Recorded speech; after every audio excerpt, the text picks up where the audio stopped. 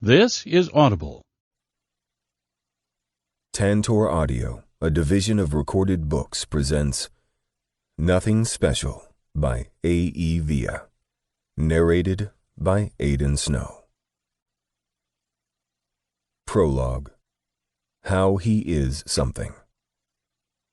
I expect my officers to be diligent, dedicated, focused, and work together as a unit. Most importantly, I expect my officers to not get themselves killed. Detective Cashel Godfrey groaned and rolled his eyes at the captain's obvious statement of their goals. He was pretty sure that all the officers just graduating the academy didn't want to die anytime soon.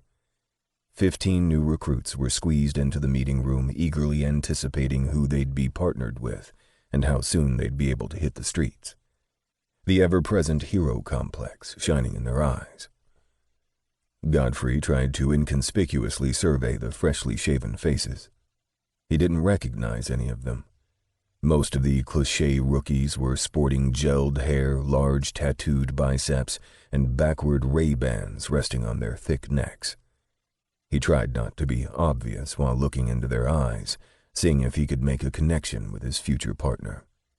He wasn't prepared for the light brown eyes that locked onto him, unblinking. Godfrey quickly took in the man's lithe, strong physique. Although he was sitting, Godfrey knew he couldn't be any taller than 5'10", 5'11". His hair was dirty blonde, free of product, and longer than he'd expect a rookie to wear it. His trendy 5 o'clock shadow was already present at 8 a.m. Godfrey unconsciously fingered his own neatly trimmed goatee and saw the man quirk up one side of his mouth, his gaze still steady on him. His arms were crossed over his chest, and the short-sleeved blue polyester uniform shirt allowed a peek at the skull and crossbones tattooed on his left biceps. Godfrey had to squint his eyes to see the simple lettering on the 3-inch name tag just above his right pocket. Day. When he brought his eyes back up, he could see Day's intelligent eyes were sizing him up just as hard. Godfrey heard the captain clap his hands together once, breaking their stare-off. "All right, officers, you'll spend most of today in admin, getting your IDs and logins for the database. There'll also be a few uniforms to do tours of the station, interrogation rooms, holding tanks, records room, gym, locker rooms, blah, blah, blah." He trailed off. The captain looked hard at everyone in the room. "When you're finished today, I want you all to go home, fuck your wives, and kiss your kids, because from tomorrow forward I don't give a fuck about office hours. You're here until I say you can leave. I own your rookie asses until you prove otherwise. Got it? Any questions?" His voice boomed in the small room. Godfrey watched Day raise 2 fingers. "What is it, Officer Day?" The captain turned hard, dark eyes on the man, already sporting a sarcastic smirk. "What if you don't have a wife to fuck, sir?" Day quipped, his mouth twitching at trying to hide his amusement. "Then fuck your boyfriend, Day. I don't give a shit. Just make sure you can still drag your ass back in here at 0:30 tomorrow. Smart mouth." The captain snatched his paperwork off the podium and left the room. "Yes, sir," Day whispered after the captain slammed the door. The men started to gather their stuff, getting ready to file out of the room. Godfrey lingered, watching Officer Day pull out his cell phone and use a thin stylus to manipulate the small screen. "Well, at least we've spotted the faggot early on, so we know who to protect our junk from in the locker room." Laughter rang throughout the room. Day's head eased up slowly and leveled what Godfrey assumed was his annoyed face at the wannabe 21 Jump Street cop who'd stopped to see if he could push Day's buttons while securing his reputation as the homophobic asshole cop.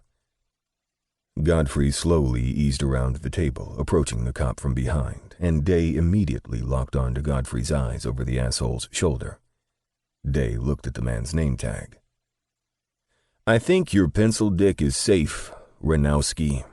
You're not my type anyway. I have a strict no bastards rule. Now move on." "Oh, so you're a selective faggot. I thought you guys fucked any dick that's available," the asshole cop sneered. I wouldn't fuck you if your dick jizzed liquid gold. Day smirked while a few other officers laughed. Ranowski took a couple steps closer to Day, and things suddenly turned real serious, drawing several of the officers in the room in closer. Just make sure you stay the fuck away from me, ass-licker. Godfrey was moving up the row when he saw Day pocket his cell, snort, and flick the side of his nose with his thumb, the telltale sign that he was getting ready to knock this asshole out.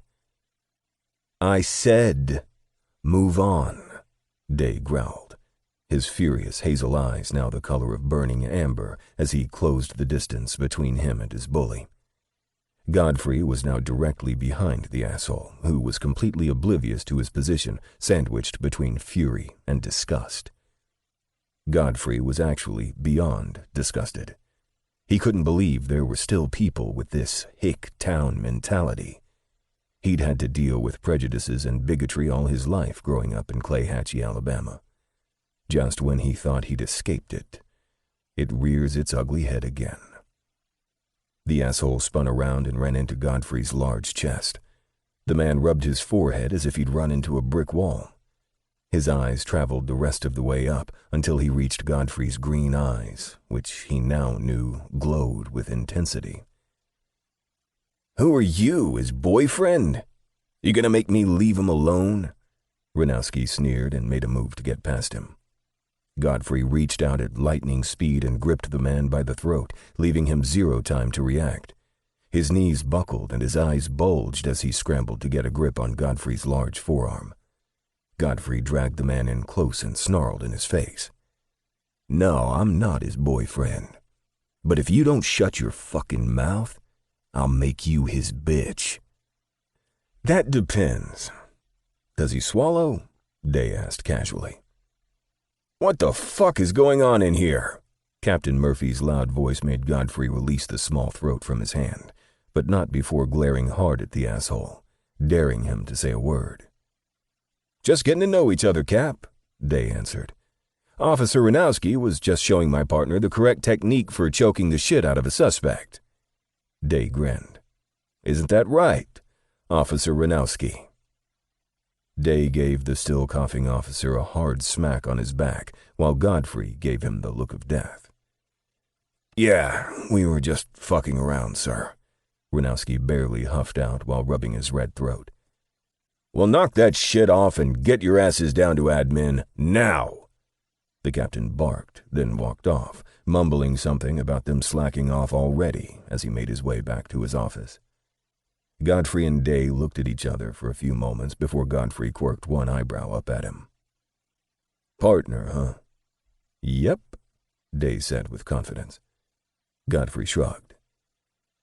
Works for me. The other officers moved out of their way as Godfrey made a hole for him and his new partner. Chapter 1. Yes, we are the baddest. 4 years later. Atlanta PD, I said freeze! Don't you fucking make me chase you! Day yelled as he pushed his legs to move faster. He shrugged out of his leather coat and easily hopped the car in the intersection while keeping his weapon trained on the man who was currently 30 feet in front of him. Stop! He yelled again. His suspect turned to see how close he was, and Day took the opportunity to leap, successfully knocking the large man to the ground and rolling with him. Day immediately scrambled to get on top and kneed the man as hard as he could in his kidney, immensely satisfied by the loud wail that burst out of him. Day looked around first before dropping another knee onto the man's other kidney. That's for making me run, asshole. I just had a bean burrito. You do not want to know what's going on in my fucking stomach right now. Day removed his handcuffs from his back pocket. He looked up and saw Godfrey smiling down at him from the driver's side of his truck. Are you gonna fuck him or arrest him, Day? Godfrey smirked at him. Fuck you, God. Day grunted as he pulled his suspect up off the ground. Why do I always have to chase the runners? He huffed and threw their suspect none too gently into the police cruiser that had also pulled up. My suspects are always too scared to run, Godfrey said with a shrug. I can't wait to get back to the station. I'm going to kick James's ass. There were twice as many guys in that drug house as he said there'd be. Day took his leather coat from the uniformed officer who'd picked it up for him and jumped up into the big F-350's passenger seat. Yeah, I definitely think we need a new snitch, Godfrey responded while pulling smoothly into traffic and then flooring it down the boulevard. So, good cop, bad cop? Godfrey smiled at Day. We're both bad cops, God, Day smiled back. This is true, but you're more convincing as good cop. God stroked his goatee. Hey, you know Cap is going to chew our asses out for not calling for backup. Which is whose fault? I told you to call it in, God, but no. You gotta be Billy Badass and kick the door in before we even got the plan down. Day argued. He tried to stretch his legs and hissed at the pain in his knees. God, I swear you're chasing the next one, man. My knees are killing me. If you stopped dropping down on them in back alleys, they'd be fine when you're at work, God replied easily, taking the toothpick from his mouth and flicking it out the window. Oh, wow. Aren't you just full of shits and giggles today? Day pulled one of his 9mm handguns from his holster and checked the safety before locking it back in place and putting his leather coat back on.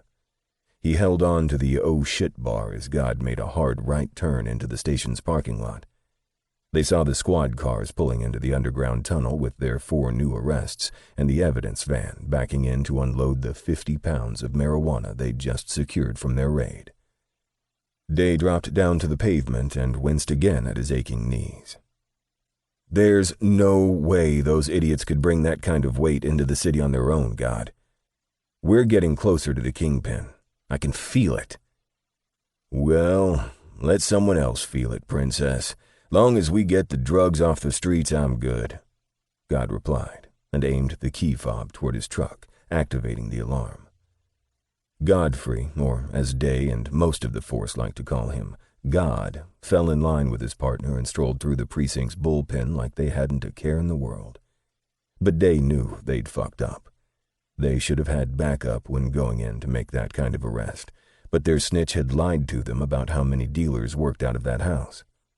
Although he and God were able to take 4 of them into custody, 3 others had gotten away. And there was a little gunfire in there, too. God's tight black T-shirt clung to his body while his gold detective's badge, which hung from a sterling silver link chain around his neck, swayed methodically as he walked. His dark denim jeans fit snugly but comfortably.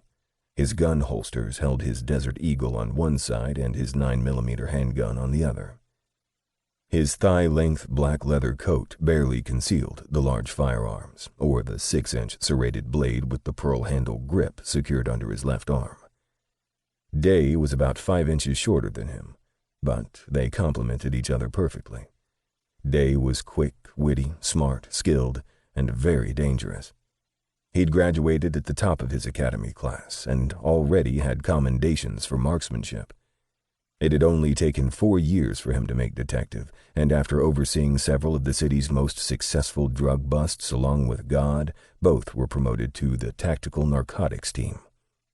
God and Day were known on the street. They were respected, revered even. When drug kings saw them busting through their front door, they knew their reign was over. Everyone also knew Day was gay and out.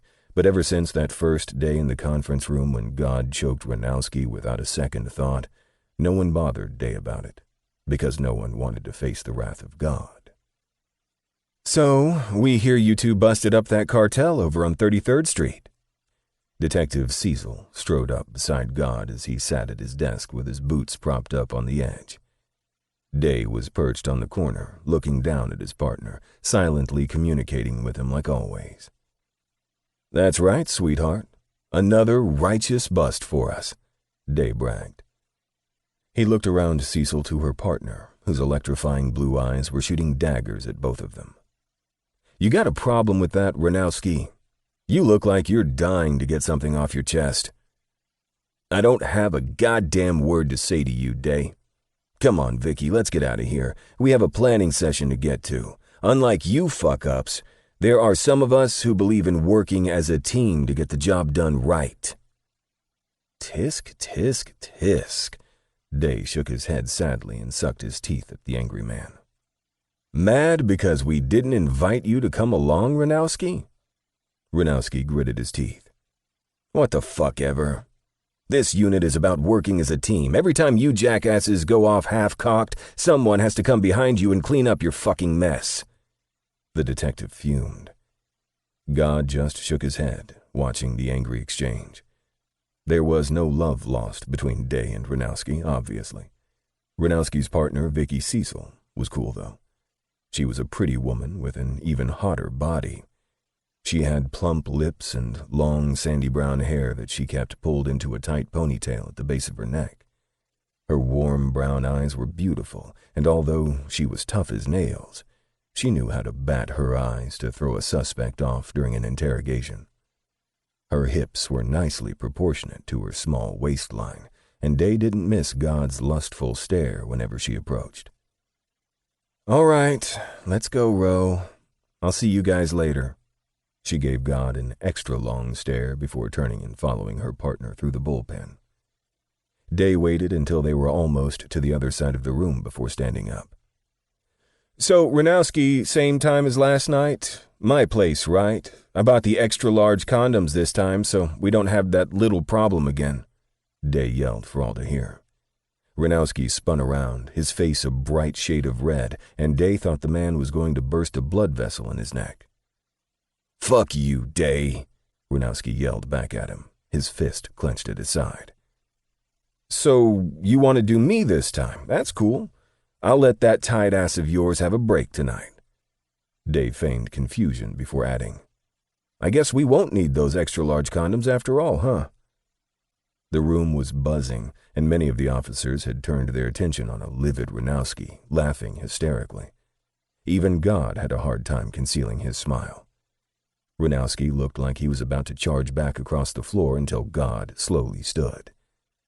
"All right, knock it off out there. Get back to fucking work," the captain bellowed out into the bullpen from his open door. He turned his sharp eyes on them and shook his head. God looked at Day. "You just can't get enough, can you?" "That's the same thing Ranowski said last night," Day winked. "You son of a bitch," Ranowski growled as he was dragged out of the bullpen by Vicky, while the other officers laughed at Day's last jibe. "I said knock it off." The captain looked around, daring anyone else to laugh. "Day, God, in my office now." They got the scolding of their life and a threat of demotion if they ever pulled a stunt like that again. Day gripped his coat in his hand and exited the captain's office 15 minutes later. "Thanks a lot, God. I've really enjoyed that." Day shoved his partner's arm hard, barely moving him at all. "Just because the captain was best friends with my dad doesn't mean he's going to go easy on us." "All right, sissy queen, you don't have to be so dramatic," God teased.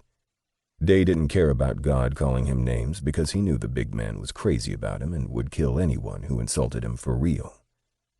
"I don't like getting my ass chewed out, man." Day plopped back down in his desk chair and let out a long sigh. God leaned against the desk and stared at him. "I thought you did like getting your ass chewed. What do y'all call it?" God snapped his fingers. "Oh yeah, tossin' salad." "Fuck you," Day laughed. "Not even on your best day, sweetheart." God winked, removed his large frame from Day's desk and sat back in his own chair, facing him. Day picked up his favorite coffee mug and told God he'd be back. Yeah, I know. You're a damn addict, dude. What would you do if there was ever a shortage of coffee beans in the United States?" God shook his head at him. "What do you think I'd do? I'd move to a country that didn't have a shortage, dumbass. I swear, God, as smart as you are, you sure do ask some stupid shit." Day dodged the paperclip God threw at him and started toward the station's kitchen. Day made quick work of starting his $300 Keurig coffee maker. It was the best one on the market, and he had carousels holding a variety of flavors. The kitchen had other industrial-sized coffee makers, but Day had to have a freshly brewed cup each time. God was right about Day being addicted to coffee. He drank 10 to 12 cups per day. Although he griped about his inability to sleep, he refused to sacrifice his coffee or switch to God-forsaken decaf. Day hummed while he took inventory of what was left and saw that someone had brought in vanilla biscotti-flavored cups. Yes, been meaning to get some of those. Everyone knew the elaborate coffee machine was his. Other officers were welcome to use it as long as they kept it clean and contributed to the stash. "Well, hello there, handsome." A rich, deep voice crawled up Day's spine. Great. Of all the precinct kitchens in the world, he had to walk into mine. Day turned around slowly, his steaming cup of coffee held right under his nose, letting the bold aroma calm him. "Detective Johnson, it's such a pleasure. It's nice to," Day stuttered sarcastically. "Well, let me just say hi." "Ouch. You hurt my heart when you say things like that." The tall detective rubbed his hand over his ample chest like he really felt an ache. "You're way too beautiful to act like that." "Who said I'm acting?" Day watched Johnson crowd into his space, using his height to try to smother him, but all he was doing was overpowering the smell of coffee with the cologne he wore. Day refused to look up into the detective's eyes. The man was an arrogant prick, and he didn't deserve Day's respect. Just because the detective was out and proud, too, he somehow thought that made them a great couple. But Detective Johnson was a spoiled rich kid. His father was the police commissioner, and the man wasn't ashamed to throw Big Daddy's weight around, which Day and God hated. There was no way in hell Day would ever consider dating him, no matter how handsome the bastard was. "Where you been hiding yourself, Day? I called that number you gave me, but it was an adult video shop. I really didn't like that.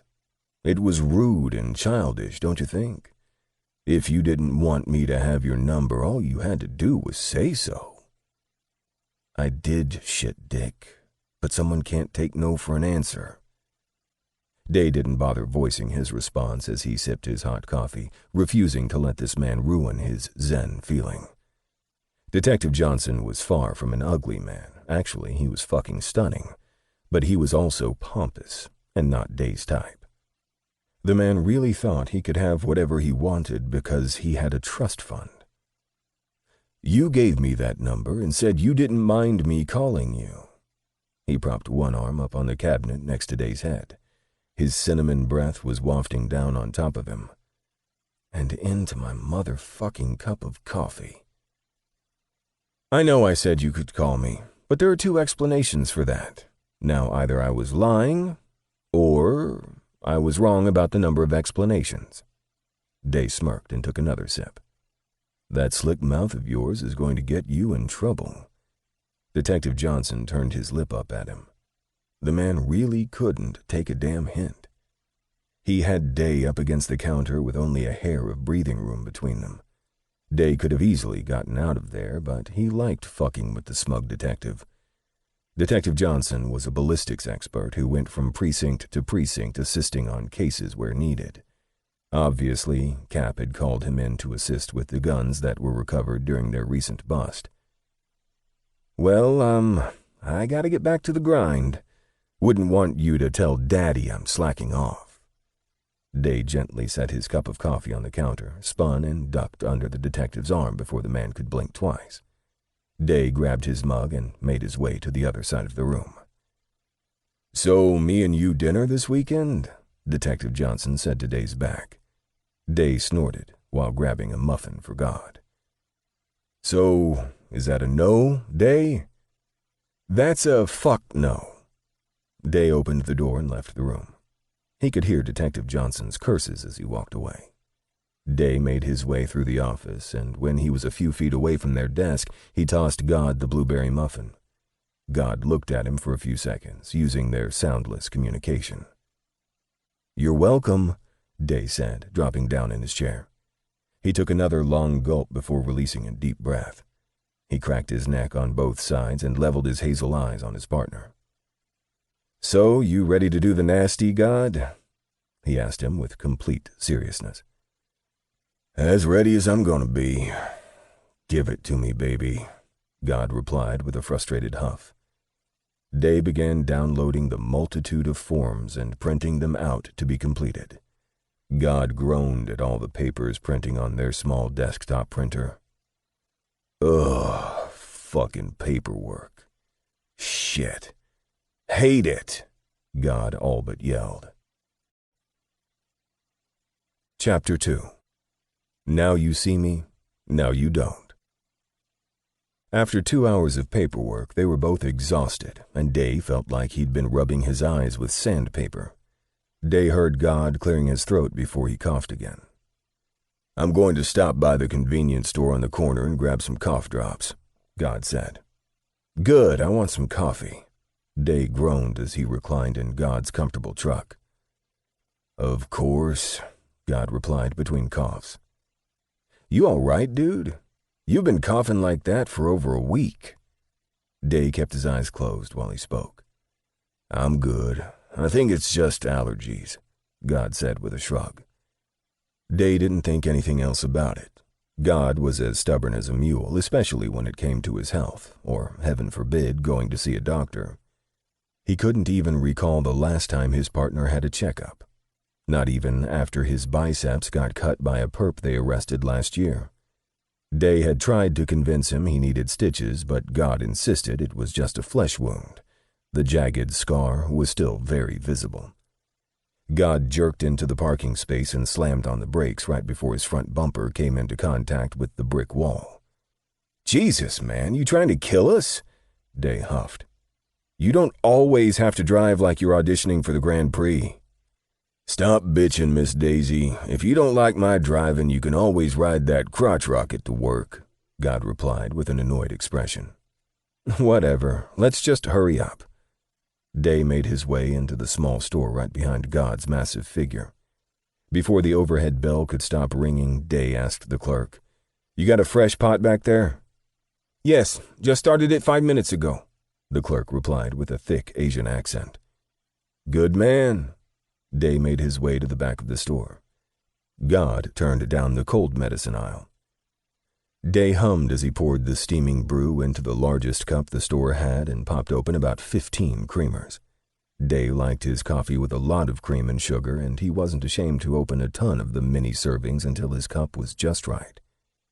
Day was stirring the golden brown liquid and was about to take a sample taste when he heard the store's cowbell ding. 5 seconds later, he heard a demand shouted by a male voice. "Don't move, old man.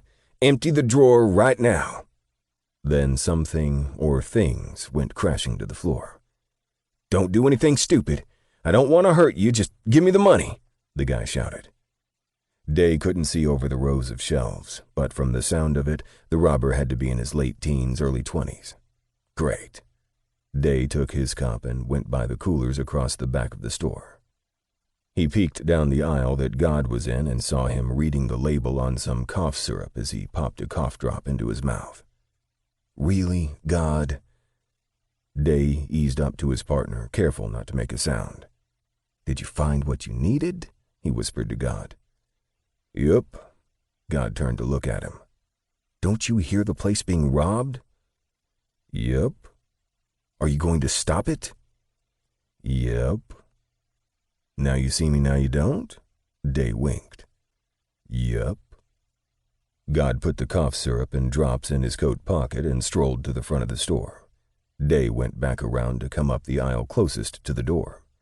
He heard the young man yell again. "Open the safe! Hurry up! Don't try to stall me!" Ugh, fucking amateur. God turned at the end of the aisle and saw a small figure in front of the counter shakily pointing a .22 caliber handgun at the terrified clerk.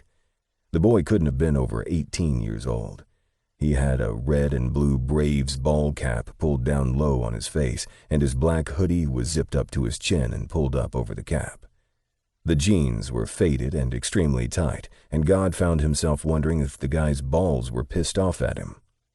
God took quiet steps toward the counter and was only a few feet from the boy before he whirled his gun around and pointed it at God.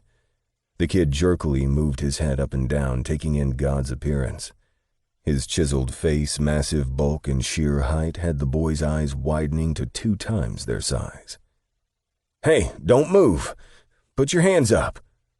"No," God said, crossing his arms over his chest. "What?" the boy stammered. The pain and uncertainty in the kid's eyes was familiar to him. He gave God a pleading glare. "Look, man, just get down, okay? I don't want to kill you."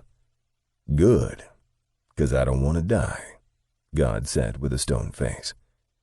"I have the gun. Now put your damn hands up."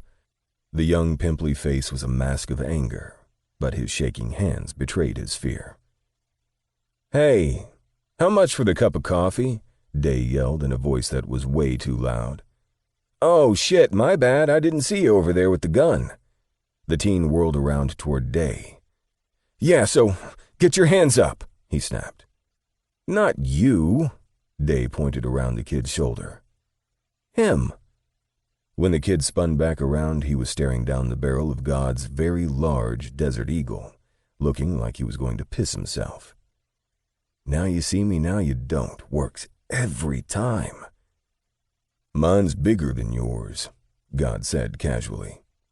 "Literally," Day sat around a smirk. God rolled his eyes at his partner while focusing on the kid. "Slowly drop your weapon and kick it over. Then put your hands behind your head." "Okay, easy, man." The boy slowly eased his small handgun to the floor. "Please, just don't shoot me." "Not gonna shoot you, kid," he said while pulling the silver chain from inside his shirt and revealing his gold badge. He saw the kid push his gun toward God's feet and scramble to get all the way down, putting his cheek on the dirty floor.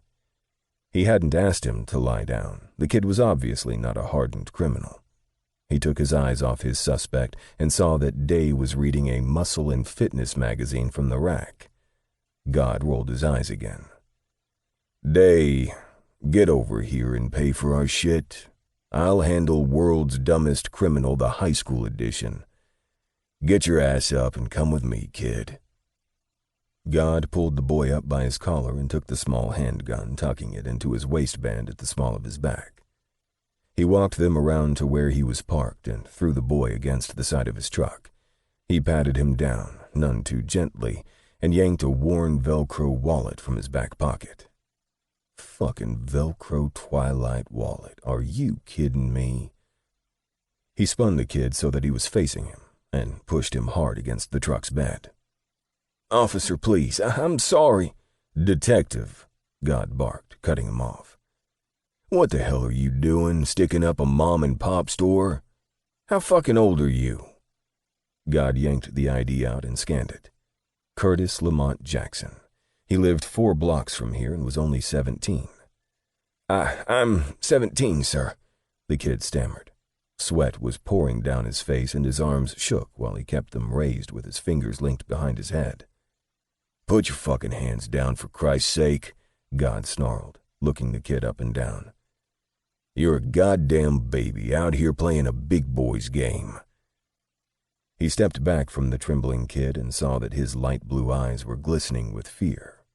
Or maybe it was sadness. He couldn't tell. "I'm not a baby, sir." "Please, I can smell the Similac on your breath from over here," God huffed. Day came around the corner with a small brown bag and leaned casually against the hood. "Dude, is that Team Edward on his wallet?" Day doubled over with laughter. "Shut up, Leo. Did you get a statement from the clerk?" "Yep." Day held up the piece of paper. "Sir, I'm really sorry. Please, I swear, I wasn't going to shoot anyone," he whined. "I know that. Your gun doesn't have any bullets in it," God said dryly. The boy looked at him in shock. "I didn't know that until I picked it up. It's too light. But I still could have shot you before I knew that." "Sir, my mom is sick. She's on a hemodialysis machine and she has to use it every night, sometimes twice during the day, or she'll get extremely sick. She has acute renal failure. They cut our power off last night." Curtis looked down at the pavement. "The machine runs on electricity." God knew the boy wasn't lying. No one, especially his age, could come up with that kind of lie and look as heartbroken as he did. "So robbing someone was your solution?" Day asked. "I'm so sorry. I didn't know what else to do. My entire paycheck went to the rent, and I didn't qualify for another extension for the electric. I did try to think of other options, but there are none. I can't go to jail, please. My mom needs me. I'm all she's got." A single tear fell down his red cheek. "Get in the truck," God ordered. Curtis's gaze frantically darted between them. "Please, I'm begging you. I can't go to jail. My mom will die. I have a good job. If I don't show up tomorrow, I'll be fired." The tears were flowing down his face, and God's heart clenched. He knew what it was like for a young man to take on the responsibility of caring for his mom. It wasn't fair, but it was life. "Get in," Day backed him up. God practically tossed the boy in the back seat and went around to the driver's side. Day climbed in on his side and turned to look at him. They were looking at each other, communicating just as effectively as if both were talking. He knew what Day was thinking. He usually did. They turned and looked at the kid. He had his knees pulled up to his chest as he rocked back and forth. "I swear I'd never hurt anyone, even if I'd had bullets. I would never have shot him, and I would have paid it back. See?" God watched the boy pull out a crumpled piece of paper from his back pocket that had "I-O-U" written in large, bold letters. Curtis wiped more tears. "I was only borrowing it. During the middle of the month, I usually have enough to pay back any loans I get because I get a bonus at work for best sales. Please don't make me lose that job. No one else will take a chance on giving a decent job to a teenager. I can work something out with you guys if you let me go." God's and Day's heads both jerked up at hearing those words. "I can do community service or some volunteer work at a shelter. I'll go back in and apologize to the clerk, and I'll do any type of work he needs done in the store. I'm pretty good with basic maintenance stuff." Oh, thank you, Lord. For a split second, God thought the kid was offering something else. Curtis's blue pleading eyes were zipping between them. Day reached out his hand, asking God for the kid's wallet, and pulled his cell phone out of his coat pocket. God knew what he was doing, because he knew the sensitive man that was his partner. Day dialed the 3 numbers for the information operator. "I need a number for the power company." He's too fucking generous for words. God drove Curtis home and pulled into the narrow driveway. It was a small house with tan siding and blue shutters. While there were no flowers or landscaping, the yard still looked neatly maintained. He could immediately tell the boy really took care of his home. He didn't bother to ask where the father was, because if he was around, he wouldn't have his son robbing stores to get their lights back on. After Day called and gave the power company the boy's address and paid the bill, which was $105, he told the power company to call him if it was ever scheduled for disconnection again. Curtis thanked them so many times God almost wanted to tell him to shut up. "The power should be back on in an hour." Day pulled out his card and scribbled his cell phone number on the back. "Call me if you have any other problems." Curtis just nodded in agreement. His tears had left streaks on his flushed cheeks. Day grabbed the boy by his collar and damn near pulled him into the front seat. "No more crime. Got it?" Curtis looked ashamed, but he eagerly responded. "Yes, sir. Yes, sir, I swear. Oh my gosh, thank you so—" "If you say thank you again, I'm going to pop you in your lip." Day cut the boy off. "Oh, sorry," he blushed. "Man, I've never seen cops like you guys." "And you never will." God rumbled in his deep voice, his harsh cough cutting off what he was going to say next. "You know, Detective Godfrey, you should really get that cough checked out. It doesn't sound good at all. I do a lot of medical online search."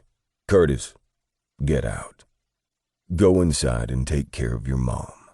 God cut him off. Day snorted. "It's useless, kid." Curtis smiled and climbed down from the truck. "Curtis?" "Yes, Detective Day?" "Stay out of that little store. The owner thinks we arrested you and took you to jail. He doesn't need to know we didn't." "Yes, sir." God and Day watched the young man jog up his driveway and go inside before pulling away.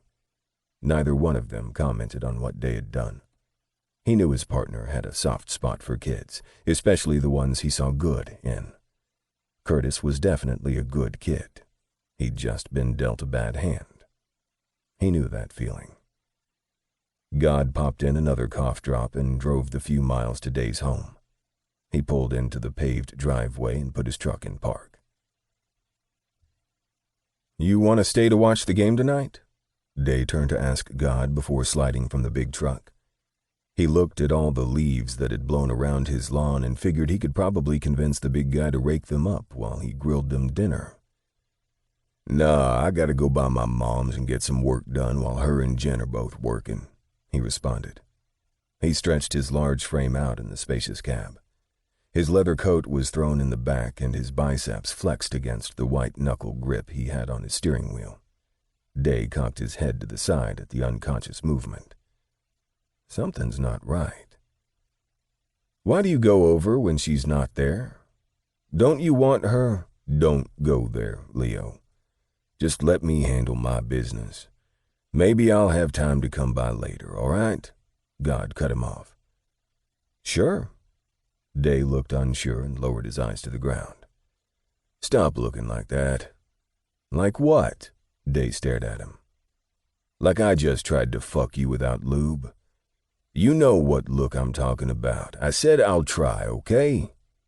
God's mouth quirked up on one side, making Day surrender as always. "Fuck off."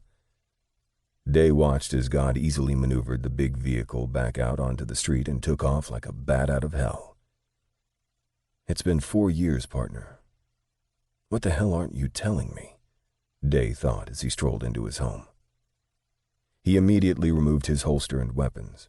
He readied one handgun and put it underneath one of the couch cushions and tucked the other in the back of his jeans. He went to his very clean kitchen and took out 2 T-bone steaks, just in case God did come back tonight. Chapter 3. Meet the Family. God sat around the corner from the little 2-bedroom single-family home, making sure no one was there. With help from an old flame, he was able to put the mortgage in an alias so that neither his mother nor his little brother knew that it was him that had moved them there. They thought it was their deceased father's friends from the force that helped them and made sure they were cared for. God not only ensured they had everything they needed, but that they also had just about everything they wanted. With God paying his mother's mortgage and utilities, his salary didn't leave him much for himself. He didn't have extravagant needs anyway. All he had were his PlayStation 3, his 65-inch smart television, and his truck. His little 1-bedroom apartment was a piece of shit in an even shittier neighborhood. But someone fucking with him was the least of God's concerns. He pulled the throwaway cell phone from underneath his driver's seat and reread the text. "Mr. Udall, I know you said to text this number if we had any problems, so I am. Because my mom and I tried to fix the kitchen sink and couldn't. The plumber we called wants $500 to do it and Mom don't got it right now, since she's saving for a computer for me. Can you help, please?" God had mailed a letter to his mom when they were settled into their new home. He had to move them to Atlanta, Georgia, where he could watch them better. He gave them the fake name Mr. Udall and left this number for them to text if there was a problem. All they knew was things got fixed when they requested it, always when they weren't there. The bills got paid on time and groceries were delivered every month. His mom had a little volunteer job at the retirement home since she was disabled. His father had seen to it that she'd never again be able to walk or stand for long periods of time. God shuddered at the memory of that accident. That's when he'd made a deal with the devil that cost him his home. God desperately wished he could hear his mother's voice again, taste her cooking, feel her warmth from an embrace, or throw the pigskin with his kid brother. He was in high school now. He probably had questions about girls and shit that God would never be able to answer. He wouldn't be able to have a beer with him when he turned 21. Although they probably wouldn't recognize his voice if he answered the phone as Mr. Udall, he didn't want to risk it. He explained in the letter that he, Mr. Udall, lived in another state but would always be available. God sighed inwardly, his chest constricting painfully with each thought. He wanted to tell his mom he was the one doing all those things. Heaven knew he missed them like crazy, but many years ago he'd had to protect them at all costs. And unfortunately it had cost him their love. There was no way they could ever know it was him, that he was Mr. Udall, the made-up friend of their father. When he got out of the military, he'd made the mistake of turning up at the tiny apartment in Clayhatchee where he'd once lived with his mom and brother, hoping that bygones were bygones. To say it didn't go well would be the understatement of the century. His mom had cursed and yelled for him to never come there again, that he was dead to her. His brother, only 11 at the time, threw things at him. He ran from there as fast as he could and never went back. That was 6 years ago. Now he could only love them from afar, and it made him sick to know that his love would never be returned. God shook his head and pushed down those thoughts. Mr. Udall had a job to do. After watching the place for 20 minutes, he was sure that his brother, Genesis, had stayed for football practice, and his mom was doing her volunteer shift. God left his truck parked on the dark corner. He pulled his toolbox from the back and trotted the couple blocks to the house. He went around back and got the key from under the third stone along the path to the door and let himself in. Stepping into the dark kitchen, his throat immediately formed a large lump in it that had him bracing a hand on the counter trying to catch his breath. It was the smell of what had been recently baked and still lingered deliciously in the air of the tidy room. He'd never be able to forget that smell for as long as he lived. His mother's made-from-scratch cinnamon raisin bread that she used to make for him when he felt bad. God wondered if she did that for his brother Genesis. He turned his flashlight toward the stove and saw the small loaf wrapped in plastic, a few pieces already eaten. He was sure Genesis could probably eat the whole loaf since he was obviously taking after God in height and weight. He walked to the stove and picked the plate up and put it under his nose. Oh man, what I'd do for one slice. God carefully set the plate back down. He wouldn't dare do that. No handyman would come in and make himself at home with a plate of fresh baked bread and a large glass of sweet tea. He turned on the small light above the sink and placed his toolbox by his feet. He had a job to do, and then he'd hightail it out of there before either of them got home. He'd gotten pretty good at knowing their schedules. He figured the sink repair would only take an hour. That was plenty of time to get packed up and out of there before they came home, which was always together. Genesis would pick his mom up on his way home from practice, and they'd come in about 7:30. He'd watched them follow that pattern every Thursday for many months. It was rare he had to make an appearance in their home since he usually sent someone to make repairs. However, to have a plumber replace the drain and garbage disposal was more than he could afford right then. He'd just paid their mortgage, his rent, and his truck payment, but he'd be damned if he let his mom go another 2 weeks with a broken sink. God pulled out his flashlight and wrench and began to make quick work of the sink. He had to refer to a how-to YouTube video once, but he'd been able to get it done in the time he'd allotted. He closed up his large red toolbox, took his small hand towel out of his pocket, and began to shine up the sink. He bent down to pick up his toolbox when he heard the front door open and his brother's deep voice reach his ears.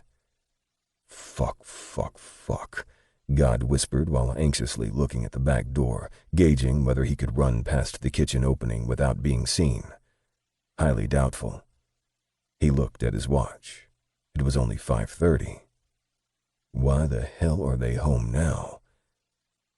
"Mom, are you sure you're okay? You look exhausted." "Just need a little rest, son. Thanks for picking me up early." "No problem. Go on up and rest. I'll bring you a cup of tea." God was deathly still and probably pale as a ghost, knowing he was about to come face to face with his brother.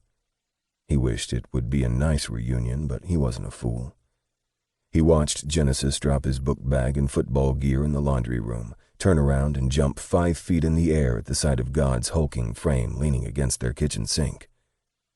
Upon realization of who he was, a hard scowl formed on his face, and his fist immediately balled up at his side. "What the hell are you doing in my house?" he barked. God looked into green eyes that were so much like his own. His mother had given those intense eyes to both of them. His brother was at least 6'2" already at the young age of 17. The black and white Muddleton High School muscle shirt he wore showed off his solid chest and well-formed biceps. He immediately found himself hoping he didn't have to ward off an attack by his brother, because it wouldn't be pretty. God just stood there silently staring at his brother, wanting to hug him so bad his arms burned.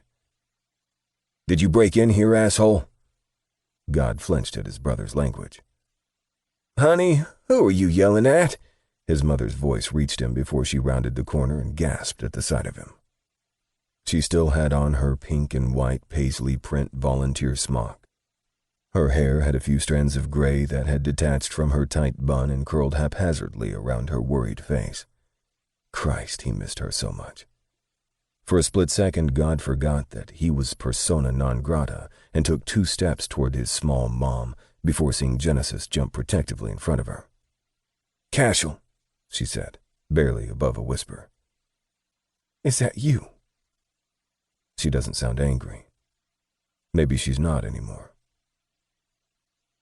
"Yeah, Mom. It's me," he replied, his heavy bass drawl filled with emotion and hope. "She's not your damn mother," Genesis barked. "What?" God gasped at the absurdity. "She'll always be my mother." He watched his mother ease from behind her youngest son and limp toward him. God thought maybe she was going to embrace him and scold him for staying away so long, then offer him a huge slice of raisin bread. Maybe she'd hug him and tell him she understood why he'd done what he had all those years ago, and it was okay. He could come home now. She'd missed her big boy so much. He hadn't even finished the fantasy before his mother drew her hand back as far as she could and slapped him so hard across his face that his hair came loose from the elastic band and fanned across his now stinging cheek. Genesis was at her side in 3 large steps, pulling her protectively to him. God kept his head down and tucked his hair behind his ear, his eyes burning with unshed tears. "How dare you come here? How did you find out where we were, you bastard?" she screamed. "You killed my husband. Get out now. Don't you ever come back here or I'll call the police on you." She hobbled away, but not before God saw the tears, the hurt, and the disgust all playing across her usually angelic face.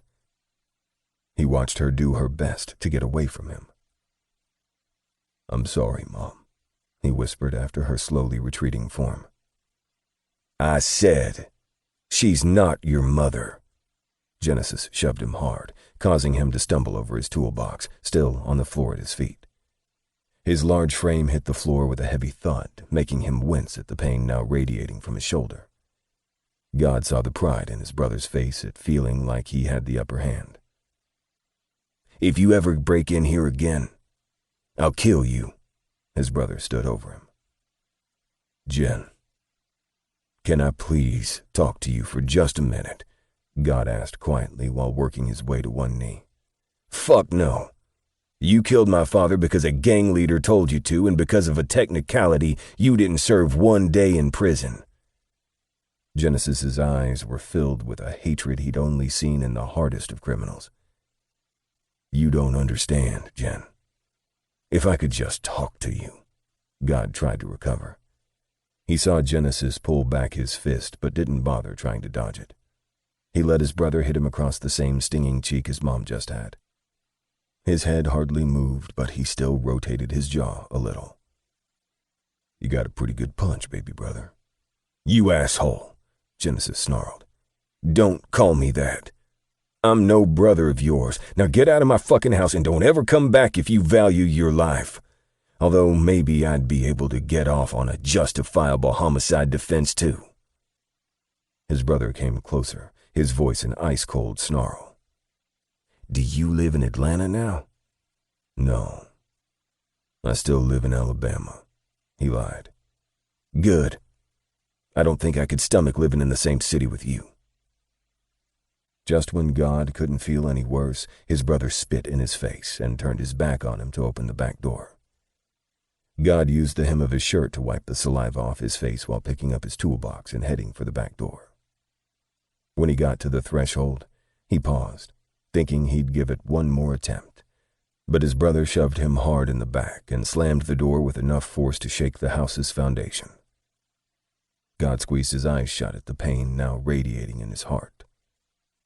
Jesus, was it worth it? Fuck yes.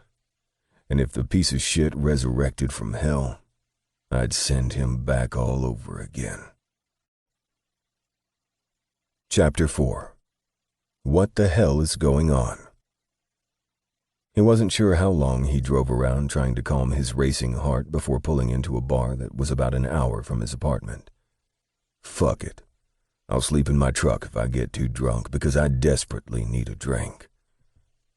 God slid his 9mm under his seat. He put his detective badge back around his neck, but tucked it inside his shirt. He put his handcuffs in his back pocket and tucked his knife into his boot. He locked up and took long strides across the parking lot and into the crowded dive. The oblong bar stretched all the way to the back door. God noted its proximity right away, also any obstacles that might keep him from getting to it. He made a quick survey of the patrons before deciding to bypass the bar and slide into a booth that provided him with a full view of the place and the front door. 4 or 5 couples gyrated on the small dance floor to the soft rock music coming from a jukebox.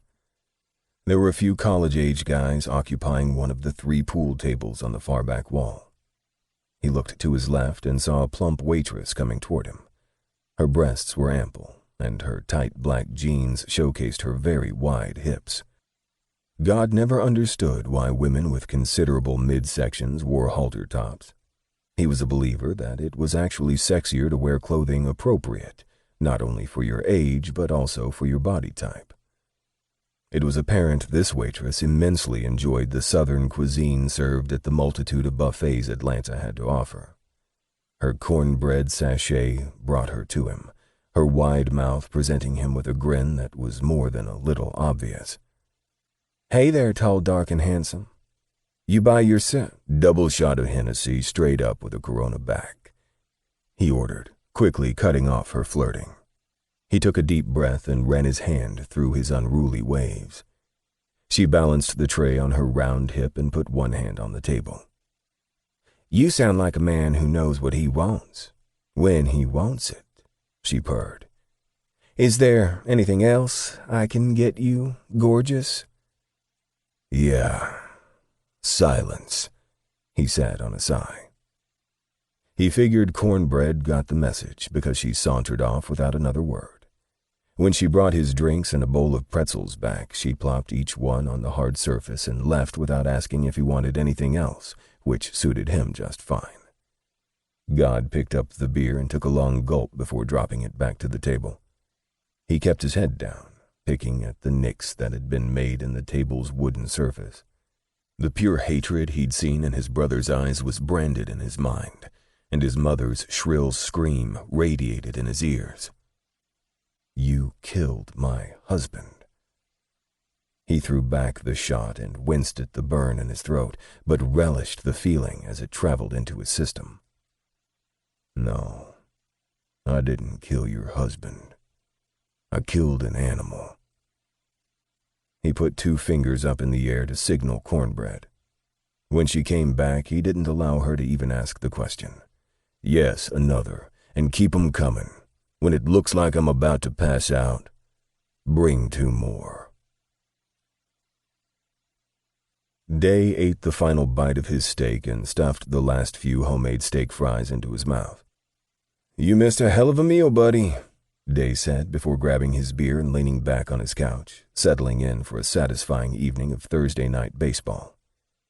He was nodding on and off when he heard his cell phone vibrating on his coffee table. He picked it up and read the single-line text. "You on your knees?" He snorted at the line. "Fucker," he said, and typed a reply.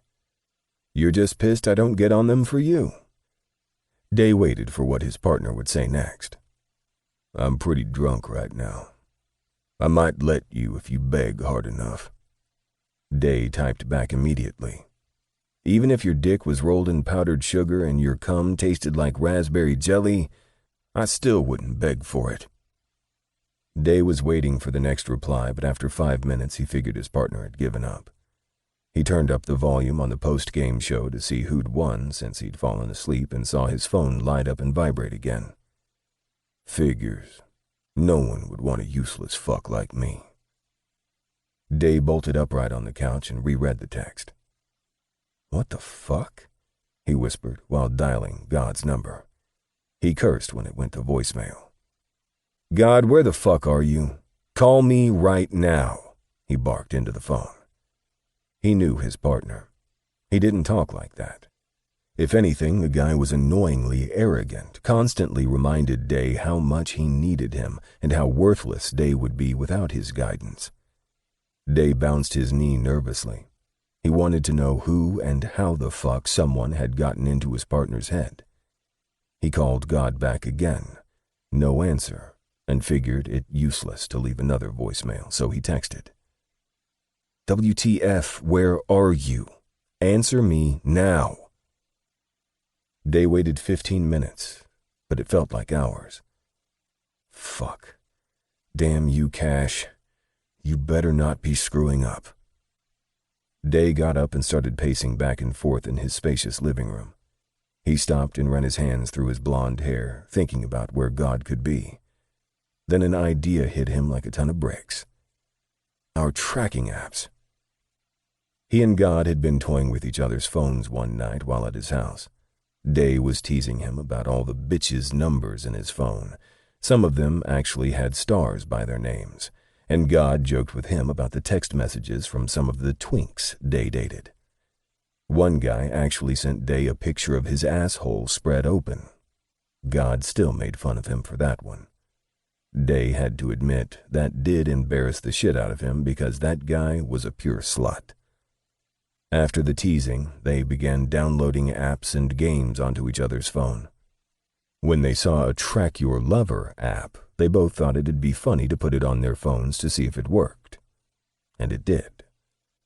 Day picked up his phone and opened the app, praying that his friend hadn't uninstalled it from his own phone by now. When it opened fully, he clicked on God's pic, an image of a lion, and sure enough, a red dot was blinking on a miniature map of the city, and an address came up. Rugley's Bar, Piedmont Road off I-85. Yes! He quickly rejoiced before frowning again at the location. What the hell are you doing in Buckhead? Day figured he'd let God answer that question right after he punched the man in his throat for scaring him. Day called a cab, all while taking his stairs 2 at a time to throw on some jeans and a t-shirt. He was waiting at the door with his badge in his back pocket, his 9mm tucked snugly behind his back, and 2 sets of handcuffs in the inside pocket of his leather coat when the cab pulled up. He slid in the back seat and told the driver, "Buckhead." Day settled in for the nearly 30-minute ride, all the while keeping his eye on the stable red dot. If God moved, he'd know. Chapter 5. You Can't Fool Me. God really didn't know what round he was on. All he knew was he was completely smashed and no longer thinking about his brother having spit in his face 4 hours ago. He'd put his phone in his back pocket after sending Day that stupid "woe is me" text. A momentary slip in judgment. He knew it would raise Day's hackles, but he'd have more time to explain later, after he'd sobered up. He'd moved from his booth to the far end of the bar after a saucy redhead in a low-lying blouse sent him a shot of Jack. "You want to get out of here, honey?" she moaned in his ear while nervously looking around and scanning the bar. He turned his face toward her and took in the long, fake lashes hiding her timid brown eyes. The dark eyeliner was smudged in the corners as if she'd been crying, or maybe sweating. The long auburn hair was thick and not styled. The oily strands looked like she hadn't washed it in a couple days. Her breath smelled like whiskey, but her lips were full, and he found himself wanting those lips someplace else. "Yeah, why not?" he slurred. God was a damn good instinctual cop, and even though he was highly inebriated, he recognized this wench's hustle immediately. But he'd hoped he could get his cock sucked and get out of there before trouble started. She led him into the dark seclusion of the back alley and maneuvered him up against the wall. He looked down into her eyes and saw the mischief dancing within those giant brown orbs. "Suck me," he demanded. He wasn't going to wait for her boys to show up. She looked at him nervously. "Don't act like it's your first time," he smirked. He watched her slide down his long, muscled torso until she was squatting in front of him. She slowly undid his zipper and clumsily fumbled his semi-erect cock out of his jeans. "There you go, sexy lips. Get that big cock in there." God rested his head against the bricks while his dick was engulfed in that hot, moist mouth. He fought not to close his eyes, knowing he had to keep a lookout. She sucked him hard and fast. She wasn't great, but she wasn't terrible either. "You let them use you like this?" he said in between moans. She paused and looked up, pinning him with a look that said, "Why would you say that?" But he just put a heavy palm on the back of her head and guided her back to her job. "If you don't mind them using you, then I'm not going to feel bad about using you either." She pulled off him with a slick pop and huffed an annoyed breath. "What the fuck are you talking about?" He yanked her up by her forearm and glared at her. "You know what I'm talking about." As if on cue, 3 guys came down the dark alley toward them. He turned his hard eyes back to her and shoved her away from him. "That's what I'm talking about. So how many guys have you set up tonight, huh?" "Leave, Brenda. Now." One of the guys approaching barked the order at her, making her jump and scurry to pick up her purse off the ground. She ran toward the other end of the alley without a backward look at him. God groaned and slid his zipper up. "You guys could have let her finish." "Give us your wallet," the guy who'd commanded his date to leave spoke up. "So you're the leader. The one I need to take out first," God answered. "What?" the punk said with a confused look. His hair was pulled back and tucked under a black skull cap. There wasn't anything notable about his attire. Any of them, actually. God quickly brought his steel-toed boot up hard into the man's midsection, easily causing him to crumble onto the concrete. While the other 2 were shocked at his move, he used that to his advantage and rounded on the second guy. He threw a right hook, catching the man's cheek, and heard a loud crack at the sound of his jaw shattering.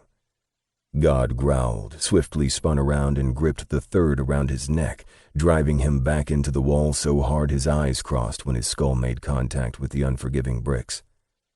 God could no longer see the faces of the men, only a red and orange haze.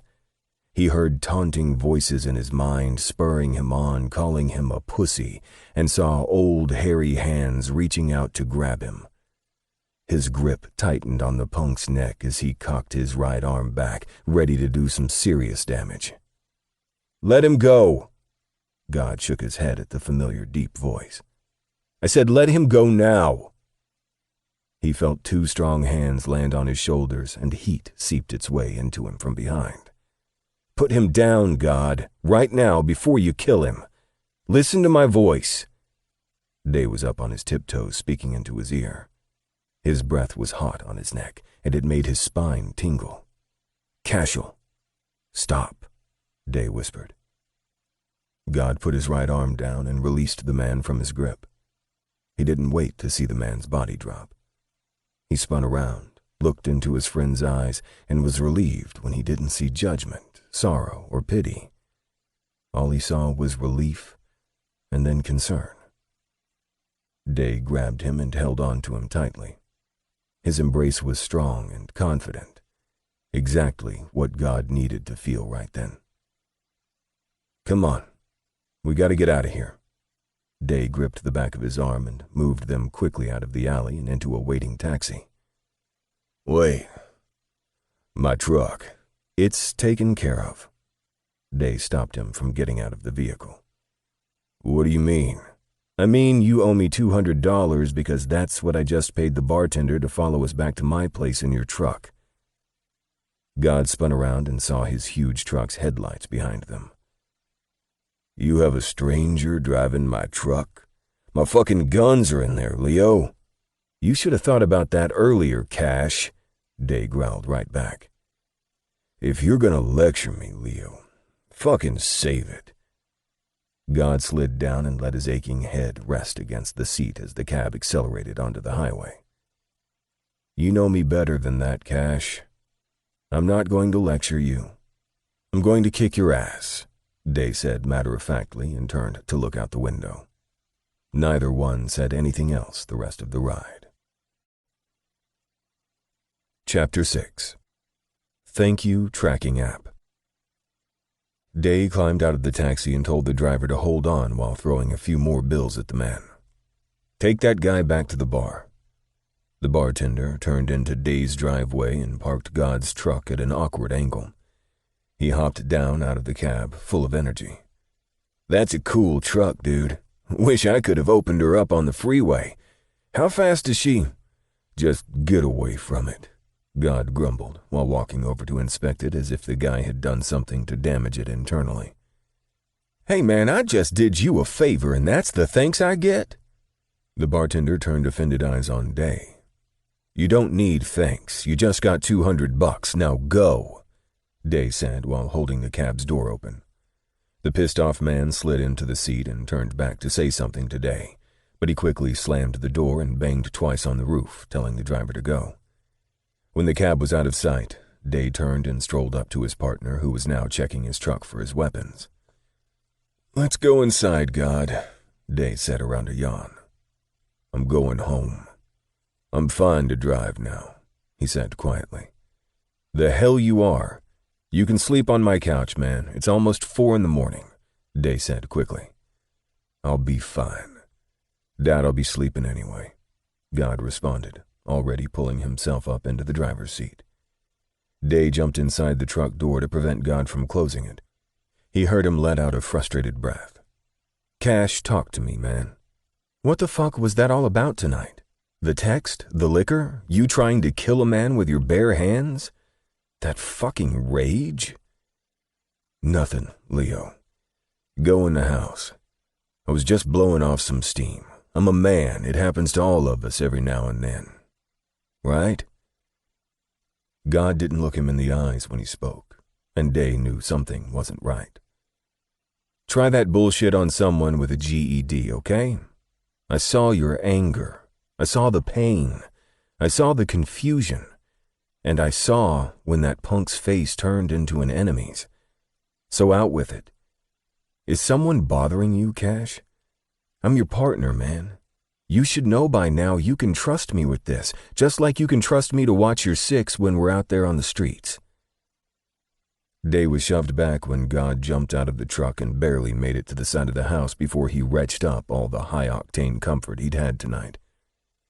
Day walked over to his partner, placed a warm hand on his muscular back, and felt it tense and contract while he coughed and dry-heaved after there was nothing left in there but his stomach lining. Day's hand was forcibly shrugged off. "A little fucking privacy, Leo," God barked. "All right." Day put his hand up and turned to walk back to his partner's truck to take the keys from the ignition and pocket them. He went into the house, leaving all the lights off except the hallway. He went in the kitchen and put on a pot of coffee and popped 2 pieces of bread in the toaster. He was adding 2 spoons of creamer to God's mug when he heard his front door slam. "My keys, Day. Or are you going to hold me hostage?" God said from the entrance to his modest kitchen. He stalked over and rinsed his mouth out repeatedly in the sink before taking the offered coffee mug and saucer of lightly browned toast.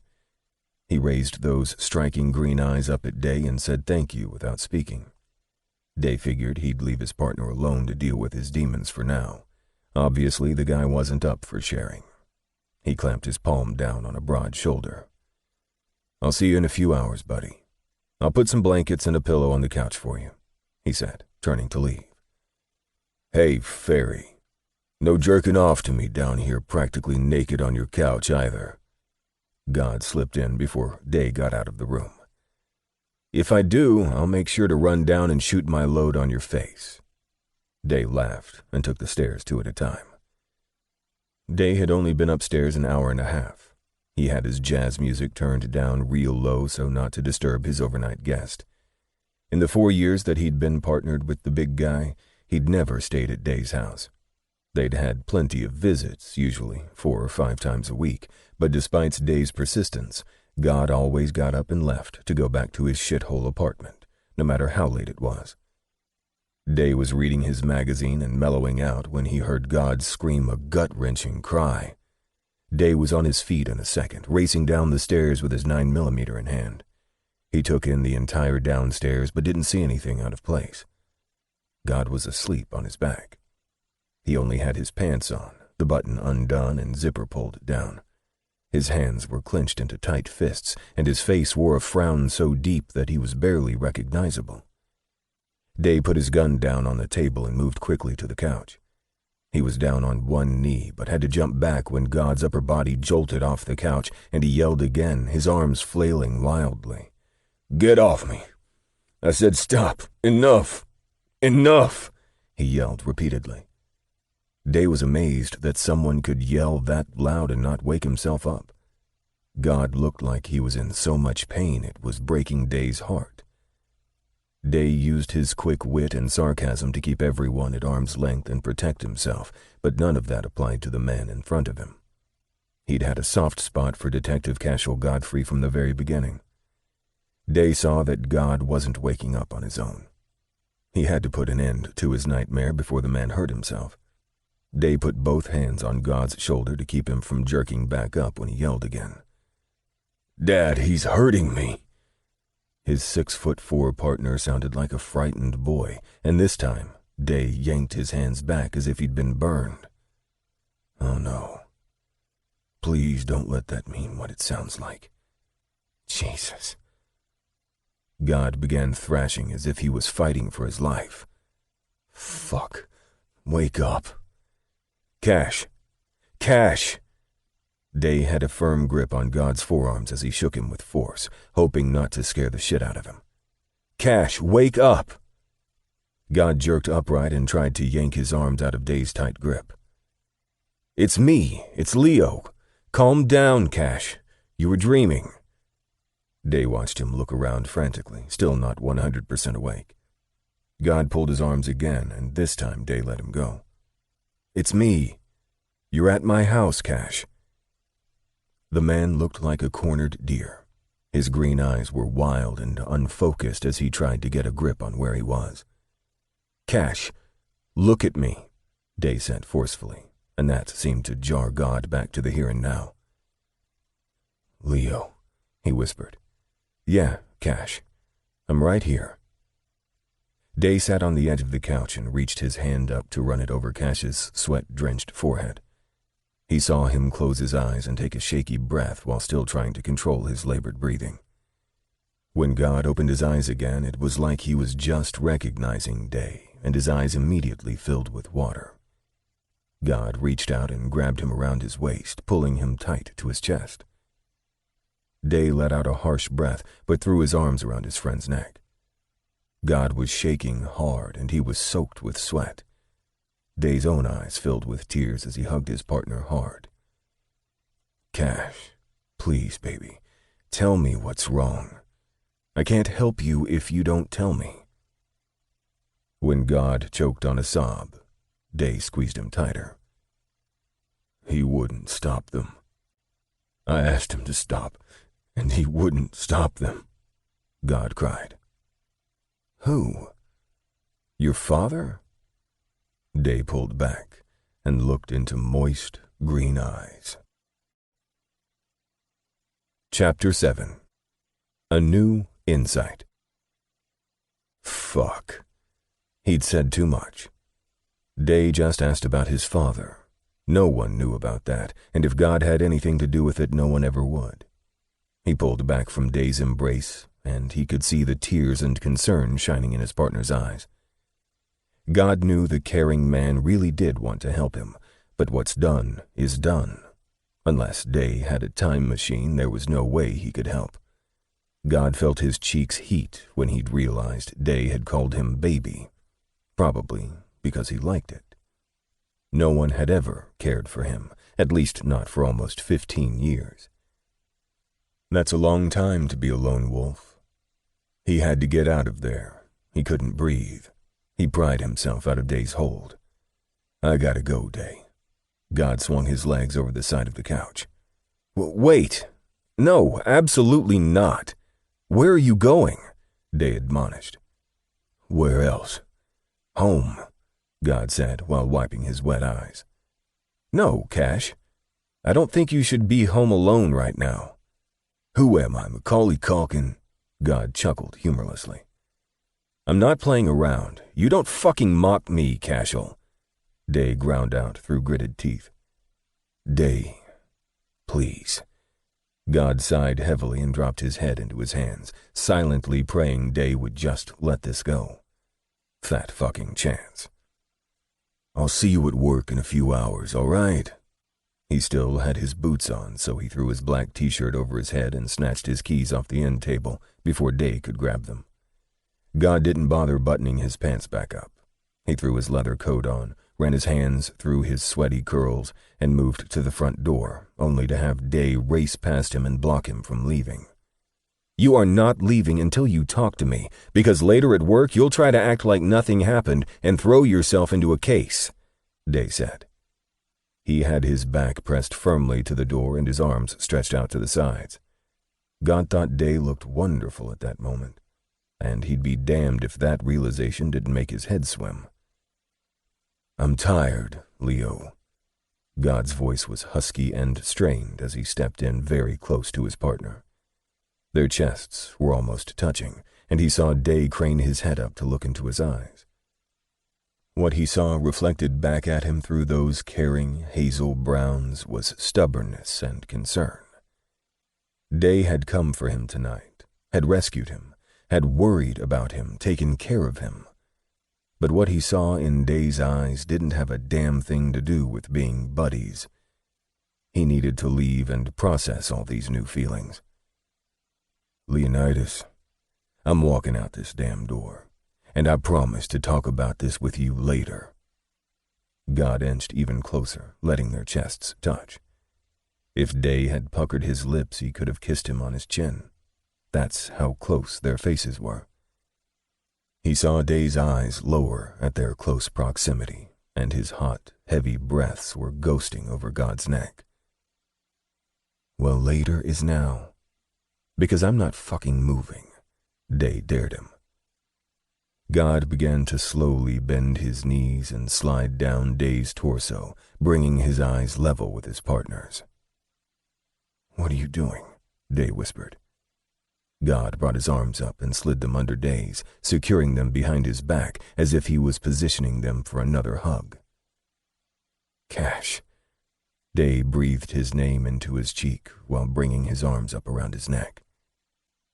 God squeezed his eyes shut and enjoyed the contact for a few seconds, before lifting Day completely off his feet, up into a bear hug and turning him around so that he was no longer blocking the door. He slowly set his friend back down and did something that shocked the hell out of both of them. He kissed Day gently on the forehead before turning to leave. Chapter 8. It's Time for a Change. Day was sitting at his desk, trying not to get angry at the fact that it was almost noon and God wasn't at work yet. Day had called him at least 10 times and hadn't gotten an answer. "So where's your bodyguard, Day?" Day mentally rolled his eyes and swiveled his chair around to face his most incessant headache. "I don't know, Ranowski, but I know where I am. I'm about 10 seconds off your fucking ass. I'm warning you, now is not the time." Day glared. "I bet you'd love to get up in my ass. Tell me, Day, do you scream like a girl when a man is shoving his hard cock in your ass?" Ranowski said, just loud enough for him to hear. He had both hands on the surface of his desk, sneering down at him, disgustedly. Day narrowed his eyes and shook his head. "You made a special point to stop what you were doing and come all the way from the other side of the station just to ask what sounds I make when I get fucked? Jesus, Ranowski. Get a life. Better yet, come out of the closet and then get a fucking life." Day saw Ranowski gearing up again, but completely lost interest when he saw God stroll into the office in his typical tight black t-shirt and dark blue Levi's. He had on his leather coat and black boots. His long waves were tamed by an elastic band, and his 2-day-old scruff looked delicious. Day thought about how the coarse beard had felt against his face just 9 short hours ago. Day leaned back and blatantly tracked God as he moved through the maze of desks, stopping here and there to speak with other officers. God's sexy green eyes were fixed on him as well as he sat in his chair across from him. After several seconds, God broke the contact and blinked quizzically in Ranowski's direction. Day absently looked up at the wickedly handsome homophobic officer and saw he was still standing there, staring at him. Day jumped out of his chair. "Jesus fuck, Ranowski, why don't you just take a goddamn picture of me so you can jerk off to it later?" Ranowski gasped, and his porn star lips twisted into an angry snarl. "Fuck no. I hate you." "Then get the fuck away from me. Why the hell are you standing over me?" Day fumed. "No one gives a shit about you or where you put your dick," Ranowski fired back. Day threw his hands in the air and exaggeratedly flopped back down in his chair. "You've got to be kidding me. Ranowski, I swear, you are the fucking stupidest smart person I know. How the hell can you have a master's degree in psychology and be so completely fucked up in the head?" Day looked over at God and saw him leaning back in his chair with his hands steepled together, smirking at him. Vicky chose that moment to come over. "Detective Cecil, can you call down to the records department? Your partner needs to have a look at the denial file," Day said, turning his glare back to Ranowski. "Fuck you, Day. You wish, you closet case. But people in hell wish they had ice water. Lesson here is you can't always get what you want," Day retorted. "Come on, Ro. We have a call to follow up on," Vicky said while tugging Ranowski's arm off Day's desk. "Call me a fucking closet case when your bodyguard's not around, ass muncher," Ranowski spat. "To thine own self, Ranowski," Day answered dryly. He watched the red-faced officer continue to shoot daggers at him. He rolled his eyes dramatically and turned his attention to Vicky, who was leaning on God's desk, not paying attention to his and Ranowski's feud. He watched her through squinted eyes. "Good afternoon, Detective Godfrey. I like your hair when you pull it back like that. It looks sexy." She smiled and ran her thin fingers through God's chestnut waves. Day didn't give God a chance to respond. "Didn't you say you had a follow-up to respond to, Vicky?" Day's harsh tone startled her out of her lust. She frowned at him in confusion before turning and walking off with Ranowski. God looked back at him. "You wanna come cock your leg up and piss around my fucking desk too, Leo?" Day didn't hesitate. "Maybe." God watched him for several moments, those intense green eyes leveled on him. It made him think about how he'd look on his knees in front of Day, staring up at him. "Come on, we have work to do." God unlocked his drawer and pulled out a few files. "Of course. Just like I said would happen. You stroll in here late as hell, we can't talk. All we can do is work, Day huffed. Stop whining, little girl. I'm gonna talk to you later. God tossed the file at him and they got to work. 4 hours later, they had all their files spread out in the conference room while the ADA and 2 profiling detectives gave them feedback on their new theory. Someone was bringing large shipments of marijuana and cocaine into the city, and they were most likely using the water and the unmonitored ports. They'd concluded that it had to be someone with power and connections. All they needed was a break to crack this one. God was standing in front of the dry erase board with his legs apart and his muscled arms folded across his chest. His eyes were focused on the notes and diagrams they'd drawn over the last few hours. Day couldn't put together any of the case's connections today because he was having the hardest time concentrating. He kept picturing the open, emotional man that had clung to him on his couch this morning. During those few hours, something had changed between them. After God had sent him that text saying no one wanted him, Day had realized that he wanted the man. The badass, tough-as-nails, cocky son of a bitch that had stuck up for him 4 years ago for no reason. Day wanted that man. And he wanted him bad. What was fucking up Day's head was the way God had held him and kissed him this morning. He knew God was straight, or so he assumed, although it appeared that he limited his conquests to one-night stands and quick hookups. During the entire time that he'd known God, the man hadn't mentioned a love interest or brought anyone to meet Day. Day found himself wondering if God had ever taken anyone to meet the mother that he always jumped through hoops for. Day's thoughts were interrupted when Detective Johnson strolled into the conference room and announced proudly, "Detective Day, you are going to love me, handsome."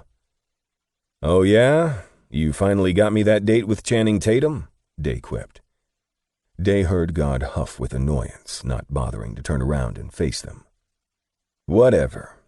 Even better," Johnson replied. He slammed a clear evidence bag down on the table, the contents making a loud clink against the wood surface. Johnson pointed at it.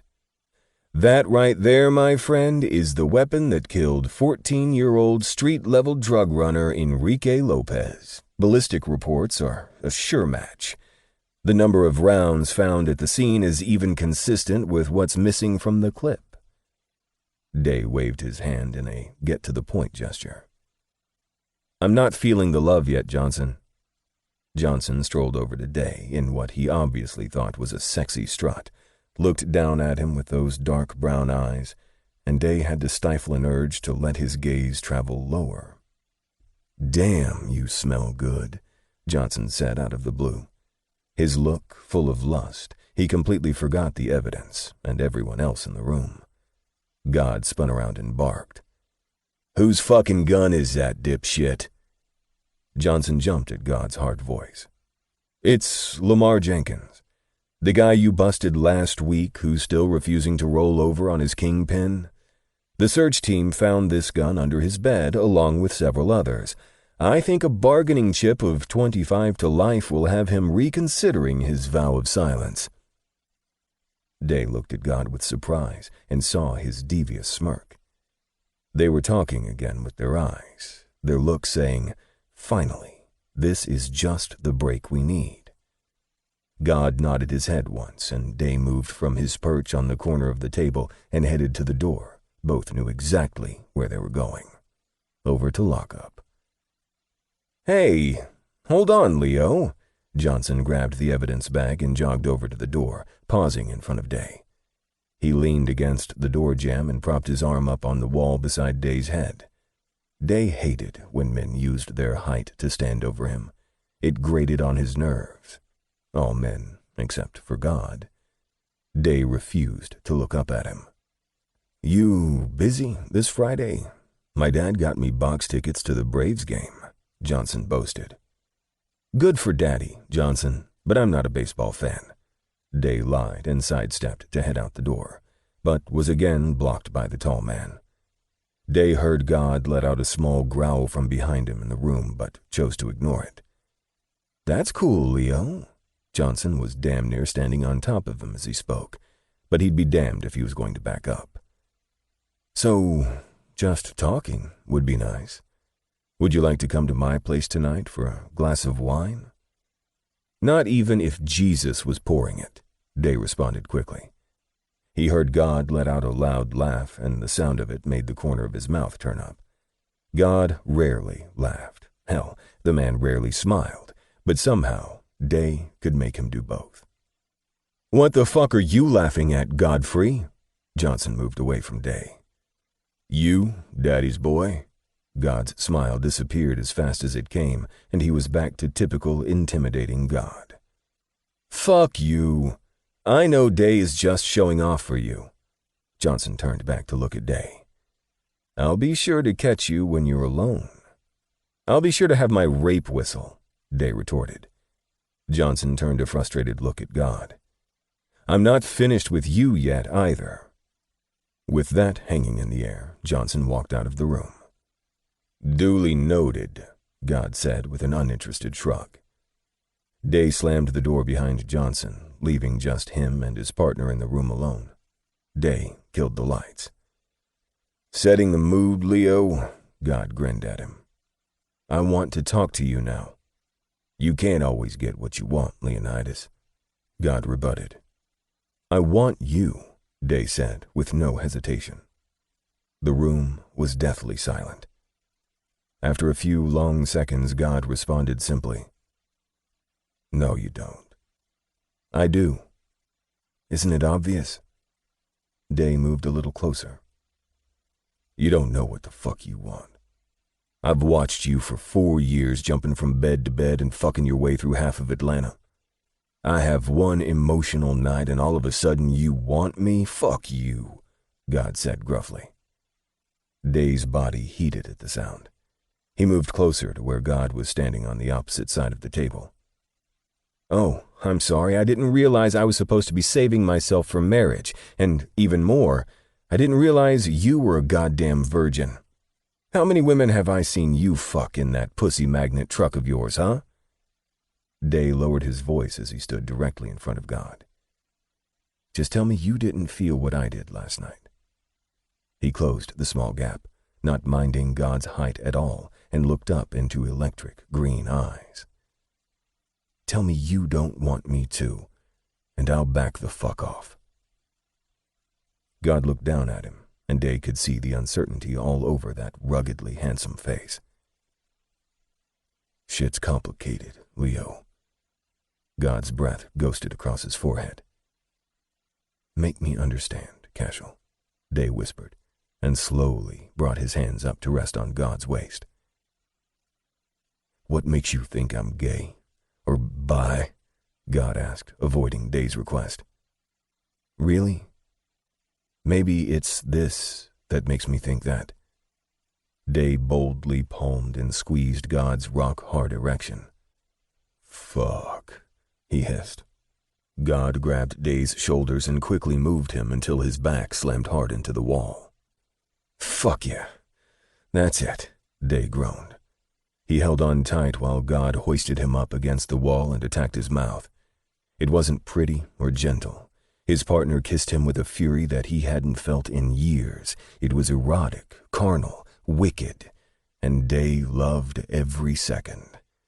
His feet dangled as God's bulk pushed hard against him, keeping him immobile and under his control. This what you want, you sexy fucker?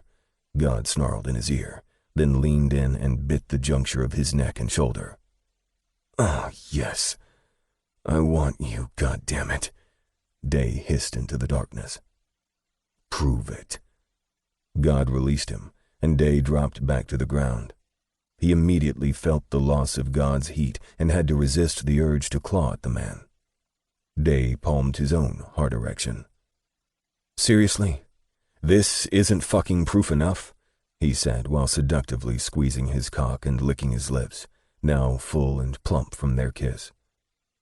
I don't give a damn about your wood. You get a hard-on when you drink coffee, Leo. God grabbed his coat and headed to the door. If you want it, you'll have to earn it. Day stalked over to him, Did you make all those other bitches you fucked earn it? Day fumed, not liking that God was playing a come-and-get-it game with him. God spun around fast and gripped Day around his throat, pulling him into his rock-hard chest. Day hit that solid wall of muscles with a thud, and the air rushed out of his lungs.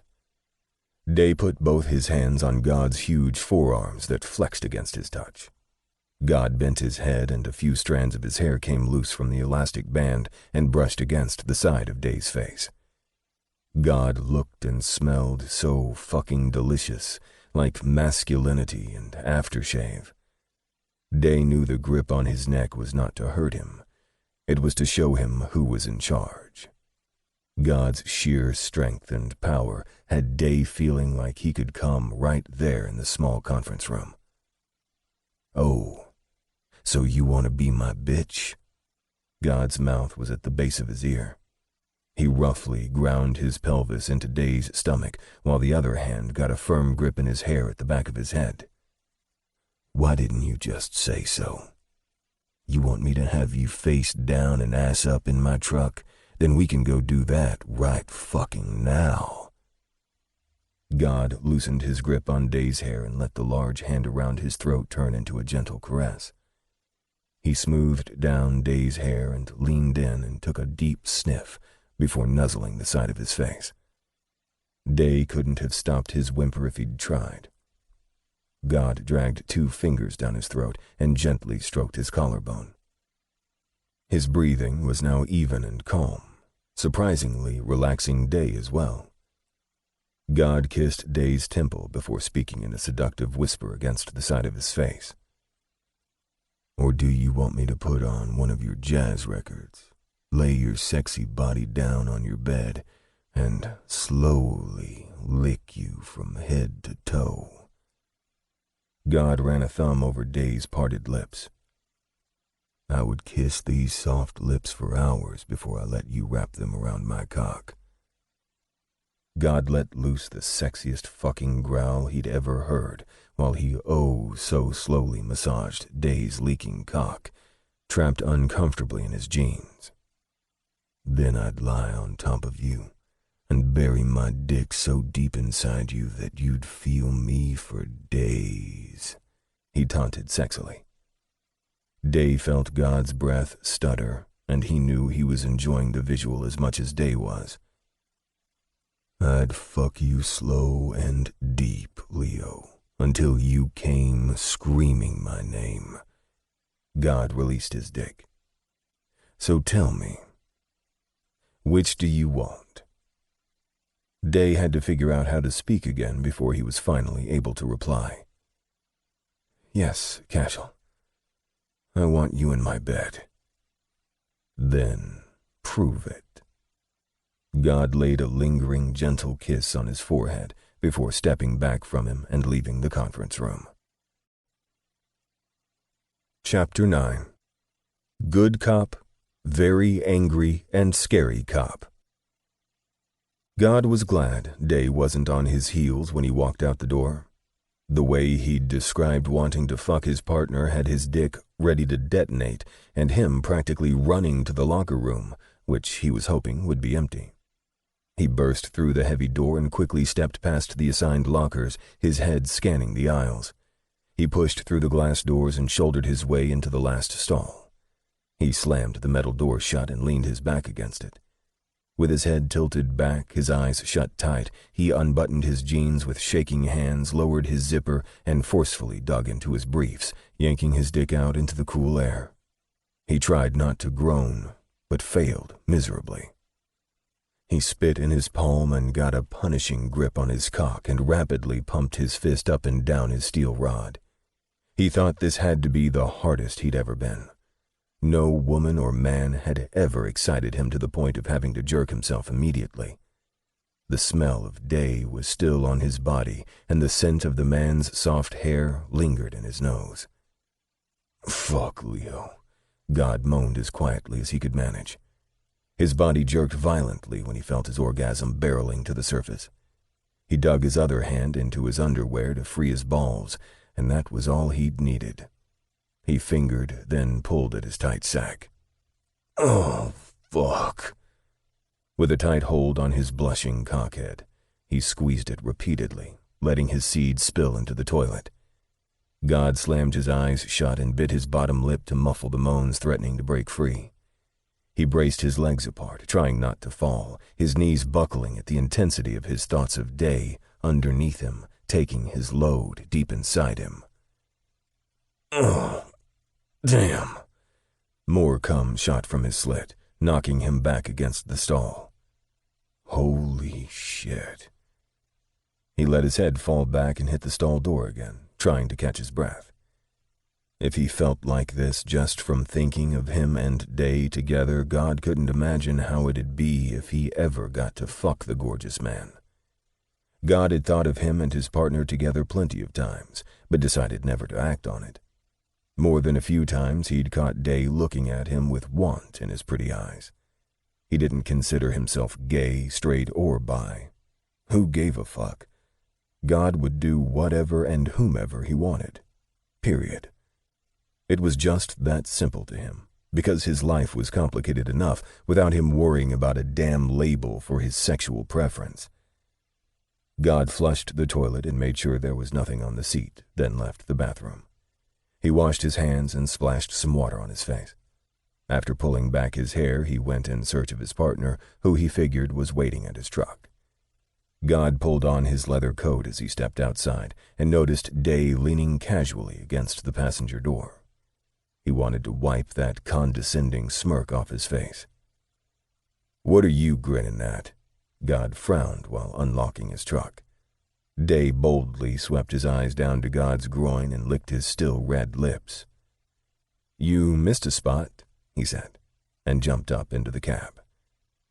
God walked around the back of the truck's long bed and looked down at his jeans, and he'd be damned if there wasn't a small, not quite dry spot there. Damn it. He got up in the truck and started the powerful engine. "Damn shame to have wasted that in the toilet. I could have thought of a couple of good places for it to go instead," Day said nonchalantly, scrolling through his cell phone messages as if they talked about fucking each other every day. "Shut up," he said, and peeled out of the parking lot toward the jail. Day was inwardly pumping his fist at the knowledge that the always cool God had to jerk his dick after all the dirty talk he'd tortured Day with in that conference room.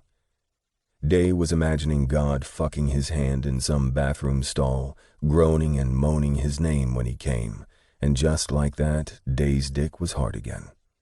Unfortunately, he didn't have the luxury of getting some much-needed relief. Day gazed out the window and palmed his aching cock. "You all right over there?" God's deep country drawl ricocheted around the large cab before smacking right into Day's balls. "No, why? You offering to help?" Day looked into God's eyes. "Nope," God responded easily and plucked the small toothpick from his mouth and tossed it out the window. "Come on, we need to shake this dude down." God swung into an official use parking space. "He's going to give us a fucking name today, or he's going away for way more years than he thought." God stepped out of the truck and came around to stand beside him. "Is the ADA already here?" Day said while checking his weapons. "He didn't need to come. The offer is the name of the kingpin for 20 years, possibility of parole in 15. That's a hell of a lot better than life." God was talking to him, but his eyes were scanning up and down his body. Day was going to have fun proving to the big man that he wanted him, and he'd have him too. "Good cop, bad cop," God smirked. "Cool. This should be short but sweet. Like me," Day winked. "Let's go, flirt. Stay focused if you can. And I don't mean on my cock," God admonished. "I make no promises." Day yanked open the heavy door and they quickly made their way to the metal detectors, pulling out their badges. While they waited for their inmate and his lawyer to come into the small interrogation room, Day and God stared openly at each other, as if they were seeing each other for the first time. "What are you thinking?" Day asked. God leaned against the wall in the corner with his arms crossed over his broad chest, already in his position as bad cop. His job was to stay lurking in the corner with a hard scowl on his face to intimidate their suspect. "Nothing in particular," God shrugged. "Not thinking about me?" Day asked, his voice husky. God looked up at him. His eyes held a seriousness that made Day lose his smirk. "Of course I'm thinking about you, Leo," he whispered. Day had to hurry to catch his breath and get his bearings when he heard the clanking of the heavy metal locks as their suspect stepped into the small room with his lawyer and a guard. His hands were handcuffed behind his back. The guard checked with them before he undid the cuffs and pushed the man down into the small metal chair. Day pushed all thoughts of sexing his partner to the back of his mind and went into his role as good, want to help you, I'm your friend, sensitive cop. In a soft, professional tone, Day spoke. "How you doing, buddy? You holding up in here?" "It's fucked up in here, Day. What the hell you think? You said you were going to get me in minimum security." Day looked at the man with what he hoped was his best "I understand" face.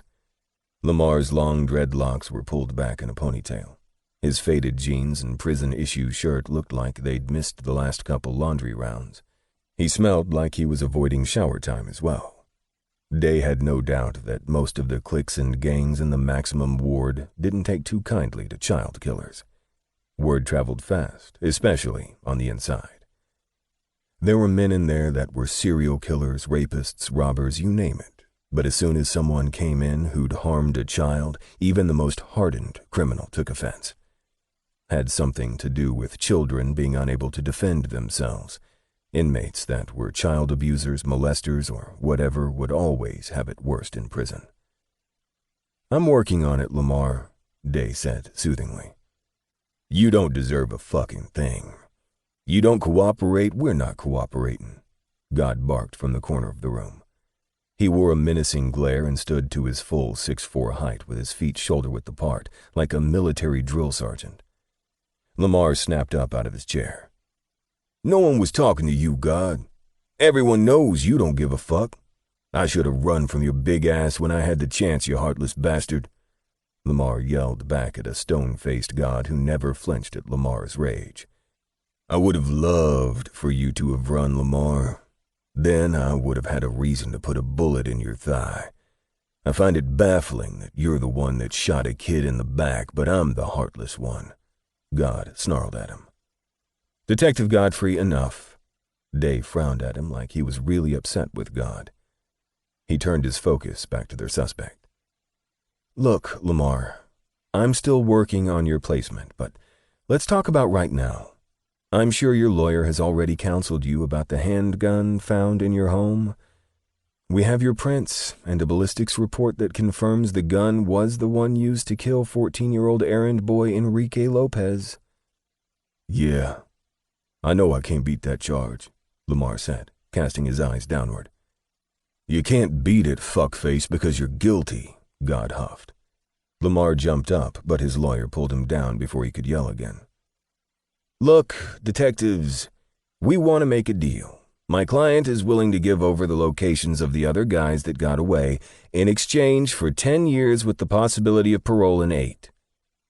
Day had to be careful not to break character, because he desperately wanted to slap that dumbass lawyer across his face for even suggesting something so ludicrous. Lamar had enough weed in his house to supply an entire reggae concert, in addition to 3 illegal automatic weapons, and if that wasn't enough to warrant 20 years, one of those guns was used to kill a kid. Day didn't have to say anything because God would.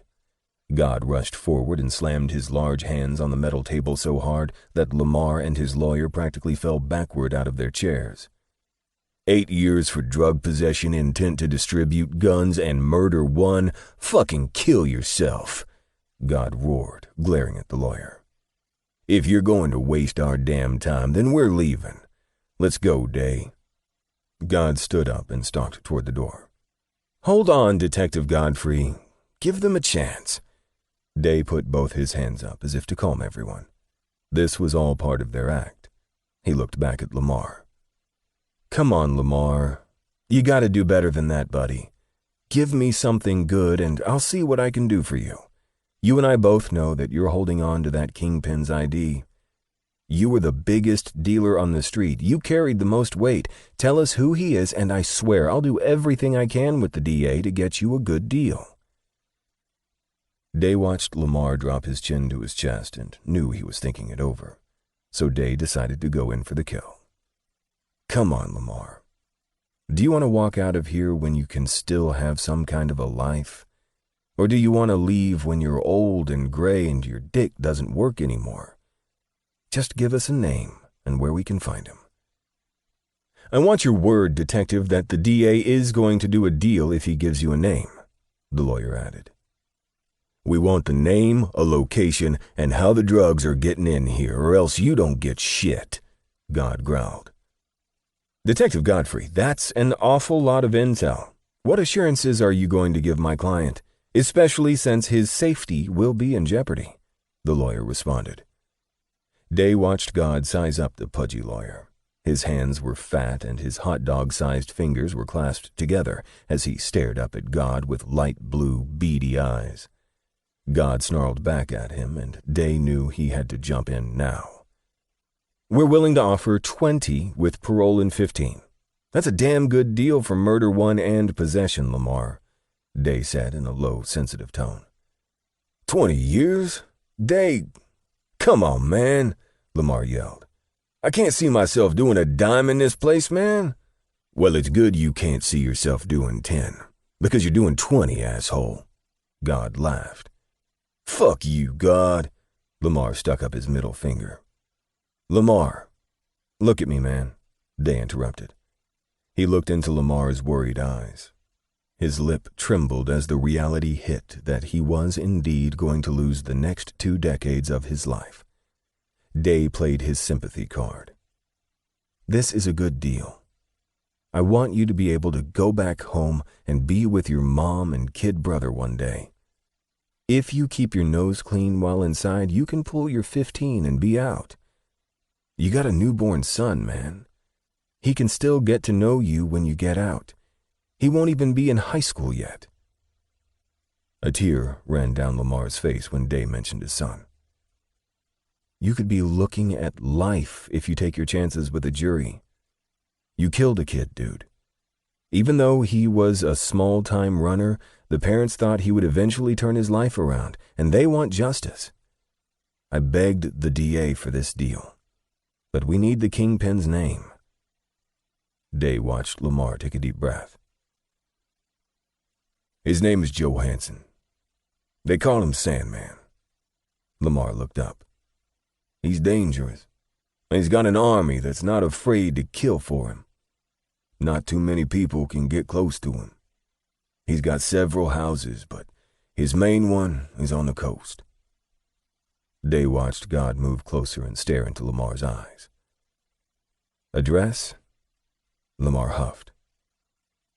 2021 Palisades Drive. "Tell us about the shipments," God said in a harsh voice. "We want this deal in writing," the lawyer started. "Shut the fuck up," God barked. He looked back at Lamar. "Tell us about the shipments. Who's bringing it in, where, and when?" Day wrote down everything Lamar told him. Finally, they were going to nail this bastard. Day knew there was a kingpin. There always was. Lamar told them shipment times, ports, other big weight runners, and even the men that worked the docks that were on the take. They also got the next shipment date, which was a month from now, and it was a big one. It was going to require a huge multi-agency task force to pull off this seizure. "Thanks, Lamar. You did the right thing," Day said as he got up. "Hey, Day, hold up, man. When am I going to get moved to the minimum security?" "Go fuck yourself," God said disgustedly, his handsome face a mask of hate. Day turned around very slowly. They had their information, so Good Cop was off duty. He braced both hands on the table and lowered himself, firing a heated stare into the inmate's worried eyes, and spoke in a fierce snarl. "You shot a scared kid 3 times in the back when he tried to run away. You took his body and put it in a goddamn dumpster like he was motherfucking trash. You sold coke to high school kids right before they walked into class. You put guns into the hands of kids so they could kill for you. Day was in Lamar's face now. I hope you spend the next 20 years with your back against the fucking wall, asshole. Day turned and left through the large metal door with God on his 6. When they were out of the jail and back in God's truck, they looked at each other for a long time. Neither one saying a word. Again, communicating without speaking. He stared into God's brilliant green eyes, took in the man's strong features, his Roman nose and Cupid's bow lips framed by just the right amount of stubble. It looked as if God was focused solely on Day's mouth. They knew shit was about to get real serious. They had the information and were going after the kingpin and his army. There was no doubt that he was a dangerous man, and one of them could end up getting killed. "Have dinner with me tonight?" Day asked, his voice full of emotion. "Yes," God answered immediately. Chapter 10. Aren't you coming in? God was waiting in the Starbucks parking lot for Day to get another coffee fix and decided to check Mr. Udall's phone. He'd only checked it once since he'd had the run-in with his family. He had a message thanking him for the sink.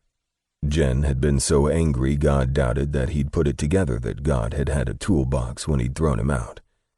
He pulled the small track phone from under the seat and saw that he had a missed text. He looked to see that Day was still in line before opening the message. "Mr. Udall, thanks again for repairing the sink, and I'm sorry to have to call you right back, but last night the hot water heater exploded and there's no hot water. If you can't help, we understand. We'll make do." God pounded on the steering wheel before taking a deep breath. "Fuck me. Damn it, that's going to cost over $1,000, he groaned. Even if he bought the heater himself, there was no way he'd risk going there again to install it. God didn't use credit cards, so he couldn't charge it. He was broke, but he refused to have bad credit, too.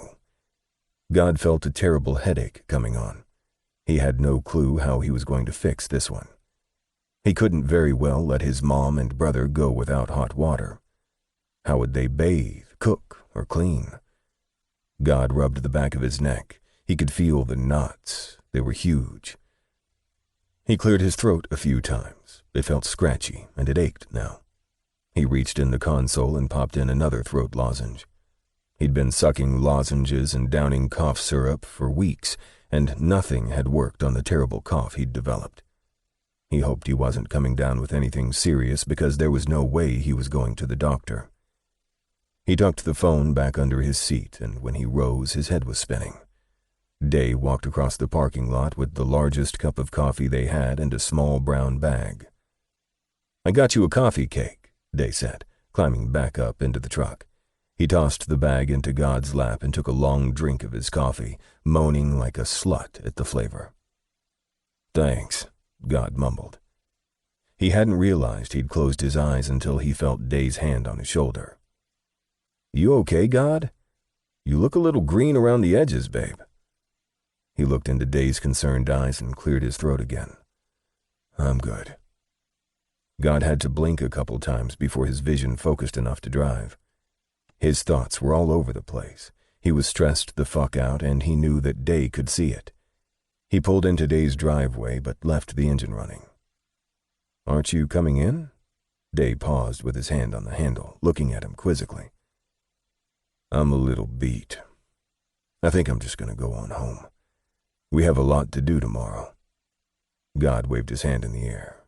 "You know, planning the raid."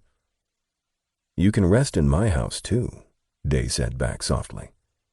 "I know, but I just need some time alone. I don't think I'll be much company anyway," God said back. He rubbed his neck again and saw Day's hurt expression at the rejection. "Hey, come here.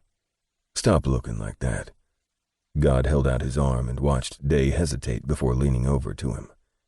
God kissed him lightly on the forehead, rubbing his back tenderly. He tilted his head so his cheek was resting on Day's soft hair. I'll call you later. I just got some things to handle. All right, Day whispered and climbed out of the cab. He walked quickly across his lawn without looking back. Damn it. God was sure that Leo was thinking that he'd changed his mind about spending some more personal time with him, but that was the complete opposite. He did want to see how Day was going to prove himself, but he had to handle his business first, and he really did feel like shit. God blew out another weary breath, which turned into a coughing fit. He put his hand on his chest at the tight pain there and tried to breathe through it slowly. What the fuck? God rubbed the back of his neck again and moaned at the tension. It would have been nice to let Day work these knots out for me. God backed out of the driveway, his head pounding like someone was hammering him in the head. He made a beeline for the drugstore and picked up a couple bottles of NyQuil and drove 20 miles per hour the rest of the way home. Chapter 11. Where's God? Day was working on a model kit of a 1934 Ford Street Rod, listening to music. He picked up one of the micro parts with the tweezers, applied an ultra-thin strip of glue, and carefully placed it on the car's frame. He tried not to think about God not calling him. They'd had a date. God had agreed to dinner, then all of a sudden he just changed his mind. Day couldn't pretend it didn't hurt. He was dead set on proving that he wanted God. How about a little Blind Eye Willie's saxophone? That was Day's favorite when he was upset. Day cautiously picked up the vinyl album and placed it on the player. He paced back and forth, wondering if he should call God. He flopped down on his bed and looked at his alarm clock. 4 a.m. Great. I've got to sleep. Day tossed and turned on his bed. He was restless. He couldn't get God's lustful eyes out of his mind. Yes, something major had definitely changed between them. Day had always thought God was strikingly gorgeous, and in I'm a bad boy and don't give a fuck kind of way. But seeing God break down in front of him, all needing and wanting, made Day yearn to fulfill those wants and take care of all his needs. Day dragged his hand down his chest. His legs moved back and forth on the silk sheets as he imagined grabbing God's goatee and pulling his mouth down to meet his. Day wrapped his hand around his hard cock and arched his back off the bed at the first brush of contact. Casual. Day grunted and jerked when another large bead of pre-cum formed on his head. He used it to make his grip slide easier up and down his throbbing shaft. Fuck, God. I need you so bad, Day whispered, his orgasm building quickly at the sound of God's name on his lips. He wanted God on top of him, his weight crushing him into the mattress while he pounded his ass. Fuck, Day groaned. His head was thrown back, his throat pulsing, wishing it was being ravaged by God's mouth as his orgasm barreled through him. His body spasmed and he moaned deep in his throat when he dragged his tight fist up, slowly milking the last of his cum out. Day hadn't come that hard in a long time. He shot so hard that he had cum on his neck and some on his pillow. Fuck. God, you're going to be the death of me. After Day got cleaned up, he had no problem falling asleep. Day was fixing his coffee in the precinct's kitchen, and of course his mind kept wandering to God. It was almost 10 and he hadn't seen him yet. Usually God picked him up for work at 8, so Day didn't have to ride his bike. God would automatically drive to Starbucks and then they'd talk shit the rest of the way to work. By 8:45, God still hadn't showed. After several unanswered calls, Day got on his bike and rode to the station, figuring God was still handling whatever shit he had to do. Day handled their normal morning duties. He knew his partner would be there for the 10 o'clock strategy meeting they had scheduled with several of the department heads, including SWAT, to plan how they were going after the kingpin. Day looked at his watch and saw that he had 5 minutes until the meeting. He finished his cup, fixed another for the meeting, and headed for the door. He stopped, turned back, and picked up a blueberry muffin before heading to the main conference room. Yeah, I got it bad. When Day walked in, several of the officers began clapping and patting him on the back for getting the Kingpin's information. He made jokes with a few of the officers and noticed that God was still MIA. "Day, where's God?" Vicky asked, looking around. Day took his seat. "He'll be here," he said in a clipped tone. She didn't need to worry about where the fuck God was. "Maybe he got sick of you trying to fuck him," Ranowski shrugged nonchalantly. Day glared at him and leaned across the table. His teeth were clenched so hard they ached. "You don't know how on edge I am, Ranowski. So if you have even an ounce of self-preservation, you'll shut your fucking mouth and not say another word to me for the rest of the day." Day saw Vicky whisper something to Ranowski. The man sat back hard in his chair and didn't say anything else. Day wasn't sure, but he thought he saw a flash of sorrow cross Ranowski's handsome face. He quickly thought better of it. The captain walked in with the SWAT team squad leader and the police commissioner.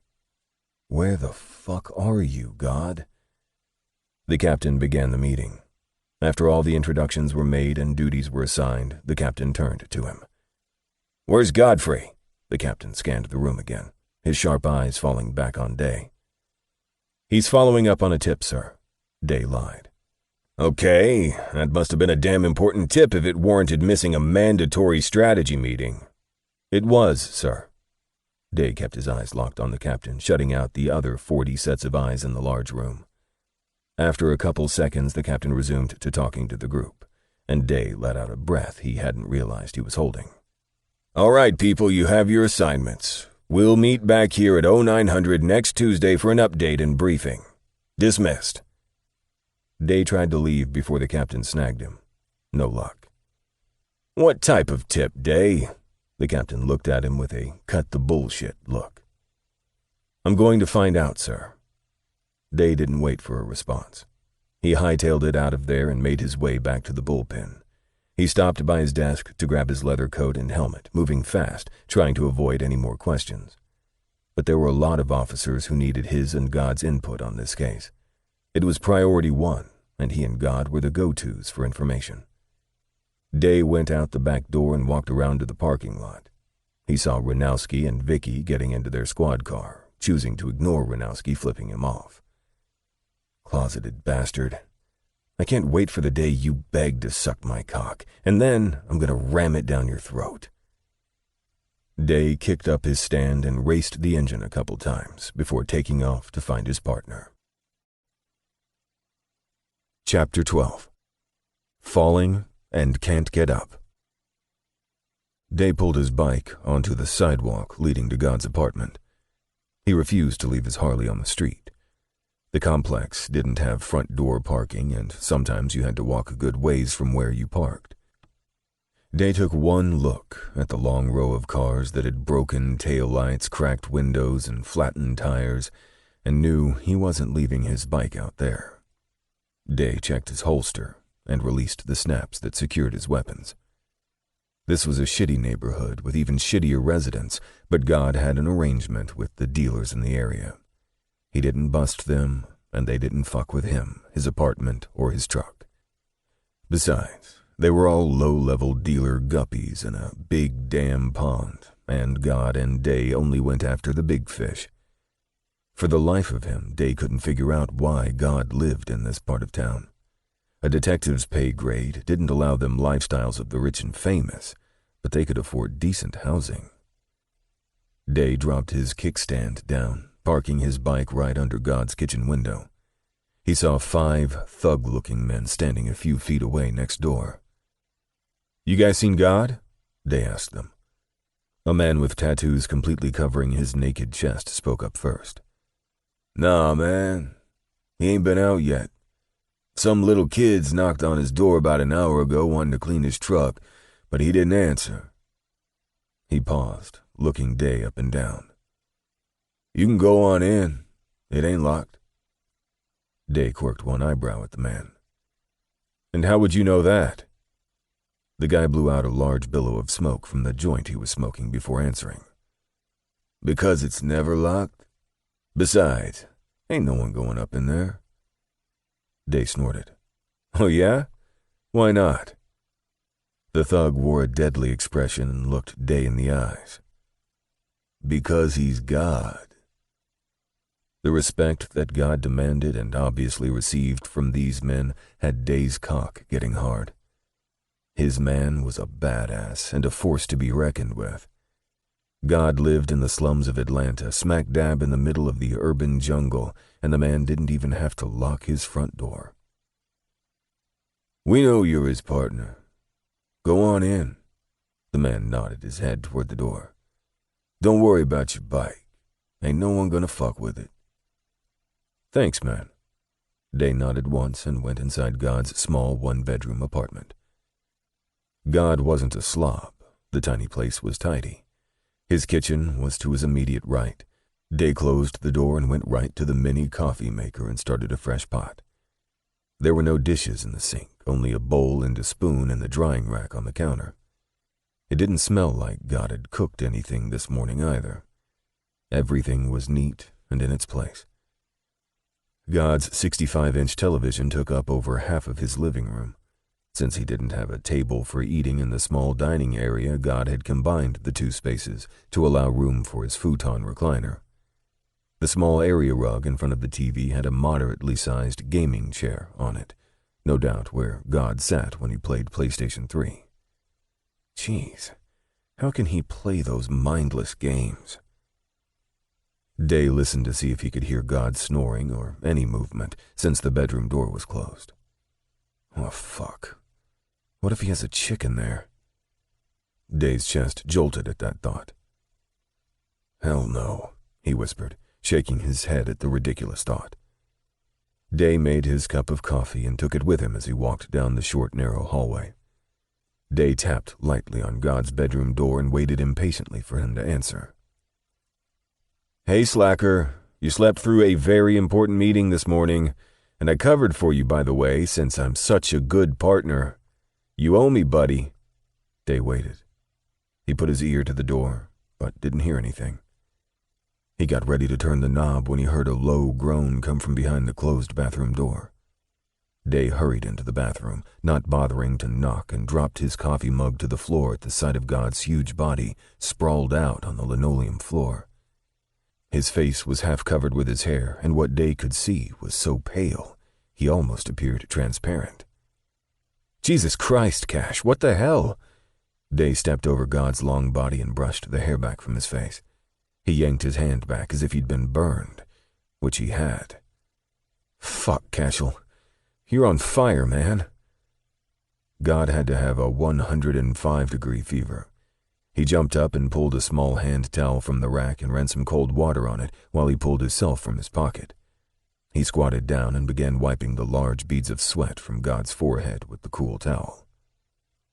Cash, can you hear me? Open your eyes, Day yelled.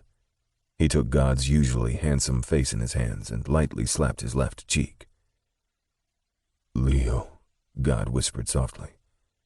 Day saw him crack his eyes open just slightly. He was barely moving, but his face was scrunched up, and he was obviously in pain. Cash, come on. Let's get you up. Day tried to hook his arm under God's massive frame, but God wasn't budging. Help me out, babe. Can't. God let loose an agonizing moan, and his body began to convulse in a coughing fit. Day pulled back as God's body hacked and dry-heaved. It sounded like his body desperately wanted to throw something up, but there was nothing there. I'm calling an ambulance. You gotta get to the hospital. You have a really high fever, Cash. Day pulled out his cell and saw that God was shaking his head back and forth. What? Are you saying no? Day squatted back down. No, you can't, God groaned. I don't have insurance. It'll cost me thousands for an emergency visit, and I... Day's hand stopped wiping his partner's forehead, and his eyes snapped to God's. What the fuck do you mean you don't have insurance? You're a goddamn police officer. It's mandatory. You must be mistaken, Day argued. God coughed and hacked for a while, but when he saw Day pull out his cell phone again, He made a hard effort to try to grab it, but ended up yelling out in pain. "Day, please don't. I can't afford that. Besides, no ambulance will come out here anyway. You must have forgotten where you're at." God panted shallowly. "God, you're sick. You need help. Look, we'll get the insurance thing settled, or I'll pay the bill my damn self." Day looked into God's watery eyes. "I said no. Even if you did manage to get..." God's body spasmed and hacked some more, cutting his own words off. His eyes were squeezed shut, and Day didn't know what to do to help. "Even if you get a paramedic out here, I'll refuse to go." Day knew God was serious, but it was obvious the man was very sick, and not like common cold sick either. Day ran his hands through his hair in frustration as he watched God's body go very still. His eyes were barely open, staring at him. Day got all the way down on his knees and got very close to God's ear. "God, you're sick. I can't lift you, and your temperature is probably high enough to cause brain damage." "Just leave me here. I'll be fine as soon as it passes," God moaned. Day stood back up, wet the towel again, and went back to wiping God's forehead. "Fuck, he's so damn hot. Shit. Day had to think of something fast. It was probably true. There's no way an ambulance would risk coming into this neighborhood. He had to at least get God to his bed. From the smell of things, God had probably made it in here to puke, but couldn't get out. "Okay, come on. You need to at least get in the bed." Day hooked both arms under God's armpits and used every bit of his strength to try to lift him, but he was dead weight. Day heard the big man moan and hiss, his body obviously in pain, but he wasn't helping Day out by supporting any of his own weight. "Fuck!" Day yelled. He eventually stopped straining and slowly lowered God's upper body back to the cold bathroom floor. Day stood and stepped into the narrow hallway, wincing at the pull in his back. Day watched God's eyes narrow before fully closing. God's chest rose and fell, and to Day's relief his partner was breathing evenly. What the hell am I supposed to do? I can't move him by myself. Day's eyes widened. Oh, his neighbors. Those were some big motherfuckers. Day made determined strides through the hallway, but jerked to a stop when he got to the front door. He thought about what the pot-smoking thug had said to him before he came in. No one's going to go in there because he's God. But if God is weak and unable to protect himself, they won't be afraid anymore, Day whispered to himself. Fuck. I can't show those punks how weak God is right now. Day repeatedly ran his hands through his hair. What now? What now? He looked at his cell phone again and was thinking about trying to put some of God's symptoms into the Google search engine to see what it said when he got an even better idea. Yes, why the hell didn't I think of that before? Day punched in the numbers he knew by heart, all while keeping an eye on God. Good afternoon, Walden, Schmidt, and Day. How may I help you? The bubbly receptionist said in greeting. Yes, I need to speak with Dr. Day immediately, please. This is a life-or-death emergency, Day said back to her. Sir, you need to hang up and call 911, she said back quickly. No, I don't. Please, go get Dr. Day right now. He'll take the call, trust me. Tell him his brother is on the phone. Hold one moment. Day waited impatiently while an annoying woman crooned in his ear about rolling in the deep. After almost an entire damn song, the line was connected. Leonidas, what's going on? Have you been hurt? His brother's easy voice soaked into his soul, and he felt better already. No, Jax, I'm fine, but my partner isn't. Day took a deep breath and told his brother everything that God had told him about the insurance, the lack of a medical response team in this neighborhood, and all of God's outward symptoms. It sounds like pneumonia, Leo. Try to keep him cool. If he's as hot as you say, you need to try to get that temperature down. Get some ice trays and dump them into a towel and rub him down with it, mainly his chest and neck. Are you sure you can't get him into the tub? Because an ice bath would be more effective. Fuck no. He's almost 300 pounds, man. I'm quick, not strong. Day huffed. Okay. I'll be there in a half hour. I'll bring my 2 assistants. They're pretty big guys. We should be able to move him, Jax assured him, and Day finally was able to breathe a sigh of relief. Leo, I'm concerned about his temperature. Are you sure you can't get an ambulance out there? Jax asked again. No, I already said that, Day huffed. Besides, he said he'd refuse it anyway, and I told you why, so just make sure you don't mention that. I'll chew his ass out about the insurance when I'm sure he's not fucking dying. All right, be there soon, bro. Oh shit, hold on. Are y'all going to come with doctor's coats and bags of medical supplies? Day stopped pacing. A white coat is not necessary, but I will have to bring supplies, Leo. Why? No, you can't. If these hooligans out here see 3 doctors coming into God's apartment with medical supplies, they'll know he's sick, Day said. I can't very well treat him without supplies, Leonidas. You're being unreasonable, his brother said, exasperated. His neighbors should just mind their own business, or better yet, ask how they can help. Day barked a humorless laugh at his brother's ignorance. This isn't fucking Mayberry, Jax. It's the jungle. Look, just tell your assistant to grab a few suitcases from over at the consignment shop next door to your office and then pack all your supplies in there. I'll take care of the rest. Day hung up. Day swiped an empty coffee mug out of the kitchen cabinet and hurried toward the front door. He took a calming breath before opening it. He strolled easily over to his bike and began digging through the side bags. He pulled out a guns and ammo magazine and stepped back up on God's porch when he heard the lead thug ask, "What's up with God? Playing hooky from the streets today?"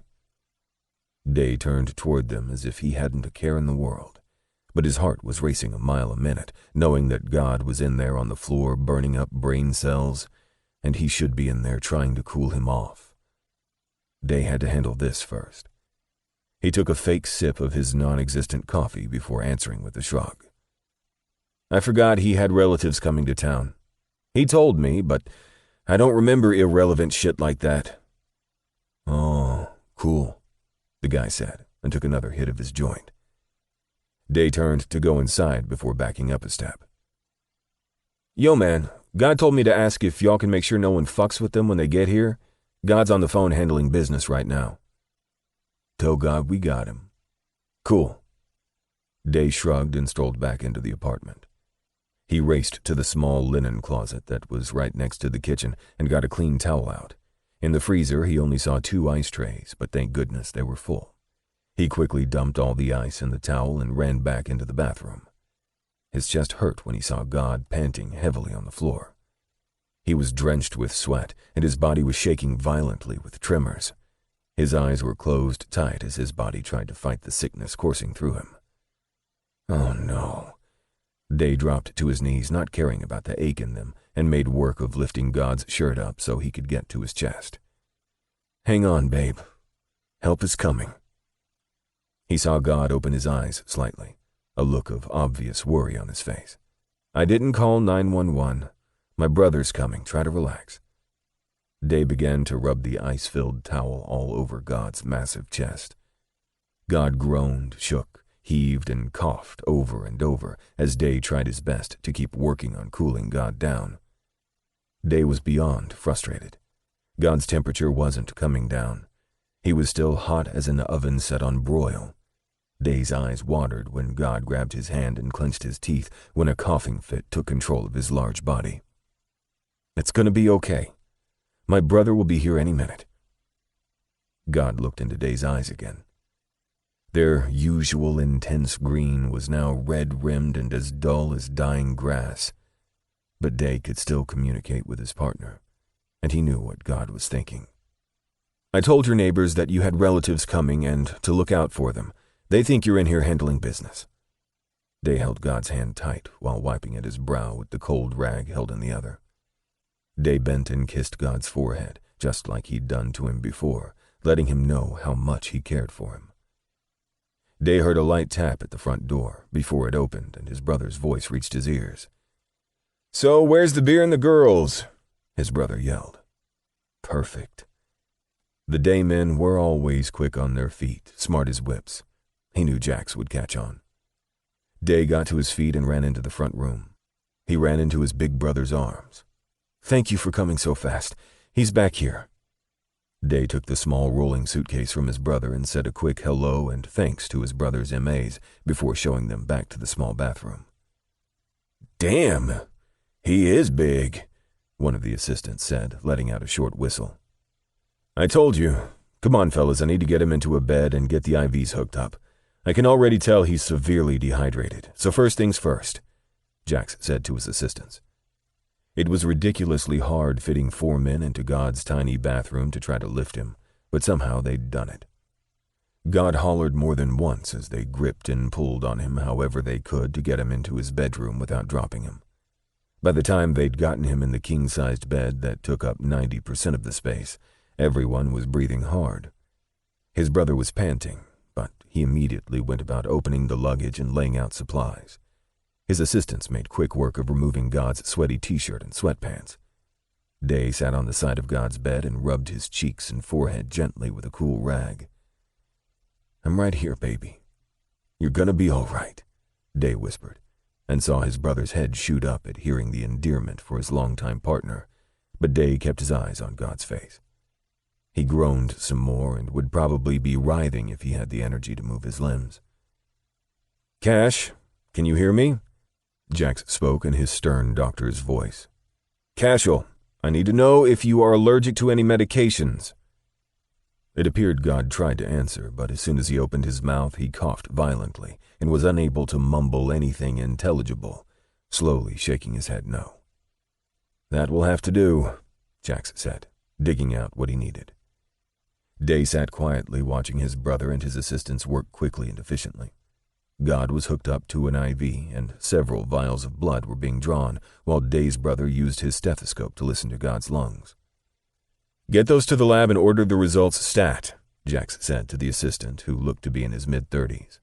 He was average height and build, but he had beautiful blue eyes and appeared kind. "I sure will," he said, and left the room. Day heard him close the front door behind him. Day carefully watched God's face. He was calm right now, but his eyes were slightly open and fixed on him. Day gave him a small wink, and he swore that a flash of love appeared in God's eyes. His brother started injecting syringes into God's IV port. Day looked at the multiple medicine vials. "What are those, Jax?" Jax picked up each bottle as he named the medications. "This is an antibiotic to fight any infection. This one's intravenous lidocaine to help suppress the coughing. Phenergan for nausea and vomiting, morphine for pain, and ibuprofen to reduce his fever." Jax injected each syringe, put his stethoscope back on, and checked God's chest again. He pulled back and blew a breath. "It's going to take a while, and I won't know the diagnosis until I get the lab results, but I'm fairly positive he has pneumonia brought on by bronchitis." Jax reached in his bag and readied another IV bag of fluid. "God's obviously had the bronchitis for a while for it to have brought on this nasty case of pneumonia. It's unlikely in this day of modern medicine, but people used to die of pneumonia if left untreated." "Wouldn't I be sick too, or people in the office?" Day argued. "Not really. If an adult does start to cough or get a sore throat, they most likely go to their doctor and get medicine or an antibiotic, and the symptoms go away. I will give you a couple doses of antibiotics just in case, since you two are obviously—" His brother paused and looked at him. "Close." "Thanks, Jax," Day said, ignoring his brother's insinuation. "So he's going to be fine?" "Yes. I'll show you how to push the antibiotic every 4 hours and to give the nausea and cough suppressants every 6. I'm going to give him a stronger dosage and see if it can help him recover faster. I'll be back after my morning rounds to check on him. In the meantime, just watch him for any significant changes, and if there are any, call, and I'll be right over." Day came around the large bed and hugged his brother. "Thanks, man. I don't know what I would have done without you." "As usual." Day grinned sheepishly. "You would have figured something out. You always do." Jax patted him on his shoulder. Day watched him pull a bag and a long tube from out of the second suitcase and hand the materials to the other assistant, currently struggling to position God fully on his back. "What are you going to do now?" Day scrunched his brow at the supplies. "He's going to insert a catheter. Since God is being pumped full of fluids, he'll have to urinate frequently. He'll be drowsy from the pain meds and too weak to get up and go to the bathroom. Since you obviously can't carry him, I don't see any other way," Jax told him. "Aren't those uncomfortable, though? I don't want him in any more pain, Jackson. I can get a pot or something for him to use while he's in bed." Day tried to reason an alternative. At Day's suggestion, God turned his head toward him and looked into his eyes. The appreciation and care that showed on God's ruggedly handsome face stole Day's breath away. "He'll be out of it most of the night, Leo. This is best. Joseph is a great nurse. Cashel won't even feel it being inserted. If he's constantly trying to stay awake to hold it in all night, that's more uncomfortable than the catheter." Jax snapped off his rubber gloves and tossed them in the small wastebasket by the bed. "Don't worry, I won't hurt him. I'm not trying to brag, but I know my way around a penis." The cute man's feminine lisp told Day that the man was telling the truth. "Okay," Day said, shocked at finally hearing the young man speak. He watched the nurse slather KY jelly on the long, thin tube and insert it into God's limp penis. Day monitored his actions closely, all while keeping an eye on God's face for the first sign of discomfort. "All done." The nurse hooked the bag onto the bed frame. "If you get me a large bowl, his body wash, and a towel, I'll clean him up real good and get him comfortable." Day just stared at him with narrow eyes. Keep fucking dreaming, tall and cute. "Day, get the stuff and knock it off. Joseph here is an employee, and he's 100% professional. Now let him do his job." His brother pushed at his shoulder. Day gave the nurse the supplies and closed him in the room with his partner, while he walked his brother to the living room and got him a glass of water. Day listened to all his instructions as God's caregiver for the next several days and asked the necessary questions. "I know it seems like a lot, but you are more than capable and a damn good partner. Oh yeah, didn't God say a while back that he had a mom and a brother that lived in the area? Why don't you give them a call so they can come and help take care of him?" Jax asked him. "I'd rather do it myself," Day said without hesitation. Day tried to ignore his brother's questioning glance while he sipped his coffee. "Are you in love with him, Leonidas?" "Yes." Again, there wasn't a moment's hesitation, and even Day had to admit that he was shocked as shit at the confession. "You never mentioned that Cash was gay," Jax said. "I know. Leo, what are you doing? Falling for a straight man and your partner at that?" His brother tried to make eye contact with him. Day finally looked into his brother's eyes, soft hazel ones that matched his own, and told him, "He loves me back. Straight, gay, bi, goddamn tranny, whatever he is. That man loves me too. He just hasn't said it yet." Day took another sip. "But he will." Day was relieved his brother let that subject go. He walked him and Joseph to their car, again playing the role for the neighbors, and came back in to take care of his partner, his man. Chapter 13. Might as well get comfortable. The nurse did a great job with God. He smelled great, his teeth were brushed, hair combed, and even his sheets were changed. Wow. Day stared at a peacefully sleeping God. Jack said the pain medicine, along with the nausea medicine, would keep him mostly asleep for the rest of the afternoon and night. He still had sweat beads on his brow, but he didn't look to be in pain, and Day was grateful. Since it was almost 4 in the afternoon, Day sat on God's small black and white futon in his living room and took out his cell to call his captain. After Day lied, saying that God had pneumonia and was in the ER all morning, he told him God could only be released if someone was going to be with him. He knew his captain wouldn't require any documentation, but Day knew his brother could whip something up if he needed him to. Yes, sir. I'm going to be available on my cell phone for any questions. Day paused and listened. I would say a few days tops, sir. He promised to check in several times a day and hung up. Day sat on the couch for a few more minutes, his legs shaking nervously. I just admitted that I love God. What was I thinking? What if he doesn't love me back? Or can't? Fuck. That would be the end of our partnership. Day went into the kitchen and looked in the refrigerator. There wasn't much to choose from, and he settled on a turkey sandwich and a couple of apples. Day finished his lunch and went back into the bedroom to watch God sleep. Every now and then, he'd pick up the cool rag and dab his clammy skin. He was still hot, but not alarmingly so. After a couple hours, Day began taking his holster off, but paused mid-action.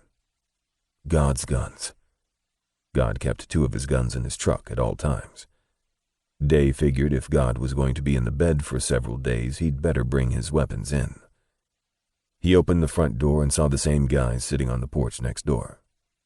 Damn, nothing better to do?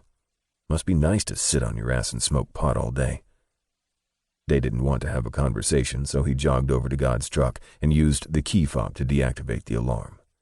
He reached in the glove box and removed a 9mm, then went around to the driver's side and felt under the seat. He pulled out a .22 caliber handgun and a cheap cell phone.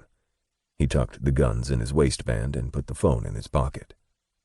Day gave a slight nod to the neighbors and headed back inside. After putting the guns in the closet, Day put the cell phone on the kitchen counter and stared at it for several minutes. It wasn't God's main phone. It was a throwaway. Day was a naturally inquisitive man, and every instinct he had told him that God didn't want him to know about this phone, which made it hard to resist. So he didn't. Day would rather know now than later if his anticipated lover was doing something that could hurt him. He pushed the small power button and went directly to the contacts. There was only one. Mom, Jen. It was God's mom and his brother. Oh, okay. Day didn't know why, but he thought he'd find a bunch of tramps' phone numbers listed there. Day kind of laughed to himself and tossed the phone in one of the kitchen drawers. He turned off the lights and went into the bedroom to take care of the man he loved. Chapter 14. Playing Doctor. Day had showered and put on a pair of God's huge sweatpants that he'd had to tie as tight as he could so that they'd stay up, and a black tank top he found in the dresser in the corner. There was a small television on top of it, and Day turned it on to the food station, setting the volume just high enough so he could hear it and not disturb God. Day quietly did his evening duties for his patient. He changed the IVs, emptied the catheter bag, inserted the pre-filled syringes of antibiotic and pain medicines into the port, and put some cool water and clean rags by the bed. Day climbed onto the other side, careful not to jostle God, and propped some pillows behind him. He took a small sip of the coffee he'd sat on the tiny end table before turning on the bedside lamp. Day flipped through his magazine until he found the article on the modern submachine handgun. He was engrossed in the article when he felt God shifting on the bed, perhaps trying to get more comfortable. Day absently rubbed God's shoulder while he groaned and rocked back and forth. He put his mouth close to the side of his face. "Shh, it's okay, Cash," Day whispered quietly. That seemed to settle his partner, but a few seconds later God's large thigh shot out to the side, damn near knocking Day off the bed, and released a loud cry. "Cash, calm down." God cried out again. Obviously he was dreaming. Fuck. Another nightmare. When he started thrashing more wildly, Day had to jump out of the bed. He ran around to the other side and quickly moved the IV tower out of reach so God didn't knock it over. "No, Dad. Stop," God yelled, his eyes squeezed shut and sweat pouring down his face. "Cash, wake up," Day yelled. His heart was beating wildly and his hands shook as he got a firm hold on God's wide shoulders. Day shook him more forcefully, but that only seemed to make it worse. He climbed on top of his partner and tried to press his full weight on him. If God ripped the IV or catheter out, Day wouldn't know what to do. He held God's arms down to his side and yelled again, "Cashel! Cash, stop it!" God's eyes opened, but Day knew he wasn't awake yet. Day rose up and straddled his stomach, still pinning his arms to his sides. He leaned over and dipped the cool rag in the water and leaned back in to wipe God's wet face. "It's all right. It's just a dream, Cash. Wake up." Day watched God's eyes come back into focus. Day began to lift up some, so his full weight wasn't pressing on him anymore, when he felt one of God's arms come around his back, preventing him from moving. "Stay," God moaned. "I'm too heavy. I'm just gonna slide over." Day eased off and settled in close to his side. God took in a shaky breath and coughed hard for several seconds. Day wiped his damp brow some more, his cheeks, his neck, and then his lips, all with light, tender strokes. "It's okay. I'm not going anywhere." Day placed a soft kiss to God's temple and saw his partner's muscled chest fall with his exhale. God turned his head to stare into Day's eyes. He could see the gratitude emanating from those beautiful green irises. "Leo," God said in a half-breath, half-wheeze, "try not to talk. My brother said he'd be back in the morning. He said it won't take long for the worst of the symptoms to go away. You'll be weak for a while, but I'll be right here to help you.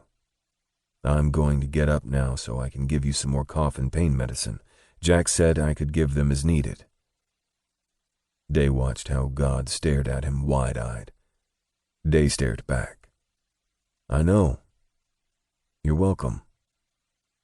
Day softly wiped the cool rag across God's forehead one more time before kissing him there, too. He moved to the other side of the bed and got out, moving around to God's side so he could inject the medicine. He pushed in the 2 syringes and realized that he only had 2 more for pain. Shit. I hope he doesn't need more before Jax comes back. God stayed with his back to him, and Day took the opportunity to raise God's shirt and wipe the cool rag over his back. Day couldn't help his body's reaction to the strong, muscular back.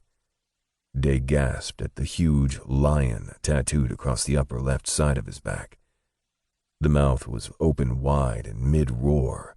The full, bushy mane was so detailed it looked like it swayed when the muscles moved. The paws were big and the claws were extended as if the beautiful beast was prepared to attack. A lion described his partner perfectly. Fierce, protective, a king. Day had only caught glimpses of the exquisite work before because God didn't undress in front of him or anyone often, probably not wanting too many people to see the scars that accompanied the art on his body. Day oh so gently traced his fingers around the lion's mouth and shivered when a slight moan came from God's lips. "So beautiful," Day whispered. He finished wiping God's back and was climbing back in bed when he heard the light snores.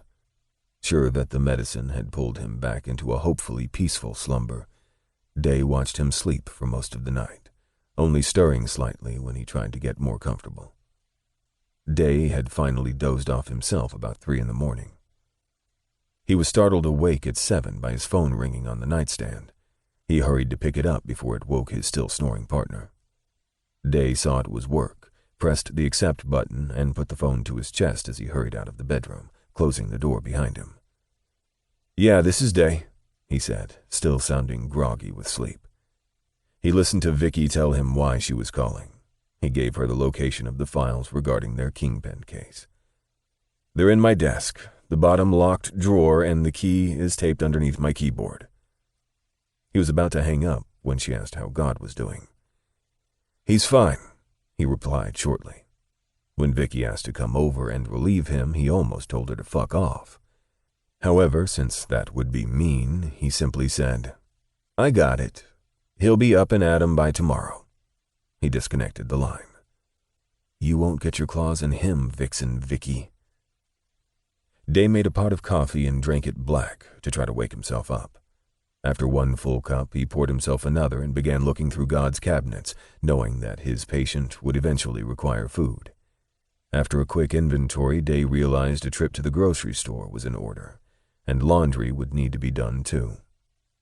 Who's going to stay here? Oh, of course. Day dug in the drawer for the mobile phone he'd found in God's truck and typed a message to Jen, adding the address just in case. I'm sure he won't mind sitting here a few minutes while I run some errands. Day took the 1 can of soup God had in the cabinet, poured it into a bowl, and popped it in the microwave. He fixed a small mug of hot tea. I got to remember to get some lemon and honey from the store. He opened a bottle of water and poured it into a clean glass. Making his way back to the bedroom, he saw that God's eyes were slightly open. His forehead had tiny beads of sweat, and the collar of his pajama shirt was wet from perspiration. Hey, you, Day spoke quietly. Hey, God croaked. His voice sounded like he'd smoked for 50 years.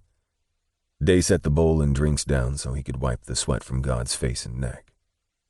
You're not as pale as yesterday, Day said while tenderly wiping his forehead. God turned his head toward him and sighed. If Day had to interpret it, it'd probably be an I'm tired of feeling like shit and being taken care of sigh. Won't be much longer, babe. Jack said you'll start to regain your strength in only a couple days. I brought you some soup. Do you want to try to eat it, or just the broth? I know you're starving by now. I'm not hungry, God said around a hard cough. Just try to eat a little for me, okay? Day watched God twist in the bed to face him. He groaned and cursed, obviously not accustomed to being watched over or forced to eat. Okay, he finally conceded. Day set the bowl on the bed beside God and watched him struggle to sit up so he could get the spoon to his mouth without spilling. Turned out he failed miserably. As soon as he brought the spoon midway to his mouth, he began to cough and spilled the few noodles and broth on his chest. Ugh, damn it. Day reached for the spoon, but God yanked his hand away from Day's touch. Cashel, come on, don't be like that. I'm here to help you. You're not the only man to ever get sick and need someone. Let me be that someone. Day spoke quietly. Sad green eyes stared back at him for a couple seconds. He could have sworn that he was apologizing to him, and Day didn't need him to say it out loud. God handed him the spoon. Day took the wash rag and was wiping the soup from God's chest when God put his hand over his. Day looked into those gorgeous eyes and felt something click between them. Had he proven himself to God? Did he realize that Day didn't just want him for a fuck? He hoped so, because he realized that his partner was also his best friend, and the only man that he'd really cared about or loved since his college sweetheart. Day leaned in and put his lips to God's ear.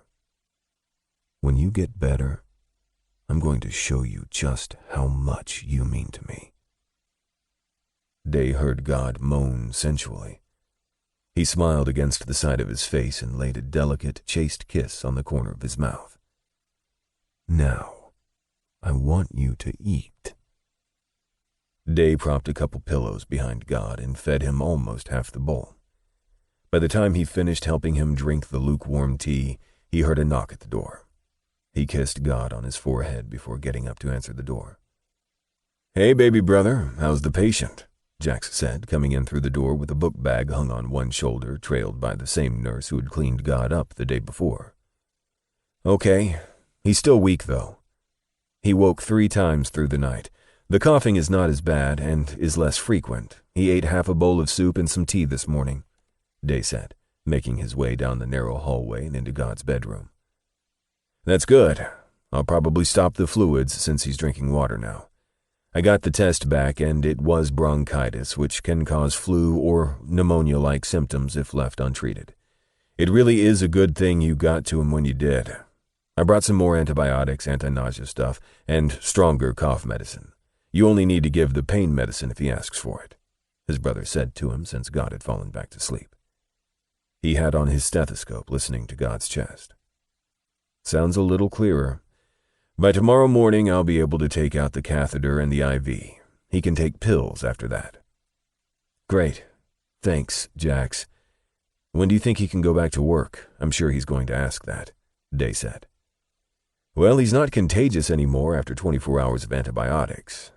By the way, did you take yours? Day huffed. Yes, I took it last night and this morning. You probably took it with coffee, Jax laughed. That's irrelevant as long as I took them. Now back to my question, when can you go to work? Jax raised God's eyelids and shined a mini flashlight in them before answering. You just play it by ear.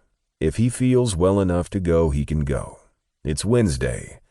I'd say let him rest for the rest of the week, and then Monday he can go back in. Cool. I already called his brother. Well, actually sent a text because he's probably in school and asked him to come keep an eye on him for me tomorrow while I go to the store and check on my house. Day sat on the side of the bed watching God sleep. The nurse began gathering his stuff to clean God up again, so he and Jax went into the living room. It's good you called his brother so you can get a break, Leo. Jax sipped the bottle of water he'd given him. I don't need a break, but I do need to get some food in here and get the sheets washed since your nurse is putting the last clean set on now.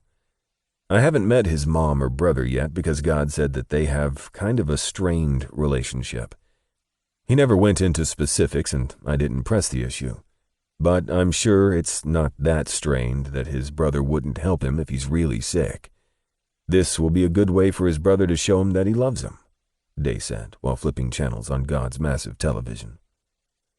Well, hopefully you didn't do anything that God wouldn't want you to do, Jax said, always the voice of reason.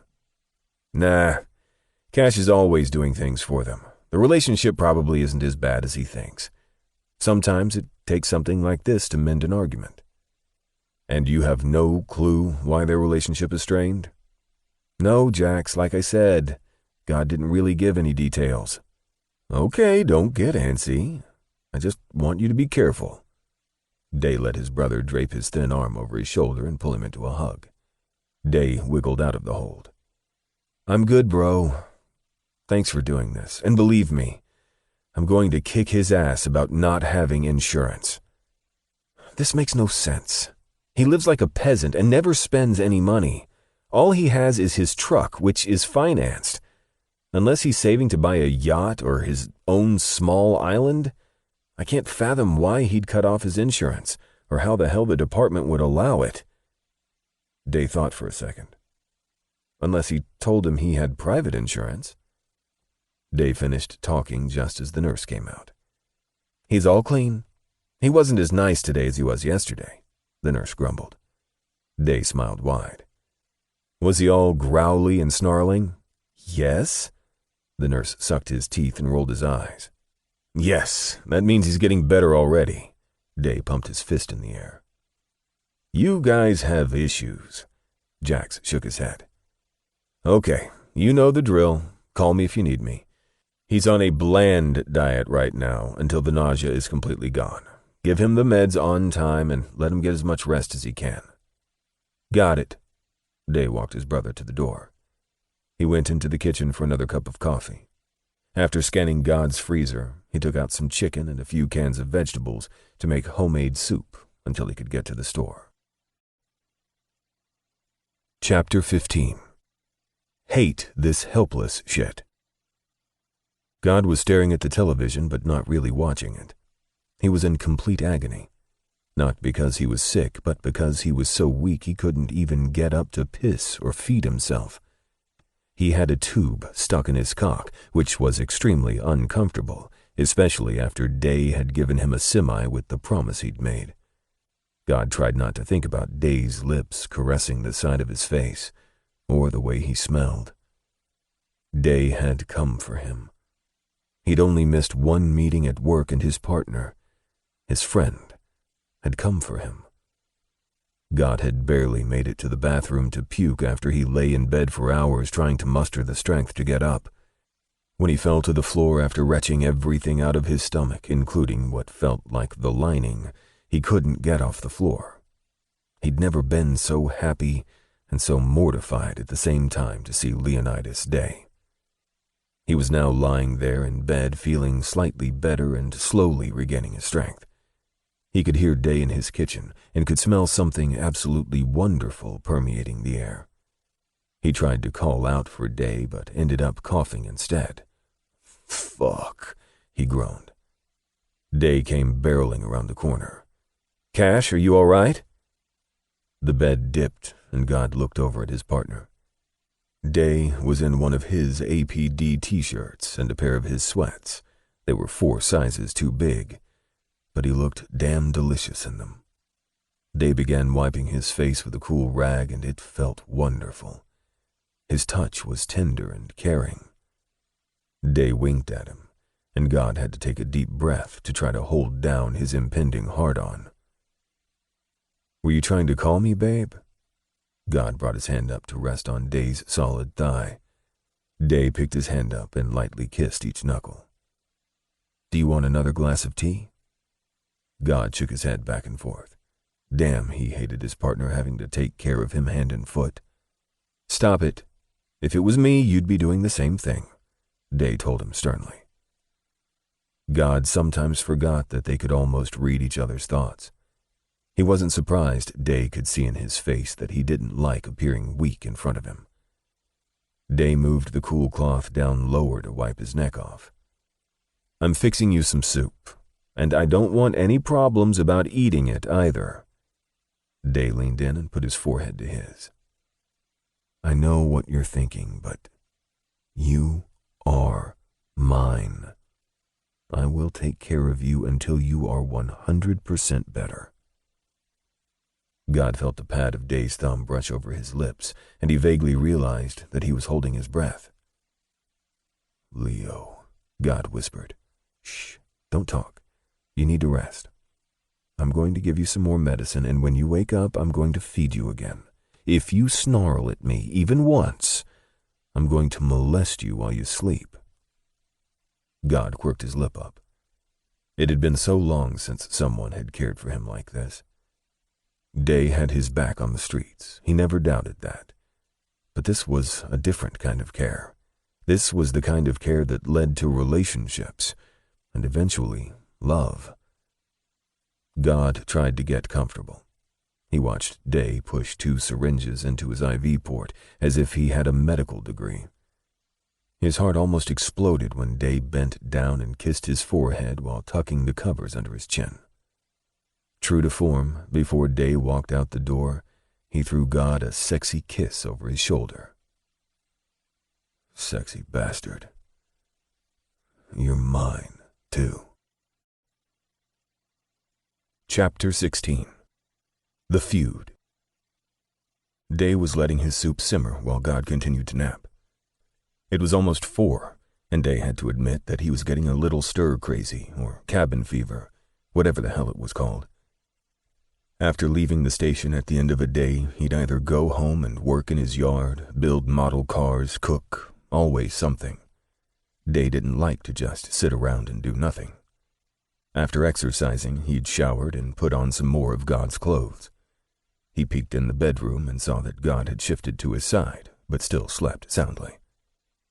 He fixed another pot of coffee and went into the living room. After checking in at work, he decided to see what was so special about the video games that God loved so much. Grand Theft Auto. That sounds interesting. Day had been playing for over an hour when he heard God begin to cough. "Hey, Sleeping Beauty." He sat on the side of the bed. He used the back of his hand to feel God's forehead. No fever at all, and hardly any sweat. Very good. "You've been asleep for almost 5 hours. I'm sure you're hungry by now. I kept the soup warm. Sit tight while I fix you some." Day waited for God to nod his head before getting up. Day got God's food and some more warm tea. He was just getting ready to take the food back to the room when he heard the little boost phone buzz with an incoming message. He put the bowl down and pulled up the message. The text was simple. "I'll be there tomorrow at 3. Day smiled. He was finally going to meet some of God's family. He already began making a mental list of what he was going to ask the little brother. He wanted to know if his partner was a brat growing up. Did he have pimples? Did he ever get caught sneaking out of the house? Was he grounded a lot? I want to know it all. Day took God his dinner. God had slept a lot better last night. Now he was propped up against the headboard waiting on Jax to come take out the IV and catheter. You look a lot better, babe. How are you feeling? Day asked, his body stretched across the foot of the bed. He had his head resting in his palm on his bent elbow. He watched God bring both hands up and wipe his face. I'm better. I want out of this bed, Leo, God huffed. Nope. As soon as my brother gets here, we'll see, Day said, trying hard to stifle a laugh at God's irritation. I'm going to hurt you bad, Leo, if you don't let me out of this. God couldn't finish because his bitching caused a coughing fit. Day jumped up and grabbed the washcloth. He rubbed God's chest in soft circles as the coughing slowly subsided. Fuck, God coughed. Okay, maybe I'm not ready. Day looked at the man and shook his head. Lie down and get some rest before Jax gets here. After Jax's exam, he regretfully informed God that he was not cleared to go back to work. While he may not be contagious anymore, he would still be impaired as long as he was on the pain medication. Jax only stayed about 20 minutes. He gave God a couple prescription bottles of medicine and told him to call if he was needed. Day walked his brother to the front door and told him he owed him tickets to the next Braves game. After Day fixed another cup of coffee for himself, he prepared a large bowl of homemade soup for God and went back to the bedroom. God was sleeping so peacefully that Day hated to wake him. He set the bowl on the nightstand and sat gently beside his partner. The nurse had cleaned him up again, and he looked more like God. His skin was back to its normal color. His facial hair had grown out some, but it looked sexy. He stroked the side of God's cheek with the back of his hand. Babe, wake up. I got your breakfast, he said softly. God slowly opened his eyes. I'm tired, Leo. I know, but eat just a little for me, okay? Then you can go back to sleep. Day was already propping him up on the pillows so he could eat. What's going on with the case? God asked around a mouthful of noodles. Still doing surveillance on the locations. Nothing major. Don't worry, there'll be plenty of asses to kick when you get back. Day smirked. His smile quickly faded when God grabbed his chest during a hard cough. Here, drink some tea. Day helped his friend sip the warm liquid. I think I can hold my own cup and spoon now, Leo, God said with a slight smile. Day blushed and handed over the cup. He watched him take a few careful sips. I need to get up and walk around. Day was already shaking his head no, but God ignored him and slowly began to swing his legs around to the side of the bed. Stubborn man. Day helped God sit up on the edge of the bed. God swayed a little in his arms. Cash, is this really necessary? You just took some medicine. What if you fall? Then catch me, God winked. That's not funny, Day chided. Not trying to be. But I need to build up my strength. And I have to pee. Oh, okay. You should have just said that. You made it sound like you wanted to go on a field trip or something. Day let God drape his large arm around his neck. While he was still very heavy, God was supporting a lot of his own weight. My head feels like it's going to explode, God groaned. You can take a pain pill after you use the bathroom, Day said. He helped him into the small bathroom and moved to untie God's pajama pants until he stopped him. I can manage from here. God looked more amused than anything. Oh, well, I can hold it for you if you want. Day inched closer to God and gazed up at him with his sexiest leer. Get out, nympho. God braced one hand on the sink while using the other to nudge Day out the door. Day laughed and stood guard outside the door just in case he heard a thud. After several minutes, he asked while trying not to laugh. You need something to read? Shut up, Leo, God huffed. After several more minutes, Day heard the toilet flush and the sink running. When God opened the bathroom door, he looked exhausted. Day didn't joke anymore. He simply slid his arm around his friend's waist and helped him back to bed. It took several minutes, but God was finally lying comfortably. He turned off the television and hit the lights on his way out. After playing some more Grand Theft Auto, Day heard a hard knock at the door. What the fuck? Day pulled his 9mm from under the futon cushion he was sitting on and moved quickly to look out the peephole. Intense green eyes were focused on the door. Day was able to see the person's entire face and realized he was looking at a younger version of his partner. Day tucked the gun in his waistband and pulled his t-shirt over it. He opened the door and smiled wide at his partner's baby brother. "Hey man, you must be Genesis. Come on in." Day stepped to the side and waited for Genesis to enter. His wide shoulders were set and tense. Day didn't know if the big kid was nervous or what. "I wish I could say that Cash has told me a lot about you, but he hasn't. I'm Leo, Cash's partner." Day held his hand out for the young man to shake. Day watched as Genesis looked him up and down with a hard scowl while completely ignoring his outstretched hand. Day slowly pulled his hand back. "I can see the family resemblance," he said dryly. "Who are you?" the kid asked again.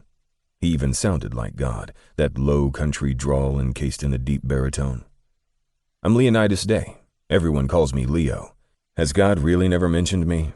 Day said as a statement rather than a question. He couldn't believe that God never told his family about him. Day's whole family knew who his partner was, who he trusted with his life while out on the streets. God had been to so many of his family's barbecues, birthday parties, and even weddings. Hell, God was a pallbearer with Day at his father's funeral, for Pete's sake. Genesis was still standing there with a dumbfounded look, and Day began to wonder if the boy was slow. "I work with your big brother. I'm a detective too." Day pointed his finger at his chest. Day jerked his head back when he saw Genesis grinding his teeth together. "Hey, look, dude, I know you and your brother have had your differences. I mean, what brothers haven't? My big brother still rides my ass, and I'm over 30 years old. Sometimes I have to tell my brother, look, I'm a man now. I got hair on my chest and my balls. Stop treating me like the snot-nosed kid that used to follow you around." Day laughed and slapped Genesis on his back, trying desperately to lighten the mood. "Leo, that's your name?" Day nodded, his brow furrowed with confusion. "I don't know what Cashel told you, but he's no goddamn brother of mine," Genesis fumed. "Does he live here? Your text said he was sick. Is he dying? Because if he's not, I'm going to fucking kill him. He said he didn't live here in Atlanta. Is he stalking my mother?" Day stood there with his mouth hanging open. This kid was outraged, and Day just realized that his feud with God went way beyond the normal brotherly squabbles. "Genesis, please lower your voice. Cash is sleeping, and he's still very sick. Look, I called you because I needed to run some errands, and I thought you could come over and keep an eye on him. But obviously that was not a good idea, so you can leave and—" "Oh, hell no. I'm not going any damn where." Genesis glared at him. Day's hackles rose, and he was afraid he was going to have to remove Genesis by force. Before Day could react, Genesis ran past him down the narrow hallway. He burst into the bedroom and stopped short. Day stood in the doorway watching Genesis as he watched God. "Please don't bother him," Day said in a stern whisper. "Whatever is going on between you two can continue after he's better." "Fuck that," Genesis barked. "You asshole! You said you didn't live in Atlanta." Day grabbed Genesis by the arm, but he forcefully yanked it from Day's grip. After Genesis's loud rant, Day saw that God was now fully awake and glaring at his brother. Or was it aimed at Day? "Jen, what are you doing here?" God croaked. He tried to sit up, but ended up coughing. "What am I doing here? Really? What the hell are you doing here? You said you didn't live here. Are you stalking my mother?" Genesis yelled loud enough for the whole neighborhood to hear. God continued to try to rise. He slowly swung his legs over the side. "Cash, stay in bed," Day yelled over Genesis. "You," he pointed at God's brother. "Get out." "You called me, asshole," Genesis yelled back at Day. "I thought you were Mr. Udall, but you said your name was Day. So I want to know, why are you helping this murderer?" Day saw God's eyes snap up to him. The look he saw in God's eyes was pure anger, and Day couldn't stop the chill that flowed over him.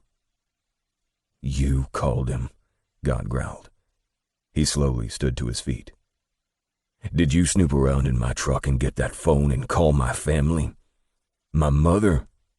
You had no fucking right, Leonidas. Day didn't have time to respond before Genesis yelled, "We are not your family!" Genesis charged forward, head first, as if he was a defensive lineman aiming for the other team's star quarterback. Day yelled out right before all of Genesis's 200-plus pounds barreled into God's midsection, hurling them both over the bed and off the other side onto the hard floor. God ended up on the bottom. Day leapt over the bed and grabbed at Genesis, but not before the bastard landed a hard left jab to God's midsection. The wail that escaped God's mouth was heart-wrenching. It had to have hurt like hell. Day was having the hardest time pulling Jen off his friend. The bastard was solid muscle, just like his big brother. His entire weight was pinning God, and God didn't have the strength to push him off. God yelled out again when Genesis elbowed him in the ribs. Day actually thought of pulling his weapon, but quickly dismissed that thought. He put Genesis in a chokehold that had him gagging and gasping for air. "Let him go, Leo," God yelled from the bottom. Day couldn't believe God was yelling at him. This kid was trying to kill him, so why was he being told to let go? Genesis threw an elbow back, and Leo just barely dodged the sharp bone hitting him in his cheek. "Get off him," Leo yelled. But Genesis was a raging bull, and he wasn't budging. Day could see God's face. Not only was he in agonizing pain, but he was hurting emotionally. Day could see now that God wasn't even trying to fight back. In the midst of all their yelling and fighting, Day heard the front door to God's apartment burst open and loud steps making their way to the bedroom. Day quickly moved off Genesis's back and pulled his weapon from his waistband, thinking maybe Genesis came with backup. Seconds later, God's thugged neighbors appeared in the door to the bedroom. Day lowered his gun and let the big guys pull Genesis off God. While being dragged off, Genesis's large boot caught God in his thigh right next to his groin, the strike bringing tears to God's eyes. The thugs pushed Genesis up against the wall. Two men had his arms, while the other held him from behind with a meaty forearm around his throat. Everyone was so busy snarling and cursing at Genesis that no one saw God work his way to his feet until the room echoed with the sound of God's Desert Eagle chambering the first bullet. The loud click made everyone pause and shut the hell up. "Release him, and get the hell out." God had the gun aimed steady, but he wavered slightly on his feet. Everyone was so shocked at the feral look in God's eyes that no one budged. "I said, get your goddamn hands off my brother, now!" God's deep voice was like thunder, his glare hard like steel. The thugs released Genesis. "Now get the fuck out!" God spat the words out like venom. His neighbors didn't question what was happening. However, the look they gave God said, all bets are off. And Day knew God had picked up on it.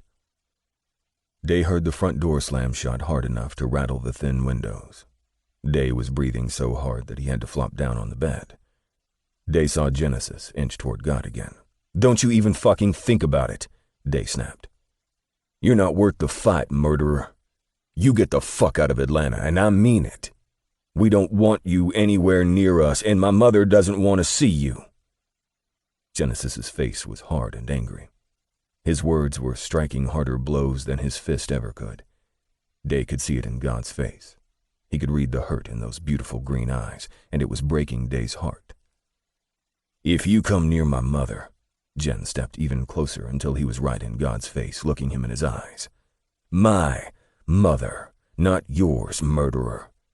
If you come near me or her, I'll get a restraining order against you." Genesis turned to walk out the door. He paused at the door frame and turned back to look at God. "You're dead to us. Just stay away. We don't want to ever see you again. We'll never forgive you, so stop trying." On that note, he turned and left the apartment. Day had fucked up big time. This was his fault, all because he couldn't keep his nosy ass out of other people's private business. Day rushed to God's side. "I'll help you, Bay."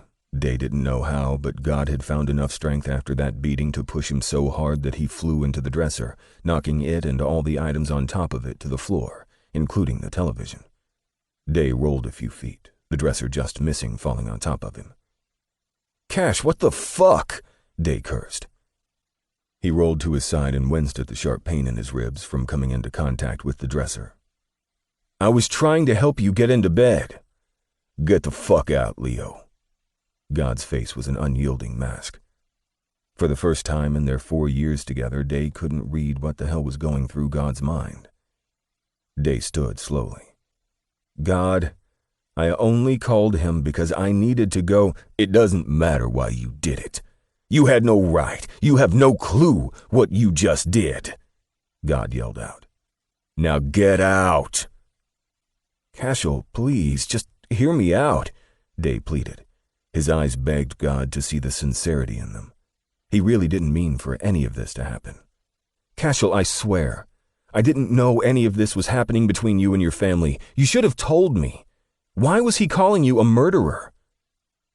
No matter what, Day couldn't turn off his detective side.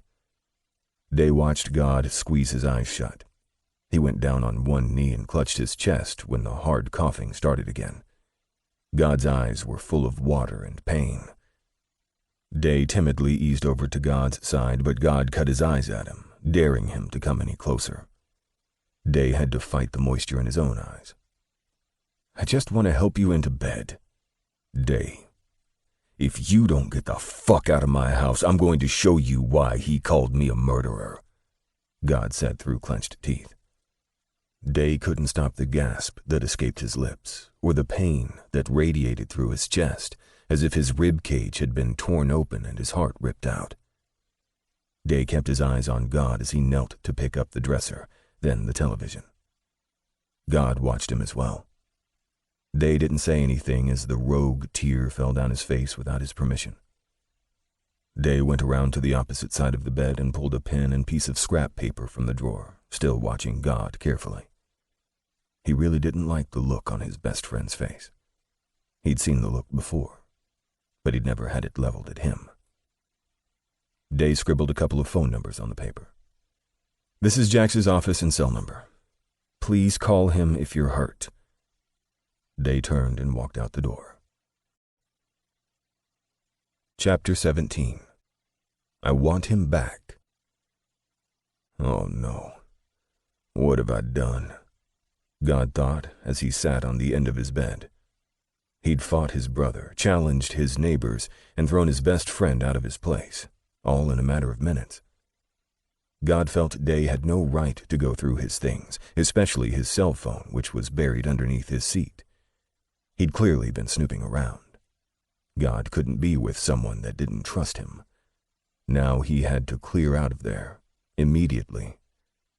God slowly made his way to the front of his apartment. He peeked out the blinds in his mini kitchen and saw that not only were his neighbors outside, but also about 10 more guys. Fuck. He knew he'd ticked his neighbors off and they were no longer BFFs.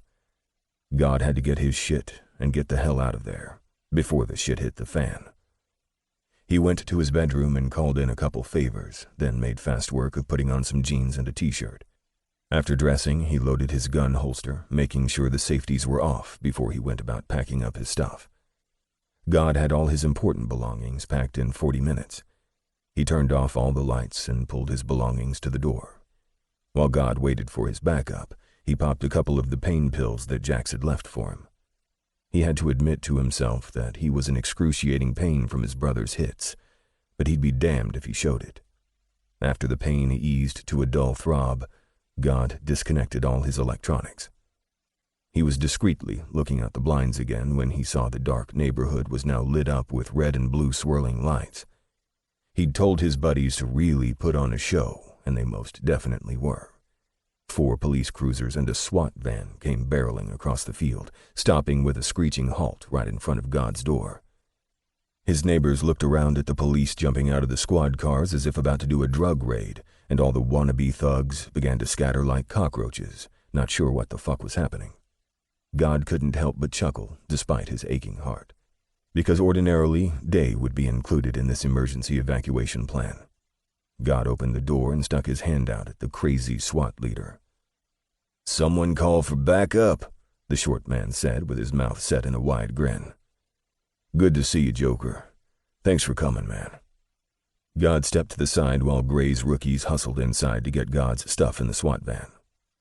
Hey, we weren't doing shit anyway. Besides, that was fun. Gray laughed while shaking God's hand. I told you I owed you one. You saved my ass in that bust over in Doverton Hills. If it weren't for you, G, I wouldn't be here. It's all good, God replied with a shrug.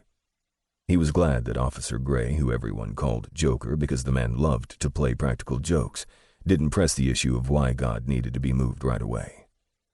Move it, you pansies. If you break anything, it's coming out of your already little-ass paychecks. He laughed loud enough to make God cringe. Those your rookies this year? God asked, but he already knew the answer. Yep, fresh out of boot camp last week. God looked at the tender faces on bodies that were so heavily muscled they looked artificial. He shook his head. Is it me or are these guys getting younger and younger? Some of these guys don't even look 21. Gray stood with his feet shoulder-width apart and arms crossed over his chest. He had on a dark blue Atlanta PD SWAT team t-shirt that hugged his firm pecs and brown cargo pants. His boots looked military style, the way he had them laced up over his pants. I know, dude. Guys are signing up right out of high school now. That's why it takes a little extra to whip these guys into good soldiers. Today I had them running laps for 3 hours before the sun came up. Gray grinned slyly. God shook his head. You do realize this is the police department, not the Marines. These rookies will learn the meaning of hard work and perseverance if it kills me, God. The man looked at the men struggling to haul God's big-screen television. If there's even a scratch on that TV, I'm taking it out of your ass first, and then your paycheck, he bellowed. One of the men approached them, and he looked like he could have spit nails at God before he turned dark eyes on his SWAT leader. No doubt he was pissed for having to do a job that didn't have a damn thing to do with being on SWAT. Sir, with all due respect, what does moving your buddy have to do with training? We are all pretty tired from today's workout, sir. God noticed some of the other men paused to see what their fierce leader was going to say. Gray stepped up until he was nose to nose with the man before he barked in his face. You should be happy to assist this man in any way you can. This man saved my life, so he's not my goddamn buddy. He's my friend and comrade. So you show some fucking respect, Fish, because you may need God to save your sorry ass one day. The chastised man nodded once to God and turned to walk away. As far as you feeling tired and overworked, I'll just put that on my list of shit I don't give a fuck about, Gray yelled. God tried hard to stop his laughing, but just ended up going into a coughing fit. Your captain told me you were sick, dude. What do you have, PMS? God wrinkled his brow at him. What the fuck? You got penis muscle strain, man? Gray cracked up laughing at his middle school level joke. Do you ever get tired of laughing, Joker? God asked. Nope, never. It takes way more muscles to frown than to smile. I'm just conserving energy. God checked his place one final time. They'd gotten his bed, televisions, video games, dressers, and clothes. He left everything else. God knew he had to take everything all at once. Those thugs would break in the moment he left. If he would have stayed the night, they still would have come in to test him, since he'd already shown them he wasn't 100%. God wasn't coughing as much, but his body hurt like hell now after taking Genesis's beating. God tried not to think about Genesis, and he really tried not to think about Day right then. He didn't want the rookies to see his hurt. God! God jerked his head back around. Yeah, you call me? Yeah, like 3 times. Dude, you really need to get some rest. You look like shit. Go ahead to wherever you're gonna lay your head, and I'll get this stuff into my garage for now. Thanks, Joker. I really appreciate it. God gave him a one-armed hug.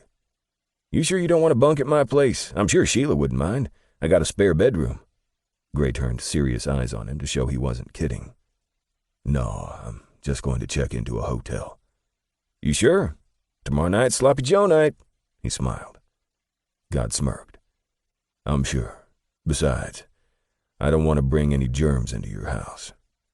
All right, man. It's an open invitation, though, Gray said. He got in the all-black cruiser and rode off with his team. God climbed in his truck and left the jungle. Chapter 18. I Want Him Back Too. Day used the garage opener to lift the door and coasted his Harley Sportster into the small space next to his SUV. He peeled his tired leg from over the seat and dragged his heavy body through the side entrance of his home. Day had ridden around for 3 hours after God had thrown him out like he was yesterday's trash. It had hurt him in a way that he never fathomed. He'd been caring for God's every need for 2 days, pretty much saved his life. And one mistake made, and God wanted nothing to do with him anymore. Being partnered for 4 years, they'd had their share of disagreements, but nothing like this, and God had damn sure never put his hands on him in anger. Day didn't want to, but his body wasn't obeying his commands. He went straight to his room to plug in his cell phone that had died during his long ride. He had to see if God had called him. Day shucked his leather jacket and draped it over the lazy boy in his bedroom. He plopped down on the edge of the bed and waited impatiently for the phone to boot up. Email. He might have emailed me. Day put the phone on the nightstand and made quick steps to his laptop and turned that on too. Day had one hand in his mouth, chewing relentlessly on a nail, while his left boot tapped an erratic rhythm on the hardwood floor. He logged into his email account and saw that he had 52 emails, but not one from God. Damn it. Day picked up his cell phone at the sound of the message notification beeping. He couldn't believe he was actually nervous. He scrolled through his missed voicemails and then his texts. Nothing. Son of a bitch, he yelled, throwing his phone across the room. Day dropped to his knees and cried out at the pain that action caused.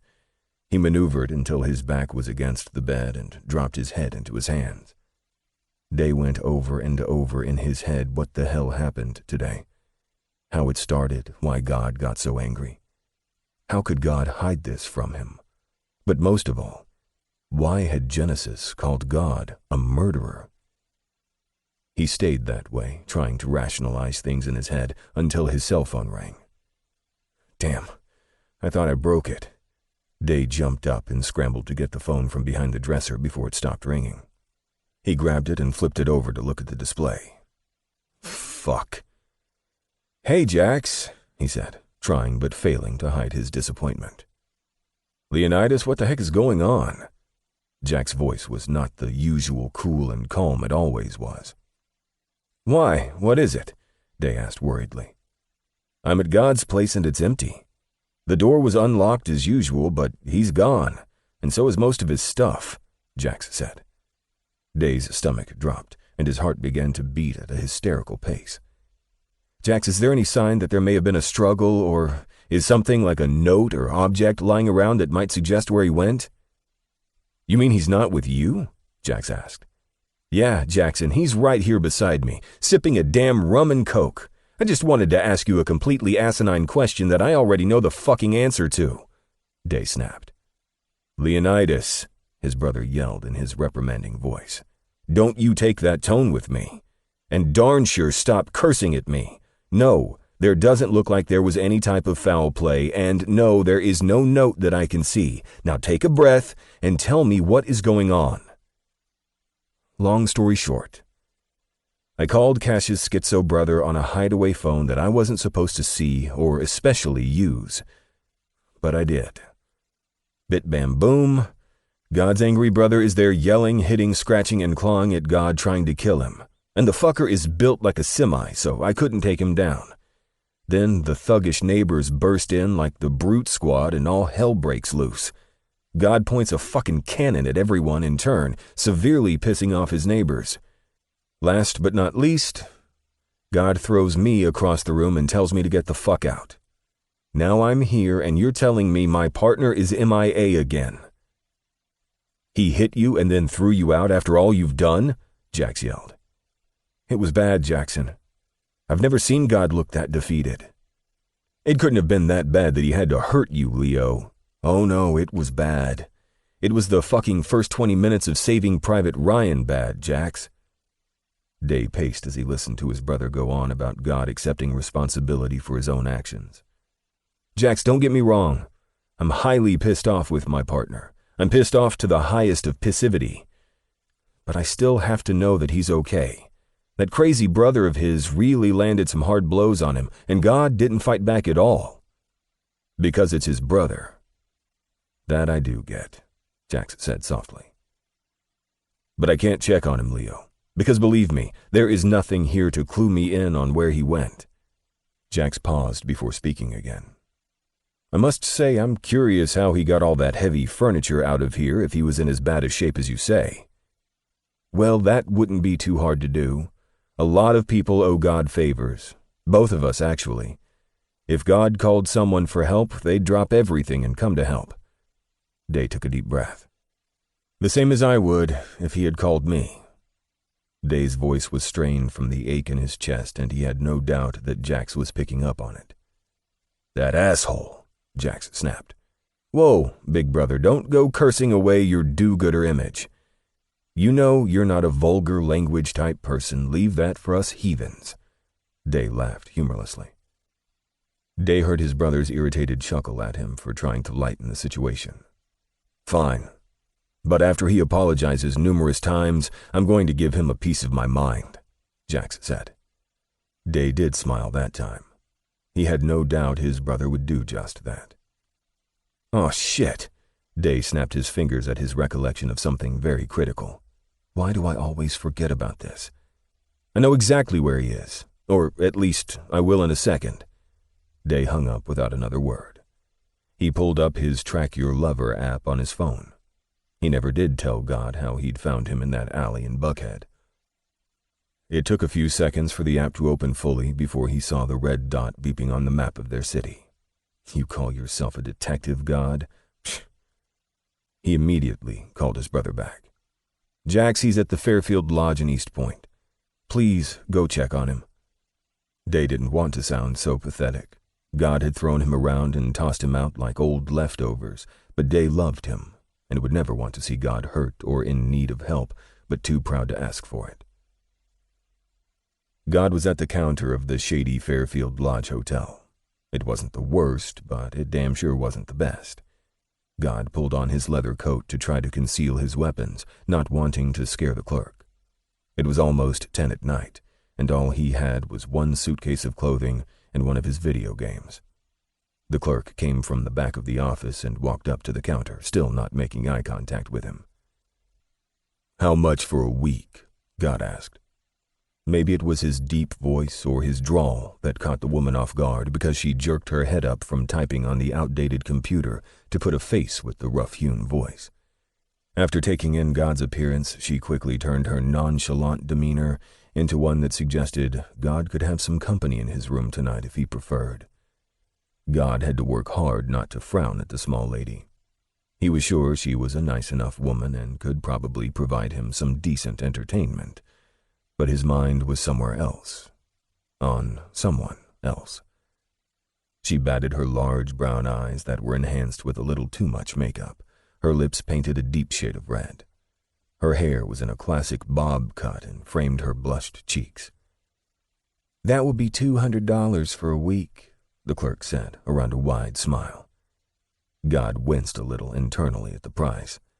His payday was next week, but he had to make the $372 in his bank account last until then. The clerk continued. We have cable and Wi-Fi. There's a small workout room on the first floor. There's ice and vending machines on each floor, and a free continental breakfast on the weekends from 6 to 8 in the morning. I'll take one with a king-size bed if you have it, God responded dryly. No problem. Are you checking in anyone? Are you sharing the room? She questioned. Single, please, and first floor if you have one.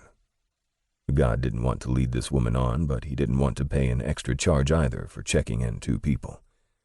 The clerk did a terrible job at concealing her excitement. She asked for his license and pecked away at the computer. You'll be in room 165, on the bottom, around the back. Anything on the front? God asked. He liked to see who was coming and going. Anything, for you. She winked, and he had to restrain from sucking his teeth and rolling his eyes. Whatever happened to professionalism? Okay, how about room 114? It's right there. She pointed out the window. He didn't turn around to look. He signed the papers that said he'd be a good guest or else pay the consequences and went for the key card in her outstretched hand. When he tried to extract it from her claws, she jerked it back toward her and asked in what she thought was a sexy voice. "How about I come turn down the bed for you? We offer that to our special guests." "Good thing I'm nothing special," God grumbled and pulled the key card from her. He heard her mumble on his way out the door. "Some motherfuckers are so blind they can't see a good thing when it's staring them straight in the face." God actually thought that was hilarious, but the irony was not lost on him. Day had been there in his face all along, and he'd missed it. Now, he may have pushed Day out of his life for good. Literally. God was still beating himself up for putting his hands on Day like that. But even worse was that Day had gotten up and still tried to help him. He fit the card into the slot. When the light went from red to green, he opened the door, entering the dark, damp room. He flicked the light on the wall and let the door slam shut and lock automatically behind him. Dropping the bag at the foot of the bed, he dug in his pocket for the pain pills Jax had left him and popped 2 in his mouth, swallowing them dry. He peeled off his coat and placed his holster and weapons in the one drawer in the bedside table right next to the Gideon Bible. A hot shower and a little food might help how he felt, but he doubted anything could take away the vision he kept having of Day flying over the bed and slamming into his dresser. God squeezed his eyes shut. "Fuck. I'm so sorry, sweetheart." Too much happened in that room at once. God wasn't seeing straight. Genesis was beating the hell out of him. Day had violated his trust. His hood rat neighbors had barged into his home and choked his brother. God had so much medication coursing through him, he'd reacted without thinking. Now he wanted to call Day so badly, but he needed to let things cool off between them. Then he'd have to figure out how he was going to make it up to him. God opened up the brown shopping bag and emptied the contents onto the small dining table.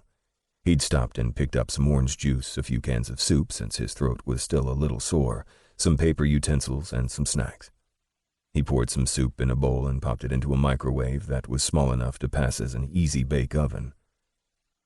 God dumped his toiletries bag on the bathroom sink and looked at himself in the mirror. He looked like day-old shit. His deep, wavy hair was all over the place. His beard had no contour to it, and his eyes looked like he'd just smoked crack. He rubbed his hands over his face and blew an exasperated breath. "Please have somewhat decent water pressure." God twisted the faucet handles on the stall shower and turned the water up as hot as he could stand it. He washed quickly and then stood still, letting the water beat on the back of his neck. It wasn't as hard as he liked, but it would do. He stood there until the water started to turn cool. He shaved his beard, leaving his goatee and a little bit of length under his chin. He combed his hair until there were no more tangles and left it down to dry. He felt better, physically. With a small, scratchy towel wrapped around his waist, God went to retrieve his soup and sat in one of the small chairs at the 2-person table. At least they were cushioned. His bed didn't look as inviting, with the typical hotel comforter that always slid off the bed and onto the floor in the middle of the night. God hoped the sheets were changed regularly, but his gut told him they probably weren't. Thank the Lord I'm still on antibiotics. Could probably catch instant herpes in that bed. He snorted and downed his bowl of soup in 3 quick gulps. He hadn't even realized how hungry he was until the bowl was dry and he immediately wanted more, so he popped open another can. Day's soup was better. God wiped off the table, and just as he was about to peel the covers back on the bed, there was a light tapping on the door. He quietly opened the nightstand drawer and pulled out his 9mm. He pulled the curtain back just enough to peek, and saw the night clerk from the front desk at his door. Shoot me. God cracked open the door. "Yeah, what's up?" She smiled at the sliver of his chest she could see through the crack. "Sorry to disturb you, but there's a man at the front desk asking for you, and we have a firm policy of not giving out our residents' information." God's stomach began to flutter. It had to be Day. Maybe he'd followed him there. God wasn't sure. "Did he tell you his name?" "Yes. He said his name is Day," she replied, still craning her neck to get a better glimpse of his flesh. "Give him the room number, please. And thank you for checking first." God shut the door, not needing a response. God had just enough time to throw on some jeans when a loud bang sounded on the door. He frowned and yanked the door open. God looked into the angry eyes of the wrong Day. He wanted to see Detective Day, not Dr. Day. God huffed and stepped to the side to let Jax in. "How did you find me, Jax?" God asked as his greeting. "I didn't. Your partner did. He seems to be able to track his lover anywhere in the United States," Jax said with zero humor. His brow scrunched for a couple seconds before he realized what Jax was talking about. "Track your lover. He's actually using that goddamn app on our phones? Son of a bitch. If you weren't still sick and so freakishly huge, I'd punch you in the jaw for hurting my brother," Jax fumed. God plopped down on the bed and hissed at the pain in his ribs. "Jax, I don't make excuses. I fucked up and I admit it. I will fix this, and soon. Leo means everything to me. And really, he's all I've got." Jax dropped his large medical bag to the floor and looked God in the eyes. "But do you love him?" God didn't speak. "You already know how he feels about you. I've never seen him care for anyone else the way he cared for you while you were sick. He was scared and worried. He's still worried. He sent me here, wouldn't take no for an answer. You may care about him, but if you can't love him the way he wants you to, then let him know now. Not after he's too far in," Jax said. God knew Jax was telling the truth. He knew Day was important to him. But love? He'd never been in love before. It had been even longer since he'd felt loved by another. What Day had done for him over these past few days must have been what people in love did. He didn't need to reveal his feelings to Jax, like he'd noted when he opened the door. It was the wrong day. "I'll fix this, Jax. You know I'm a man of my word. It's all I have. I won't spill my feelings to you, but I promise you, I'll never hurt him again," God said seriously. Jax stared him down for a few seconds, and God never looked away. Not until Jax believed he was sincere.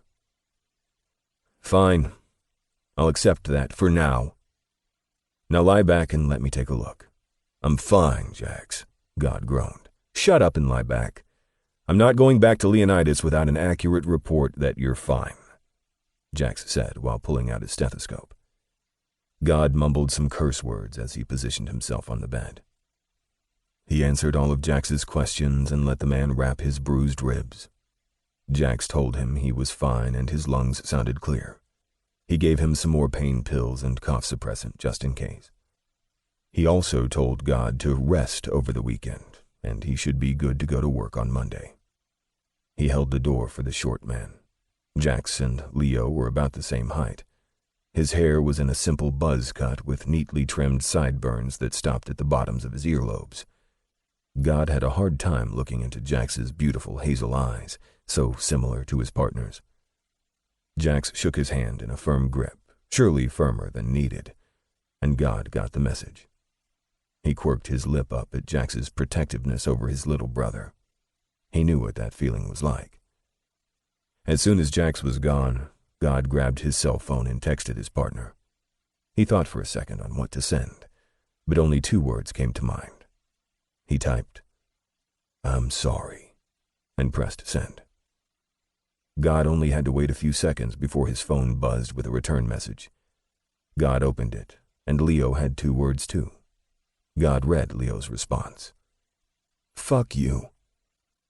God laughed heartily as he stared at the 2 words with an angry-faced emoji symbol after it. Day was the only one that could make God laugh like that. "Oh, you're gonna make me work for this one, aren't you, sweetheart?" God climbed under the sheets, naked, and forced his mind to relax. He'd go get his man tomorrow. Chapter 19. Screw Your Apology. Day looked at God's weak-ass apology text. Day didn't care about a fucking text. He wanted God here on his knees begging for forgiveness. After Jax told him that God was fine and he looked very sorry for what he'd done, Day could think about nothing else. Tomorrow was Saturday. Usually he and God would go work out, sometimes go to the shooting range. They'd do whatever they felt like doing. Then in the evening, Day would cook, and God would do or fix whatever Day needed him to around the house.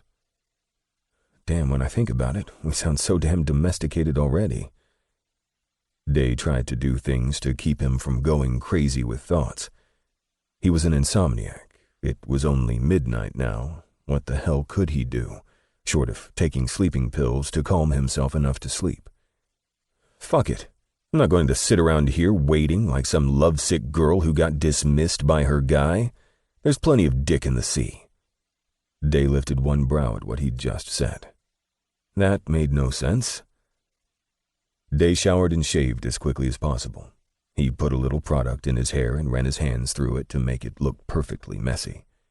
He wore his well-worn tight jeans and a button-down, tan-collared shirt.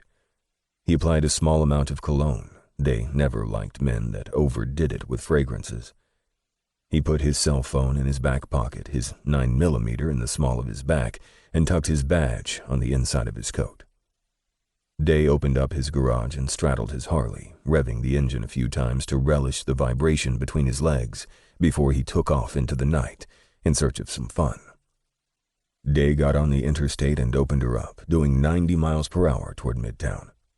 There was a cool sports bar on Piedmont that catered to men with specific sexual preferences. There wasn't a night Day went that he didn't get lucky.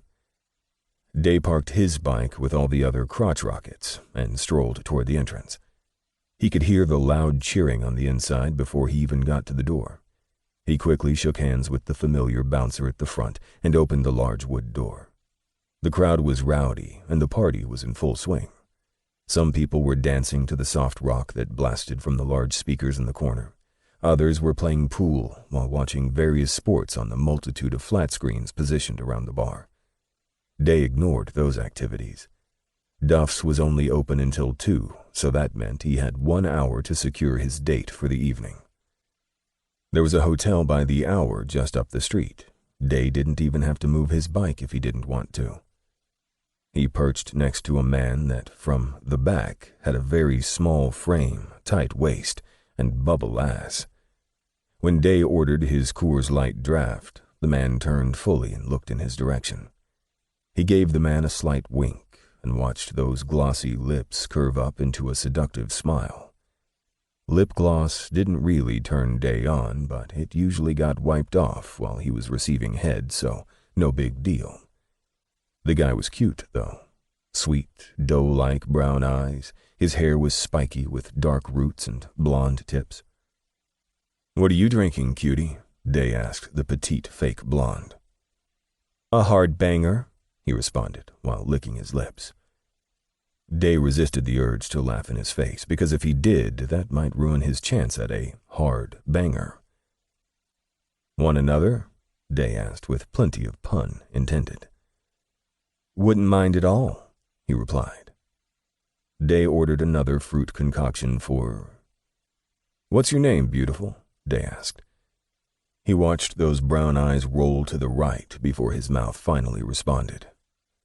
"Mick. Most people call me Mick." "Sure. We'll go with Mick. It's fine if you don't want to tell me your real name." Day watched the man closely for more signs. When Mick responded to Day's question, his eyes went up and to the right, and since Mick was right-handed, Day concluded that he was lying. Day always looked for unconscious movements people made. It was why he was such a good detective. He didn't miss a thing, usually. Mick giggled like a girl before answering. "It's not that. I just don't like being called Michelangelo, so I tell everyone my name is Mick. But to be honest, you can call me whatever the hell you want. You can also call me Ready to Get Out of Here." Damn. I'd probably tell people to call me Mick, too. Who the hell names their kid Michelangelo? I might take you up on that, Mick. But do you mind if I have a couple of drinks first? Not at all. He watched Mick slide off his stool with the grace of a cheetah and attach himself to Day's right side. And you are? Mick smelled like lavender and vanilla. Day wasn't an aftershave kind of guy, but he'd take what was offered tonight. Anything to stop him thinking about the big guy that had thrown him around like a rag doll this morning. Stop thinking about him. Day ordered 3 shots of vodka and another beer. The bartender lined up his shots and he downed each one in quick succession. Hey, slow down, cowboy, Mick laughed. Day wanted to tell the man to shut up. He didn't know his plight. He was in love with his best friend and partner, but he wasn't loved back. Mick should be glad that he wasn't shit-faced already. My name is Leo, he finally answered Mick's question. Day snaked his arm around the tiny waist and let the man nuzzle the side of his neck. You could hear him taking long whiffs of his cologne. You like the way I smell, honey? Day asked, already feeling the liquor. In answer, Mick wiggled a little closer, and Day let his hand slide to that tight ass. He gave it a firm squeeze, and Mick released a quick exhale against his neck. You smell delicious. I want to know if you smell like that everywhere. How long you gonna make me wait, Big Daddy? Mick whispered with a slight slur. Oh, for fuck's sake. Suddenly, Day wasn't in the mood. Just that damn quick, Mick had turned him off. Day didn't want lip gloss and silly innuendos. He wanted his alpha stud. He wanted to be thrown down on the bed and handled.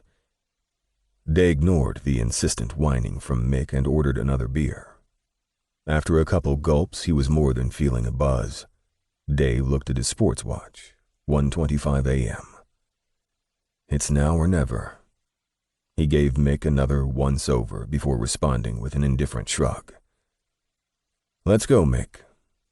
Mick clapped his hands together and squealed like a pig, and it almost made Day decide he wasn't worth it. He hoped the man's moans were a tad more masculine. Day held Mick by the hand as they made their way through the crowd and out the front door. He gave a quick nod in the direction of the hotel, letting the bouncer know he'd be back in an hour to get his bike. This definitely wasn't Day's first rodeo. He and Mick stumbled a little as they walked, and Day began to laugh to himself. He felt like an idiot. When was the last time he had to get drunk in order to fuck someone? Hell, Day didn't even know if he'd be able to perform because his cock was as limp as a wet noodle right now. Day turned the corner and ran smack into a large, hulking chest, startling the hell out of both him and his date. Mick grabbed his chest. Jesus! No. God, the gruff voice responded. Goosebumps popped up all over Day. He didn't need to look up. He knew exactly who that voice belonged to. Day still had his arm around Mick when he heard the small man giggle. Goodness, you are huge. Sorry, didn't see you, big fella. Mick went to move them around God, but Day didn't budge. Day finally looked up into fierce green eyes. Holy fuck. God looked good enough to pull into the small alley and fuck him for hours. He had on black jeans and a dark gray V-neck shirt. His black mid-thigh leather coat was open, and Day could see the butt of his Desert Eagle at his side. Just like that, Day was rock hard. Mick pulled on Day again. You coming, handsome? No, he's not. Leave, God told Mick. His voice was rough and his posture was intimidating. Mick looked back and forth between Day and God before asking Day. You know this guy? Day was seriously at a loss for words as he stared at his partner that was supposed to be in a hotel room across town. Yes, he most certainly does, God answered for him. God was restlessly lying in bed, unconsciously massaging his balls and playing on his phone. He played a couple games, surfed the net, and began opening various apps. He scrolled past the Track Your Lover application and opened it up. Smiling, he saw that Day was at home. He debated calling him and trying another apology. After an hour of internal arguing, he finally convinced himself to do it until he noticed the red dot on his was moving. Where the fuck are you going this time of night? God sat up and turned on the small lamp attached to the wall by the bed. As the dot, Day, traveled toward Midtown, God began to growl. He knew exactly where Day was going. It was his go-to spot to get a quick piece of ass. You little bastard. I know exactly what you're doing, Leo. Teaching me a lesson, huh? God mumbled to himself as he quickly pulled some clothes out of his suitcase. In less than 10 minutes, he was fully dressed and squealing his tires out of the Fairfield Lodge parking lot. God barreled down the interstate and into Midtown Atlanta like he was on a high-speed chase. He pulled into the alley behind Duff's bar. He activated the alarm on his truck and made quick steps down the alley. As soon as he got to the end and was about to turn the corner, Day and his boy ran right into him. Now he was shooting daggers at Day's piece of ass and scowling at his partner. He took in the young man that Day had on his arm, and God had to fight the urge to yank his arm off. Spiky, bleached hair, a fucking midriff net shirt, wet lips, perfectly arched eyebrows, which God really hated, and a tiny frame. He decided to enjoy Day's loss of words for a couple seconds and slowly raked his eyes down that sexy body to the now prominent bulge below Day's belt. God moved in until he was practically standing on top of Day. God, what the hell are you doing here? Day finally spoke. Oh, my stars? You really are God? Mick squealed. God watched Day pinch the bridge of his nose and roll his eyes in obvious embarrassment. Seriously? God snarled, pointing at Mick. What are you doing here? Day snapped each word this time. You're not the only one that can track your lover, God said smugly while holding up his phone with the application still open. Day's mouth fell open, and the shade of red he turned was priceless. He decided to get rid of their excess company and take Day back with him. God looked at Day's date and put on his best run-for-your-life face and spat menacingly. Leave. Now. No, Day spoke before his date could move. You don't have to go anywhere, Mick. God looked back to Day and spoke in a harsh growl without moving his eyes from his partner's. Mick, I say leave now. He says to stay. Whichever will you do? Mick turned and ran so fast his image practically blurred. That takes care of that, God said. Day pushed God out of his space and turned to walk away without another word. Oh, no, you don't, God snarled before grabbing Day around his waist and pulling him back into the darkness of the alley. He pushed Day up against the brick wall and pressed his forehead hard against his. You think I'm just going to let you walk off? Yep, just like you did this afternoon, Day replied without a second thought. He'd be damned if that response didn't hurt like hell. He kept their foreheads touching but lost some of his anger. I apologized for that. You sent me a goddamn text message, coward. Now get off me. I'm going home. Alone now, thanks to you, Day hissed. You were really going to fuck that guy? God asked incredulously. You're goddamn right I was, Day retorted. Even though you're in love with me? Why did God say that? He watched his partner's face go from mad to stark raving mad. Before he could process what was happening, Day had caught him with a right punch twice to his ribcage, making him cry out in pain at his already tender ribs. Fuck! God yelled as he was shoved backward hard enough to almost knock him off balance. Can't believe you just said that, asshole, Day said, while moving in on him again. Think I'm going to let you string me along? God held his ribs and put one hand up to stop Day's approach, but it was useless. Day dropped like a martial arts master and did a backward spin kick, effectively knocking both God's legs from under him and sending him crashing to the ground, and 250 pounds hitting the asphalt really hurt. "The bigger they are, the harder they fucking fall," Day snarled, and began to move in again. What the fuck? God knew Day was quick. He'd seen him in action enough times. God's only defense was his muscle, but he had to get his hands on Day first, which wouldn't be easy. God rolled and came up off the ground quicker than Day expected, and he caught Day's left punch in mid-throw and spun him around. He yanked Day into his chest, but took a hard right elbow to his right cheek before he was able to secure it with the other one. "Enough!" God growled in his ear. Day's back was pressed hard against God's chest, while God held both hands tightly in front of him. "Stop fighting me." "No," Day snapped. "Stop fighting me, Leo, because I love you too," God said, his lips pressed firmly against Day's ear. "You can't fuck that other guy because you're mine," he whispered. God felt Day's body go limp, and he took the opportunity to spin him around to face him. He looked into soft hazel eyes and lost himself. "I do, sweetheart. I think I may always have. I just didn't know it until after you walked out of my apartment." God took a deep breath and shook his head, his eyes squeezed shut at the vision that popped into his mind. "After I hurt you."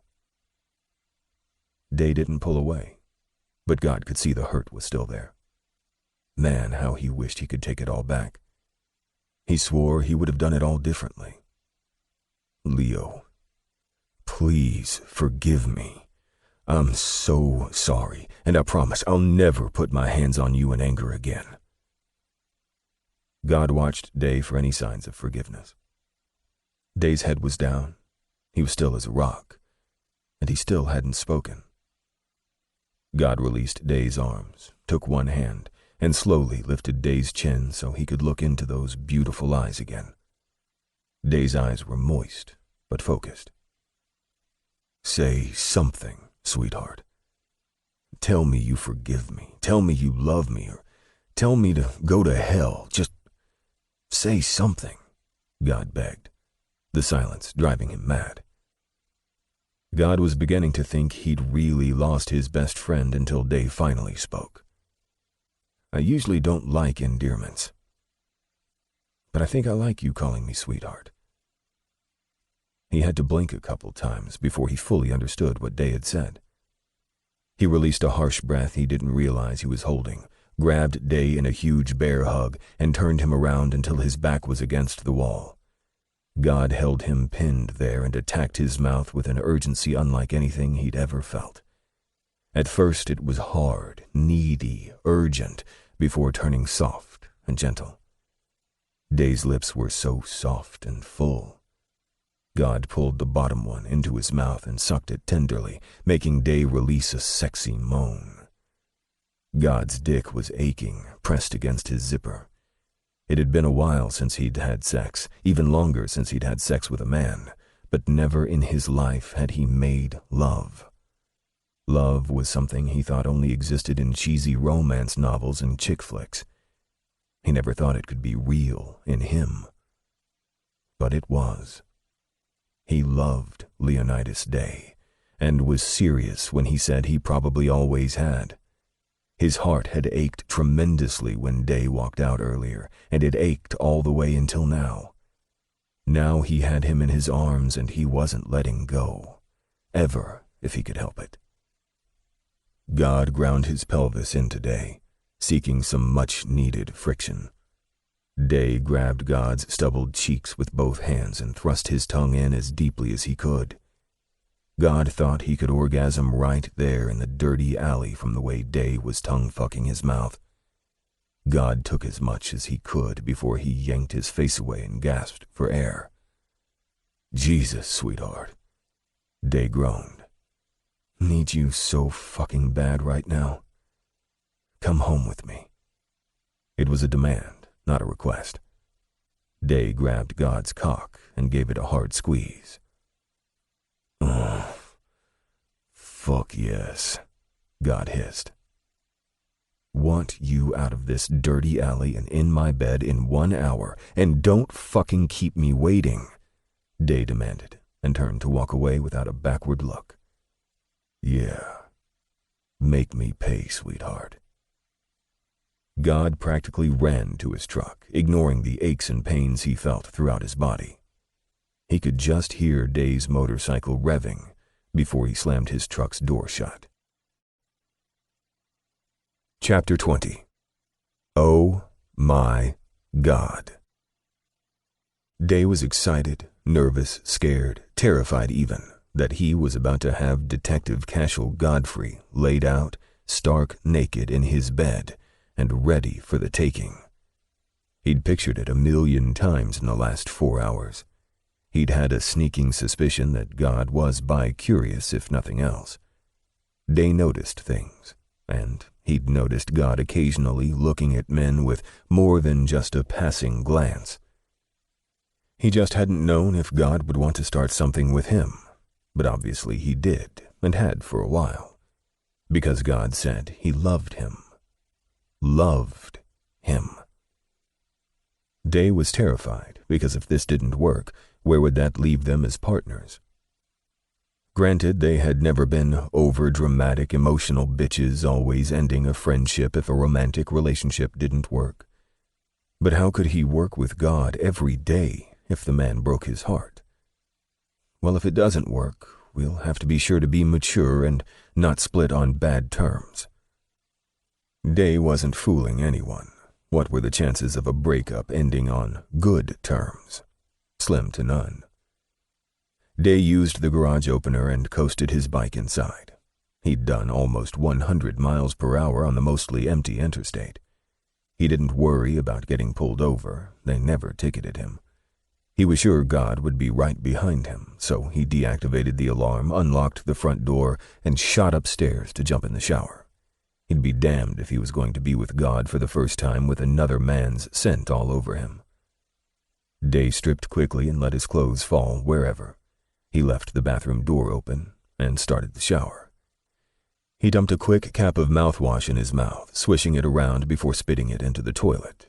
He stepped into the steaming shower and lathered up quickly, not wanting to waste another second of the night, because every second was a second he could have God's hands on him.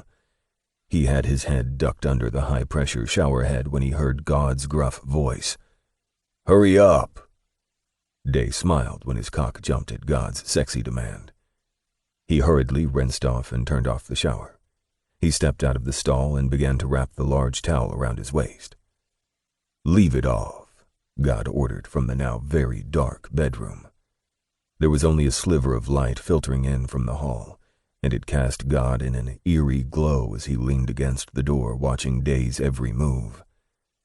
Day wasn't shy about nakedness, but the raw sound of God's tone made him shiver as he tossed the towel away. Day stepped onto the beige plush carpet in his bedroom and stood a few feet from God. He slowly brought his hands to his now straining cock. He began at the base and gave it a tortuously slow pull until he reached the blushing head, liking the clear pearly bead that formed at the tip, before sliding back down again. God stalked toward him, grabbed Day's hand from his dick, and yanked him against his chest. "Mine," he whispered against his temple. "Fuck," Day moaned. His cock was hard and leaking. He needed to touch it, or Cash to touch it, just fucking something before he went insane. Day looked up into God's eyes and gasped at the feral lust he saw in the green orbs. "Cash," he whispered. God held Day's wrist clutched to his chest with one hand, and used the other to swipe some of the clear pre-cum that was leaking between them. Day watched the movement with half-lidded eyes as God's calloused thumb grazed tenderly over his cockhead, making Day hiss at that tiny jolt of pleasure. "Look at me," God ordered. Day raised his head slowly and let God paint his lips with his own fluid. His mouth parted with his ragged breaths while watching God stare at his shiny lips before dipping down and capturing his mouth. God moaned so damn deep it vibrated Day's entire body. God lapped at his mouth and didn't stop until every single trace of his essence was gone. The jeans God still wore were coarse against his tender, wet flesh, and he wanted God naked, and now. "Please," Day whispered. God gripped the back of his neck and bit a trail to his ear. "Get on the bed," he commanded. Oh my fucking God. Day had to keep himself from sprinting to the bed and jumping on it like a kid. Instead, he walked slowly to the four-poster California king-size bed and pulled back the black and silver plush comforter. Day topped the twinks he'd brought home or to some seedy hotel for a quick fuck, but Day loved being dominated. He wouldn't say he was a full-on submissive, but he craved a big, hulking man that wasn't afraid to take control and overpower his body. Day tracked God as he stalked around his bedroom. The room was large, taking up most of the upper floor after he'd had one of the walls removed to connect both bedrooms. One side was a sitting area with a large flat-screen television, a dual reclining micro-suede sofa, and his record player. In front of a bay window, there was a moderately sized desk with a spotlight lamp attached to it, where he built his model cars. The finished ones were in a large china cabinet downstairs in his den. Day lay back and watched God remove his holster that held a very large and manly weapon. Day was a slut for beautiful weapons, and God definitely had one.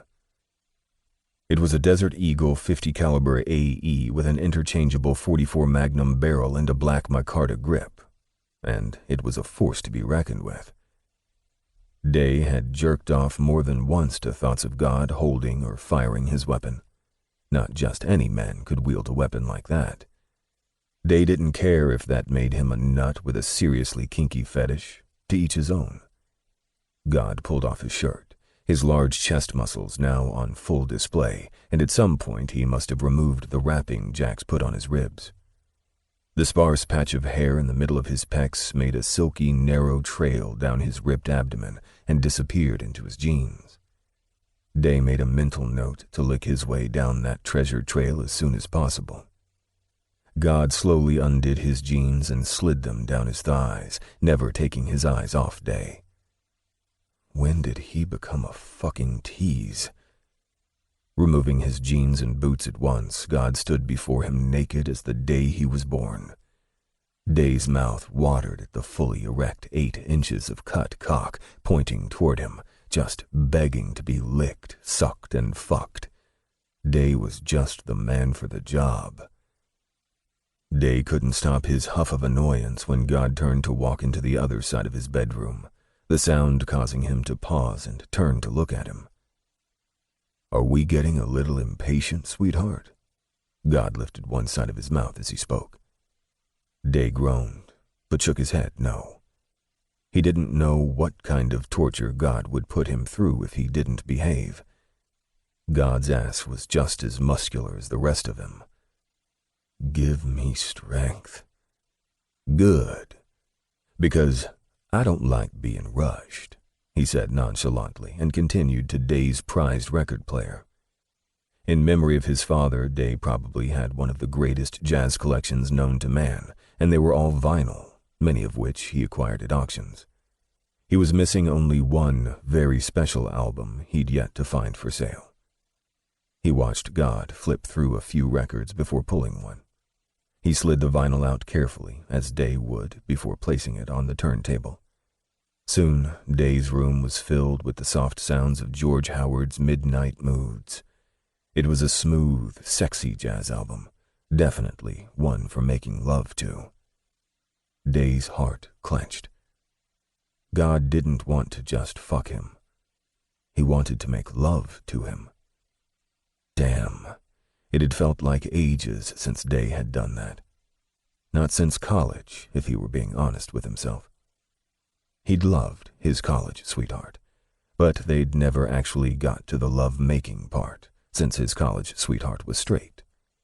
But now, he'd have the chance. Day reclined, letting the soft soprano sounds of the saxophone add to his euphoria. He opened his eyes when he felt the bed dip from God's weight. God positioned himself on top of him and pulled the covers up over them, stopping at their waist. Jesus Christ. And under the covers, too. Day's breathing picked up quickly as he stared into his best friend's face. They stayed like that for several long seconds, communicating silently. This was it. This was where the relationship changed from friends and partners to lovers. Were they ready for this? Is this what they truly wanted it to be from now on? Yes, they thought in unison. "Kiss me, Cashel," Day whispered. God lowered himself fully on top of him, and damn if all that muscle didn't feel blissfully heavy. God's kisses were so tender and soft that Day was swooning after only a minute. He never would have imagined rough and tough, badass God could be so gentle. Their lips grazed back and forth over each other's, nipping lightly. "Open," God moaned. Day opened his mouth and his legs nice and wide to accommodate his lover. They kissed and rocked together, neither one seeming to want to rush things. God grabbed one of Day's thighs and pulled it up to his waist, wrapping it around his back, then did the same with the other. God was so large, Day could only just hook his ankles together. God's elbows were braced on either side of his head. When he pulled back from their long make-out session, that heat was shining in God's eyes again. "Top drawer," Day said. God was thrusting that hard cock against him over and over, and he wanted to be filled with it more than anything in the world. God reached over and pulled open the drawer, feeling blindly for the lube and condoms. God reared up and pulled out the almost empty box of condoms. God growled and lifted Day completely off the bed, his legs still hooked together around God's waist. Day's eyes flew open as he held onto God's shoulders. God stared into his eyes, his teeth bared, the muscles in his neck bulging in anger. "You know I'm not a virgin," Day answered God's fury. "If you want me, you have me. Now stop acting like a bastard and take me." God slammed him back down to the mattress and snatched the lube off the bed.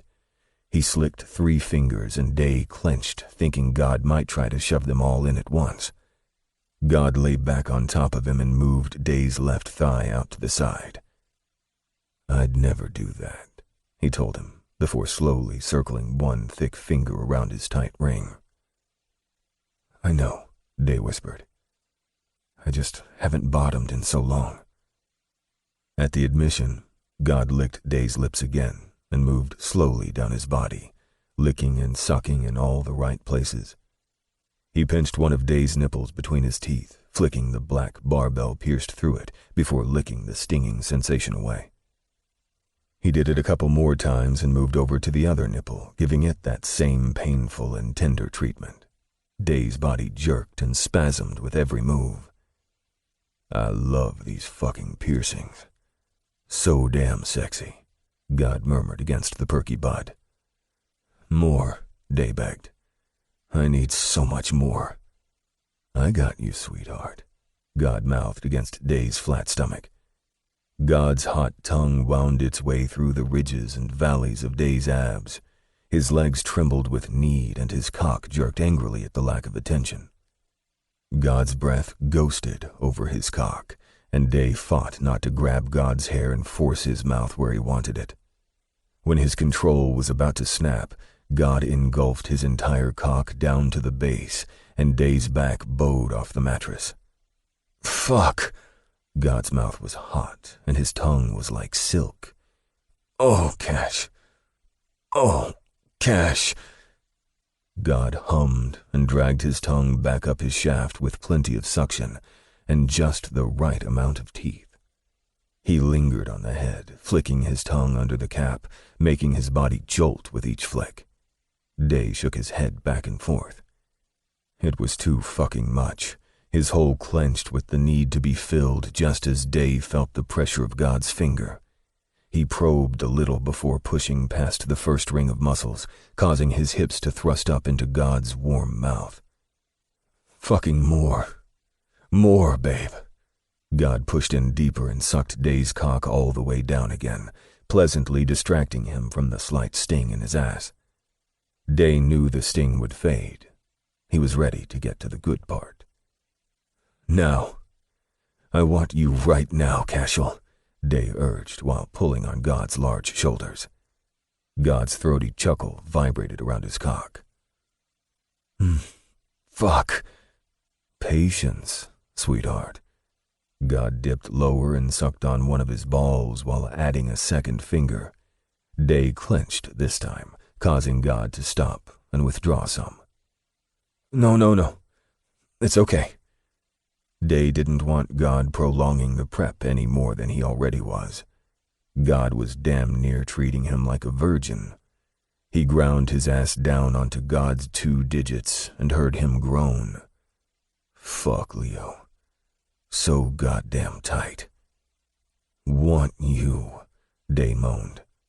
You have me, babe, God responded and engulfed his cock again.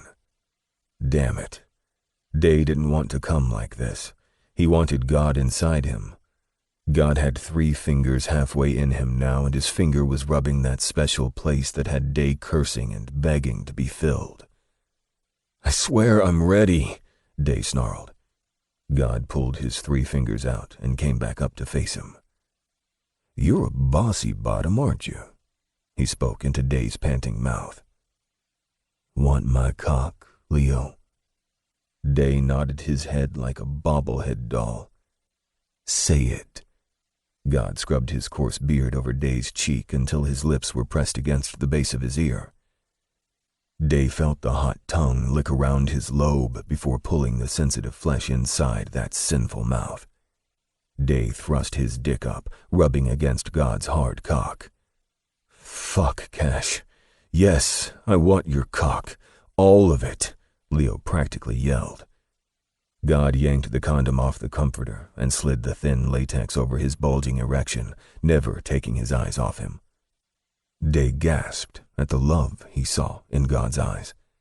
He couldn't believe that this was actually going to happen. He'd fantasized so many times. It was always God slamming him up against the wall and taking him roughly, never this gentle caressing in terms of endearment love-making they were doing now. Honestly, Dave liked this way just as much, if not more. He was sure God could bring the thunder when he wanted to, but this was their first time. So Dave let his mind clear and his body feel what God would give him. God lay back down and positioned his cock at Dave's pulsing hole. Leo, you are mine and only mine. Are you ready for that? God asked, staring into his eyes. Dave didn't hesitate for 1 second. Yes, I'll be yours for as long as you'll have me. Dave stroked the back of his hand down God's cheek. God turned and pressed a kiss into his palm. I love you, Cash. Dave watched God close his eyes and push with enough force to breach him with just his head. Dave's mouth flew open. Damn it, God's cock head was bigger than he thought. God pressed his body into his and tilted his hips forward. Dave brought his legs up higher to open himself up more to quench the fierce burning in his ass. Fuck. Breathe. God's face was buried in the crook of his neck and his body shook against him. Jesus, Leo, God hissed. Cash, Dave said, his moans like a cry. Almost there, sweetheart. God pushed in deeper and Dave grabbed at his hips to stop him. Oh, fuck. You're fucking big, Dave groaned. God took Dave's hand from his hip and the other that was digging into his side. Grasping them both, he pulled them high over his head and pressed them into the pillows, securing them there with one hand. God was shocked by his own self-control, but he refused to hurt his lover. Half of his cock was inside Day, and God slowly rocked back and forth, trying to open him up a little more. "Come on, sweetheart, you can do it. Open up. Take all of me," God whispered. He concentrated on breathing and not shooting his load before he got all the way in. Day's erection was gone, his cock lying against his left thigh. Fuck. He had to make this good for him. "Breathe, Leo, and push out against me," he instructed. Beads of sweat were popping up on Day's forehead, and his body shook with pain or nerves, God wasn't sure. God lifted his head from against Day's neck and rose slightly to look into those beautiful eyes. Day's eyes were tightly shut and his brow deeply creased. "Look at me, Leo," God kissed both of Day's eyelids. God watched moist lashes part and Day's eyes focus on him. "I love you. Show me how much you love me too. Take all of me."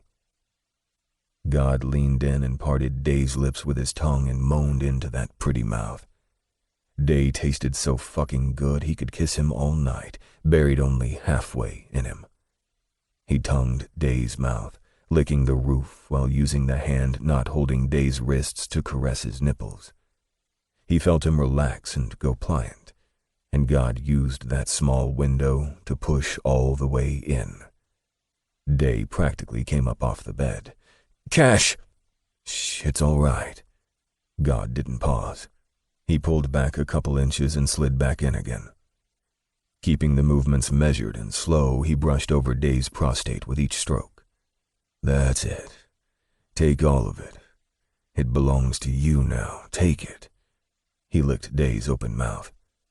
God felt Day tilt his hips upward, driving God in deeper, and he knew his lover was crossing over that thin line between pain and indescribable pleasure. God's balls had practically crawled up inside of him. He tried to think about anything that might ward off his orgasm, but Day's ass was squeezing him so damn tight it was impossible not to focus on the sensation. God pulled out almost to the tip and eased back in again. His body was pressed against his man from head to toe. Only his hips moved his cock in and out of that heavenly cavern. God heard Day release the sexiest moan he'd ever heard in his life, and he thrust in with more power. "Yes! Fuck right there, right fucking there," Day urged while thrusting his hips up to meet him. God reared back and slammed into Day again. He was about to come, but he wanted them to come together. "Jerk that pretty cock from me, sweetheart." God released Day's hands so he could do what he'd asked. God kept their foreheads together as they watched their union. God pumping in and out of that tight hole, his dick glistening and pulsing. Day's hand working his cock back to full-on hardness. God was about to come. Fuck. God sat up and reared back on his legs. He gripped Day behind his back and pulled him up onto his lap. Day's legs instinctually wrapped around him as he thrust into him, using Day's weight to keep his dick fully buried. He shifted Day slightly and aimed left, pumping up into him, hitting Day's spot every time.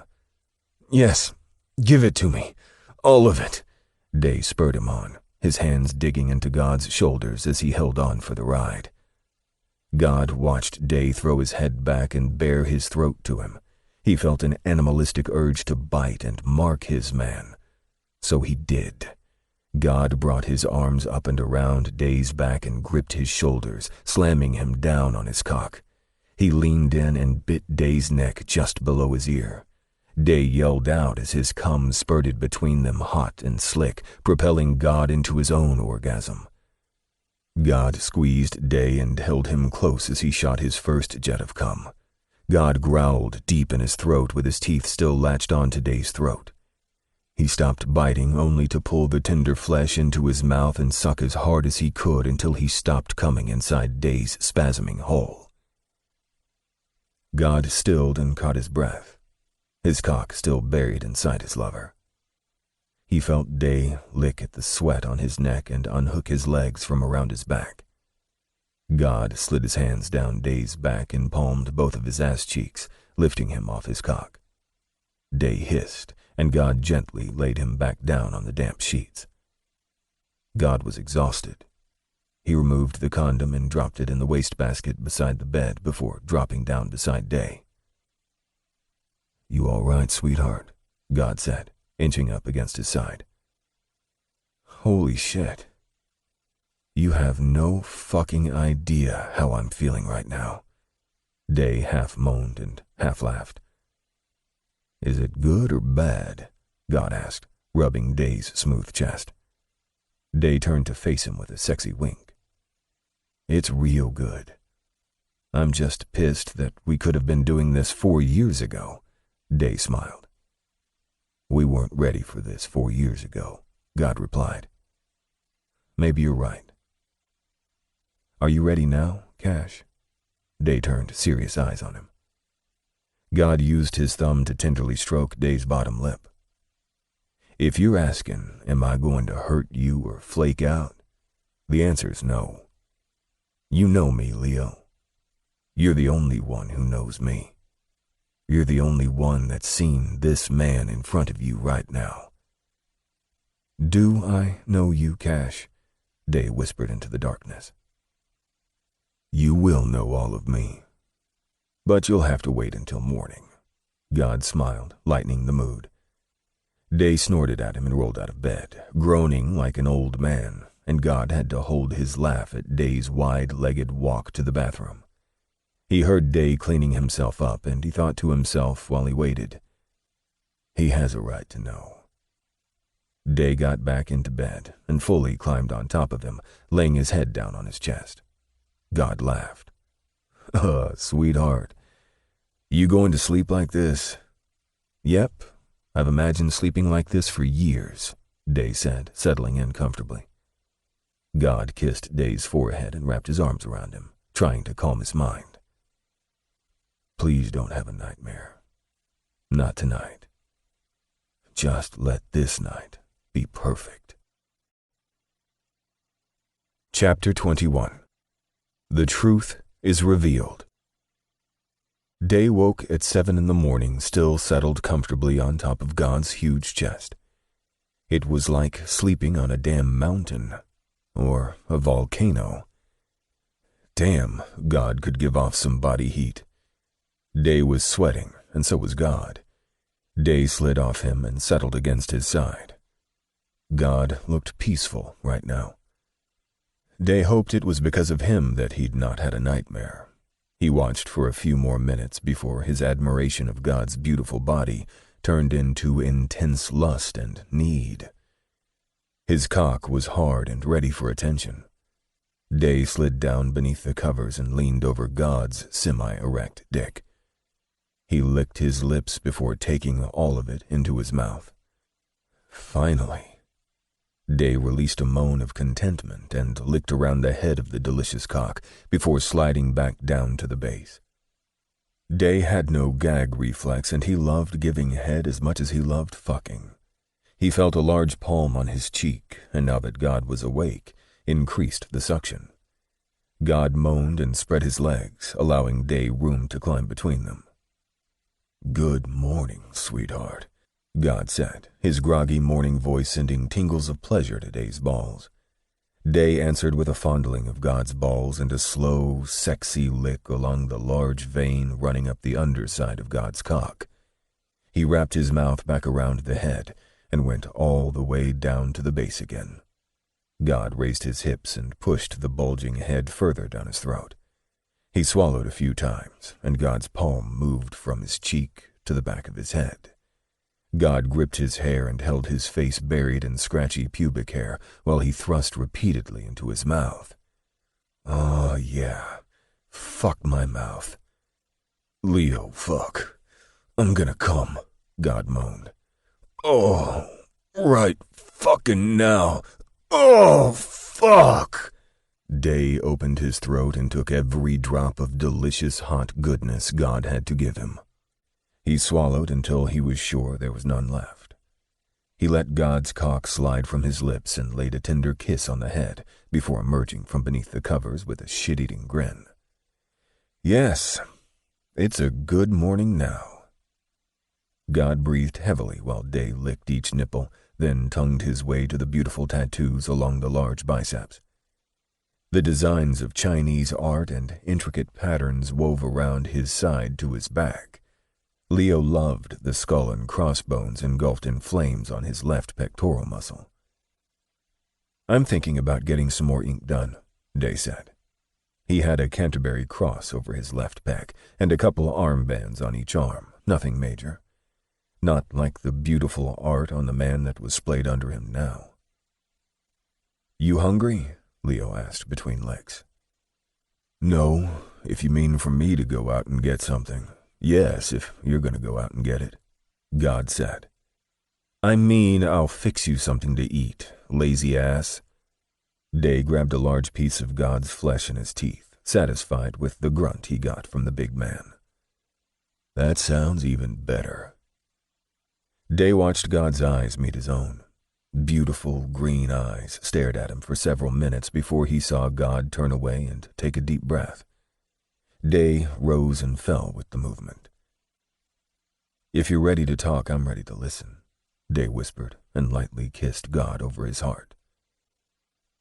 Yeah, I think I am ready. Can we talk after breakfast? Okay. Do you have something to do today? Day asked. No, I want to go back to the hotel and change, God responded. Day wondered if he should ask God about staying with him until he found another place. He didn't want to freak God out. They'd just said they loved each other, but it didn't mean they were ready to pick out China. He felt God's thick fingers under his chin, pulling him back to face him. Just ask already, God snorted a laugh. Day rolled his eyes. Sometimes he forgot how perceptive they were with each other. Day could pick up most of God's thoughts, just like the man could pick up his. Fine, Day grumbled. Do you want to stay here with me? I'm not trying to clamp a ball and chain around your ankle or anything. I just thought economically it'd make more sense, not having to pay all that money for weeks when I'm right here with all this extra room.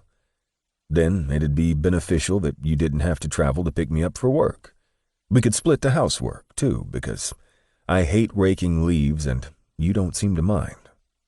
Also, I thought, Leo, shut the hell up. God's eyes were wide as he stared at him. Day registered that he had rambled on, letting his nerves get the best of him, while basically asking God to move in with him. The man was his partner, but he was also so damned guarded. I could stay here with you until I find my own place. God kissed him on the forehead and nudged him off so he could sit up and swing his long legs over the side. Day had to fight to contain his excitement. Now wasn't the time to show his super-serious partner his happy dance. Day just watched God run his hands through his deep waves.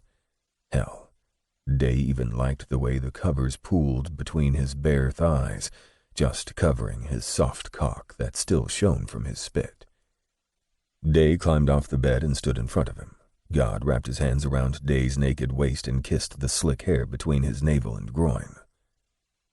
Go fix breakfast while I shower, he commanded, and popped Day's ass. Day barely held in the hiss since his ass was still deliciously sore.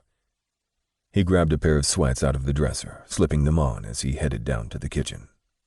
Day was pulling ingredients out of his refrigerator to make eggs Benedict, knowing how much God loved it, when his phone rang. Day saw it was one of the detectives at the precinct and groaned quietly. There goes my lazy afternoon. He picked up after the third ring.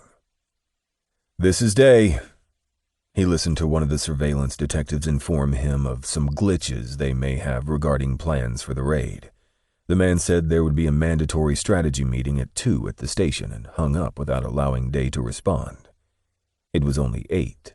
That gave him plenty enough time to have a good chat and still get God's stuff to his house. Day was just whipping the hollandaise sauce to pour over a perfectly poached egg when God wrapped him in his large arms.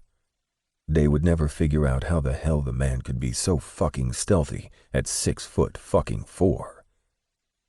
"Smells good," God said, while licking the side of Day's 2-day-old beard stubble. "So do you," Day responded. He kept at his task, trying to ignore the persistent wood now pushing against his ass. He scooped a generous amount of potatoes onto both their plates. God released him and went to sit at the breakfast bar. "An ex-boyfriend taught you how to cook, right?" God said nonchalantly while opening the morning paper Day had snatched off the porch before coming into the kitchen. Day rolled his eyes. "Why do you ask that every damn time I cook something?" "I do not," God harumphed. "Yes, you do," Day argued. "Then you say, what was his name again?" Then I say for the millionth time his name was Prescott Vaughn, and then you say, "Oh yeah, the miracle worker chef," and I just shake my damn head. Day couldn't help but laugh at God trying to hide his gorgeous smile behind the metro section. "He is a miracle worker. Wasn't he like a great chef and then went blind, but somehow he magically built a huge culinary empire? I forget." God peeked over the edge of the paper. "It wasn't a miracle, smartass. He's just talented." Day looked over at God, who was acting like he was no longer listening. "You know what else he can magically do? Those sexy boyfriends of his. He's in a 3-way committed relationship." Day saw God peek back at him and then shrug. "Uh-huh. They even let me join in once. Whew! Talk about fucking hot." Day hid his laugh by looking in the refrigerator for some ketchup. Next thing he knew, he was being hoisted up by massive arms, spun around and slammed into the refrigerator. God's eyes were electric. He held Day firmly against the cool appliance with his bulk and drove his thigh against Day's cock. "You fucked 3 men at the same time?" God snarled and bit Day's chin. Day let out a startled grunt at the quick stab of pain, but it was quickly followed by a moan at the pleasure God's thigh grinding into his erection gave him. "You thought they were hot, huh?" God thrust harder and grabbed a handful of Day's sensitive balls and squeezed. "You motherfucker," Day hissed. "No, Cash, fuck. I never fucked them. Hell, I've never even fucked Prescott. Jesus. Now put me down," Day yelled. God stepped back, and Day dropped none too gently down to the checkered linoleum floor. Day saw God smirk at him before sitting back down. He picked up the paper like nothing had happened. Fucking bastard. Day couldn't believe how insane God drove him. All that fucking brawn and strength was a crazy turn-on for him. Day plopped the plate down in front of his man, throwing him another eye roll before pouring fresh coffee. God had a regular-sized mug, while Day had a mug that resembled a soup bowl.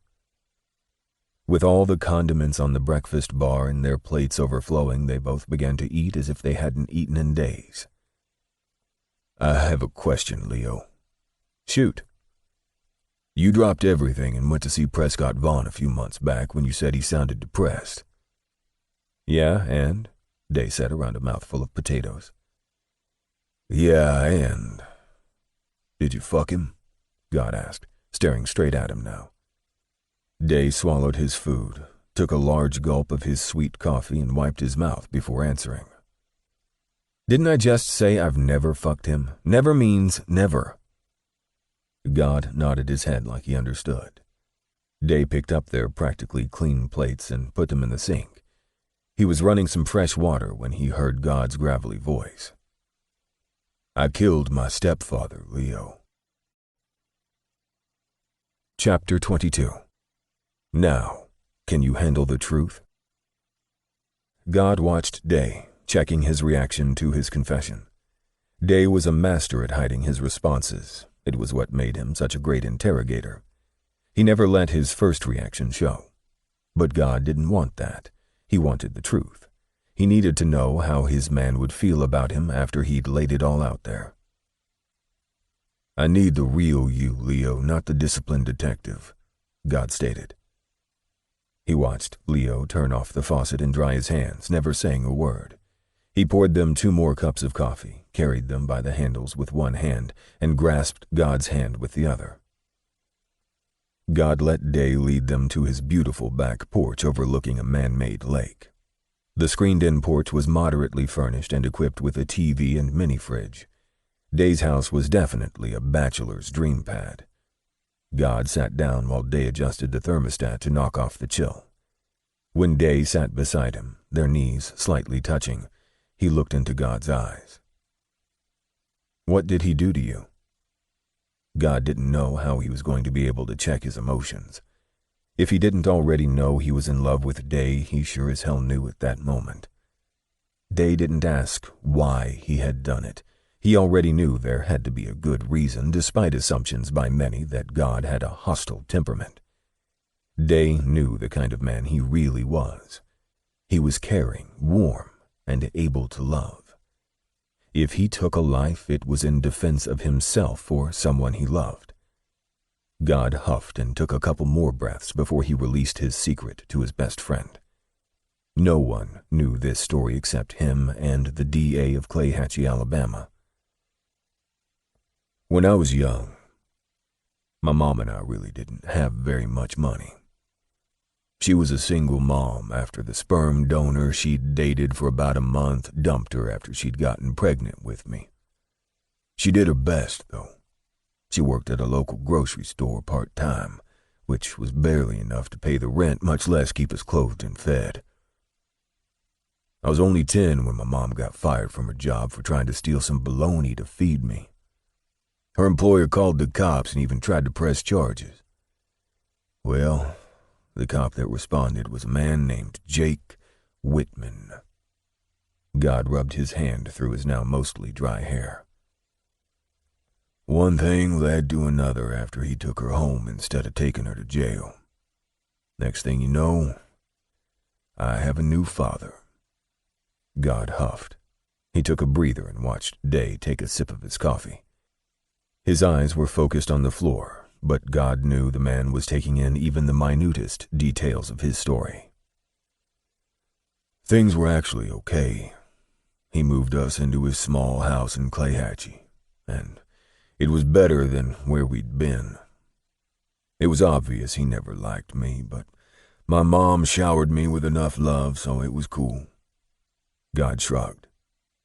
After my mom got pregnant with Jen, he seemed happy to have his own son, so he laid off me a bit, and I tried to be invisible when he was home. I hung around with friends, did my football thing, and worked little odds and ends jobs to give money to my mom.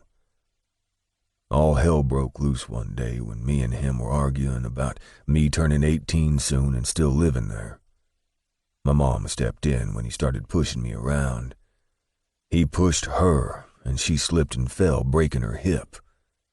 He gritted his teeth at the memories. While she recovered in the hospital, things turned from worse to flat-out unbearable. It didn't matter what I did. He was on me. Jen was 7 and I was 17. I was crazy about my baby brother, still am. He was always with me if my mom wasn't home. I never left him home with Dad. God put his hands up in air quotes when saying the word Dad. I didn't trust him with Jen, especially after the man had a few beers. Anyway, fast forward a few months to me turning 18. He wanted me out. Trust me, I wanted to leave, but I had to protect them from him. I was big and he liked fighting with me, called it our own fight club. But really it was him taking out his frustrations on his own personal punching bag. He'd start a fight, usually when no one was home. Then he'd tell my mom I was a troublemaker fighting at school and shit, or I was in a gang. He told me he'd take it out on my mom if I ever told the truth about my bruises. I didn't know if he meant it or not, but I refused to risk it. I'd seen him push her and hurt her before. I was in my room sleeping after football practice when he came in from fishing with one of his buddies. God saw Day tense, but he kept talking. he started letting his buddies have a go at me. It was getting harder to explain the bruises, and my mom started really pressing me for answers. I wanted to tell her so bad, but I wasn't sure if she would leave him, and he'd turn into an even bigger psycho, or if he'd follow through on his threats to punish her if I told the truth. So I told my mom I was in a gang. God shuddered a breath. She hated it. She and I grew further apart. When I tried to stop fighting with him and his friends, he said he would have a go at Genesis. I definitely wouldn't risk that. Maybe he wouldn't have abused his own kid, but I wasn't going to chance it. He was so damn drunk all the time by then, and his buddies on the force covered for him, so he never got in trouble. One time, he brought a few friends to my room who wanted to do more than fight. They held me down while two of the guys raped me. My dad wasn't in the room. He thought they were getting the best of me in a fight. After they were done, they told my dad that I was a homo and I'd forced myself on them. Day's head snapped up. Yeah, I know. That physically makes no fucking sense, but he acted like he believed it, probably to ease his guilty conscience. He let me recover for a bit, but it wasn't long before we were fighting again. God took a long gulp of his coffee to wet his dry throat. He couldn't believe how it felt to get this out, but it didn't make the memories any less bitter. The day he brought back those guys that raped me, I think I lost my mind. I screamed for him over and over as they had their way with me. They left me bloody, and I felt half dead. After a few hours, I hauled myself up to get cleaned up, and he was in the kitchen, still in his uniform, fucking eating a snack like nothing had happened. He started in on me, calling me a faggot and telling me he wanted me out of his house immediately. He tried to fight me, but I could hardly defend myself. He was beating the shit out of me when he pulled his service weapon. God took another shaky breath. Leo, I don't know for sure if he would have shot me. But after all the other shit he'd let happen, I fought for my life. I fought for my mom. I fought for Jen. I figured if I died, there'd be no one to keep him from hurting them. We wrestled around with the gun between us and fell to the floor.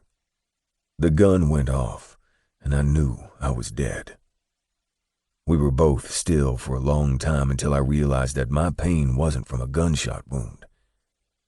I pushed him off me and realized that he was dead, bleeding out from the bullet in his stomach. I managed to get up and pick up the weapon off the floor. Of course, just like a damn movie, my mom and Jen walked in while I was standing over a dead body holding a weapon. My mom started screaming. Jen started wailing. I tried to explain, but she was afraid of me, telling me to stay away from them. I dropped the gun and ran. I slept in the park that night. The pain so fucking intense I wished for death. I ended up turning myself in. The police officers were not so gentle with me after I killed one of their own, but one officer believed me. He brought the DA to me, and they got me to a hospital. There was clear evidence of long-term violence and gang rape. They didn't prosecute me. I was never charged. It was deemed a justifiable homicide. All the medical records and legal documents were sealed for my protection. When I got out of the hospital, I didn't have a family anymore. My mom let me grab a few things, but said she never wanted to see me again, that the gang I was in that told me to kill my father could be my family.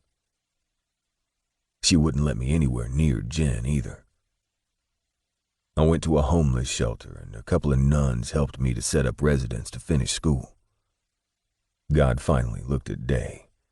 He wasn't crying, but his eyes were glistening, and God realized that his eyes burned with unshed tears too. I made it through school and did one tour in the military before I joined the police academy. Since then, I've taken care of her and Jen from a distance. They don't know it's me that got them their house and pays for everything they need.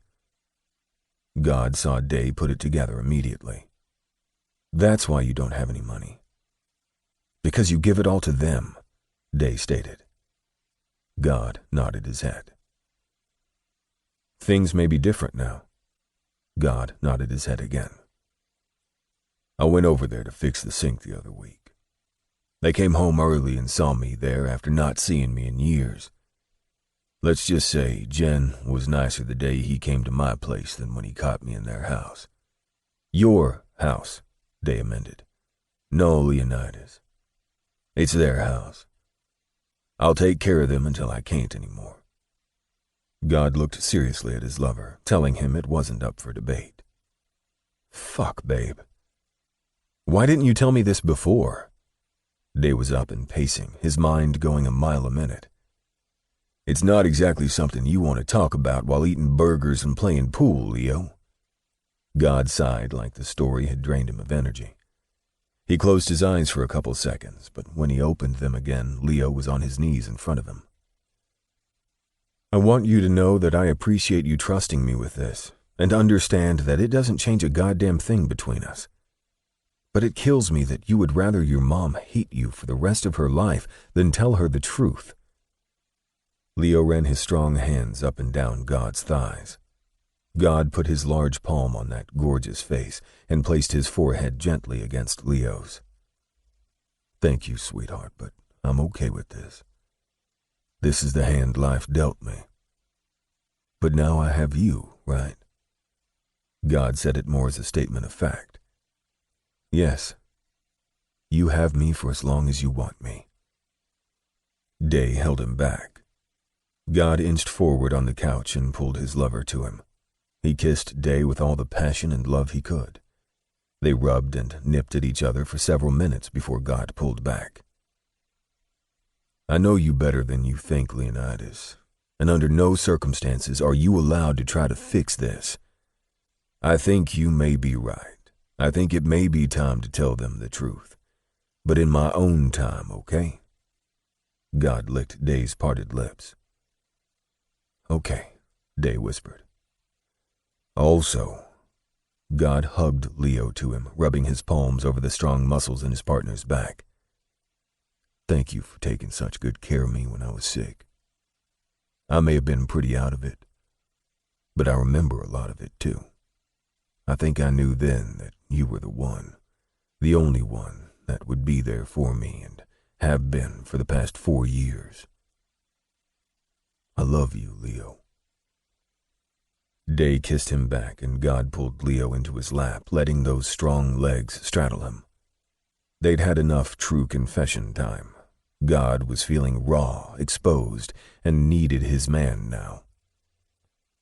God gripped Day's ass, the cheeks soft flesh over hard muscles. He ground Day down against his hard cock while sucking Day's tongue into his mouth.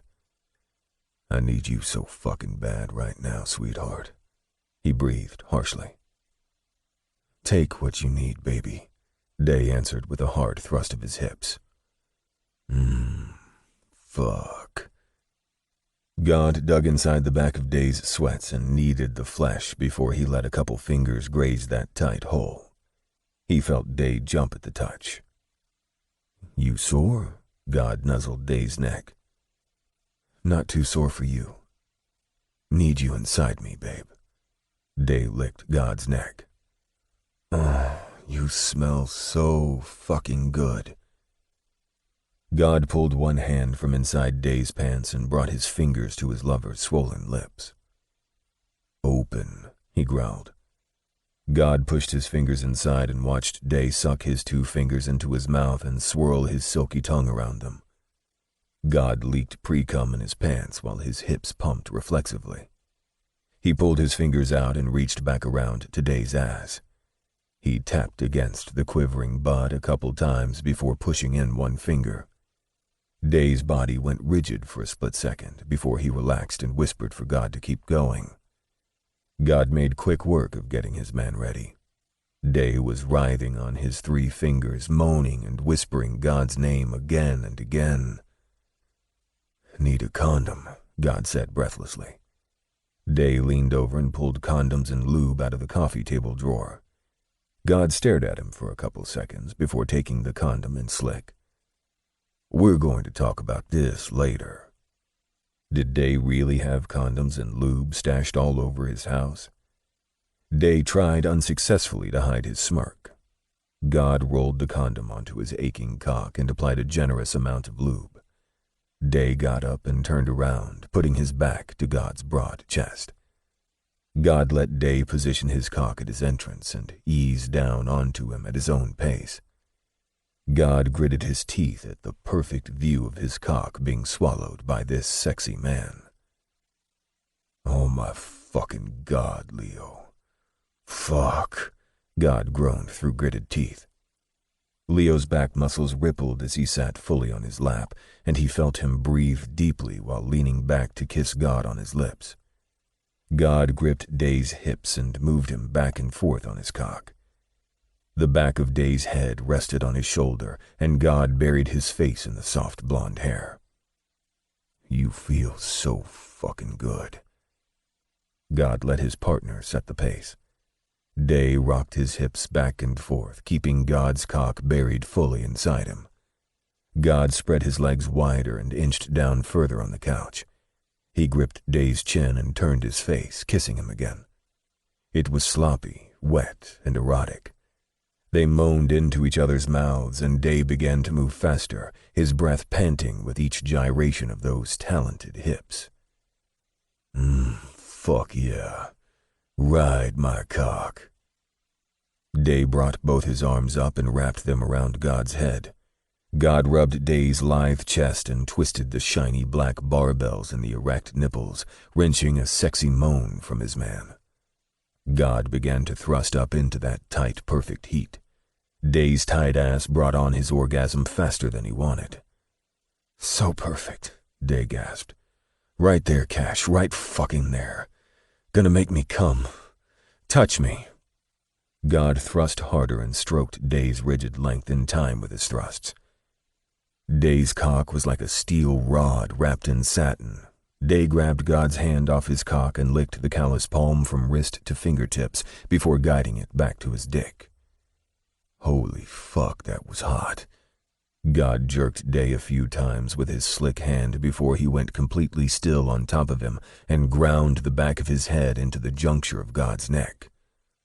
"Fuck, I'm coming," Day yelled. God felt the hot cum run down his hand. Day's ass rippled and seized around his hard dick. God's eyes were half-lidded, his orgasm rocketing to the surface so fast he felt lightheaded. "Make me come, gorgeous," he moaned. Day brought both knees up and placed his feet flat on the couch and rose almost completely off God's length before slamming back down again. "Oh, fuck," God yelled, slamming his head back against the couch. Day continued that move until God barely understood what the hell he was saying. He was probably promising Day a kidney if he'd just continued doing that on his cock. God tried to hold off coming, but couldn't any longer. He grabbed Day's hip and yanked the man down onto him while he pumped his hot jizz into the condom, wishing that the thin latex barrier wasn't there and he was heating his lover's ass with his cum. "Leo, damn it. So hot." God rested his sweaty forehead against Day's shoulder while he labored to catch his breath. They lay there a couple more minutes before Day moved to settle beside him. He turned and kissed Day on his mouth, gently sucking his supple bottom lip into his mouth. "Love you," he moaned while still sucking. Love you too," Day smiled. "What's so funny?" God asked while pulling off the condom, tying it and dropping it in the wastebasket. He pulled Day close to him and buried his nose in his soft hair again. "Everyone thinks you're this hard, evil, tough son of a bitch that no one can get close to. And I have you snuggled up next to me whispering sweet nothings in my ear," Day teased. Oh yeah, God said in his gruff voice. Well, I don't give a fuck what others think. God kissed Day again. Only you. Day kissed God back and began to stroke his already rising dick when God turned up the heat. He put his hand over top of Day's and stroked him with it. You better stop. We still have to run some errands today. God licked Day's shoulder, tasting his sweat. I know. Oh yeah, and we have to go in for a meeting, Day said matter-of-factly. God stopped stroking.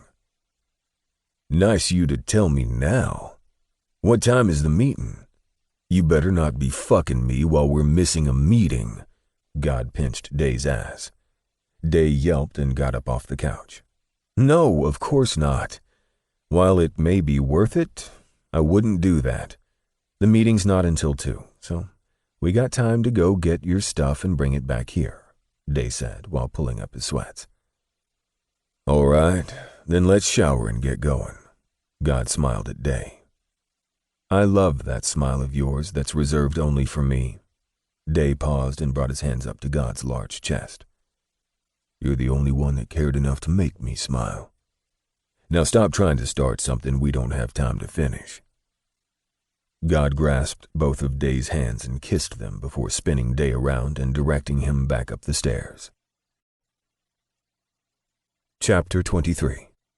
He's mine. Hands off. God had sucked Leo off in the shower when his hard-on wouldn't go away. He couldn't take his eyes off the big man as water sluiced down his body, weaving over all those muscles. Day knew he had it bad. He was crazy about God. As God drove them recklessly to the hotel, Day thought about work. What the hell could be going wrong now? When they pulled up in the mostly empty motel parking lot, Day surveyed the area. It wasn't in the slums of Atlanta, but it wasn't in the ritzy part either. God got out, and Day followed behind him to a room located on the first floor. When God opened the door, Day immediately had to check his first reaction. The hotel room was musty and offered the bare minimum as far as amenities. There was a king-size bed in the middle of the room, and Day wanted to cringe at the thought of lying on it. There was one night table with a telephone and a 2005 phone book. The covers on one side of the bed were pulled back, and Day thought about God tracking him on that app and springing out of bed to chase after him. The small 2-person wooden table had 2 uncomfortable-looking chairs underneath it. The television was an older model, but it did have cable, so that was a small plus. Stop looking like that, princess. Just needed a place to crash.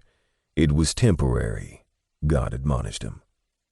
Perhaps Day wasn't checking his face as well as he thought. You should have come to me in the first place. Before we became lovers last night, we were still partners, Day said and sat at the table while God repacked his toiletries. Day noticed the empty soup cans on the table. How's your throat feeling? Fine time for you to ask after you had your tongue down it most of last night and this morning. God half laughed. Day flipped him off. It's fine, babe. Thank you for sending Jax yesterday, too. God looked sheepish while he changed into something more appropriate for work. What do you think is going on with the case? Day changed the subject. He didn't want to think about the fight they'd had ever again. Honestly, it could be anything. We're talking about a kingpin. He could have gotten word that the heat is coming down and could have gone underground, could have changed the shipping schedule to throw off the Coast Guard. Anything to fuck up our plans, God said, picking up his weapons. Day watched God eject the clip of his eagle, check it, and pop it back in with ease. He cocked the barrel once before putting on the safety and snapping it in his holster. Day had to get his rising hard-on under control. He pushed his palm into his groin and shifted in the hard chair. Having some problems over there, gorgeous? God threw him a sexy wink. Why? Leo slouched down further in the chair, showing his bulge. You want to fix my problem? God walked toward him with that long-legged, lazy gait and smiled down at him. God had his deep waves pulled back with a thin band, his goatee freshly shaved, A tight black t-shirt and dark jeans hugged him in the most delicious way. His black Desert Eagle was large and in charge, and Day wanted to throw God on the mattress, bed bugs be damned, and fuck the hell out of him. Day rose until their chests touched. God stroked the back of his hand down his cheek and leaned in to kiss his forehead. They stared at each other for a few silent seconds before God finally spoke. "We gotta go." He leaned in and flicked Day's hard cock, then licked his lips. "Later," he promised. God opened the door with his one large suitcase in his hand and tossed it in the back of the truck. Day climbed in and asked, "Where's the rest of your big stuff?" God smiled. "Joker brought his guys and put everything in a SWAT van and stored it in his garage. I only had like 5 pieces." "So he was the one you called to come to your rescue, huh?" Day asked and slammed the door to the truck. "Hey," God turned Day's chin to face him. "I swear on everything, I was miserable for those few hours, and you know it." Day pfft. "I tracked your ass down, didn't I?" God stated. "Yeah, you did." Day laughed when he thought about God scaring off his boy toy. He laughed so hard that God started laughing too. They strolled into the precinct ready to hear what the heck was going on with their case. God dropped into his chair and Day sat on top of God's desk. Immediately, one of the 2nd Precinct lieutenants approached them. "Detective Godfrey, I heard you were sick. You doing better, man?" "Yeah, I'm good," God said. "Good, we need everyone at 100% and fully operational." Day watched the tall man look him and God over as if they were under inspection. Day frowned and stood up. "I'm going to get some coffee." Day walked off, leaving God to answer the unnecessary questions. As soon as Day turned into the kitchen, he skidded to a halt. Fuck. Not right now. "Well, hello, Day. I was hoping to see you today." Detective Johnson continued stirring his coffee. "How's it going?" Day said dryly and went about setting up his coffee machine. "It's going better now that I'm seeing you." Detective Johnson moved to stand over him. Day had to practically reach around the tall man to start the machine. "Dude, want to give me a little room here?" "No, I like being close to you." Detective Johnson ran one long finger slowly down Day's chest. "Well, fucking unlike it." They both jumped at the sound of God's gruff voice. God walked up to Day and grabbed him by the back of his neck. He spun Day around so hard that he dropped the small packs of sugar to the floor. All he could do was hold on to God's massive biceps as he ravaged his mouth. Day let God completely control him until he was done proving his point. God released him and Day practically fell back into the counter. "Fuck, Cash," Day whispered, completely out of breath. After Day got his wits about him, he noticed that God and Johnson were in a serious stare-off over his head. Johnson broke first and looked down at Day. "You're fucking God now?" Johnson asked disbelievingly. "Okay, it just sounds wrong when you say it like that, so I'm not going to comment." Day inched away from the two giants and propped himself up on one of the break room tables. "I think I'll watch this one from the sidelines." "You're goddamn right he's with me. So you have to find someone else to harass every day, Johnson," God huffed. "Or are you going to run and tell Daddy?" Johnson stepped closer to God, and Day watched God's non-reaction to the detective's scowl. "I didn't know you batted for my team, God." "Johnson, even if you were on the All-Star team, I wouldn't bat for your team. I'm with Day, and that's just it." God crossed his arms. "Well, a man like Day requires commitment, effort, someone to put in full-time work. You are more of a detached from society kind of guy, aren't you, God? I mean, are you up for the type of job required to keep him as yours?" Johnson smirked and took a sip of his coffee. "Yeah, I know all about that job, Johnson, because I worked the hell out of it last night." God stepped in even closer and mock whispered, "But you know what the difference is between me and you and our jobs? I usually quit mine. You end up getting fired. But seriously, you can stop applying with Day, because the position's been fucking filled." God caught a muffin Day threw at him and walked out the door. Day did very little to hide his grin as he drank his coffee.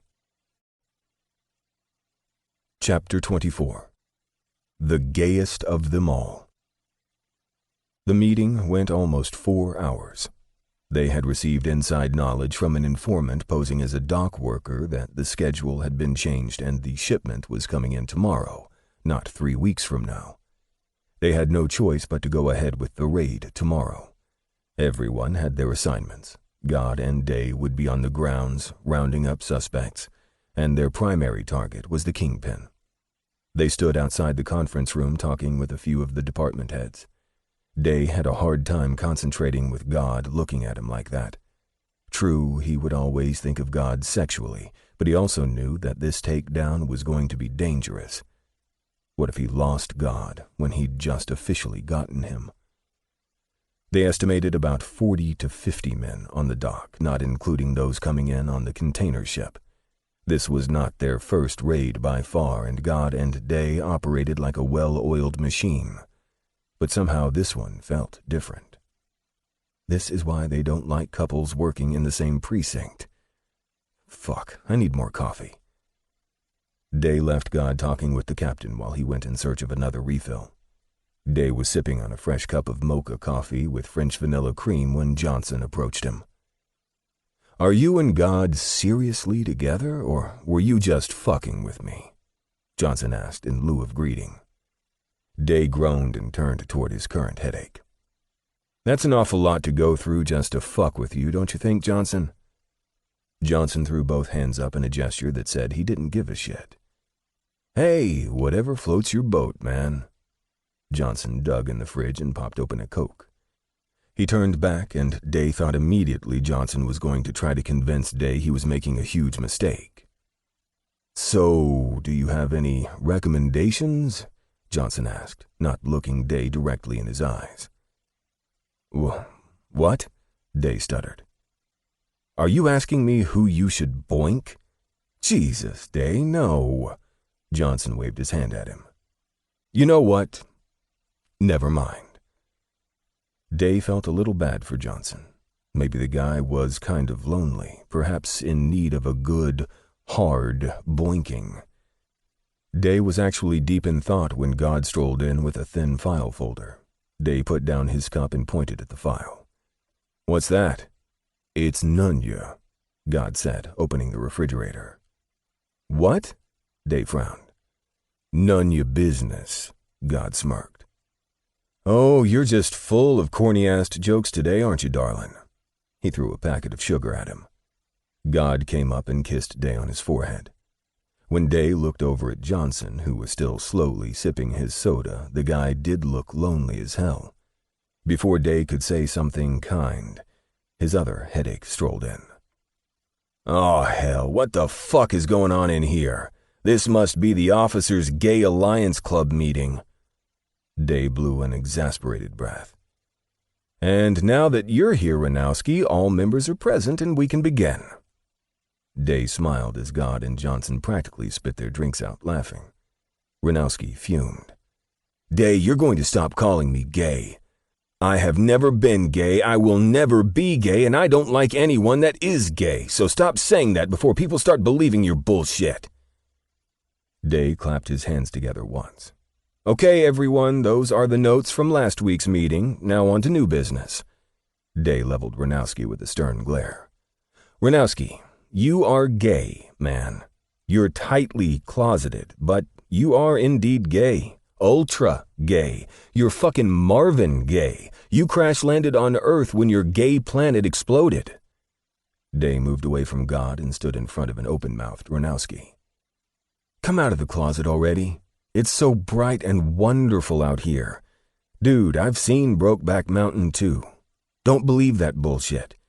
No one cares who you fuck. You know, like you tell me, every single day of my life, Day said exaggeratedly. He stepped in so close to Ranowski that he could smell the body wash he used. Let a man bang your back out one time. Day leaned into the man's ear and felt Ranowski's body give a fierce shudder. I mean, pound your ass so hard that you can't walk straight for a week, and I guarantee you'll want to march in the next gay pride parade wearing nothing but a glitter jockstrap and a fucking hot pink feather boa. Day stepped back and saw the beads of sweat that popped up on Ranowski's forehead. Satisfied he'd proven his point, he refilled his coffee and left the break room. God raked the leaves in Day's front yard while Day cooked their dinner. Both of them were quiet, no doubt the seriousness of tomorrow's raid weighing heavily on their minds. What if he gets hurt? Or killed? God could barely breathe when he thought about that. He figured the only way to ensure that didn't happen was to keep Day by him at all times. God bagged up the leaves and set them at the curb. He kicked off his boots before walking through the living room.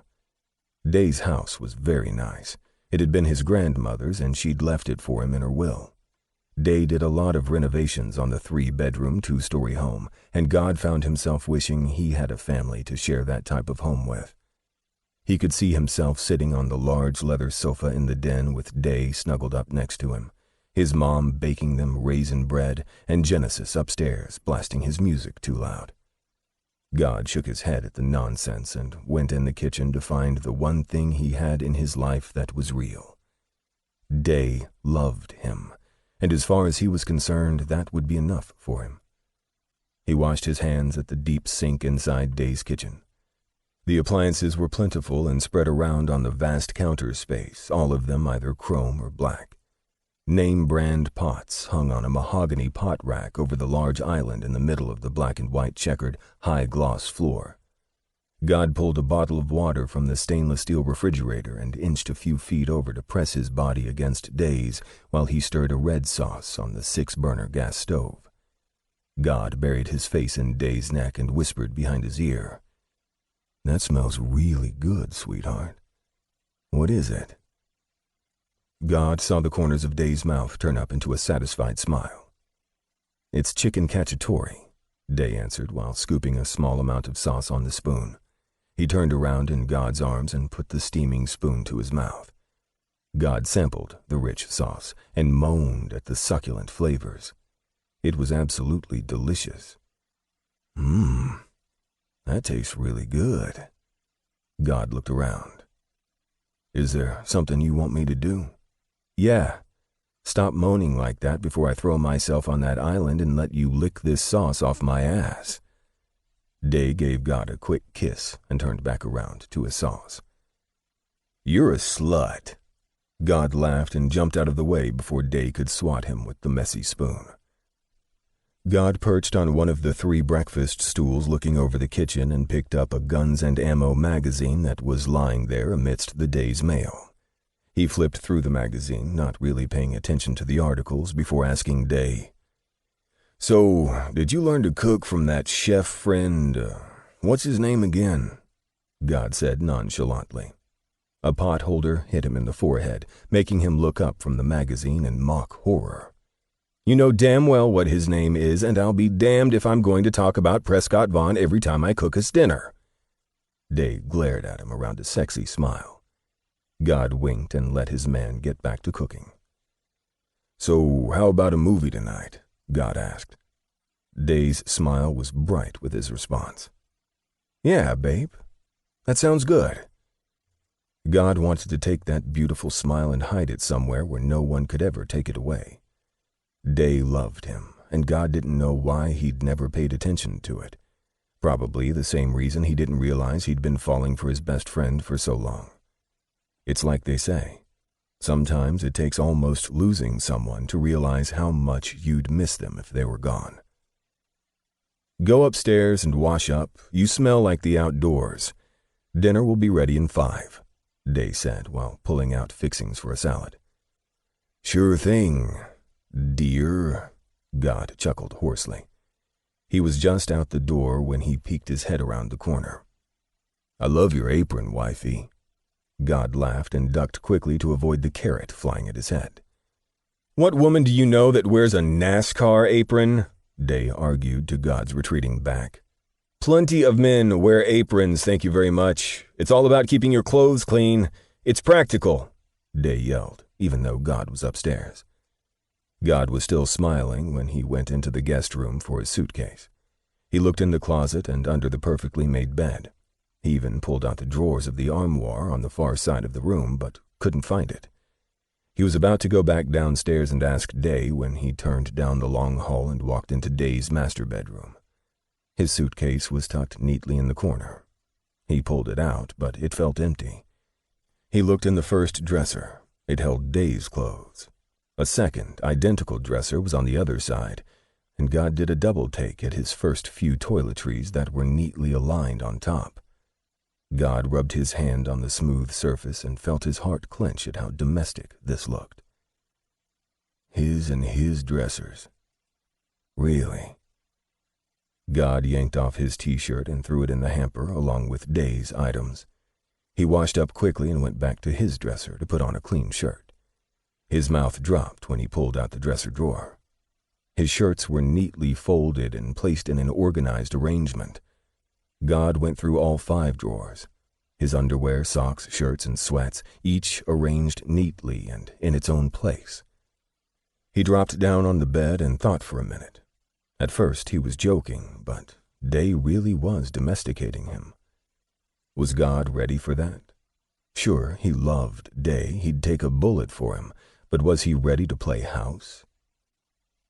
He pinched the bridge of his nose with his thumb and middle finger at the tension forming behind his eyes. God had been completely on his own since he was 18. He'd never shared space with anyone. Hell, no one had ever wanted to. Fuck. Just last night, Day was getting ready to fuck mini Justin Bieber. Now he was cooking and cleaning for God and doing his damn laundry. He tried to shake off his anxiety. He never used the word love lightly. He meant what he'd said last night. God had only loved 3 people his entire life, and for the past 4 years only one of them returned that love. Should he really tuck tail and run just because this was new territory? Hell no. All he did was unpack my suitcase. No big deal. He was just being hospitable. Damn sure is better than that seedy hotel. "My boyfriend's just trying to make me comfortable," he smirked, and tried the term on his tongue again. "I have a boyfriend." "Get your ass down here and stop overthinking shit. Dinner is getting cold," Day yelled from the bottom of the stairs. Why did he always forget how well his partner knew him?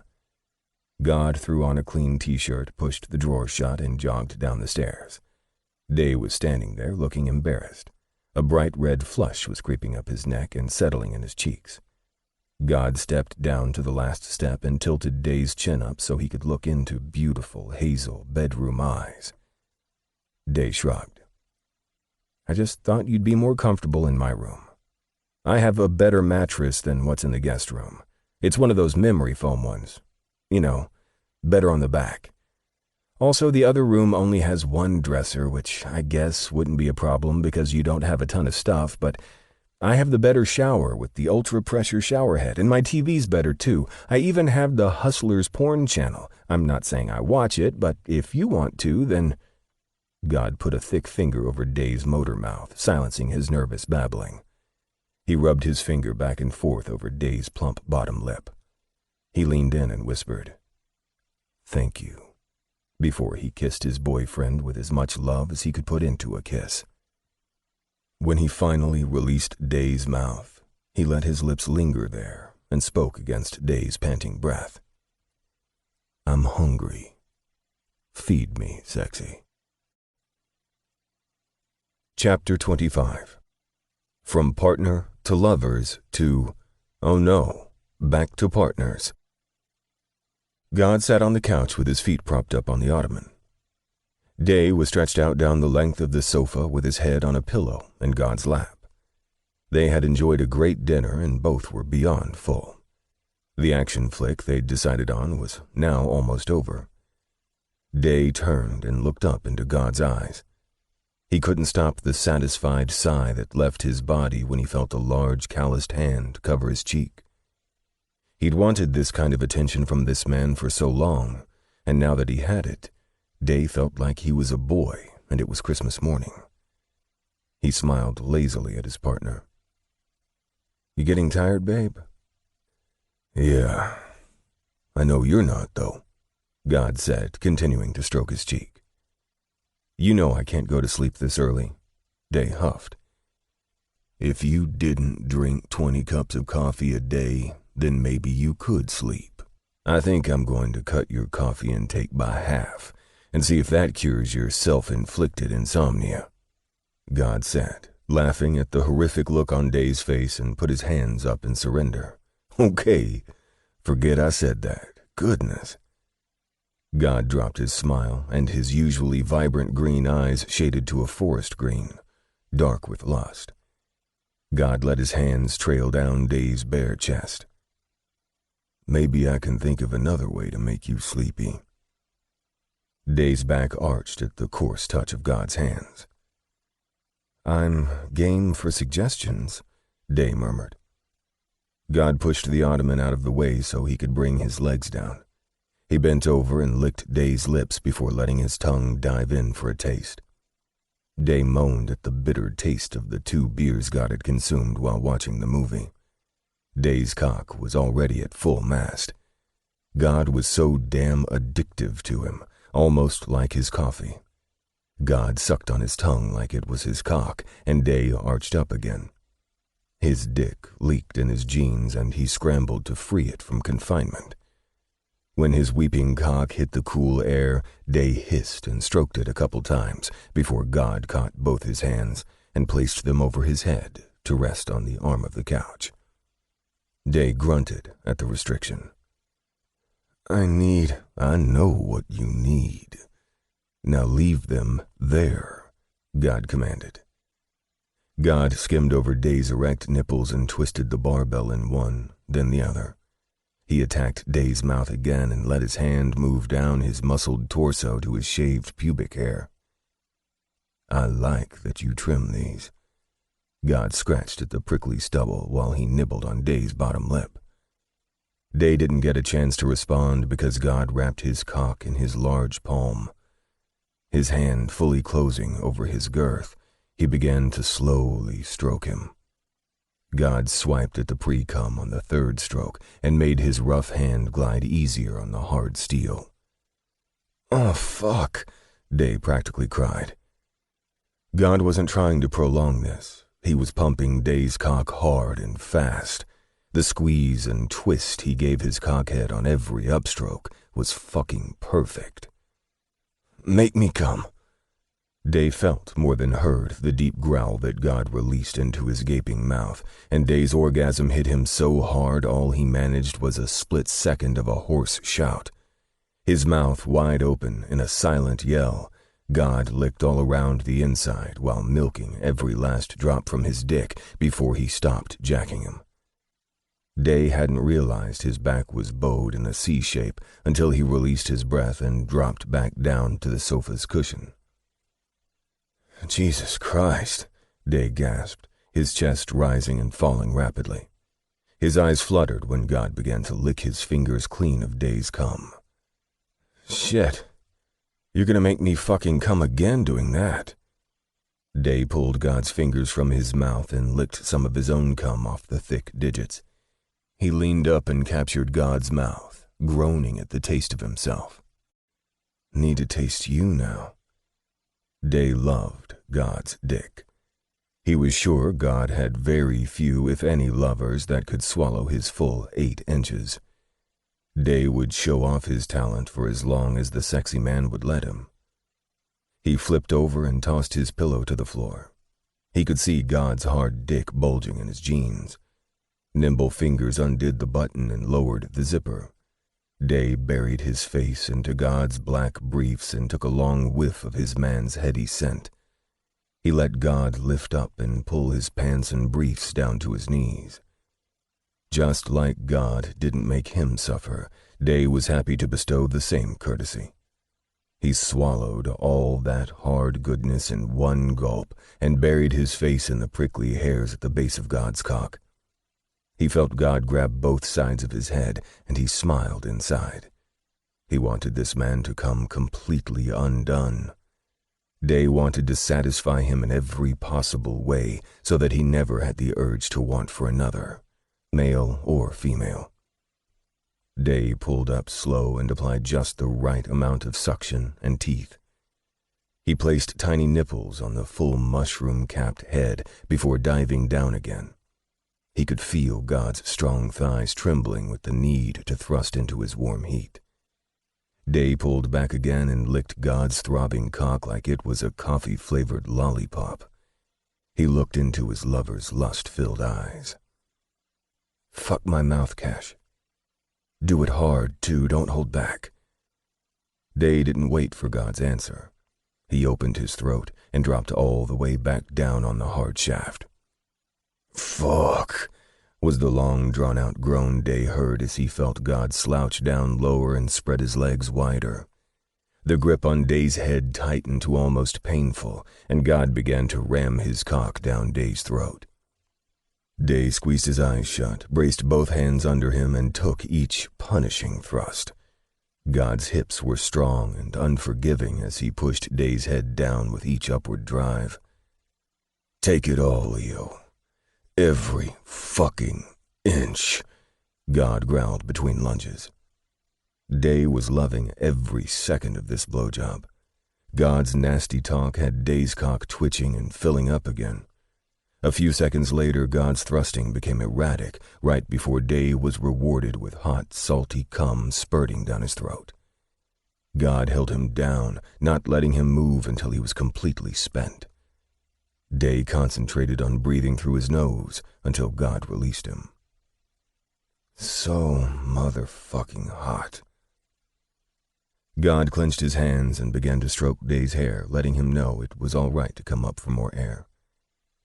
Day let God's cock slip from his mouth and felt the big man jerk when it released with a pop. "Damn, sweetheart. I had no idea you could take it like that," God said, breathing heavily and pulling his pants back up. Day pulled his jeans over his ass, but left the button undone. "I haven't been able to let anyone do that in a very long time. I have a hard time trusting people," Day admitted, and wiped the moisture from around his mouth. He stared into God's eyes for several seconds and could see that the man believed him. God pulled him close and placed feather-soft kisses on his swollen mouth before releasing him.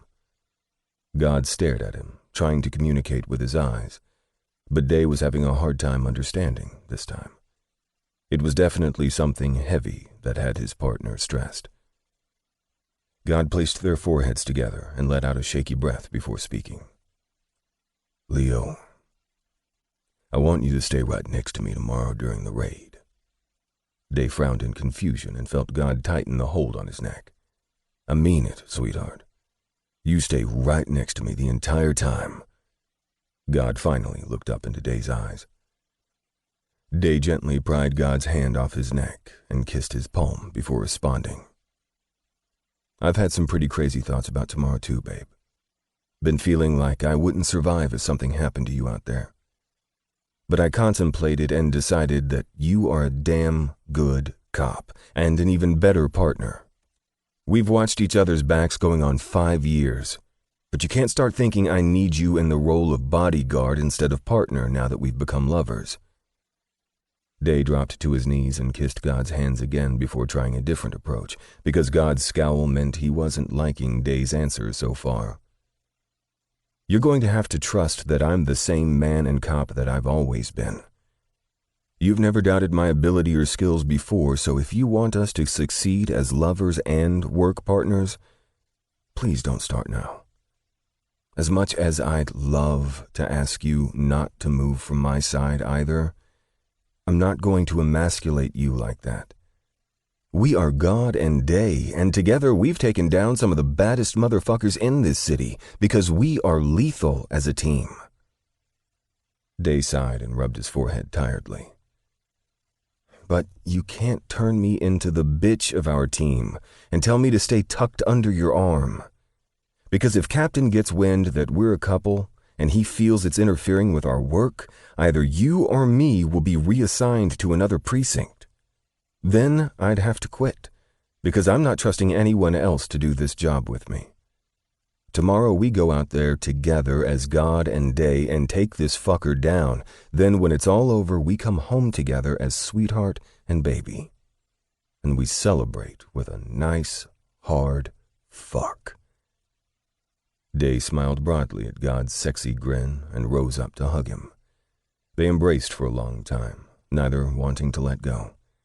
They both knew that tomorrow was going to be as real as it gets, and one of them might not come back home. Chapter 26. Super Cops. It was 6 in the morning, and God was sitting on the small chest at the foot of Day's bed, tying his boots. He kept glancing up at his lover and saying silent prayers for the Almighty to keep him safe today. God was in his usual black t-shirt, but he had on black cargo pants instead of his Levi's. He took his silver chain with his badge off his dresser and draped it around his neck. He hooked his gun holster and secured both his weapons before turning around to see Day leaning against the door jamb waiting on him. Day had on a black APD t-shirt with black cargo pants too. His boots were black, steel-toed, and laced up tightly over his pants. His badge was hooked to his hip, and today he chose to carry his 2 chrome 9mm handguns in his holster. He'd trimmed his beard and had a little product in his hair, making it spike and stick out in the artfully messy way the models wore it. He looked delicious and deadly at the same time. God tucked his wallet in his back pocket, snatched his keys off the nightstand, and dropped them in the side pocket of his pants. He turned off all the lights and slowly walked over to his man. Day was resting against the door, and God propped one arm on the wall and leaned in to come into full contact with him while they were still just lovers. They both had their eyes closed while they let the moment of silence be all that they needed. Perhaps Day was praying for his safety too. God finally opened his eyes, and Day followed a few seconds after. "I love you. Be safe," God whispered. Day placed a firm grip on the back of his neck, and God felt a power surge through him like he'd never felt before. He placed one of his hands on Day's neck, too, hoping he'd somehow feel the same strength. He watched Day grit his teeth at his touch, obviously feeling something strong. God crushed their lips together in a brutal kiss. It was raw, fierce, and full of promises. Promised to be safe, promised to have each other's back, promised to come home tonight. When it was imperative that they breathe, God released Day's mouth. Their breathing was ragged and labored as they tried to calm their racing hearts. God knew they had to go, but neither one was moving. He couldn't move until he heard Day say it too. God looked into those light-colored eyes, and he knew the minute Day recognized what he needed. "I love you too, Cashel." The huge lump in God's throat prohibited him from speaking, so he nodded his head okay and turned to lead them down the stairs and out of the house. The ride to the precinct was gravely quiet, but this wasn't uncommon. While things had changed dramatically with their personal relationship, things hadn't changed when they were getting into fight mode. When God pulled into the station, they saw the parking lot was full of cars they weren't used to seeing. They had SWAT, sharpshooting teams, state troopers, divers, Coast Guard, and countless task force detectives from surrounding precincts. This was a collective effort by the city's officials to rid it of a virus that was killing the heart of their state. As soon as God and Day walked into the chaos of their unit, they were immediately pulled apart by administrative officers that were assigned to get them fully geared up with radios, wires, and vests. Once God was fully set and weighed down by the heavy armor, he made his way through the throng of people to his desk. He looked up and tracked Day through the station and saw him heading to the break room. no doubt for his morning fix. He thought of following him, but decided against it. He's not my sweetheart right now. Day was trying to make his coffee with all the extra goddamn weight on him, and it was frustrating the shit out of him. He knew it was for his safety, but fuck. He needed to hurry up and get some coffee in him and get his head right for the fight. It was 7 a.m., and in 15 minutes the department heads would be getting the team set to roll. Everyone knew their role. No more meetings were required. Ranowski and Cecil came into the break room, both of them noticing the seriousness on Day's face, and decided to simply fix their coffee and leave. Day shook his head in wonder. He could only imagine the look he must have on his face if Ranowski didn't want to risk fucking with him. A loud siren pierced through Day's thoughts, and he recognized the call for them to load up. Day headed out to the yard and eased up beside God. He discreetly rubbed the backs of their hands together before crossing both his arms over his chest. God looked down at him and gave him a slight wink before turning his attention back to their captain. Once they were loaded in their police van, along with Ranowski, Cecil, the captain, and 4 other officers from their precinct, the driver got the signal, and they took off toward Interstate 75 South for the 3.5-hour drive to the Savannah ports. Day settled his head back against the headrest and closed his eyes, afraid if he kept them open, he'd only stare at God. Somehow the time passed fast as hell, like it tends to when you're going someplace you didn't want to go. The teams were getting into their positions. They were assuming the ready positions after receiving confirmation that a cargo ship was in port as of a half-hour ago, which meant it was still loaded. Alpha Team, assigned to board the ship and confiscate its cargo, had already rammed through the security gate and was moving fast across the ground to the pier. The security guards that were watching the gate and grounds were detained quickly. Day held on to the handles above their heads as their drivers sped onto the dock, positioning them several feet from one of the 5 hangars on the port, the one containing their kingpin. The other vans got into their positions as well. Some teams were there to make arrests, while others were responsible for collecting evidence, tactical support, and many others for a multitude of other duties. The back double doors to their vans swung open, and they moved quickly to the outer perimeters with their weapons pointed to the ground, surrounding the building within seconds. Day watched the other teams get into position at the surrounding hangars.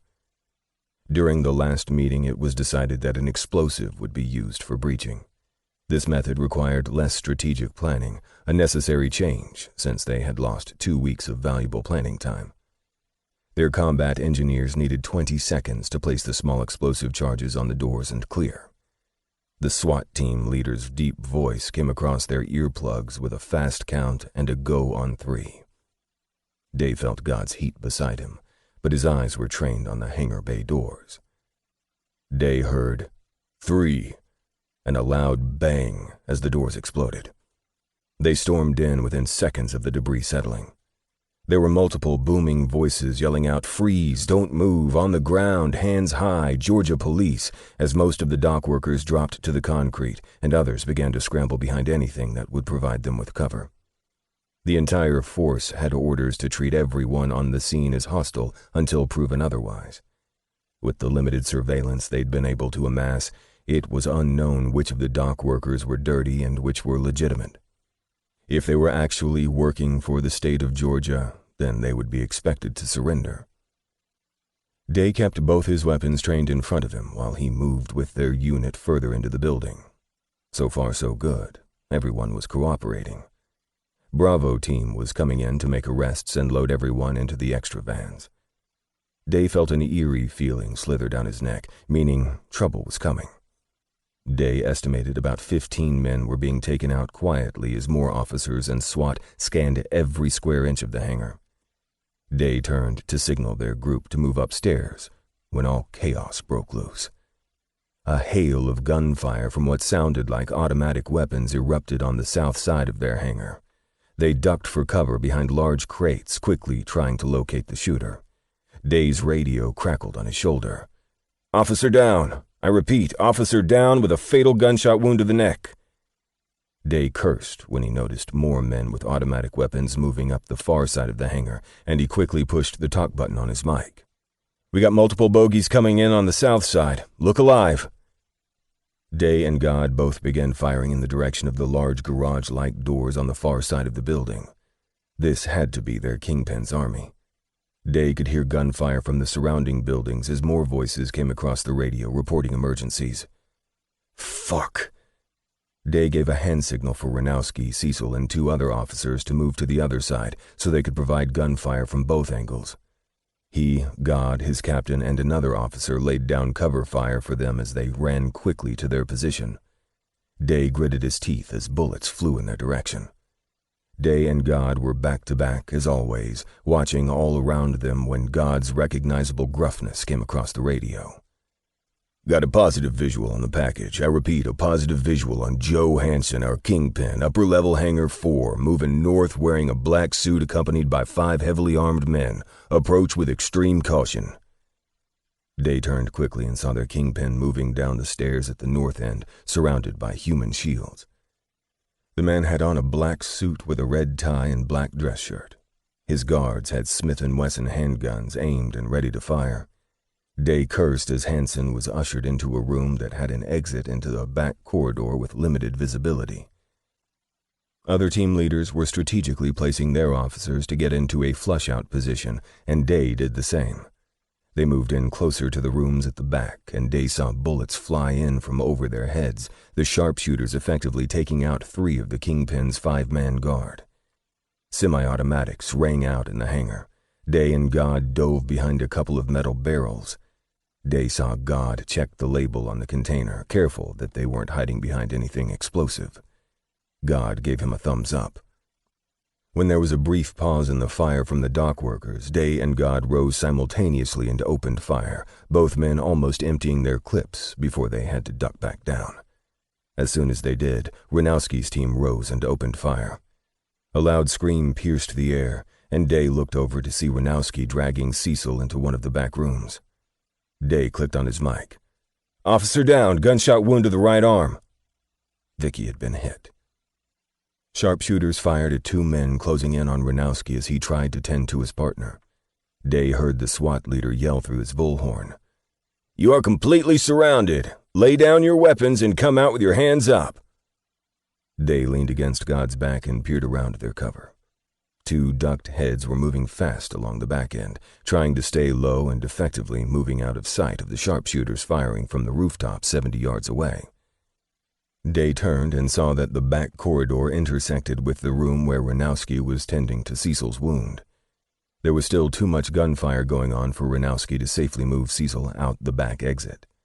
Ranowski didn't even have his weapon out as he stayed low and used both his hands to apply pressure to the wound that was bleeding profusely. From where Day stood, he could see that Vicky had gone very pale and she wasn't moving. Ranowski was shaking her and yelling her name. Ranowski! Day yelled, but the gunshots were too loud. The last of the dock workers were either out of the building being taken down by the outside team or were lying dead inside.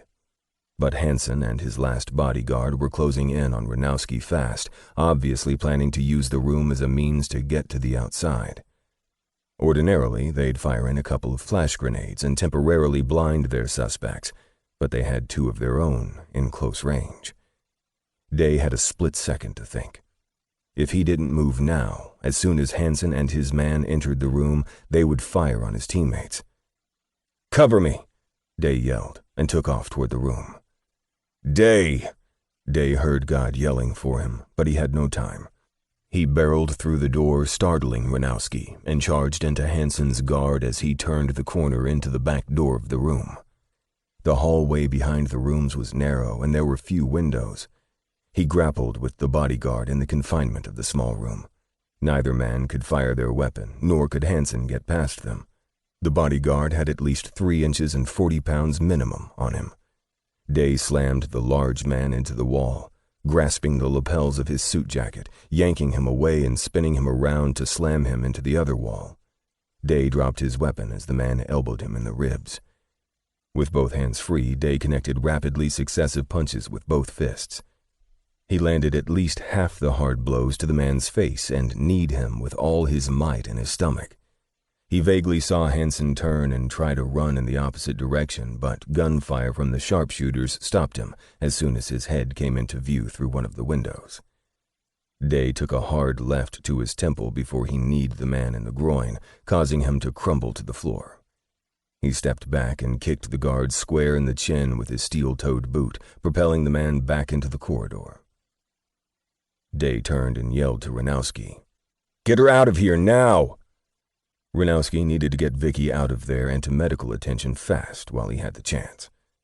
Ranowski had just barreled through the side door leading outside when Day spun around and came face to face with his own chrome 9mm handgun that he'd dropped during the fight. Hansen had an evil glare in his eyes as he waved it at Day to move over toward him. "Keep your hands where I can see 'em," Hansen snarled quietly through clenched teeth. Day heard the SWAT leader on his bullhorn again. "Joe Hansen, you are completely surrounded. Come out with your hands up or you will be fired upon." "Day, what's your position, goddammit?" God's voice was strained, coming across the mic on his shoulder. The look Hansen gave him clearly told Day he was not to answer his partner. "Do you really want to be charged with murdering an officer of the law?" Day said calmly, trying not to reveal his fear while staring down the barrel of his own gun. "Shut up," Hansen snarled. "That's the death penalty," Day said. "I said shut up," Hansen growled, grabbed Day by the shoulder straps of his bulletproof vest, and put the gun to his forehead. Day closed his eyes and took a deep breath. This was it. Chapter 27. Have you ever met the devil? God watched Day run to Ranowski and burst through the door like Superman. From God's position, he couldn't see what was going on inside, but he knew Cecil was shot and needed medical attention. Day had EMT training and his brother was a trauma surgeon, so God assumed that's why he ran in after them. God stayed low and focused on the bullets still flying around in the hangar. It was probably only a couple minutes, but it seemed longer until all of Hansen's army were overpowered and taken down. God rose slowly along with the other officers, but stayed alert. "Day, what's your position, goddammit?" God growled, angry that Day had run off. God waited a couple seconds but didn't receive an answer. God removed the mic from his shoulder and yelled directly into the speaker. "Day, come back! What's your 20? God looked at the now closed door Day had barged through and spun around to his captain.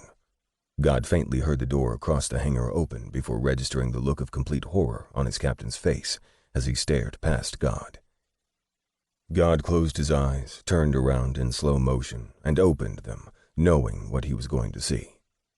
Before him stood the love of his life with a 9mm pressed against his right temple, and a very angry drug lord peering carefully around him.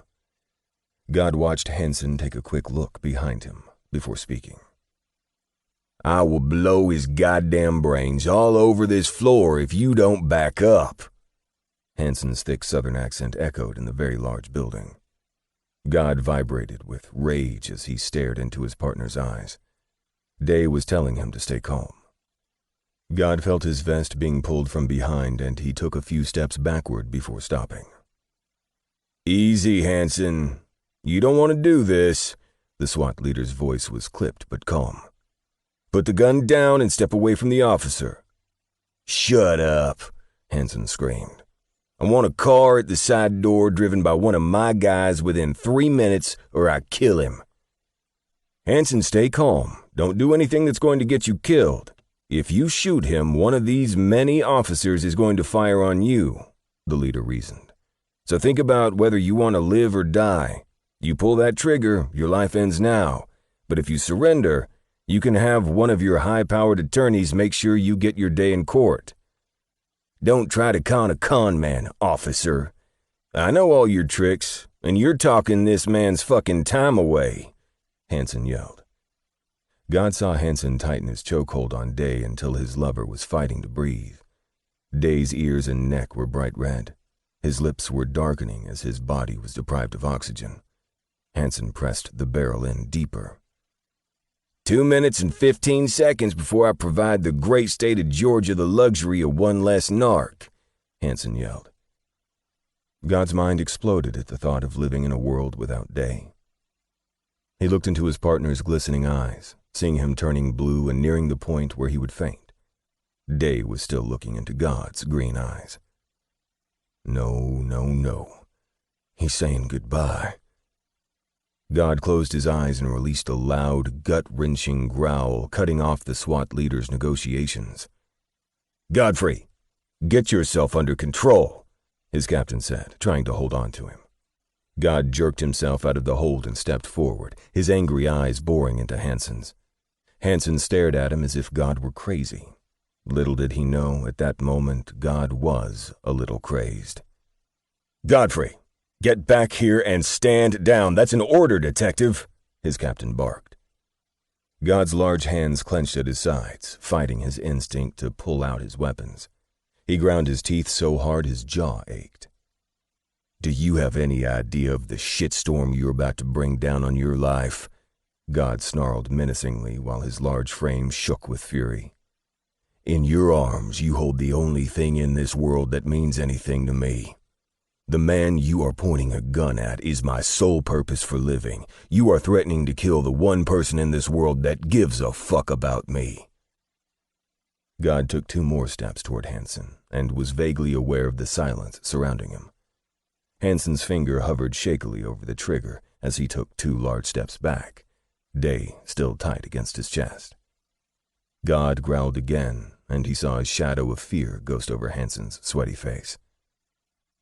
If you kill that man, I swear on everything that is holy, I will track you to the ends of the earth, killing and destroying everything you hold dear. I will take everything from you and leave you alive to suffer through it. I will bestow upon you the same misery that you inflicted on me. Hanson shook his head and inched closer to the door behind him. Stay back, he yelled, but this time the demand lacked the bravado he'd exhibited before. You kill that man, and you have no idea the monster you will create. Have you ever met a man with no heart, no conscience, no soul, no purpose? God rumbled, his voice octaves lower than his already deep baritone. God yanked his Desert Eagle from his holster in a flash and cocked the hammer back, chambering the first round. Hanson stumbled back again, his eyes gone wide with fear. God instinctively tensed every muscle in his body, and it felt like the large vein in his neck might rupture. His body burned as it had at the height of his pneumonia, and he knew his wrath had him turning a brilliant shade of red. I'm asking you a goddamn question, Hanson. No soul, no conscience. I'm asking you if you've ever met the devil. God's thunderous voice practically rattled the glass in the hangar windows. If you kill the man I love, you better make your peace with God, because I'm gonna meet your soul in hell. His voice boomed. God slowly raised his gun and aimed it at the bastard's forehead, but God knew he wasn't going to have to take the shot. Hanson took one final step backward, and as soon as his heel landed, a single loud pop rang out in the silence. A split second later, Hanson's head jerked back from the impact of the bullet lodged in his skull. God had talked him back far enough that he was within visibility of the sharpshooters. God caught Day's falling body before he was able to hit the floor. He dropped to his knees with his lover in his arms and held him close. Breathe, Leo, God coaxed while rubbing Day's cheek. He felt Day take in a few quick breaths before he opened his eyes and stared up at him. God closed his eyes and pressed their foreheads together, not wanting to see what Day was saying. If he had killed you, I would have swallowed my own gun. There's no life without you, God whispered, just for Day to hear. He felt Day grab onto his neck, holding him close. Let the paramedics take a look at him, Detective Godfrey. God raised his head at his captain's order and slowly lowered Day's head while he moved back to let them tend to his partner. God watched them closely while they took a few quick vitals before placing him on the stretcher. One of them turned to look at God and his captain. God stepped forward. "His blood pressure's high and pulse is erratic, so we're going to take him to the hospital to be monitored. He'll be at St. Mary's." "I'm riding with him," God demanded. "I'm sorry, sir, but regulations don't allow that." The thin guy answered him as the other paramedic wheeled his man away. God bared his teeth right before he felt a hand come down hard on his shoulder. "Let them do their jobs because you still have one to do too, detective. Is that going to be a problem?" His captain leveled a hard stare at him. God paused for a second, then gave a quick jerk of his head and turned in the opposite direction that his love had gone. God walked through the hangar, aware of the many eyes that were on him. He just wanted to finish his job so he could go home. Chapter 28. A Truths. God was staring blankly at the forms laid out on his desk. How the fuck was he supposed to do paperwork right now when all he could think about was Day? The empty chair directly across from him didn't help. He almost felt like a kid being scolded by his teacher. You can go out to play as soon as you finish your classwork. Several officers had stopped by to ask about Day. All of them avoided mentioning God's psychotic threats against the kingpin. Hell, if his co-workers weren't afraid of him before then, they sure as fuck were now.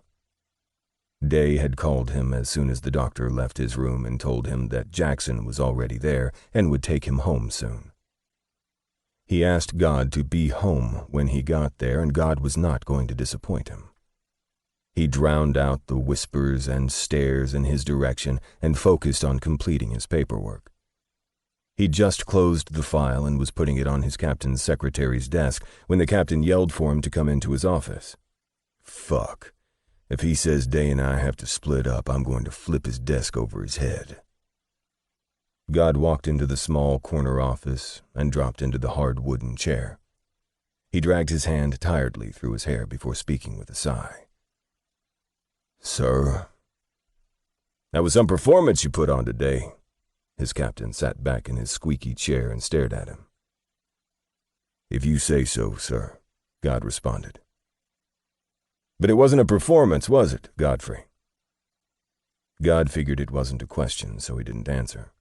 He simply stared the man in his eyes until he spoke again. "I think I'd know your response if I told you that I don't let couples partner together in my precinct."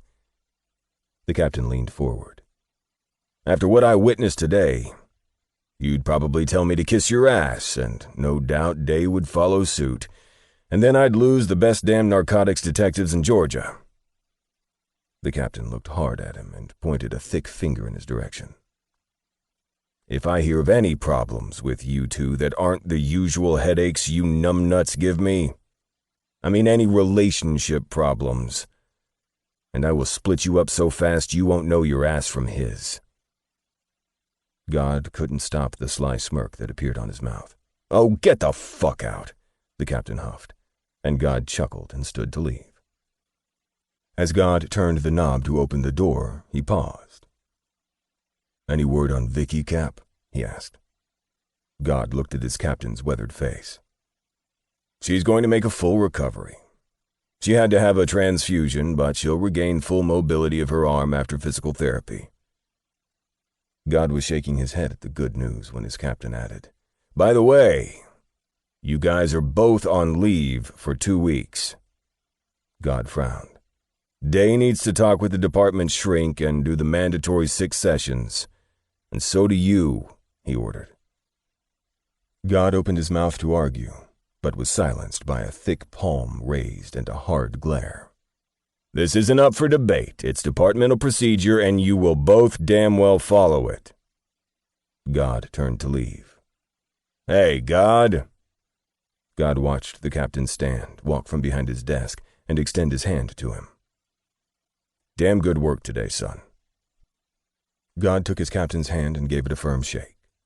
The wise man held his hand an extra second before releasing it. His captain didn't need to say anything else. The man could have lost several detectives today, but they'd all come through, maybe with a few war wounds, but they'd survived. They'd survived to fight together another day. God left the office. He stopped by his desk to grab his coat and walked through the bullpen and out the front doors. He stopped mid-step when he saw Ranowski leaning against the front of his truck, looking dog-tired. God approached the man and looked him in his eyes. He could see the battle fighting behind those sparkling blue irises. God decided to speak first. Cap told me Vicky's going to pull through. That's good news, man. You saved her life. God clapped the man on his back and moved past him to the driver's door. He needed to get home. No. God turned at Ranowski's lone response. What? He finally let his eyes focus on God's. I didn't save her. Ranowski wrung his hands together. Day did. He saved both of us. I treat him like shit all the time because he knows the truth about me and he almost got himself killed to save me. God slammed his truck door back and came back to stand in front of the young man. God called him young because he looked it. The boyish good looks and smooth, even-toned skin gave the man an innocent appearance. In all honesty, Ranowski was gay porn star beautiful, and any gay man would be very happy to satisfy him nightly, if the man would just be true to himself. Day did what any of us would have done if we'd been in his position. He was the only one that could see Hansen and his guard, so he reacted. God tilted the man's chin up to face him, just like you would have done for him. God saw Ranowski's eyes flutter before focusing on God's lips as he kept a firm grip on his dimpled chin. God stepped in closer to the man and noticed the increased breathing and rosy flush that crept slowly up those tanned cheeks. God's voice was gruff, and he let it wash over the confused man. That feeling you're having right now, Ro, stop fighting it. That'll be a good way to thank Day. God was surprised when Ranowski nodded his head. God dropped his hand and looked up when he saw Detective Johnson exit the precinct, heading to his BMW. He called out to him and saw the tall man squint to see them in the dark parking lot, and God waved him over. Ranowski looked scared when he asked God what he was doing. You shouldn't be alone tonight. God's tone clearly indicated it was a command, not a suggestion. Hey, God. I heard Day is doing good and headed home. That's fucking awesome, man. Johnson stuck his hand out to shake God's, and God gave it a couple good pumps before he released it. You never have to worry about me overstepping my bounds again, I promise you that. Johnson looked God in his eyes, and he knew the big man was giving him his respect. I appreciate that, Johnson, God responded. Johnson released a harsh breath. Well, guess I'll go on home and see if a ball game is on. See ya. Johnson turned to leave. The Braves are on tonight, Ranowski called out to Johnson's back. God had to close his mouth, gaping in open surprise. Johnson turned and wasted no time asking the blonde beauty if he wanted to watch the game with him. Ranowski flushed when all their attention was focused on him. Sure. I just need to get my stuff. I'll be right back, he stammered and walked quickly toward the precinct. God saw Johnson watch Ranowski's ass move as he walked, not taking his eyes off him until he was inside the building. Johnson turned back toward him and waggled his eyebrows. Well, my night is looking better. God just shook his head at the now extremely happy man. He looked in Johnson's eyes and put on his serious face. You know that man's story already. He's just starting to believe what Day's been saying to him for years, but he's scared as fuck. If you hurt him in any way, Day will hurt you. Johnson stopped grinning and looked back at God. I thought Day hated him. Day is complex, Johnson. He's crazy about Ranowski. That's why he rides the man so hard. I get that, Johnson responded. All right. I don't mind doing the slow thing. We'll start with wings and a game tonight." Johnson shrugged and started inching toward his car. "Next week, maybe dinner and a movie." "Sounds good, bro." God waved and climbed in his truck. Now that he was done playing Chuck Woolery and there were no more love connections to be made, he was going home to his sweetheart. Chapter 29. I Can't Lose You. "Jackson, I'm fine, really, and I won't be home alone. God is living with me now, remember?" Day tried to reason with his stubborn big brother. Jackson maneuvered the small sedan into Day's driveway, and Day's heart rate picked up at the sight of God's truck already there. "Oh, and when did Cashel get a medical degree?" Jackson huffed. "You may require medical attention in the middle of the night, and I won't be there." Day smirked. "The only attention I'll require in the middle of the night won't require you being there to give it to me." Day winked. "The right man for the job will be there." "You're a perv," Jackson laughed. Okay, just take it easy for the next few days and call me tomorrow." "All right." Day leaned over and gave Jackson a wet, sloppy kiss on the cheek until the man was pushing at him to get away. Day laughed and grabbed his hospital bag that held his personal items. He looked at his brother. "Thanks again for coming, Jax. I'll call you tomorrow. Tell Lisa I said hi and I love her." "Will do," Jax replied, and put his car in reverse. Jackson backed out of the driveway, and Day gave him one final wave before walking up his Ardisia stone pathway to his front door.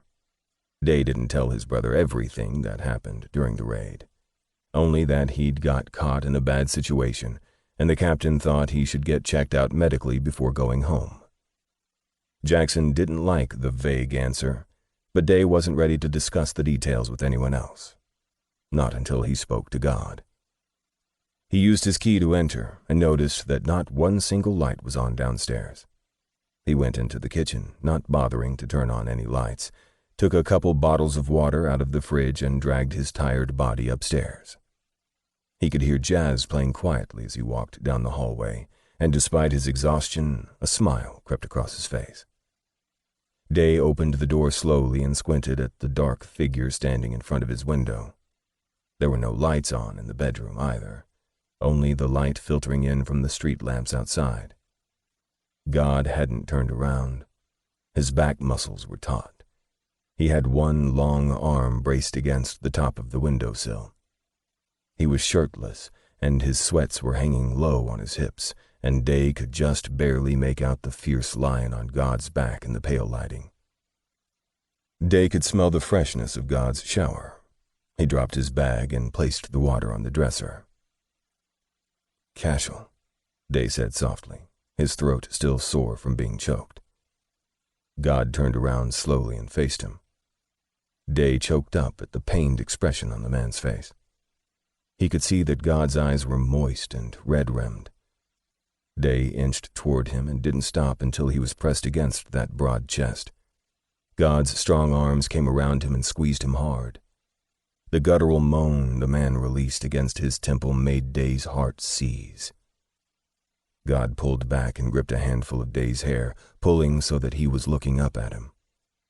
God bent down and gently grazed his soft lips across his. Day's body vibrated from the sensual feeling. God rubbed his face all over Day's as if he were a cat marking him with his scent.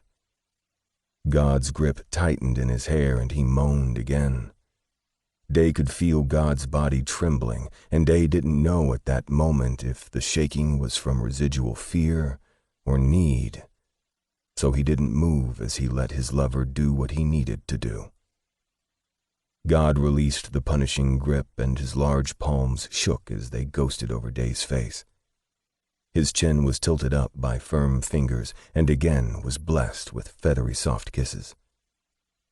God leaned back and draped his arms completely around him, and Day embraced him back.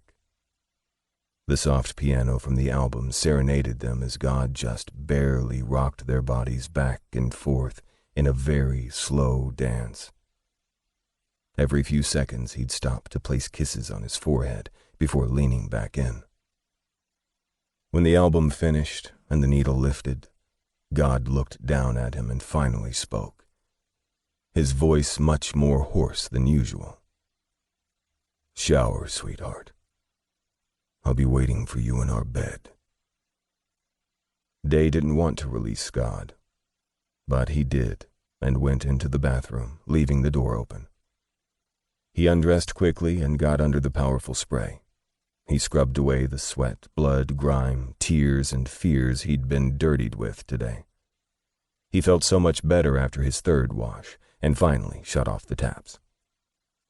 Day made quick work of drying his body, brushed his teeth, and walked back into the bedroom. God was already in bed, his large form taking up the entire right side of the California king-size mattress. The stark white sheet was draped loosely over his lower half. Day walked over, grabbed the 2 bottles of water, and set them on his nightstand just in case he needed them. He climbed onto the tall bed and was grabbed by strong hands and settled on top of his naked lover. "Cash," Day moaned. "Shh. Just need to hold you," God said quietly as he rested his chin on top of Day's wet hair and squeezed him hard against him, protecting him as if someone might come in the middle of the night and try to snatch him away. Day rose and fell with God's steady breaths. It was only 9:30, but it wasn't long before Day's exhaustion had him drifting off to sleep. He was jerked awake only a few hours later by God's twisting and grunting. Day was being squeezed to death, and he was barely able to lift his head to glance at the small digital clock beside the bed. The bright green lights said it was a little after 3 in the morning. Day jumped at the loud shout God released into the dark room and struggled to free his confined arms so he could wake his lover. "Cash, wake up!" Day tried to hold God's massive arms down as he fought the attacker in his dreams. "Cash, stop! Wake up!" Day yelled. "No, don't," God grunted, thrashing beneath Day's weight. "Fuck." God was so much stronger than Day, and he worried that God would think Day was someone else and start attacking him if he didn't snap out of it. He was completely on top of God and trying to keep from getting hit. He shook God fiercely and saw him open his eyes wide in terror. It all happened in the blink of an eye. God locked Day's arms behind his back and rolled, pinning him down to the mattress and pressing his full weight down on him. Day's heart rate skyrocketed at the realization that God wasn't awake yet. "Cash, it's me! It's Leo, wake up, damn it!" he shouted at God and bucked to try to free his hands trapped painfully behind him. His large biceps bulged and flexed with everything he had. He needed to be able to put up his guard. If God started to swing, he had to be able to block the blows. God blinked again, and Day saw the reality seeping in. God's head jerked back and forth, looking all around the dark room. "Cash, it's Leo. Look at me. Look at me," Day said quickly. Cash turned and looked down at him, and it broke his heart when God squeezed his eyes shut and let go of Day's arms. Day knew God felt horrible, not only from the nightmare, but from potentially hurting him, too. Day held in the groan of pain caused by bringing his hands from behind his back and wrapped them protectively around God. He pulled God down to his chest. "I got you, Cash. It's all right. It's just a dream," Day whispered softly while stroking God everywhere that he could reach. God's heart was beating so hard Day could feel it against his own bare chest. He dug his fingers in God's long hair and massaged his scalp. God squeezed him back. "He shot you. I couldn't get to you in time and he shot you," God said through ragged breaths. "Fuck," Day hissed and held God tight to him. "No, you did get to me in time. I'm right here with you. You saved me. You will always save me." Day opened his legs and let God sink in between them. "Damn, I love you so fucking much," Day whispered. Day placed kisses on the side of God's face while God had his nose buried in his neck, breathing him in. They lay still while both of their heart rates returned to normal. Day moaned softly when God began to grind his hard pelvis into him. Day's cock hardened almost instantly, and he felt dizzy from the fast rush of blood to his groin. Fuck yeah. Do it, Cash. Take what you need from me." Day spoke with his lips pressed to God's ear. His man needed to be assured that he was fine and right here with him. That God had saved him. God brought both his hands down to Day's thighs and pulled them up so his feet were flat on the mattress on either side of him. The nightmare had left him hungry with need and power. Although in the dream God didn't get to Day in time and Hansen had shot his lover, God had torn the man apart with his bare hands. His co-workers were yelling and cheering him on like at an underground to-the-death cage fight. He growled, beat, and clawed at Hansen until the man was nothing but a large mass of blood, his limbs thrown in various directions from God's rage. He woke up and he was on top of Day, and it scared him. He didn't want to ever hurt him while he was asleep. He'd never forgive himself if he did. But Day was strong and capable. Although he was smaller than God, most men were, Day was muscled and fit. His strong chest had defined pecs and flat, ripped abs. His shoulders were sculpted and his biceps had thick veins that protruded when he flexed the large muscles. Day would fight back if he had to, and God would be damned if that thought didn't make him crazy with lust. Day was underneath him, driving his own hard cock up into him, and demanding that he take him now. God grunted with each hard thrust, and bit Day on his shoulder to keep from yelling when Day gripped his aching cock in a tight fist and stroked it roughly. "Fuck me, goddammit," Day cursed. Day fumbled in the nightstand for the lube while they continued to hump each other like wild teenagers. When Day pulled out the supplies, he threw the condom at God and barked at him to put it on. God's hands shook profusely while trying to pull the latex tight over his dick as he watched Day lube his own fingers and push two of them forcefully into his ass. Day's teeth clenched and his eyes slammed shut while he fucked his fingers, quickly readying himself for him. "He's mine." God pulled Day's fingers from his ass, gripped both his wrists, and slammed them against the padded headboard, pinning his hands to the soft leather.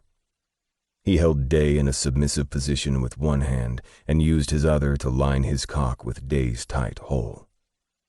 He looked into Day's eyes and saw that the man understood what he needed. He pressed his mouth to Day's pursed lips and at the same time rammed his cock inside him until his balls slammed against Day's ass. They screamed in both agony and bliss. Day's ass clamped God's cock in a vice-like hold and scorched his dick with a heat that burned him to his toes. God didn't wait for Day to adjust. He pulled out to his head and plunged back into him repeatedly. This was not going to be gentle. It wasn't going to be pretty. It was going to be fast, brutal, and uncontrolled. God held tight to Day's wrists above his head with one hand and dug into Day's smooth ass cheek with the other, pulling him open wider. God's head was buried in Day's neck, and he lived in his man's screams as he pounded his ass. Day was his, and only his, and anyone that challenged him would feel his wrath. His orgasm exploded, and he roared loud enough that if Day had close neighbors, they'd be calling the cops. He pushed into the hilt and pumped his cum into the rubber, filling it to capacity, again wishing he didn't have that fucking barrier. As soon as he could, he was going to make sure they were disease-free and he could shoot his cum so deep inside his lover that he'd taste it. God panted against Day's sweaty neck. his cock still semi-hard and throbbing. He just barely inched his hips back and let his cock slip out of its silky confinement. He realized his stomach was not only drenched from sweat, but also Day's cum. Motherfucker. Despite his brutality, his lover had gotten off, and judging by the amount of squishy mess between their muscled torsos, it had been a damn good one. God's cock rested against Day's hole, and he absently pushed against the quivering bud. Day hissed, and it made God latch his mouth onto the tender spot on Day's neck and suck as hard as he could. He was still satisfying his craving to mark Day as his own. If he could have, he'd probably have branded him with his name, too. Somewhere very visible, maybe his forehead. God's property. Chapter 30. Going stir-crazy. Day woke up to the sun shining in his eyes. He turned to his back and had to bite his fist to keep from yelling from the pain radiating through his ass. Fuck! Shit! Damn hell! There just wasn't a curse word invented yet to describe how Day's ass was feeling at that very moment. You better hope you got it all out of your system, Cash, 'cause I'll be damned if you're getting a repeat tonight. Day admitted to himself that although the first few seconds after God entered him were damn near torture, it did turn into some powerfully good sex that had him coming so hard he'd seen stars, and he'd never even touched his dick. It was just after 8 in the morning, and he knew God wasn't in the bed with him because there was no body heat coming from his side of the bed. Day propped his elbow up, positioned himself carefully on his side, and grabbed the remote off the nightstand.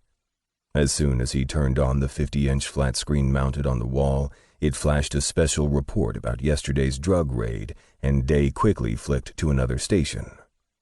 Same thing. What channel is Food Network? Shit. Day quickly scanned the guide and selected a channel he knew wouldn't be reporting news of a drug kingpin being killed. He'd been there, lived it. He didn't need to watch it on television. Day groaned at the reality cooking show that was on, but left it on anyway.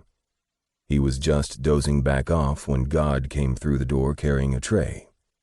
He wore a sexy smile on his face and no shirt, just muscles and tattoos on full display.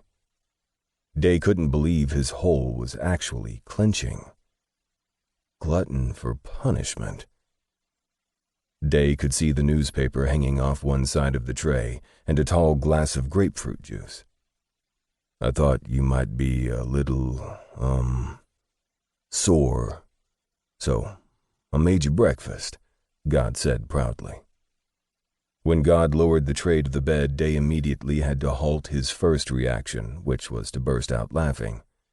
Accompanying the newspaper and glass of juice was a small mug of coffee that was too dark for Day's liking, 2 pieces of burned toast with too much unmelted butter on them so the toast must be cold, and a big bowl of Cap'n Crunch cereal with a spoon large enough to stir spaghetti sauce.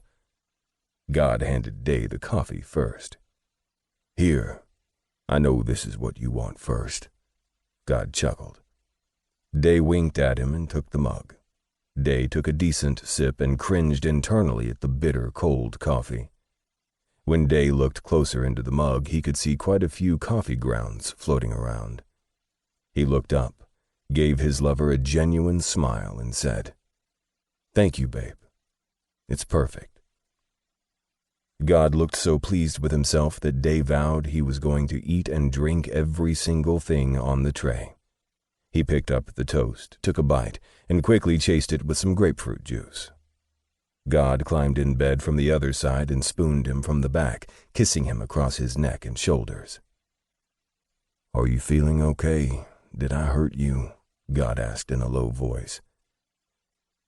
Day swallowed the mouthful of half-soggy cereal, almost gagging at the texture before answering God in a relaxed tone.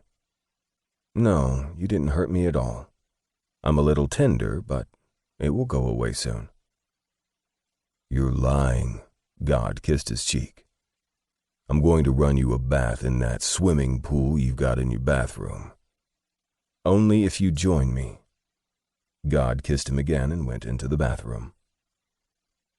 Day ate his food faster than humanly possible and scarfed down the horrific coffee in an effort to taste it as little as possible. He said a silent prayer that he didn't get indigestion and placed the tray on the floor. He got out of bed and winced with each step he took into the spacious bathroom. God had the lights off and a couple candles lit on the outer rim of the jacuzzi tub. He was already soaking, waiting for Day. Day licked his lips at the beads of water running down God's chest. God lifted one corner of his mouth at him, and that was invitation enough. Day was already naked, so he climbed inside the tub and settled between God's firm thighs. "Jets or no?" God asked. "No. This is relaxing just like this." Day leaned back, dropped his head on God's shoulder, and let the hot water soothe his soreness away. Oh, shit. Day could feel God's growing erection poking him in the back. "Relax, sweetheart, I'm not trying to do anything. But my dick has a mind of its own. You're just so fucking sexy." God kissed and licked Day's ear. They were quiet for a long time, and Day felt like he could fall asleep again until God's rough voice broke through the haze. "You want to talk about it?" Day took a deep breath and thought carefully about his answer. God massaged his shoulders with his strong hands, and Day almost said he didn't want to talk. He just wanted to keep being massaged. But there was something really important he needed to say. "Cash, thank you for yesterday." Day spun around in God's arms and faced him. "I've never been that scared in my life. At first I felt that if I died it would be okay because I died while I was in love, and the last thing I saw was your eyes. But when you said what you said..." Day placed his palm over God's heart, felt the rapid beat there, and closed his eyes. "You said you'd have no soul, no conscience, and you'd take your revenge. That's when I got scared." God cast his eyes down. "You have to promise me. If anything ever happens to me, that you'd go on. That's the only way I'd die in peace. You'd live for me. That you'd mourn me and then go on and love again. You've come so far in your life. The things you've endured made you strong. Some men have gone through less, and it drove them to do unthinkable things because they couldn't handle what life dealt them. But you lived through it, and now you're a highly respected detective." Day gripped God's chin and lifted his head. He kissed him passionately. "And you're the man I love." Day didn't need God to answer him in words. His eyes and his kiss said it all. He told Day that he'd live for him. God cared for his body, washed, massaged, caressed, and kissed him until Day was completely pliant and ready to lie back down. Nothing else would need to be said about what happened in that hangar. They were partners, and now they had an understanding. God told him that the file he'd gotten from the captain the other day was his medical proxy. He'd made Day his official. Day would have the authority to make any and all decisions regarding his medical care if he was ever injured on the job, or in life. God trusted him with his life, and Day trusted him too. Enough said.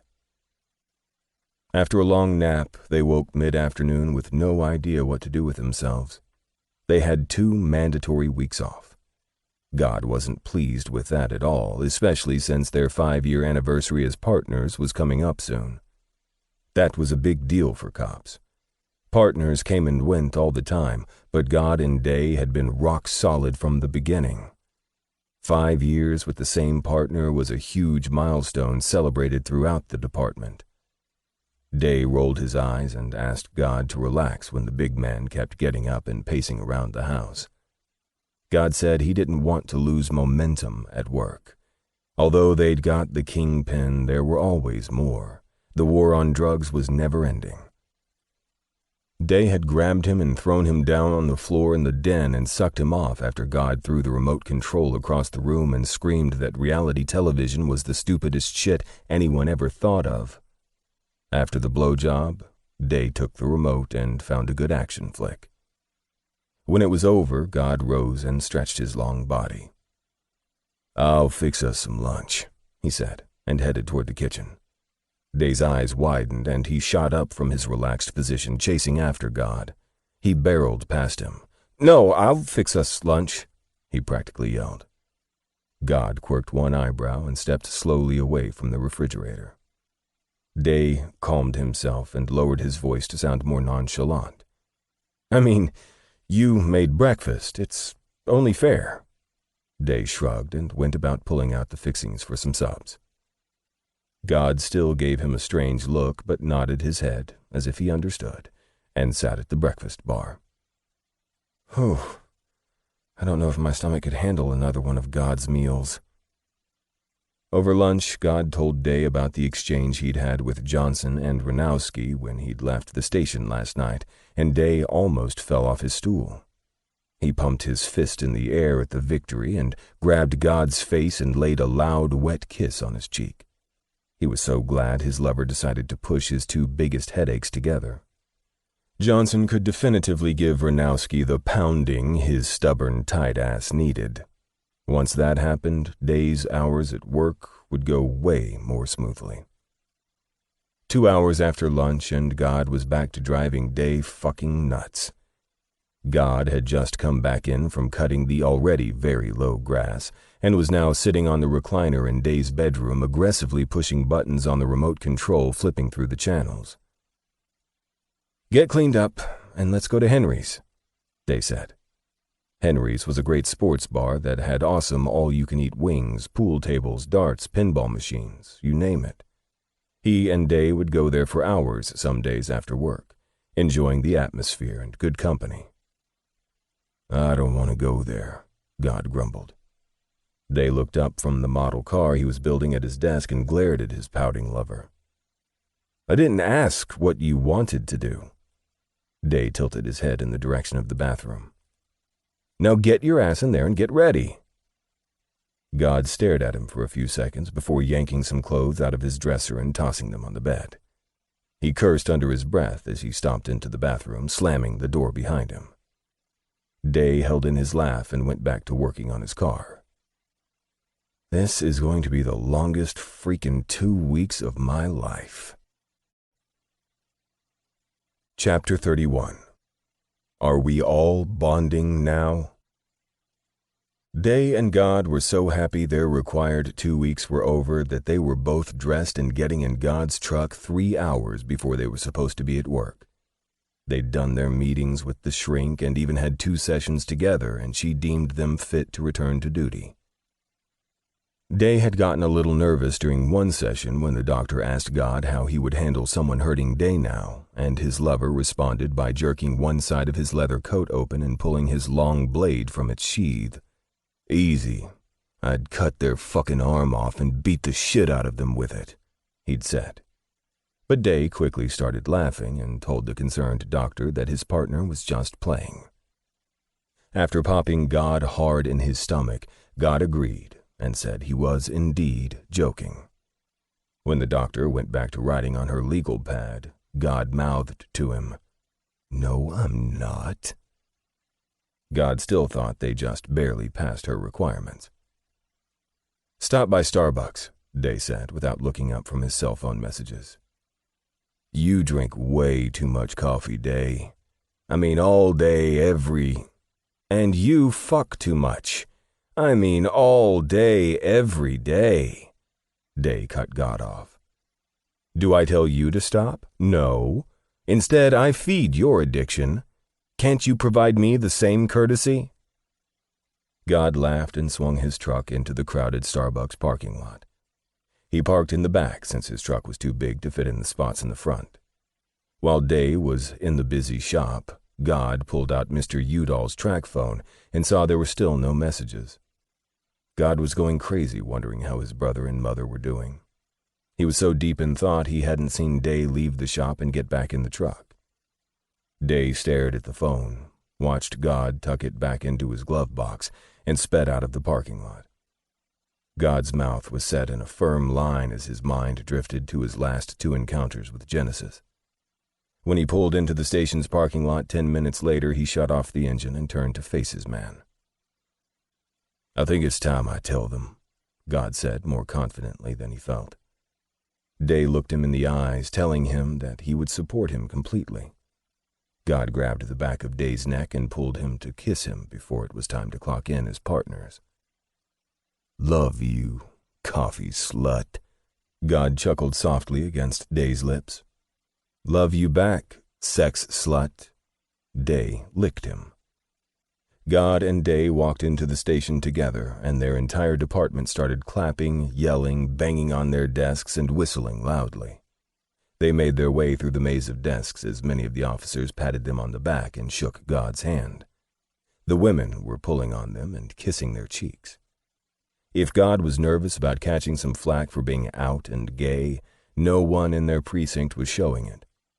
Probably because who God was fucking was inconsequential to what was happening on the streets every day, and he was glad that he worked with a group of people that were smart enough to realize it. After what seemed like a very long time, Day and God sat down at their desks, anxious to get back to work. After the captain had finally gotten everyone to calm down, they all behaved like Day and God had never been gone. About 1 in the afternoon, the captain called Day and God into his office with 2 of the city's assistant district attorneys to ask them about joining in on the interrogations of some of the 85 dock workers who were confirmed to have worked for Hansen.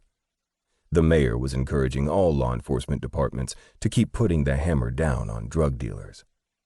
Although they'd cut the head off a very large snake, it might not be long before another one took up habitation in its place. Day and God were eager to accept. Besides, Day loved keeping his interrogation skills sharp. Once that quick meeting was over, they both headed to the break room for more coffee for Day. Of course. "I'm gone for 2 weeks, and look at this mess," Day grumbled while wiping off the counter around his coffee maker. God gulped his apple juice and leaned over Day to look at the non-existent mess. "Babe, I don't see anything." God propped his arm against the cabinets and watched Day huffing while taking inventory of how much coffee was left. Day's cup was just about done brewing, and he and God were staring at each other when Ranowski and Johnson came into the break room together. Day turned and looked at them both with a ridiculous look on his face. Johnson went to the fridge and pulled out a can of soda while Ranowski stood there fidgeting nervously. God put his hand on Day's shoulder, telling him to put the poor guy out of his misery. "How's Vicky doing?" Day asked Ranowski. "Have you seen her?" When Ranowski snapped his head up, Day and God both sucked in a sharp breath at the huge hickey next to his Adam's apple. Johnson stared at them from over Ranowski's head, silently asking them not to rib him. No doubt the guy was still working on understanding and accepting his attraction to men, not to mention acting on it. We went and saw her yesterday. She starts her PT next month, so she's doing well. She'll be on desk duty for a while, and she's definitely not happy about that." Ranowski grinned shyly. "She wants to see you both, to thank you." Johnson stepped closer behind Ranowski, and his nearness seemed to relax him because he looked Day in his eyes. "I wanted to say thank you, too. You both were nothing short of awesome that day, and everyone knows it. Including me." Ranowski stuck his hand out to Day. Day put his coffee down, gripped Ranowski's hand, and pulled him into his chest, startling the hell out of all of them. Day slapped the young man a few times on his back before releasing him. Day smiled broadly when Ranowski turned and smiled lovingly at Johnson. The captain walked into the room, and all 4 of them looked at him with grins on their faces. Captain shook his head and moved to grab a muffin. For fuck's sake! What the hell is this, the champagne room now? Yeah, except there's no champagne. Only shame, Day said dryly and gulped his coffee. Ranowski laughed loudly and all heads turned to look at him. He cleared his throat quickly and tried to shrink back behind Johnson's huge figure. Captain came to stand in front of them. What do you and God got planned for the 4th? Nothing comes to mind, Day responded first. Why, what's up? Ranowski's going to do some surveillance that he and Cecil had set up a few weeks back on a small-time meth dealer in Buckhead. Since the 4th is next week, Cecil won't be in the field by then.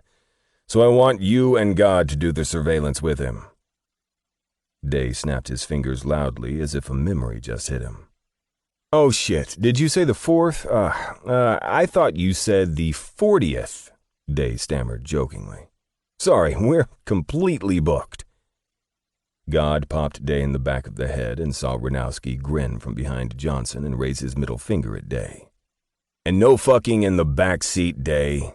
This is going to be real surveillance going on, Ranowski joked back. Day couldn't help but laugh too. God was so glad Day and Ranowski had called a truce. Work was a much better place this way. The 4th it is, Captain, God spoke over Day. Day elbowed God in his gut. Do me a favor, Ro, Day said calmly. What's that? Ranowski peeked around Johnson again. Johnson won't be with you all the time. Remind me to kick your ass later, Day said. Ranowski came to stand in front of Day, looked at his watch and smirked. Sure. What time works for you? Day looked at his watch too. Let's see. Is 5:30 good? I just remembered I'm busy at 5:30. So what time can you be there? I can do 5:35. Damn, that's cutting it close. I might be a little late, but wait on my ass whipping. Will you dumbasses shut up? Lord help us, they've bonded. The captain tried to suppress a laugh. God, how the hell do you put up with Day's mouth? I've got something that'll make him shut up, God said in his deep voice. Everyone groaned and scrunched their faces up in disgust. We don't want to hear that shit, God. Ugh, the captain said while pouring his cup of coffee. God looked at Day and saw he wasn't the slightest bit fazed, and if he knew his lover, which he most certainly did, Day would not let him get the last word. It's all a mind game I play with God. He thinks he's shutting me up. But when he's finished with my mouth, I start talking again. Day winked. I'm leaving. I should write your asses up for sexual harassment or something. The captain hauled ass out of the room. Johnson and Ranowski were shaking their heads too and telling Day he sure knew how to clear a room. I gotta get back across town, Johnson said, then bent down to whisper something in Ranowski's ear that made the man turn red. God tried to pull Day away, but he refused to budge. When Johnson said goodbye to them and left, Day mock-whispered to Ranowski, I told you, one good pounding is all you— For fuck's sake, Leo, Ranowski groaned, grabbing his soda and hightailing it out of there before Day could finish his sentence. God slapped Day's ass, making him yelp. You are too fucking much. But you love me anyway. Day licked his lips seductively at him. Goddamn right I do. Chapter 32. A Surprise Visitor. Surveillance last night went great. That bastard is going down. Ranowski should have the warrant by morning, and we'll be kicking down that asshole's door by noon. God said around a mouthful of Day's lasagna. Yep, looking forward to it, Day said back.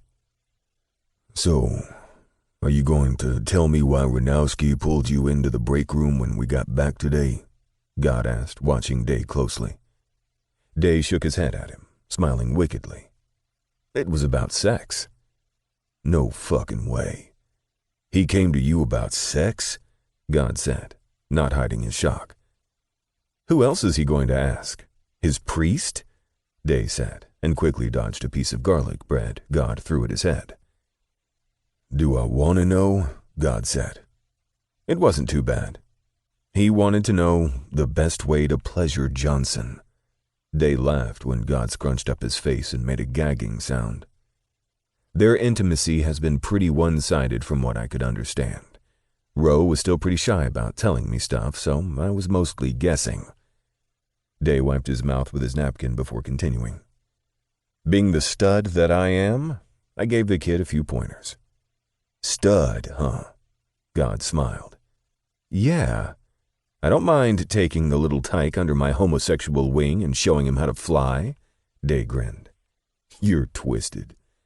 And isn't Roe like the same age as you? God said. Day blew an exasperated breath. Regardless of age, Cash, I have more experience. Way more. Way more experience with fucking men than anyone. I fucking got it, Leo. God scowled at him. Day laughed hysterically. I told him all about how I make you scream my name every night. Day chuckled and bolted up from his chair, and God took off after him. Day ran back into the kitchen, jumping and gliding across the kitchen island on his hip and racing into the den. God was hot on his heels. I'll catch you, you quick little bastard. And when I do, I'm going to show you just how loud I can make you scream, God said in his sexy, rough-hewn voice. Oh, fuck. Day was laughing so hard he could just keep ahead of God's grip. He dodged him in the living room, leaping over the coffee table, heading fast toward the stairs when he was caught around his waist with a strong arm and dragged back down the 2 steps he'd cleared. God tore at Day's basketball shorts, practically ripping them in the process of taking them off. Day didn't have time to do anything before God's mouth wrapped his cock in hot, moist silk. Oh, fuck, Day groaned. God was just dipping down and licking Day's balls when someone rang the doorbell. Day dropped his head back, making a hard thunk sound on the stairs when God released his sack and released the hold on his throat. Day loved when God overpowered him. It gave him such an awesome high. Are you expecting someone? God stood up and buttoned his jeans. Fuck no. Day looked at his watch. There was no way Jackson or anyone in his family would make an impromptu visit at almost 8 at night. Day tried unsuccessfully to push his cock down as he made his way to the front door. This better be Ed McMahon with a big fucking check, or else someone's getting hurt, Day said by way of greeting as he jerked the door open. He heard his lover laughing behind him, but turned very serious when he saw who their pop-up visitor was. God quickly stepped around Day. Genesis, what are you doing here? Are you okay? God said hurriedly. His brother was standing there with a medium-sized box in his hands, staring back at him. God saw immediately that there was no hate in his brother's eyes as he looked at him, only sadness. Oh no. Is Mom hurt? God said quickly. Genesis shook his head no. God was getting a little nervous about Genesis's arrival. He felt Day place a protective hand on his shoulder. I don't like this, Cash. He tried to hurt you before, Day said from beside him. Before God could respond, Genesis finally spoke up. I'm not here to cause any problems. How'd you know where I lived? God asked. I followed y'all home from your job, Genesis admitted. You did what? Day barked. God placed his hand on Day's chest and moved him back some. He turned to face his lover. Let me speak to him, please. He said he's not here for trouble. Why don't you go for a ride and let me and him... I'm not leaving you, Day argued back. Shh, okay. I'm sorry, this is your house. I shouldn't have suggested... See? I'm not liking this already. This is your house too, and you know it. Day scowled at God. I can leave. I didn't mean to upset anyone. Genesis turned to walk away. No, Jen, wait, God called out. He blew a tiresome breath. Day, please, just give us a little privacy. God pleaded with his eyes. Okay. I'll be right in the kitchen, Day said, and turned to Genesis, raising his voice. Only a few feet away. Genesis's head snapped back at Day's tone, making God sigh and roll his eyes at his lover. Day turned and walked away as slowly as he could. "Genesis, do you want to come in, or do you want to talk standing out here on the porch?" God asked him. Yeah, I'll come in."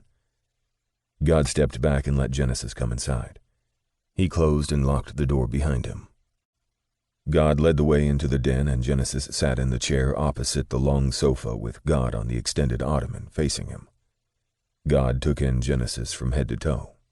Damn, his brother had grown to look just like him. Tall, brawny, bright green eyes with long, light-colored eyelashes. His hair was in a buzz cut, and his sideburns were connected to his goatee. He had on a plain green and white striped collared shirt that stretched over his broad chest and faded blue jeans. His low-top Converse were green and looked like they had a lot of miles on them. "Your boyfriend is pretty scary," Genesis said. God snorted and looked toward the other room. "He's all bark and no bite." God snapped his head back around at his brother. "Wait. How do you know he's my boyfriend?" Genesis gave him a look that said, "Really?" And God shook his head. "It doesn't bother you?" God said quietly, his rough voice already laced with emotion from having his little brother in front of him and not trying to kill him. Genesis shrugged. "Why would it bother me? I'm gay too. Well, bisexual, I guess. I had a boyfriend for a while, but now I'm dating a girl. She's a cheerleader at my school. She's pretty cool." God nearly had to pick his lip up from the floor. He's bisexual? How the hell did I miss that? Where the hell was all this coming from, and why the hell was Genesis having such an easy conversation with him like they were best friends? "Genesis, I have to say," God shook his head to clear it before speaking again, "I have no clue what the hell is going on. Why are you telling me this stuff?" "Because I know," Genesis replied. They sat staring at each other for a few long minutes. Suddenly, his brother's eyes welled with tears and his body began to shake. "Whoa. You know what, Jen?" God frowned, still at a complete loss. "I fucking know, Cashel," Genesis yelled, surging out of his seat to stand over God. Day ran into the den, and God stood quickly, holding his hand out to stop his partner. God had a feeling he knew what Genesis was talking about. "Genesis," God said slowly. "The sick fuck recorded it." Genesis bent and picked up the box and shoved it at God's chest. "Mom and I saw it all. She found this box buried in the attic. We must have just put it up there without opening it when we moved here. It shows it all." Genesis's tears were freely falling as he yelled. "The fights, the beatings, the threats." Genesis dropped to his knees as if he was in agony. He cried so hard his body jerked with the sobs. "Oh my God! Oh my God!" he groaned. Cash shoved the box of old VHS tapes to Day and dropped down to embrace his brother, and Genesis clung to him for dear life. "The rapes. We saw the rapes, Cash. All those men. Police officers," Genesis cried. "Jesus, no. Shit. It's okay, Jen. No, it's not okay." He sobbed against God's chest like a child. "You let us push you away. You let us hate you. Why the hell didn't you tell us, Cashel? We could have been a family. I loved you, man. You were everything to me, more than my dad ever was. Then all of a sudden, Mom was calling you a killer, and then I did too. You should have told us. I hate you for that."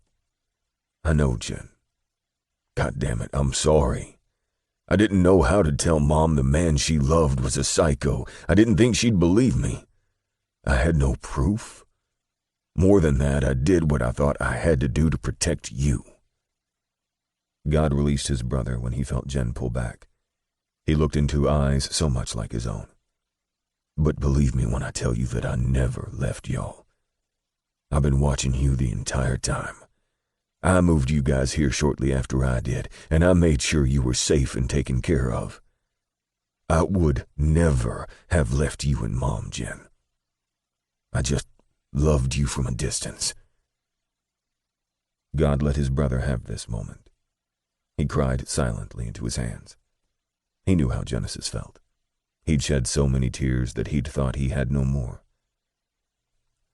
God helped him back on the ottoman and then paced the room. Day was sitting on the sofa, sifting through the contents of the box. Did God want to watch them? Fuck no. He'd lived it. He'd burn them. There was no need for them now. His family had the proof, and now it could all be over. God stopped walking the length of the room and faced his brother. "Where's Mom? How is she?"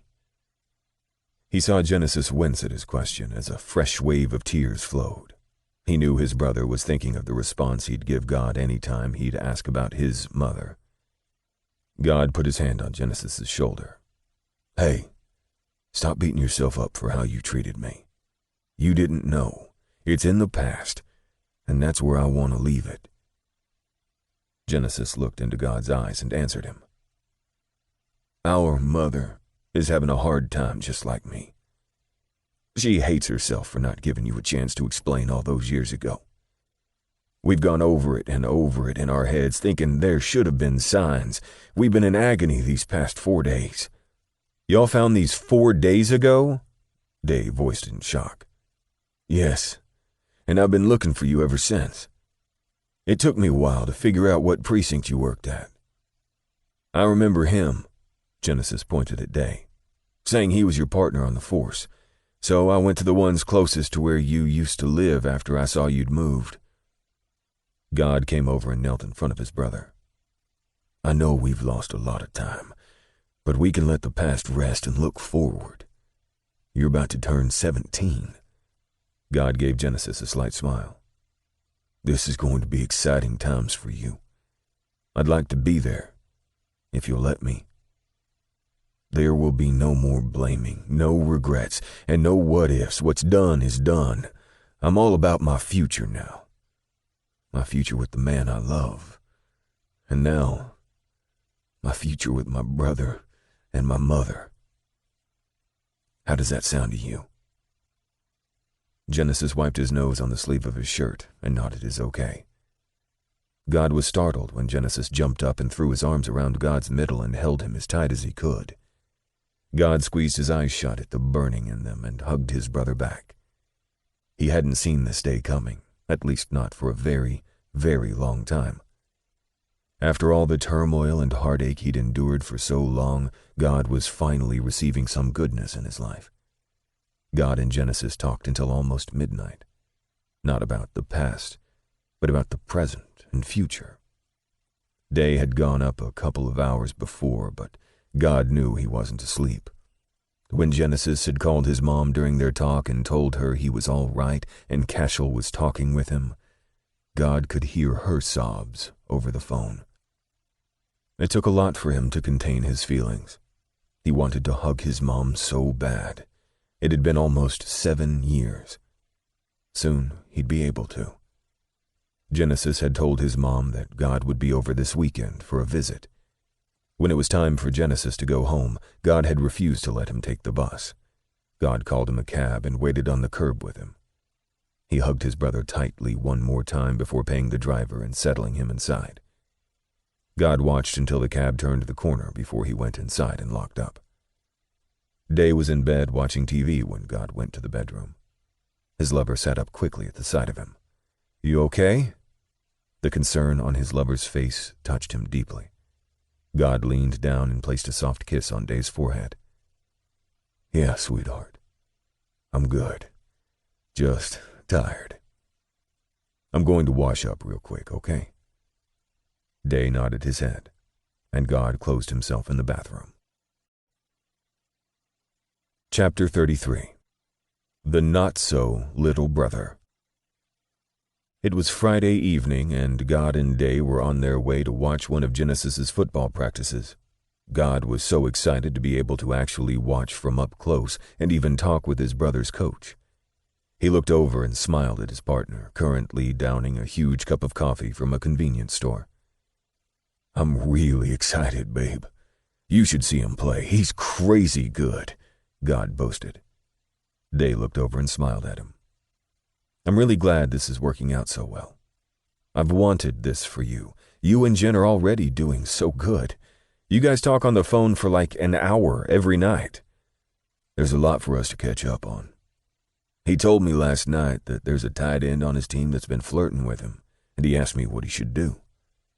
God couldn't wipe the wide grin off his face if he tried. His brother was asking him for dating advice. Hell, he's a tight end. There's only one thing he needs to do. Pound that tight ass. Did you tell him that? Day smirked and took another large gulp. "You are incorrigible.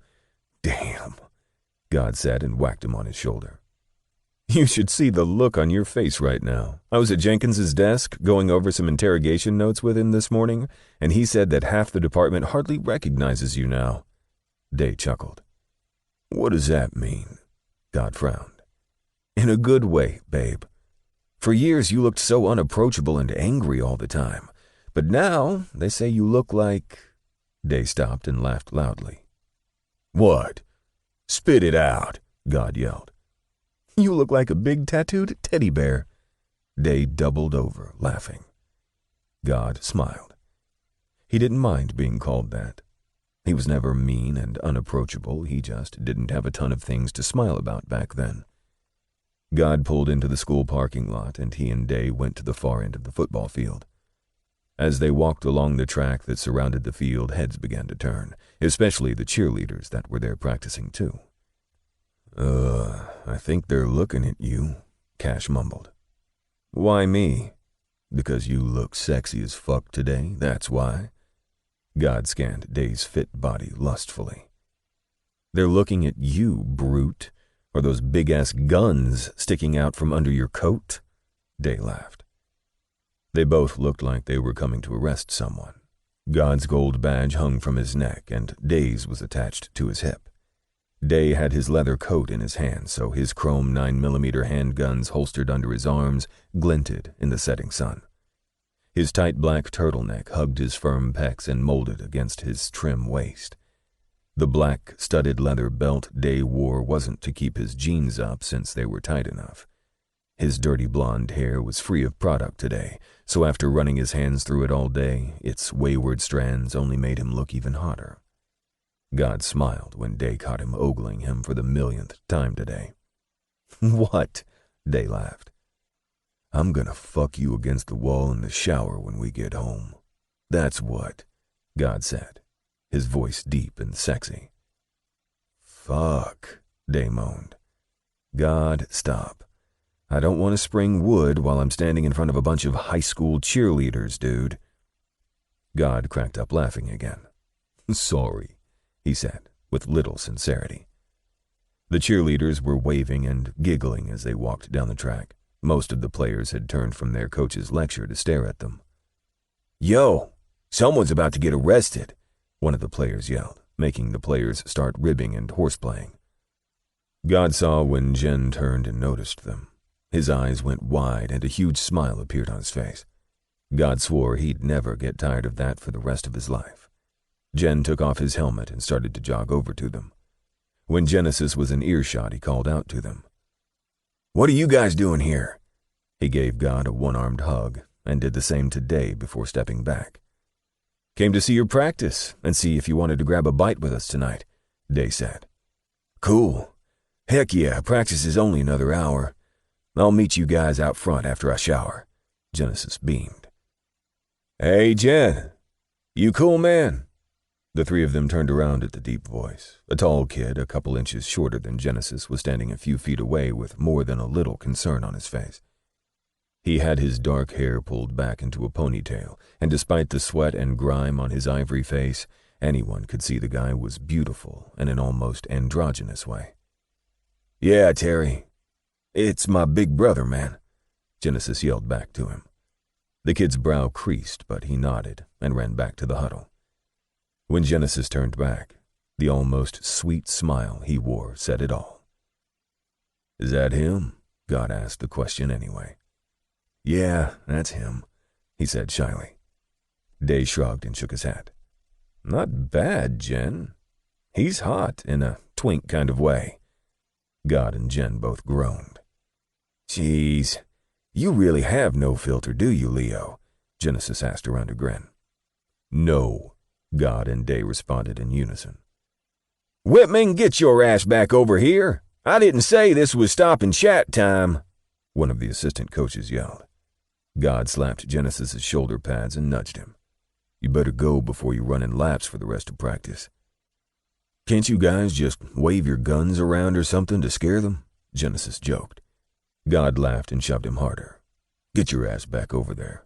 Let me see what you got. You got it. Genesis snapped his helmet back on and jogged to join his teammates. Day and God went up a few rows on the cold metal bleachers and watched the rest of practice. He already knew Genesis was phenomenal, but seeing him up close like this was unbelievable. God and Day didn't embarrass him by cheering him on, but they were barely able to contain their shouts every time Genesis completed a pass. His brother's tight end Crush was a beast too. He and Genesis were almost in sync as he blocked for him on certain plays to get Genesis into the end zone.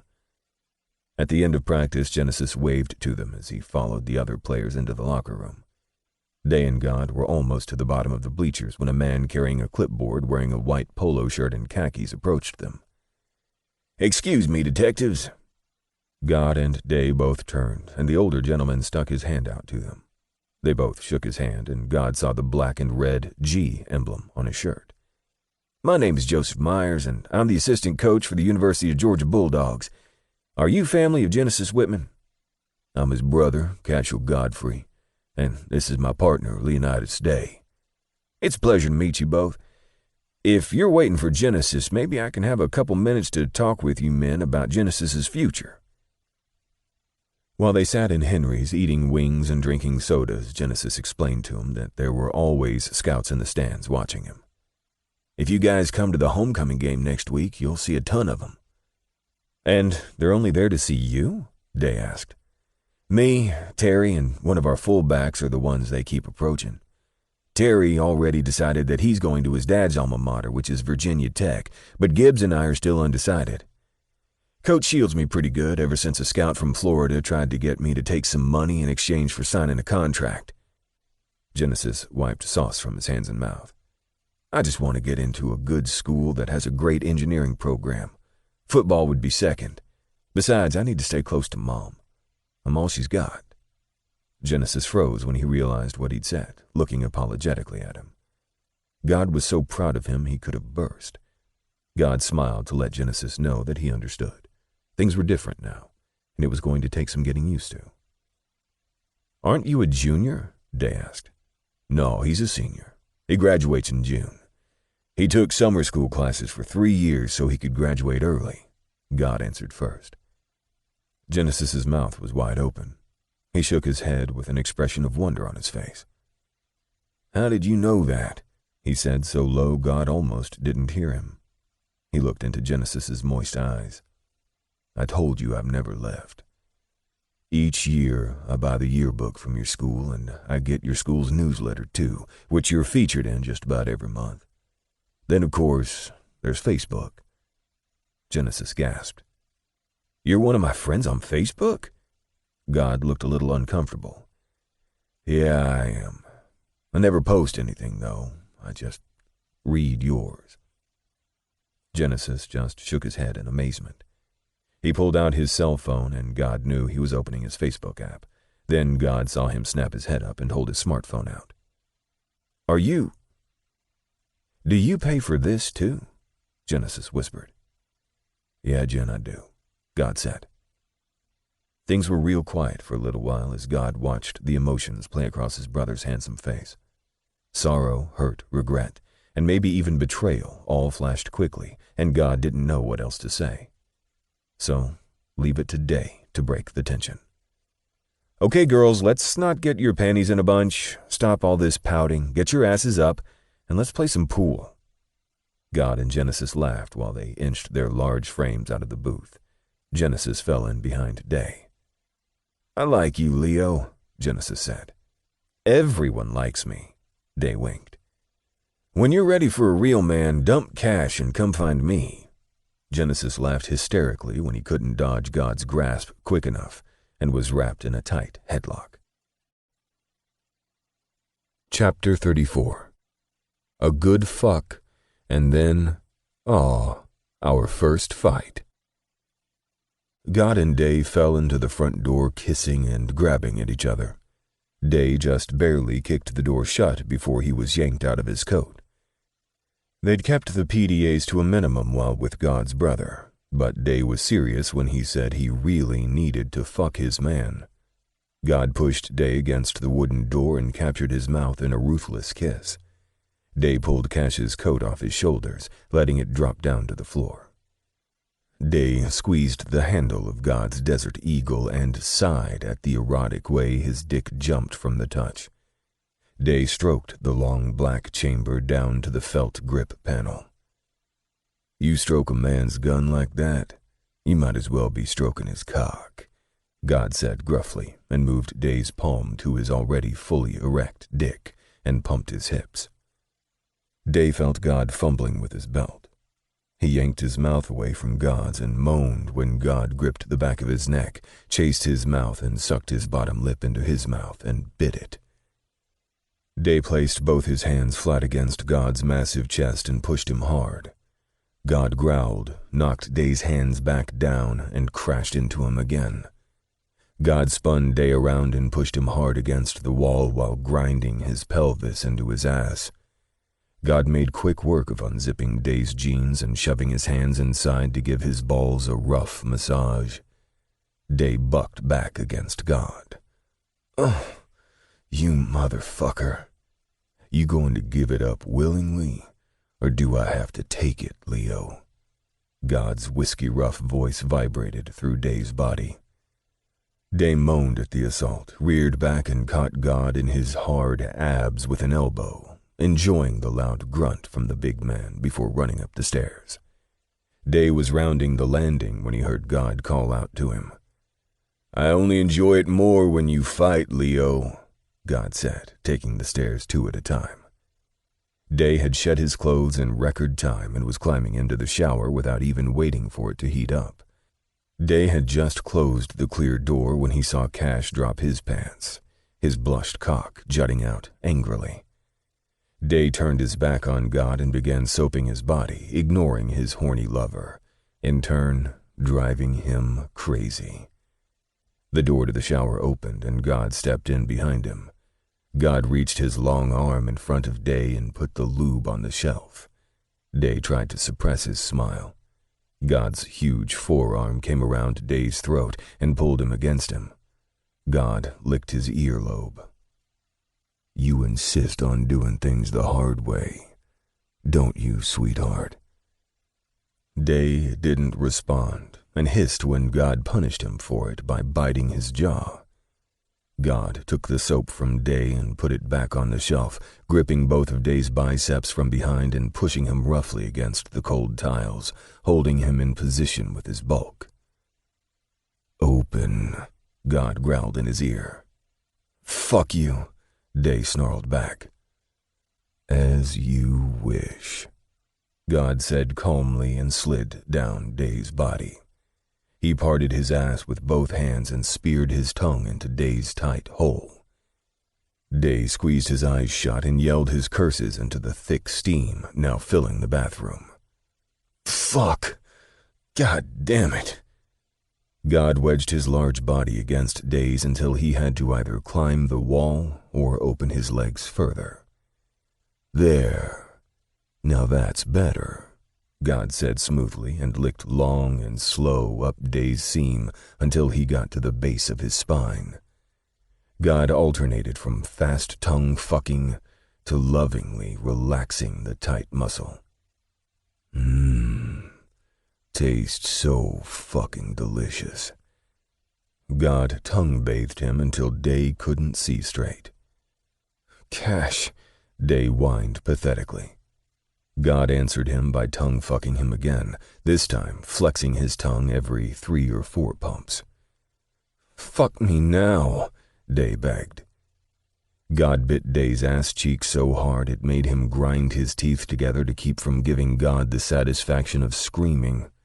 Day flexed his ass muscles to take the edge off the pain and felt God slap him hard on both cheeks. Cash, come on, damn it. Day stroked his aching cock. Tisk, tisk, tisk. Patience, sweetheart, God teased him. Day hated when God got like this. As soon as Day made God chase him, he'd turn around and make Day beg for it once he got revved up to go. God lubed his fingers and pushed two into Day's relaxed hole. Yeah, that's it. Fuck me hard, Day moaned. God pressed his body against Day's, trapping his erection against the slick surface of the shower wall. Day felt God's fingers leave his hole, and the empty feeling made Day groan in frustration. Cash, please, he begged again. He couldn't take God teasing him anymore. He needed his man, needed to be overpowered. His body needed to submit to its dominant. Day felt God rubbing his lubed cock up and down his ass, stopping every few strokes to press at his hole. You want me right now, Leo? God whispered in his ear. Yes, right now, baby. Right now. God pressed past the first ring of muscle in his ass and kept going until his balls were snug against his now red cheeks. It felt so fucking good, Day wanted to cry out in thanks. God's cock was ramrod straight. It was hard and unyielding. Day pushed back into God's shallow thrust, grunting each time as God glided over his prostate with each stroke. Oh, shit. Fuck me. Fuck my ass, Day whimpered. He spread his legs wider, dropped his chin to his chest, and braced his hands on the wall. The grip on his hips tightened to the point that he'd have finger marks, and that thought almost had Day coming. He tried to think of something else to ward off his orgasm, but it was useless. When God was inside him, nothing else existed. It was just him and his lover, taking him to places that could only be reached when he fucked him. God kept his thrusts quick and deep, so fucking deliciously deep, burying his thick cock farther than Day knew existed. Day had absently risen up on his tiptoes to try to catch his breath. Get back here, God barked, pulling him back down, impaling him onto his cock. Fuck! Day's eyes rolled to the back of his head as he cried out and shot his cum all over the wall. His ass clenched around God's cock, his own dick pulsing without being touched. Day's balls were completely spent as they rocked rapidly against his body. Regardless of his powerful orgasm, God continued to piston fuck his ass until Day yelled he couldn't take anymore. Yes, you can. Take my dick, all of it, his lover encouraged breathlessly. God's hot mouth, mixing with the steam from the shower, had Day sweating profusely. Day dropped his head back to God's shoulders and clenched his ass as tight as he could, snapping his hips back into God's merciless thrusts. Oh, you bastard. Fucking tight-ass squeezing my cock, God grunted, his vicious rhythm becoming erratic as Day forced the orgasm out of him. God held Day's ass snug against his pulsing cock as he filled him with thick ropes of hot cum, searing him inside and claiming him at the same time. This, by far, was Day's favorite part. Not his orgasm, but God's. God held him so close and tight when he filled him that it gave Day the feeling of unconditional love and of being 100% possessed. God's huge 6'4" height was draped across his back while he caught his breath.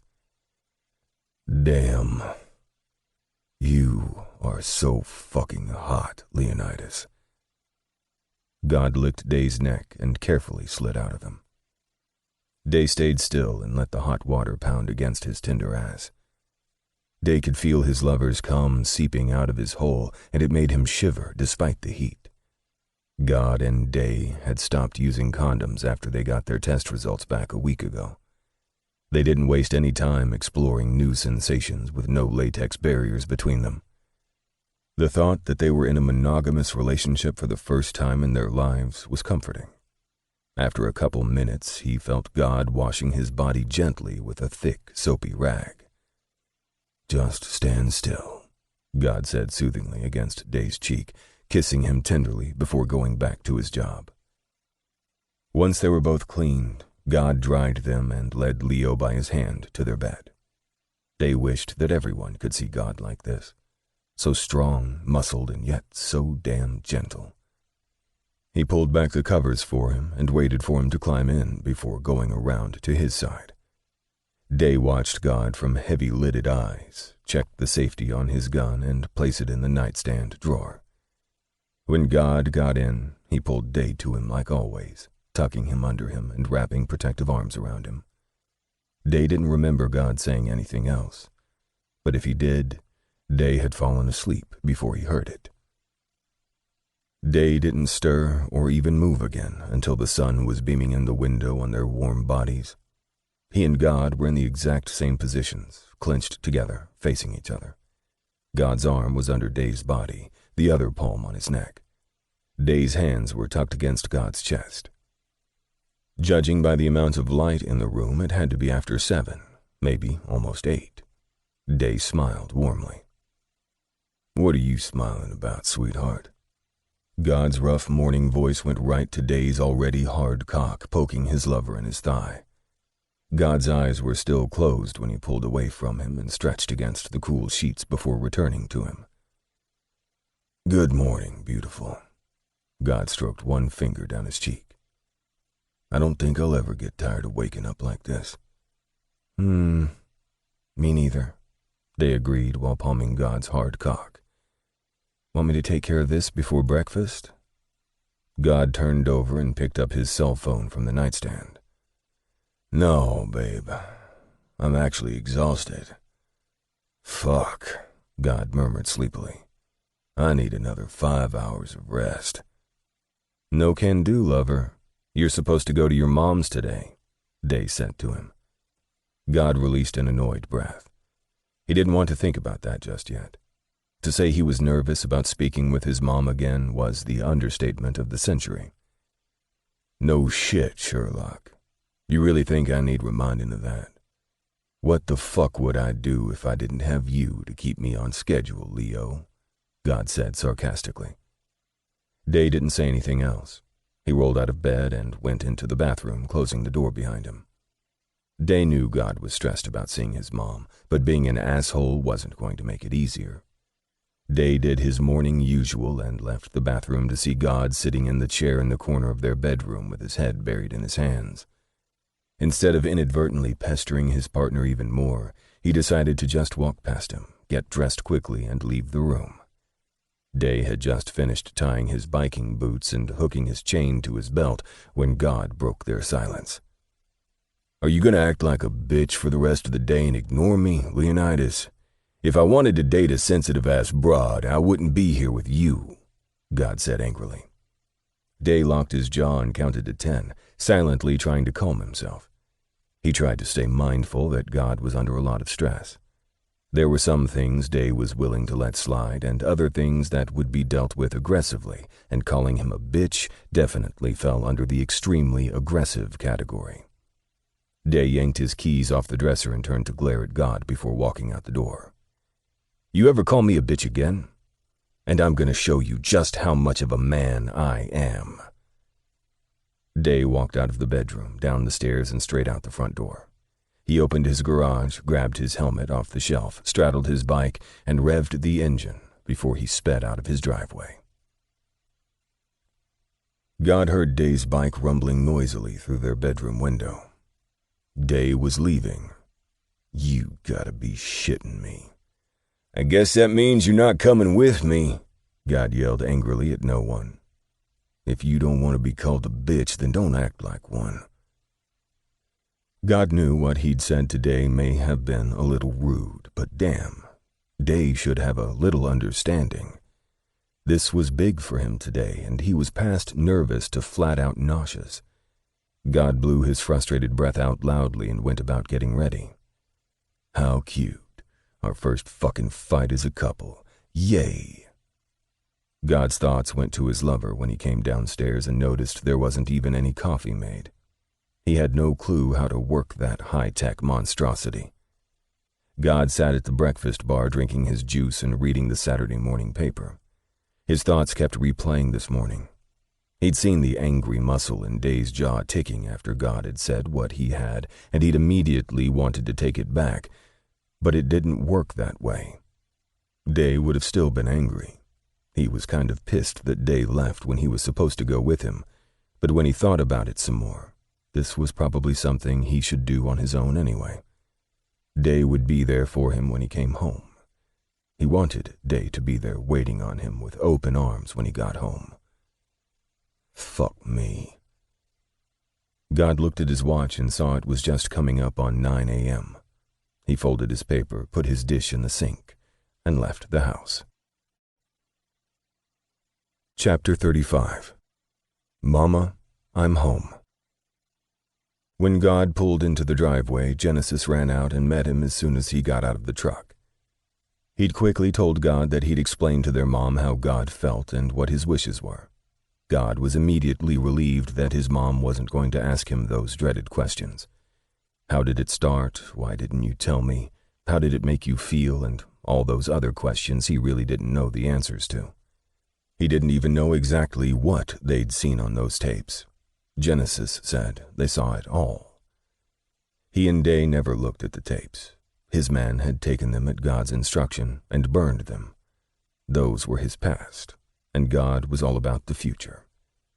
When God came into the small house, his mom was sitting on the well-worn sofa with her hands clasped in her lap, a crumpled tissue visible in one hand. Her hair was pulled back in a soft ponytail, and she had on a pink blouse and a tan tweed skirt that just covered her knees. Her makeup was minimal, but it wasn't needed on her angelic face. She smiled a sweet smile at him and waved him to her. God removed his coat, and Genesis was there to take it for him. He walked over and sat awkwardly on the small couch. His mom brought her hand up to lightly touch his cheek. She looked him over as if inspecting him, and a quiet sob escaped her lips. He slowly brought his own hand up to gently wipe at the tears that fell from her eyes, trying desperately to keep his own from falling. Those seconds felt like very long minutes before either of them spoke. After his mom was satisfied that he looked okay, she parted her lips and whispered to him, "Welcome home, Cashel." God told her about the military, about his job on the force, and he had them cracking up with stories about his crazy lover, promising her that he'd bring him around real soon. She popped God in the back of the head with her potholder when he told her that he'd pissed his partner off before it was time for them to come over. "He sounds like a good catch, Cashel. Don't be a jerk to him," she admonished him right before serving him his favorite thing to eat when he was younger. It was just after 6 p.m. and God and Genesis were devouring the entire loaf of freshly baked cinnamon raisin bread. His mom smiled warmly at him and said in a soft voice, "I was hoping it was still your favorite, Cashel." God patted his mother's soft hand. "It will always be my favorite. You're going to have to give Day this recipe." "He can cook?" His mom's eyebrows shot up. "Mom, he's freaking awesome," Genesis answered before God could. "When I was over there last week, he made us some kind of meat and noodles concoction." Genesis snapped his fingers. "What was it again, Cash?" "Beef stroganoff." God laughed around a huge piece of sugary bread. "Wow. Did his mom teach him to cook?"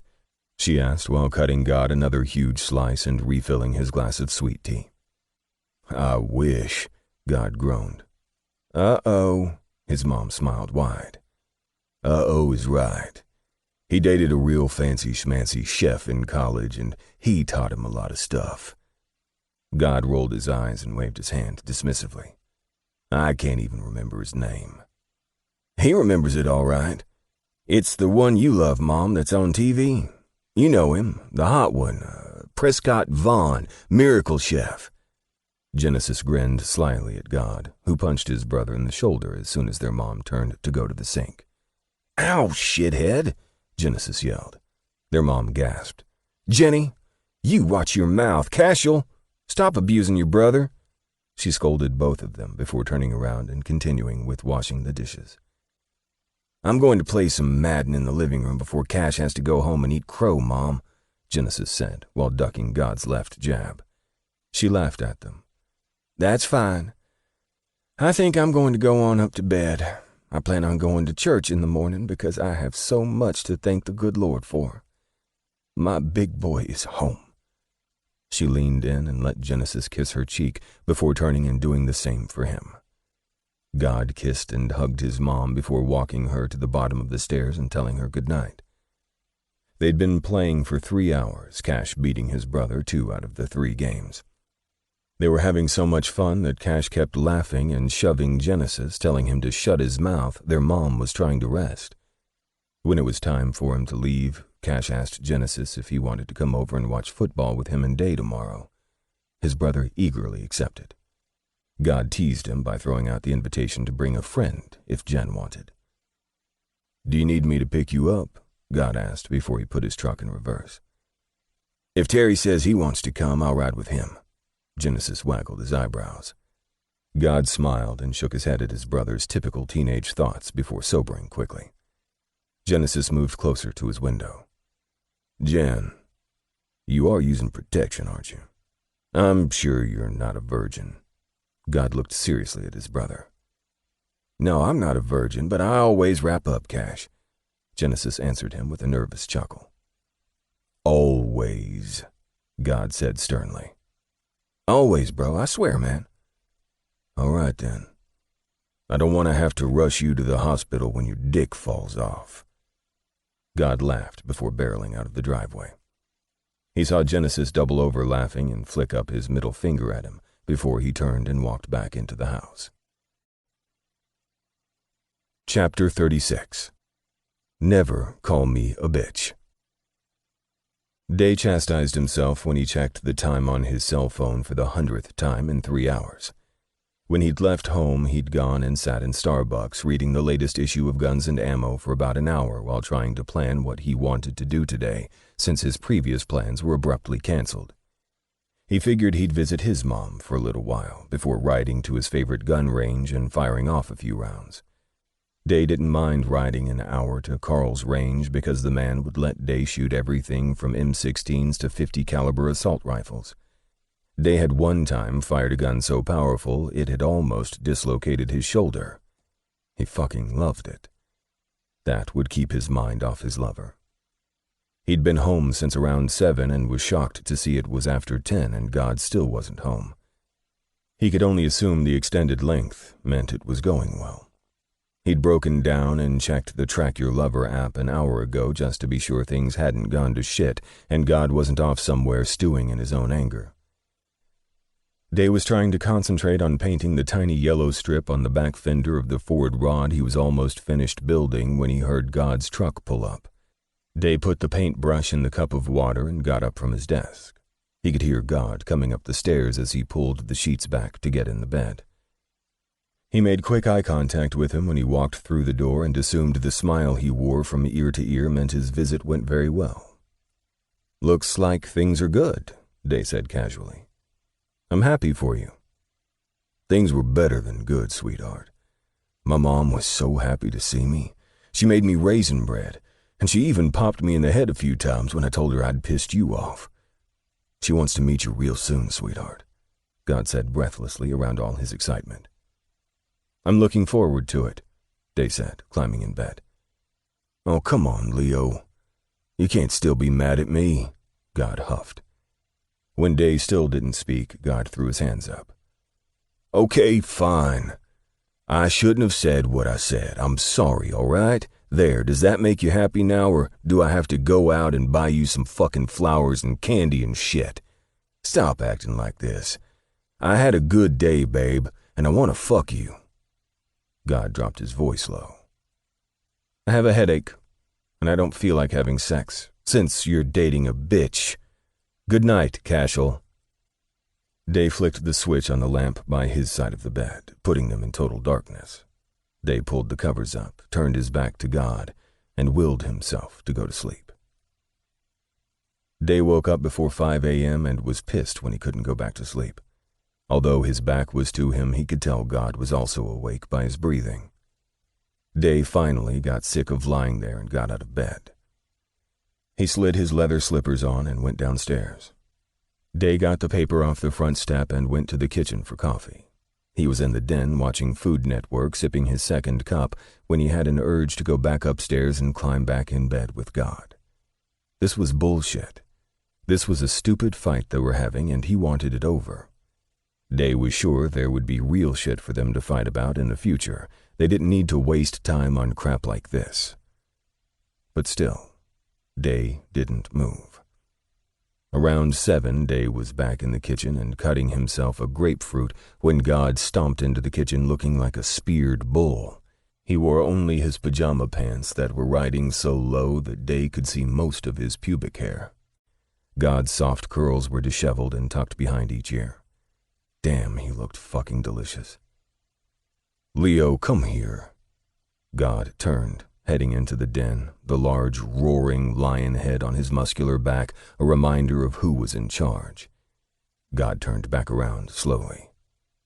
"I swear, get your ass in this fucking den, Leo," God said through clenched teeth when Day still hadn't moved. Day saw the vein on God's neck bulge and recede as he shot daggers at him. Day abandoned his fruit and followed God into the den. God picked up the remote and flicked off the TV, giving them complete silence, and settled his large frame on the ottoman before beckoning him over. Day walked over to him and saw God point to his lap. Day gave him a "fuck you" look right before he was pulled forward and forced to straddle God's lap. His lover looked at him and wrapped his arms around him before speaking. "Leo, the shit we're doing right now is over. I fucked up and said some shit that was unnecessary. But I'm not going to kiss your ass for days over it.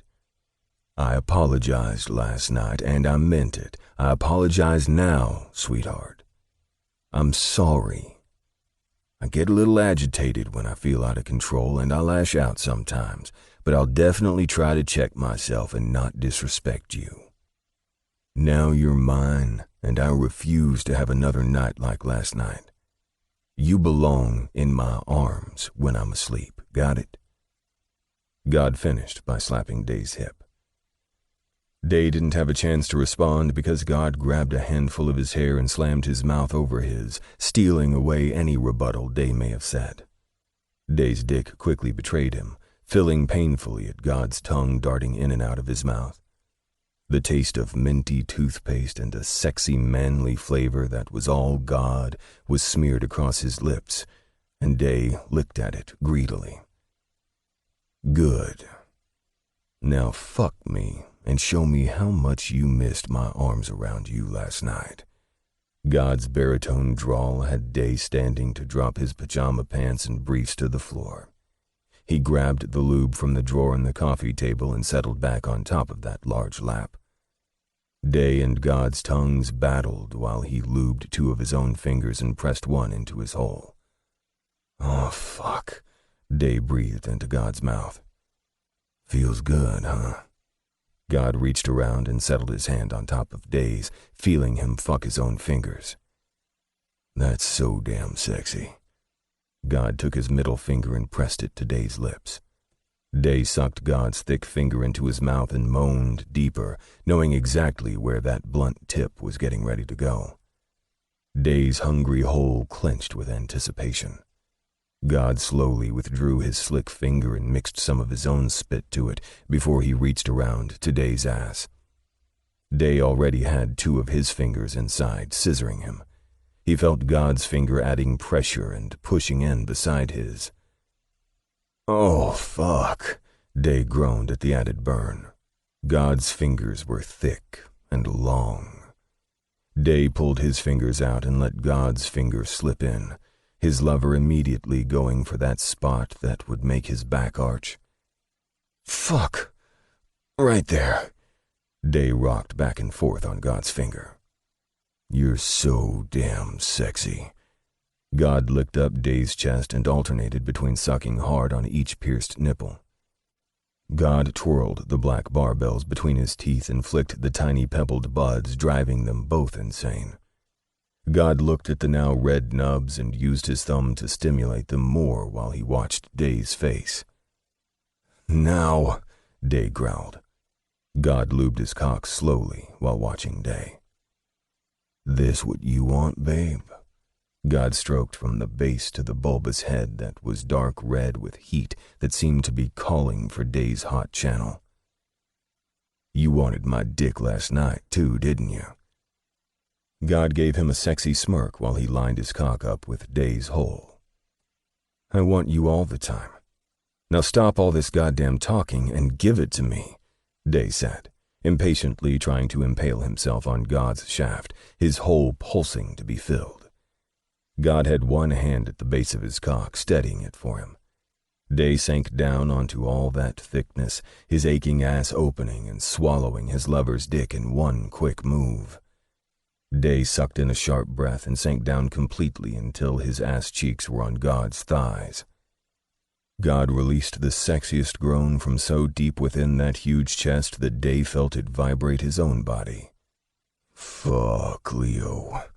So fucking tight. God's chin was tucked into his chest, watching the connection of their bodies, both hands on the perfect V that shaped Day's pelvis.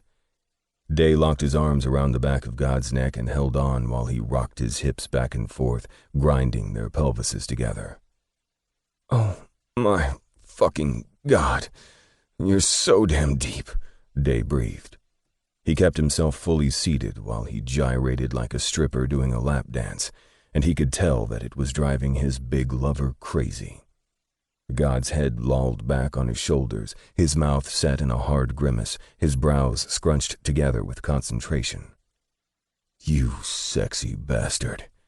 God held his hands loosely on Day's hips, letting him wind and grind freely until Day began to pick up the pace. God dropped his forehead to Day's shoulder and murmured a bunch of nonsense while biting and grunting his cries into the muscle. Day wanted to pump his fist at the victory. Yeah. Say I'm your man, Day ordered, snapping his hips back and forth in fast, vicious motions. Oh, fuck. God panted as his hips were rocked back and forth by Day's powerful thrust. Day brought both feet up to place flat on the ottoman for leverage and began to rise and fall on God's rigid cock. He rose until God's cock head was all the way out before slamming back down, his ass slapping God's thighs. And then again, and again. Shit, God yelled. You're my man. Yes, fuck. This is your cock, baby. Fuck it. Fuck it. Day bounced up and down until God was yelling he was about to come. Day dropped his legs back to the floor and ground his hot ass against God's pelvis again. God's dick went concrete hard and pulsed inside him, waves of hot cum searing his channel. God's head was thrown back in ecstasy and Day squeezed and released his walls repeatedly. God groaned long and deep. Fuck yeah. Milk my dick. Fuck, God said, trying to hold Day's hips in place. Day knocked God's hands off his waist, making God laugh a deep, throaty chuckle. You got something to prove to me, sweetheart, huh? God mocked him. Day leaned in and bit God's neck, sucking up a deep welt. God's strong hand was on his cock, starting to pump him with fast, determined strokes. Day slapped God's palm off his cock. He stood up, his legs still straddling God's wide body. He walked forward, forcing God to lie back and prop himself on his elbows. Day looked down at him with a possessive snarl and began to pump his cock with lightning-fast strokes, his wrist twisting when he got to the head. Day grunted and snapped his hips with his movements. God's eyes narrowed as he watched him closely.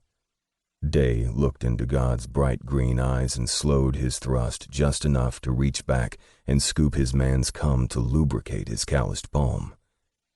God sucked in a sharp breath and leaned in to lick Day's stomach. So fucking hot, God confessed. Mine, Day moaned and lowered his body so he was almost sitting on God's chest. He pumped furiously.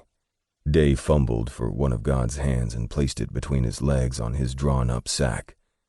Squeeze my balls, Day commanded. Oh, you motherfucker. God watched his man in fascination. God had Day's balls in a vice-like grip, tugging them downward, the pain erotically sweet. Day threw his head back as his orgasm tingled at the base of his spine. His shaft throbbed in his palm. His thighs trembled with the intensity of his need to come. Pull my balls. Fuck, pull them. Harder. I'm coming. Fuck. Day's body jerked violently. Can a bitch do this? He hissed. He grabbed a handful of God's silky curls and pulled, making him tilt his head back and show his throat. Day's senses snapped, turning feral. Day growled with the animalistic urge to leave a large bite mark on his man. Day bowed forward as his cock's first eruption of a thick white rope of cum hit God's Adam's apple, followed by much more painting his lover's neck and cheek. Day pulled slow, firm strokes up to his head before dragging back down until he was completely emptied. I'm yours, sweetheart, God said, giving him a sexy grin. Fucking right you are, Day said while he kissed and licked God's face clean. Chapter 37. Too Good to Be True. God and Day were on their way to pick up Genesis to watch the game over at their house. Day had also invited his brother, along with Ranowski and Johnson. The game wasn't starting until 5, but God wanted to throw the ball around with Genesis, maybe even play a few games of Madden with him before the guys came over. God swerved into the driveway, and as soon as he dropped down from the driver's seat and slammed the door, Genesis rushed him, almost knocking him over. They wrestled with each other until their mom appeared in the front doorframe. Let them get in the house, Jenny, my goodness, she laughed at their horseplaying. Yeah, Jenny, God teased his brother's nickname and was thanked with a hard pop to the back of his head. He chased Genesis around the yard until his mom yelled at him to get over there and give her a kiss. Hi, Mom. You look pretty today. God smiled and jogged up to her, picking her up in a bear hug and spinning her around on the porch. She giggled while swatting at his shoulders, urging him to put her down. Oh, my Lord. Now I've got 2 of you big oafs picking me up and spinning me, she said while turning to face Day. You're not as big as them, but you still look like a spinner to me. Oh, I most certainly am. My mother still walks lopsided to this day. Come here, beautiful. Before God's mom could say no way, Day had swooped her up like a little girl and spun her around at least 5 times, making her squeal like she was on a roller coaster. He set her back down gently and kissed her cheek. She grabbed at her heart and panted, out of breath. My word, you may be smaller, but you are just as strong. She laughed. Leo, I'm so glad Cashel brought you by today. He had such wonderful things to say about you. Come on in. I'm sure you boys have a few minutes before you have to leave. She winked at Day. Besides, I made some homemade mac and cheese that I want Leo to taste since he was trained by the incomparable Prescott Vaughn. Oh, no way, God groaned. Day smiled proudly at God and walked into the house after his mom. Genesis and God sat at the small kitchenette table eating the last of the raisin bread while Day explained to her that evaporated milk was a better substitute for cream in savory dishes. God grumbled more than a few times when Day told his mom what it was like to cook with her favorite television chef. If I have to hear how wonderful Prescott is one more time, I'm going to shove sharp sticks in my ears. God pulled Day to him and nipped at his chin. Oh, be quiet, you. You have him now, and you reap the benefits of the great recipes that Prescott left with him, she tisked at him. Yeah, whatever. God rolled his eyes and sat back down. He looked at the stack of mail and idly fingered through it, since technically they were his bills. The mortgage and utilities were paid automatically, so God was interested if his family had incurred additional debts that he didn't know about. "Hey, Mom, what's this?" God held up an assisted living facility brochure with an acceptance letter inside it. "Oh, honey, Genesis and I were going to talk to you about that. It just came yesterday, so now that we know I'm in, I can tell you all the details." She wiped her hands on the worn pink apron that covered the pale gray pantsuit she'd worn to church. She sat on the fourth chair and gently took the brochure from God. "Since this will be Jenny's last year in school and he'll be going off to college soon, he doesn't think I should stay here alone." She wrung the small dish towel in her hand. "And I don't want to live alone either.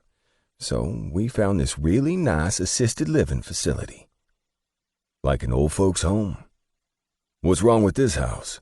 God interrupted, frowning.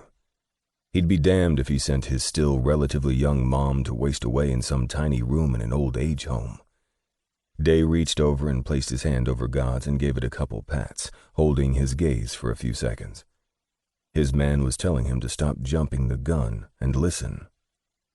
He flipped his hand over and laced their fingers together. God took a deep breath before speaking again. "I'm sorry, Mom. I didn't mean to interrupt. Go on." God saw his mom throw an appreciative smile at his lover before continuing. "This place is wonderful, Cashel. Jen and I will never be able to thank you for what you've done all these years. But I don't want to live alone, honey." She hurriedly opened the trifold brochure and held it out for all of them to look at. "See, these are fully furnished apartments, not rooms, in a complex that's for either the elderly or anyone that has a disability and can't work. After Jen and I did a tour, the admissions manager said that I qualify because I'm on full disability.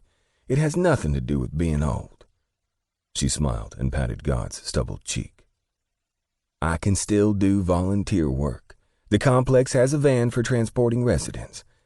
There are also game nights and a recreation center, cinema, church, a full cafeteria, all right there in the community." She beamed. "The best part is, it won't cost anything extra. It's based on how much disability I get a month, and I still get Joe's Social Security check." God dropped his head down while squeezing Day's hand tighter. "Oh, honey, you've done so much. It's time for you to live your life and be happy with Leo. You don't need to keep running yourself into the ground paying all of our expenses and your own." His mom shook her head as if trying to understand. "I still can't see how the heck you managed all these years. But you've done more than any son would have." "Mom, if they have a vacancy now, you need to take it. If you go back on the waiting list, there's no telling how long it would be before another apartment is available. I'll ask a friend at school if I can stay with him until Coach's son leaves for boot camp next month," Genesis said. Whoa. I'm lost. What do you mean live with a friend?" God raised his hand up to slow his brother down. "Well, Coach said I could live with him after his son leaves for boot camp next month if Mom was accepted into her new place. She can't have anyone living with her. We've been talking about this my entire senior year, but this apartment just became available and I don't want her to miss it. I saw the place already, Cash. Hell, I wouldn't mind living there. The cafeteria serves 3 meals a day for people that aren't able to cook for themselves, and the food's ridiculously good." God was listening to his brother, but he was staring at his man. He wanted to ask Day something, but he just wasn't sure how. "Genesis, you are more than welcome to live with us until it's time for you to go to school. Of course, if it's okay with your mom. I have more than enough room, and I'm sure Cash would like to spend as much time with you as he can before you go," Day said. God stared at his man, his partner, his lover, his best friend. He'd known what God wanted to offer, but felt it wasn't his place. "Are you serious, Leo? That would be freaking awesome, dude!" Genesis shook Day by his shoulders, not even trying to hide his excitement. Day turned to look at God, who was still staring at him in amazement. He winked and kissed God on his cheek.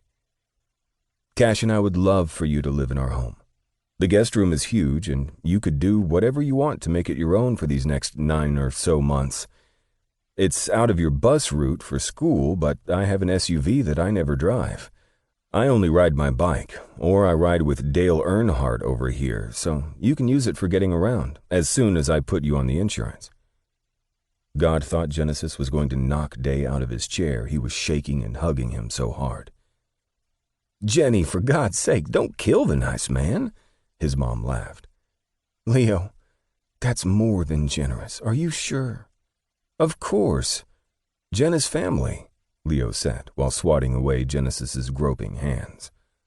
"Oh, man, this is going to be sweet," Genesis grinned. God was so happy.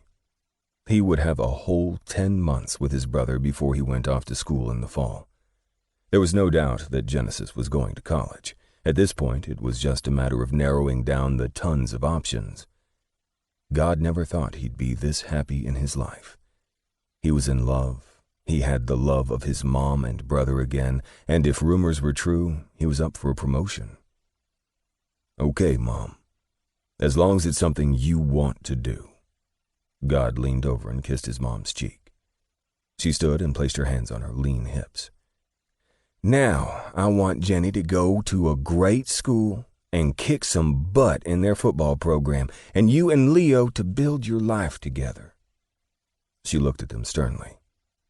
"And when all is right, I want some grandbabies." She beamed. All of the guys started coughing and groaning at the same time. Okay, she grinned and put her hands up to calm them down. "Cash, I want you to come with me to my walkthrough so you can see it's a great place and there's no reason to worry. After you give your approval, I'll sign my lease and my big strapping men can get me all moved in." She leaned down and kissed all 3 of them on their foreheads. "Now, I'm going to put on something comfortable and stretch out on the couch. I'll finally be able to watch my Lifetime movie channel on the nice TV since Genesis won't be hogging it watching football all day." Cash smiled and walked her to the bottom of the stairs, kissing her on the cheek. "I'll have Genesis home by 10, Mom." She turned on the 3rd step. "He can stay the night. You don't have to drive all the way back here that late. I'm capable of locking my doors and staying home alone, Cashel." "Absolutely not," God said easily and smiled as she walked up the stairs, shaking her head at him. "Night, Mama." "Good night, sweet boy." By the time they finished with their visit, God was convinced that the retirement community seemed like a nice place to live, and it was only 20 minutes from his and Leo's home. His mom wouldn't be alone, so Genesis wouldn't have to worry about her, and he could focus on school. God was going with her and Genesis next week to sign the lease, and then he'd put the house up for sale. God had to admit to himself that not having an entire household to keep up with was a wonderful feeling. Chapter 38. A Meeting Amongst Friends. Genesis and Jackson were up out of their seats yelling like maniacs when the Redskins threw an interception on 4th down and the Falcons' defensive end ran it back for a touchdown, taking the game into overtime. Living in Atlanta, most of them were Falcons fans, but Johnson was a Redskins fan, and it made this game so much more fun than Day had imagined. Ranowski was more of a baseball fan, just like Day, but he was rooting for the Redskins along with his man. When Ranowski and Johnson arrived together, Day had welcomed them into his home. There was no longer any tension between them, and after several nights of pool and wings at Henry's, they'd become good friends. Ranowski was now comfortable discussing pretty much anything with Day, including sex. When Day told Ranowski to pull on Johnson's balls while he sucked him off, he'd turned so red he thought the guy's face was going to explode. Day was spooning some more homemade guacamole into a bowl when he heard footsteps approaching him. He turned just as Ranowski slid up beside him, dipped his finger in the dip, and shoved it in his mouth. Slide that finger in your mouth again and pump it in and out this time," Day growled. "Are you always so sexual?" Ranowski laughed at him. "Yes," Day said with complete seriousness. "I mean, have you seen my boyfriend? Yes, Ro, I'm thinking about sex all the time." Ranowski caught Day's arm when he moved to take the dip back to the guys. Day stared at him for a few seconds, but he wasn't saying anything. Day had come to know Ranowski pretty well over the weeks they'd been partnered together while Cecil healed. Day set the bowl down on the counter and pulled the confused man into his arms. Ranowski slowly brought his arms up and then put them around Day's neck. Day leaned back against the island and let Ranowski rest against him. "Why are you holding me like this?" Ranowski said, his eyes focused on the buttons on Day's pullover. "Because you want me to," Day said back. "What's on your mind?" "I'm not hitting on you, Day." Ranowski pulled back a little. Day squeezed tighter. He tilted Ranowski's chin up so the man was looking at him.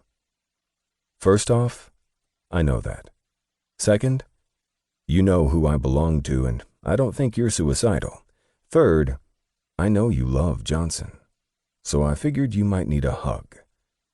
Day laughed. Ranowski smiled shyly. "I don't know if I do. I mean, he's really cool and we have so much fun together. He's always coming up with this off-the-wall shit to do on our dates, like fucking bungee jumping or rock climbing. He's really funny and chill, you know?" Day linked his fingers at the small of Ranowski's back and rubbed his thumb soothingly against the firm muscles while he listened. "So what's the problem, babe?" "We were in bed last night, and I was kind of almost asleep, but not fully, and I felt him kiss me on my temple, and he whispered that he loved me. I think he thought I was asleep." Ranowski worried his bottom lip while fidgeting with the collar of Day's shirt. "You do love him, though." Day said it like it was a question and waited on the beautiful man to answer. Day watched Ranowski's crystal blue eyes look up at his ceiling before focusing back on him. Long, dark eyelashes fluttered up and down while he appeared deep in thought. His lips were naturally rosy pink and supple, a gay man's dick-sucking fantasy lips. Ranowski wore a little gel in his hair with the front flipped up in a messy, tousled way. Hell, no wonder Johnson was in love after only a month. "I don't know, Leo. How do you know when you love a man?" Ranowski blew out an annoyed breath. "Love is all the same, baby boy," Day smirked. He'd been calling Ranowski baby boy ever since the first question he'd asked Day about sex. "It doesn't matter if it's a man, woman, or hermaphrodite. Love is love, darling. Let me put it to you this way. If you get a crazy feeling in your gut just from hearing his voice, then you know. If you can't wait to see him even though you've been apart less than 24 hours, then you know. If you find yourself doing anything in your power to make him smile, then you know. But the ultimate test to know whether you're in love or not is to imagine that person suddenly taken away from you forever. If that thought makes you damn near tear up and want to run and put your arms around them and hold them close to you, then you damn well know you're in love." "Holy fuck," Ranowski whispered and blinked rapidly. "I'm in love. Jesus, for the first time in my whole damn life." Day couldn't help the smile that formed on his lips. He didn't know if other people would be happy for them, but he sure was. He'd been trying to drag Ranowski out of the closet for 4 years. Now, finally, here he was in love with a man. Day squinted and studied the pretty man carefully while Ranowski stared curiously at him. "What?" Day smirked. "You just realize you're in love with me, too? You're an asshole." He laughed and plucked Day's ear. "No, I'm not in love with you. But I'm glad you're my friend," he said slowly while arching one dark blonde brow. "Yeah, Ro, I'm your friend." Day laid a chaste kiss on those colorful lips, and Ranowski puckered up and kissed him back. Bro and Jay, you guys might want to come in here because your boyfriends are in here getting down and dirty with each other," Genesis's deep voice yelled from the entrance to the kitchen. Day shook his head and threw the closest object he could reach at Genesis while the kid laughed, grabbed the dip off the counter, and ran past God and Johnson back into the living room. "Damn. Is it me, or do they look fucking hot together?" Johnson nodded toward them while leaning against the refrigerator after pulling out another beer. "Don't get any ideas in that twisted, perverted head of yours, Johnson." God laughed, but Day didn't miss the sly wink he threw the man before he kissed Day passionately while he still hung on to Ranowski. Day moaned and kissed his lover back for several seconds before pulling back. There was no denying the hard cock he felt pressed against him while God ravaged his mouth, but the sight before him now was nothing short of exhilaratingly sexy. Ranowski's body was still pressed against him, his pelvis thrusting gently of its own accord, while his head was thrown back and resting on Johnson's chest, the big man kissing and licking all over Ranowski's pink lips. Johnson's mouth worked its way down to Ranowski's ear and sucked on the fleshy earlobe, flicking the gold hoop that was pierced through it. Ranowski let out the sexiest moan, and Day couldn't stop his body's reaction. He pulled Ranowski's cock firmly against his own and thrust back. Day looked into the eyes of his lover, waiting for any sign of anger or refusal, but was surprised as hell to see lust and excitement in God's electric green irises. God leaned in and sucked on Day's neck, just like Johnson was doing to Ranowski. Their lust was rudely interrupted when they heard Jackson boo one of the post-game announcer's comments. Day pulled back and looked into Johnson's eyes over Ranowski's shoulder. Ranowski's half-lidded eyes were fixed on God's chest. No one spoke. There were only heated gazes, panting breaths, and painful erections. Johnson broke the silence first with a very direct question. "What's the verdict, God?" Everyone turned and looked at Day's huge lover. For some reason, they needed God to say okay to whatever the hell this was. God gently massaged the back of Day's neck and lowered his head to whisper in his ear, something meant for him and him alone. When God pulled back, Day let a wide, seductive smile play across his face before asking Ranowski and Johnson, "You guys got plans tonight?" Chapter 39. Let's do this. Playtime.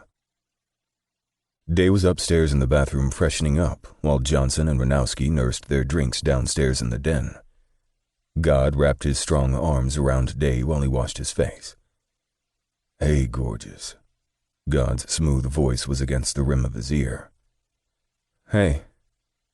"So we're really going to do this with him?" God licked Day's neck while watching his reflection in the mirror. "Fuck yeah." Day grinned and swiped the wash rag across his face. "Have you ever played with another couple before, while with someone?" "I've had threesomes with chicks before, but I wasn't in a committed relationship with someone else. I don't want shit to get weird," God said. "Oh, babe, you don't have to worry about that. Johnson is gay, so he may already know, but some gay couples do play with other couples. It doesn't have a damn thing to do with cheating. And I can see the gears turning in your head. No, we don't have an open relationship. I'm committed to you. I'd never fuck anyone else or pick up random dudes to bring to our bed. We like hanging out with Johnson and Rowe. They're cool guys and we trust them. So it's just like having friends with benefits." Day winked. "Your mind is very interesting, sweetheart." God shook his head at him. "Did your brother like the truck?" Day dabbed a little aftershave under his chin. "Shit. Hell yes he did.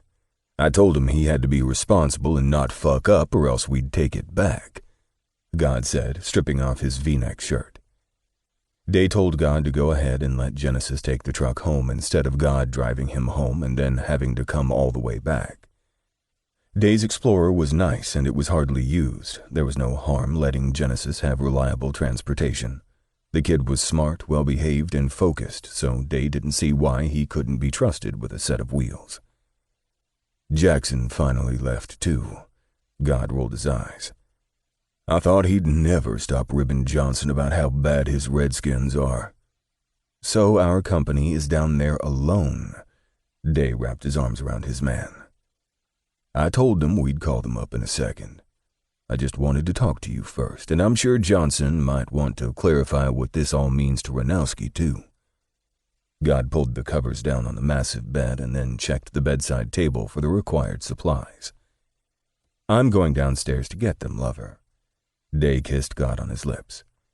When he turned, God grabbed Day's arm and spun him back around. He looked down into his eyes for a few long seconds, neither of them saying a word. "He's going to want to fuck you." God looked at him seriously. "Babe, if you can't do this, it's okay. I'll send them home right now and tell them this won't fly." Day stroked God's cheek. "The thing is, I want to do this. I just don't want Johnson falling in love with you again. I mean, the guy chased you for damn near 3 years," God admitted. Day pfft at him. "He was hardly in love. It was only lust, and he chased me because I was convenient. But I'm not concerned now because he's in love with Ro, and Ro loves him too. Besides, who wouldn't fall for that gorgeous man? Ranowski is fucking hot like Channing Tatum, but sexy cute like Zac Efron. It's a damn good combination. He's got the whole bad boy twink thing going. Fuck, I know. I want to kiss him and watch those pink lips slide up and down my dick." God palmed Day's ass and ground hard against him while voicing his fantasy. "Fuck. I've got to watch that." Day grinned. God spun him back around toward the door and popped Day on his ass. "Go get them." Day went to the top of the stairs and yelled, "Get your asses up here!" Johnson led Ranowski up the stairs by his hand. When they reached the top, Day gave them a wide grin before leading them to the master bedroom. As soon as they turned the corner, Day heard a loud gasp from behind him, and he didn't have to see Ranowski's face to know why. God was looking out the window. His long, muscular arms braced on the wall. His back muscles were defined and rolling with each breath. The roaring lion on his back looked as if it was daring anyone to touch it. The 4 long canines were fully extended, ready to shred something. The coloring was the most breathtaking. The golden-brown hue of the beast's mane was mixed with streaks of black and gold. The head alone took up the entire right half of God's wide back. "Beautiful, isn't he?" Day stepped aside and let their company enter. "I never knew that was there," Ranowski whispered. "You can touch him, baby boy," Day smiled. Ranowski shook his head. No, that's okay. I'll just look." "Come here." God turned around, facing them. His green eyes set on Ranowski. There were multiple other tattoos across God's chest and various proverbs written in script on his pecs. Ranowski turned and looked at Johnson, who gave his lover a small nod of approval before he walked slowly across the plush carpet. Right before he got to God, Ranowski stopped dead and blurted too loudly that he needed to go to the bathroom. Ranowski scurried across the carpet like someone was chasing him and slammed the door behind him. They all waited a few seconds to see if they would hear the nervous man puking, but after a moment of silence, Johnson headed to the closed door. "Let me get him, Johnson," Day said, and went inside the bathroom before Johnson could. Day locked the door behind him and turned to face Ranowski. His hands were shaking as he repeatedly splashed cold water on his face. "Ro, you don't have to do this, honey. It's supposed to be fun, not put you into cardiac arrest." Day rubbed Ranowski's back through his soft cotton t-shirt. Ranowski shook off the water droplets and turned in Day's arms. "He's just so fucking big. I mean, bigger than Johnson and definitely scarier. If I touch you, how do I know he's not going to choke the shit out of me?" Day gave him an incredulous look before saying, "That's never going to happen." Ranowski stared back. "Again," Day amended. Ranowski hit Day in his shoulder, and they both laughed hysterically at the almost 5-year-old memory. "Why don't you guys bring the fun out here?" Johnson yelled at them from outside the door. Day grabbed Ranowski's arm before he could turn the doorknob. "Ro, nothing will happen that you don't want to happen. Hell, even if you just want to sit in a corner and watch, that's fine too." Day slowly pulled Ranowski against his hard cock and rubbed it against him.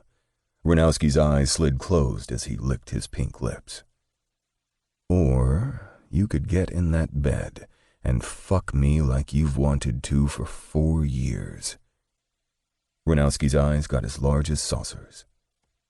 Really? I could do you? Day gave him a sly smile and brought Ranowski's hand to his cock and pressed into it. I like that idea very much. Ranowski grabbed Day's hand and practically threw him out the bathroom door. Well, hell, that'll be worth an ass whipping from God. Both of them stumbled out the door, and Day ran into the back of Ranowski when he stopped abruptly, his mouth hanging wide open at the sight in front of him. Holy shit, Day breathed. I think I'm about to come. God and Johnson were both on the large bed.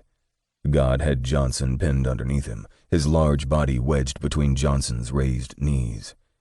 God had one large hand on his throat, and the other hand held a handful of light brown hair, controlling the kiss. Day watched the muscles in God's back ripple as he thrust hard against Johnson, making the big man release an angry growl. Oh, damn it. Fuck you, God. Feels so fucking good. Johnson groaned with little venom. He turned from God's mouth and looked at both of them standing just a few feet from the bed. Come here. God slid off Johnson and let Ranowski climb onto the bed and settle on top of his lover. Johnson held him close to him. You all right, Ro? You say the word and we'll go home right now and get in my bed. Ranowski silenced Johnson by leaning in and kissing him softly on his lips. No, I want to stay. Besides, Day said I could fuck him. Ranowski grinned. Oh, did he now? God grumbled and pulled a smiling Day on top of him, each of them lying with their lovers. They kissed their men, passionate moans filling the air. Day and Ranowski were back to back while the couples kissed. Day reached his hand behind him and felt for Ranowski's bubble ass. He massaged it roughly while he continued to kiss God. Day soon turned around and tapped Ranowski on his shoulder, making the man slow Johnson's kiss and turn to face him. Day and Ranowski were so close that Day could feel the rapid heartbeat beneath his t-shirt. Day grabbed at the hem of the shirt and pulled it up over Ranowski's head and tossed it to the floor. Day smiled when he saw Ranowski's perky pink nipples were pierced with tiny gold barbells. No fucking way. How long have you had these? Day flicked one of the shiny balls, making Ranowski shudder. The smile the man gave him was absolutely gorgeous. A month after I saw yours. Day frowned at trying to remember. You had just come out of the shower at work. You had a towel around your waist and I saw them. I watched the water run down your chest before you pulled off the towel and began to dry yourself off. My dick went rock hard, so fucking hard I could barely breathe. I was so mad at you that the next day I threw your coffee machine in the trash. Ranowski buried his head in Day's shoulder. Day reined in his laughter, but God and Johnson kept cracking up. That was you, you little bastard. I wanted to kill someone that day. No one knew what the fuck happened to it. Day bit Ranowski on his chest, making them both laugh again. Ranowski had the decency to look embarrassed. When they all stopped laughing and Day rubbed the small nubs until they were nice and erect, Ranowski looked at him seriously. I've been attracted to you since day one. It pissed me off too, because you saw right through all the homophobic bullshit. I never wanted you to be my boyfriend, though. You talk too much. Ranowski grinned when Day sucked his teeth at him. But you've become a good friend over this last month. So I guess what I'm trying to say is, I'm crazy about you, Day. You know, in a you're cool but don't want to date you, just fuck you kind of way. Day lightly gripped Ranowski behind his neck and pulled those pretty lips to his mouth. I'm crazy about you too, Day whispered into Ranowski's mouth before he slid his tongue in for his first taste. The moan Ranowski released against Day's mouth was sinful. Day was hard as hell. His dick could probably snap in half right now. Day brought Ranowski's thigh up over his hip and ground against him with a ferocity that had all of them moaning. God hooked his arm around Day's waist and rocked into him from behind, Johnson doing the same thing to Ranowski. Day leaned his head back and let God devour his mouth while Ranowski licked the path from his chest to his neck and nibbled on his chin. Ranowski leaned in and let his tongue play between his and God's. A timid tongue licked around Day's lips until Ranowski found God's lips and began to tease the big guy with quick, unsure strokes, silently asking God for permission. God growled against both of their mouths, and Day felt Ranowski's cock go from hard to stone. "Oh, he likes that, baby," Day said to God. God grabbed Ranowski by his neck and pulled him closer, kissing him until they both had to take a much-needed breath. "Want you too, God," Ranowski confessed. "Come here," God told him. Day let Ranowski slide seductively over his body and settle himself on top of God. Day had to admit they looked good. God wrapped his large arms around Ranowski's waist and began undoing his pants. Day turned from the erotic show when he felt Johnson pressing his bulge against Day's ass. "Hey, sexy," Johnson said against his neck. Day climbed on top of Johnson and thrust back into him. Day leaned down and whispered in Johnson's ear, "You're one sexy motherfucker, you know that?" Day felt Johnson smile against his cheek. "I'm gonna sit on this dick and ride you until you come screaming my name." Day reached down and grabbed a handful of Johnson's cock and balls. "Oh, fuck," Johnson moaned, squeezing Day's ass. Johnson unbuttoned Day's jeans and began inching them over his ass. Day rose so he could free himself from his pants and briefs. God and Ranowski were still kissing and fondling while inching their way over closer to them. Day straddled Johnson and stroked his own dick, putting on a nasty show for him. Day winked when he saw Ranowski watching his actions with half-lidded blue eyes. Day pulled hard on his cock from the base to the tip, making a large bead of clear pre-cum form on his flared head. "You want a taste, sexy boy?" Day said, eyes still focused on Ranowski. He rubbed his thumb in the slick fluid and leaned over to paint Ranowski's soft lips with it, making them shine bright red like he'd put on cherry lip gloss. Day moaned when Ranowski's pink tongue darted out to lick his lips, his eyes rolling in their sockets. "More. You taste so good," Ranowski moaned. God gripped Ranowski's neck and licked the rest of Day's essence off his lips before directing his head toward Day's cock. Ranowski opened wide and let the bulbous head slip past his lips. God petted Ranowski's pretty blonde hair as he bobbed up and down, making obscene, slurping noises.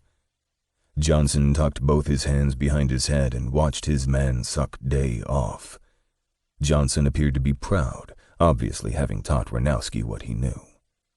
Day tried to refrain from throwing his head back in ecstasy as not to miss a second of Ranowski sucking his cock. Ranowski was sucking his fucking cock. Oh, how I've waited for this day. Fuck, honey. Your mouth feels so damn good. It's so warm. Ranowski couldn't go down very far. Every time he tried, he'd gag. Day stroked his cheek softly while coaching him. Just suck on the head, honey. Day hissed when Ranowski licked underneath the shaft before sucking as hard as he could on the tip of his cock. Yeah, just like that. Johnson and God began to kiss while Day got sucked off. They all looked so hot and sexy together that Day had to concentrate on not coming.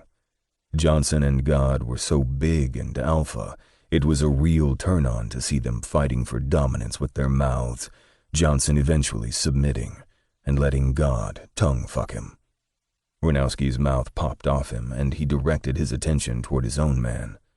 Johnson tapped Ranowski's swollen lips with his cock. You want to suck me, beautiful? Ranowski answered by placing soft kisses on Johnson's uncut cock. Day leaned over and joined him. Day licked at his balls while Ranowski sucked on the exposed head. Johnson, so slowly, pulled his foreskin up until it completely covered his head. Renowski sucked on it before using his teeth to gently nibble at the excess skin. Fuck, beautiful. That feels so good. Bite it, Johnson told his man. Oh, shit. He practically yelled when Renowski complied. Renowski continued to nibble, then delved his tongue inside, searching for the hidden slit. Day's cock leaked like a faucet. Damn, that's sexy. Day loved foreskin, the way it glided back and forth. Day reached over to the side table and grabbed a condom. He tore it open with his teeth and slid one on Johnson when Renowski finished with him. God moved behind Day and straddled Johnson's lower legs, leaning his weight on Day's back. He licked and bit at Day's shoulder, down his spine, to his ass. God pushed on Day's back until he was lying on Johnson's chest, and then he swirled his tongue around Day's puckered hole. God licked his finger and spread Day's cheeks wide. Give me the lube, sweetheart, God said to Day. God lathered his fingers good, and Day felt a thick finger massage the tight skin around his pulsing hole before it pushed in halfway. Day moaned against Johnson's mouth. God rotated his finger while licking and sucking around his hole. Day rocked back, asking for more. God added another, and Day clenched his ass. God's fingers were so damn thick. Renowski was watching Day's face carefully while God got him ready.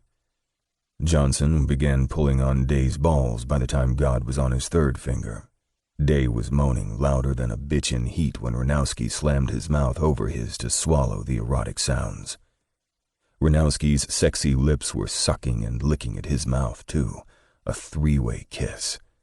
Johnson pulled on his balls in the most torturous and deliciously painful way, while God pressed hard against that spot inside him. 3 of the hottest fucking men Day knew were sexually assailing him from all angles, and he couldn't take it anymore. Fuck, I'm gonna fucking come, Day moaned. Johnson pulled harder, and Day threw his head back and loudly groaned his release. Cum splattered Johnson's chest, some of it even landing on his cheek. Day's breathing was ragged when he felt Johnson's strong hands lifting him and positioning his cock at Day's stretched hole. Day eased down on Johnson's sheathed cock in one smooth motion. Johnson was big, but he wasn't any more endowed than God, and since his man had done such a good job preparing him, he felt little discomfort. Day dropped his chin to his chest and cursed at the feeling of being filled. God came around from behind him and settled beside Johnson, watching Day fuck another man. God rubbed his hand across Johnson's broad chest, rubbing in Day's cum like it was lotion. Johnson thrust hard into him as Day bounced with him. The grip on Day's hip was strong. Day buried Johnson's cock deep and ground against him, winding his hips in small, slow circles. Johnson sat up with a jolt and buried his face in Day's neck and let Day ride him hard. Ugh, I'm not gonna fucking last, Johnson breathed and bit Day's neck hard enough to make him cry out. God rose up and leaned against Johnson's back. He put his lips on Johnson's ear while his orgasm built. You mark him and I'll kill you, God growled in Johnson's ear and bit the side of his neck at his shoulder. Day felt Johnson smile against his neck before he went completely still as his cock erupted inside him. Johnson groaned deep in his throat, his cock pulsing and throbbing in Day's tight channel. Johnson breathed hard against Day's shoulder, licking and sucking his damp skin. Day felt Johnson's cock soften and slide from him. Day took both hands and gripped Johnson's face. He kissed his still panting mouth and spoke against the man's hot breath. Now, I'm gonna ride your man. Johnson flopped back down to the mattress. Day winked at God first and stalked over to Renowski. You ready for me, sexy boy? Day said, climbing on top of him and straddling Renowski's narrow waist. Renowski stroked Day's rising cock while staring into his eyes. Day caressed the smooth cheek and couldn't resist leaning in to kiss those delectable lips again. They kissed until Day was hard again. Day pulled back and licked all around Ranowski's mouth. "Hey, look at them." Day grinned and turned Ranowski's head to look at their partners. God was lying on his side with one arm propping his head up, while Johnson inched down the bed. He licked around God's wide cockhead before taking it in his mouth almost to the dark patch of hair at the base and pulled up slowly, flicking his tongue on the rim of the cap. God moaned and held the back of Johnson's head, guiding him back down. When Johnson had gone as far as he could go, God thrust his hips, pushing his cock deeper, making Johnson gag and pull back. Johnson looked up and flicked his middle finger up at God. God gave him a sexy wink and propped his knee up to give Johnson more access. Johnson nuzzled the bristly hairs around God's groin before sucking God's sack into his mouth.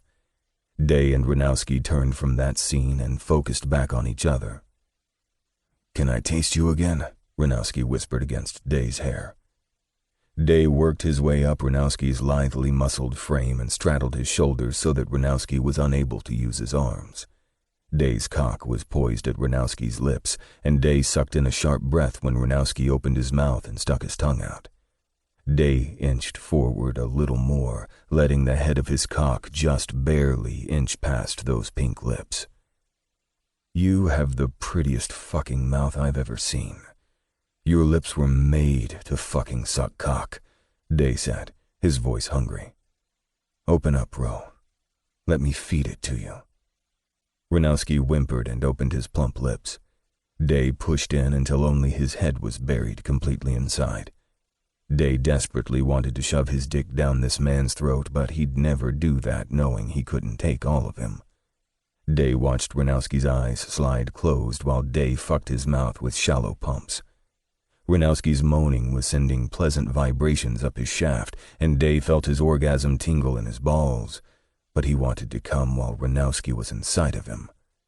Day pulled his cock free and reached for another condom. He moved down until he was bent over Ranowski's cock. It was long, but not a lot of girth. Day smiled because Ranowski's dick was darker than he expected, and his pubes were trimmed. "Maybe I'll show him what it feels like to have your cock swallowed." Day knelt down and licked the weeping head before putting both his hands behind his back. He opened his throat and swallowed Ranowski's cock to the root. Ranowski slammed his eyes shut and arched his back, his pink lips forming a perfect O as Day swallowed repeatedly around his head. Fuck, stop. I don't want to come yet," Ranowski yelled. Day pulled back and grinned mischievously. "Fuck my mouth hard." "Do it. You'll love it," God told him with a deep groan. Johnson was swallowing God's cum down his throat. Day took both of Ranowski's hands and placed them on the back of his head. He scooped his hands underneath Ranowski's ass and pushed him up into his mouth, encouraging him to thrust. Ranowski was a damn quick study because he held Day's head in a demanding grip and thrust his cock in as far as he could. He rapidly bucked hard off the bed while slamming Day's head down into his pelvis. "Damn, this fucker's gonna chip my tooth." Day grabbed Ranowski's hands from tangled in his hair and pulled his mouth off his cock, quickly snapping the tight rubber on him. Day positioned the long, hard dick at his hole and sank down on him. "Open your eyes," Day demanded. Lively blue eyes stared back at him while Day rocked back and forth. Day reared back and fondled Ranowski's tight balls, knowing he was already at the edge, about to come any minute. "You like that tight ass, don't you?" Day teased Ranowski while winding his hips around in circles, working the man's cock like it was a lubed stripper pole. It looked like Ranowski was about to blow, so Day was not expecting the strength from the man beneath him as Day was aggressively flipped onto his stomach and slammed face down into the mattress. Ranowski took both of Day's arms and pinned them behind his back as if he was arresting him. Day's back bowed when Ranowski slammed his cock back into him and fucked him with an intensity that shocked the hell out of everyone in the bedroom. Ranowski held both of Day's wrists with one hand and wrapped his forearm around Day's throat with the other. Ranowski covered him from head to toe and thrust repeatedly into him, barely pulling out before plowing back in. "Yeah, I'm loving this tight ass, you sexy fucker, Ranowski snarled against Day's ear. Day just barely heard God and Johnson's curses as they no doubt watched Ranowski handle Day like he was a rag doll and ride his ass like a rodeo cowboy. Ranowski breathed harsh, sharp breaths against Day's cheek with each thrust. Come, you bastard. Day's words were barely audible since most of his face was mushed into a pillow. Ranowski dug in deep and held there. He growled Day's name while his cock pulsed inside of his warm tunnel. Fuck, Day groaned. His ass was beyond sore, but in the best way. Ranowski pulled out slowly and flopped beside Day. The little shit propped himself up and stared down at Day, who still hadn't budged, as he gathered his wits. When Day finally stirred, he saw that all eyes were on him. Oh, fuck all of you. Okay, I'll admit I wasn't expecting that. You think? Johnson chuckled. Maybe I should have told you Roe hasn't topped yet, but he's really been wanting to. God smirked while Day grumbled obscenities all the way to the bathroom, leaving the assholes to have a good laugh at his expense. Day couldn't help but smile to himself while he adjusted the knobs on his large tub and let it begin to fill with steaming hot water. He let it fill halfway and stepped in. God came in shortly after and bent down, kissing him tenderly. You okay, sweetheart? Day smiled up at him. He was better than okay. Ranowski had come out of his shell because of him. He couldn't help but feel some pride about that. The serenity he saw reflected in Ranowski's eyes when he entered him was a beautiful gift today. I'm wonderful, babe. Day's eyes widened. Did you see his fucking power? Jesus! Yeah. You guys looked wicked together. I almost came again just watching, God said. He walked over to the toilet and relieved himself before coming back to the sink and washing his hands and face. I'm tired, babe. I'll be in bed. All right. I'm going to relax here for a bit. Tell them to stay the night, okay? Day said, before God could leave. Sure, God shrugged. Why not? There's no reason for them to leave in the middle of the night. Obviously, we all fit in the bed. The tub was full, so Day turned off the faucet and leaned his head back. He was just thinking of turning on the jets when Ranowski walked in. Damn, that's a huge tub. Day cracked one eye open. Come on in, then. Don't have to ask me twice. My fucking apartment's tub is too small to bathe a toddler. Your house is pretty awesome, man. My grandmother left me this place. Over time, I made renovations. I like to build things and take on projects, Day told him. Ranowski smiled and stared at him. Come here, Day said quietly. Ranowski slid over and settled between Day's legs, leaning back against him and letting his head rest on his shoulder. Ranowski turned and nuzzled against Day's neck. I want us to be good friends, Day said, rubbing a plush sponge over Ranowski's chest in soothing circles as he spoke. I want you to forget about all the fights and arguments we've had, because I already have. I was simply waiting on you to come around, honey. I wouldn't fault any man for his indiscretions while he was denying his true self.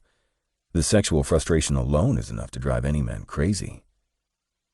I'd like that a lot, Ranowski relaxed. Day hit the buttons for the jets and let the pulsing water beat on his sore muscles. Ranowski turned his mouth to Day, obviously seeking another kiss. Day pressed a few simple kisses against his lips before licking him seductively.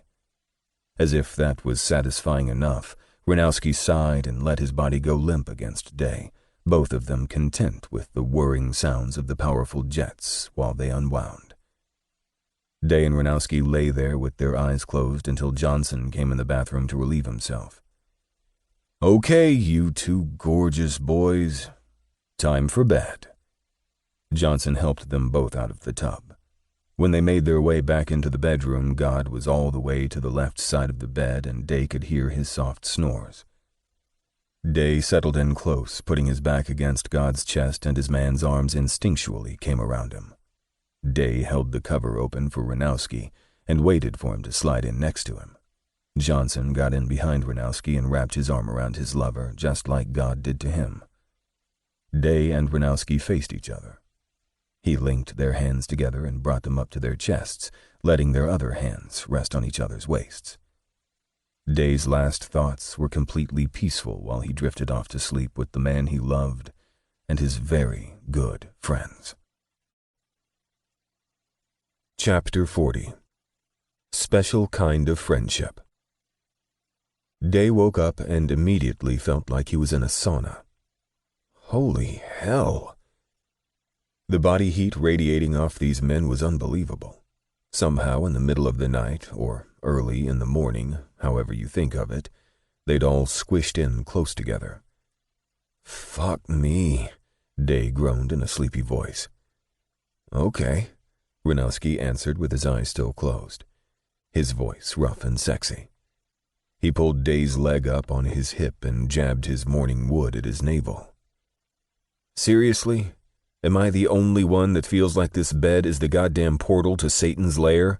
It's hot as fuck," Day bitched and wiped at the sweat on his forehead. He pushed Ranowski off of him and climbed awkwardly out of the bed, kneeing God in his hip in the process. "Leo, shut the fuck up.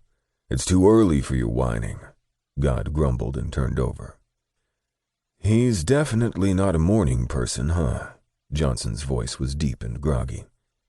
Ranowski turned in Johnson's arms and began pushing his hard-on against him. Day spread out in the recliner in the corner of his room, picked up a flat album cover, and began fanning himself with it. He saw Ranowski reach back for God.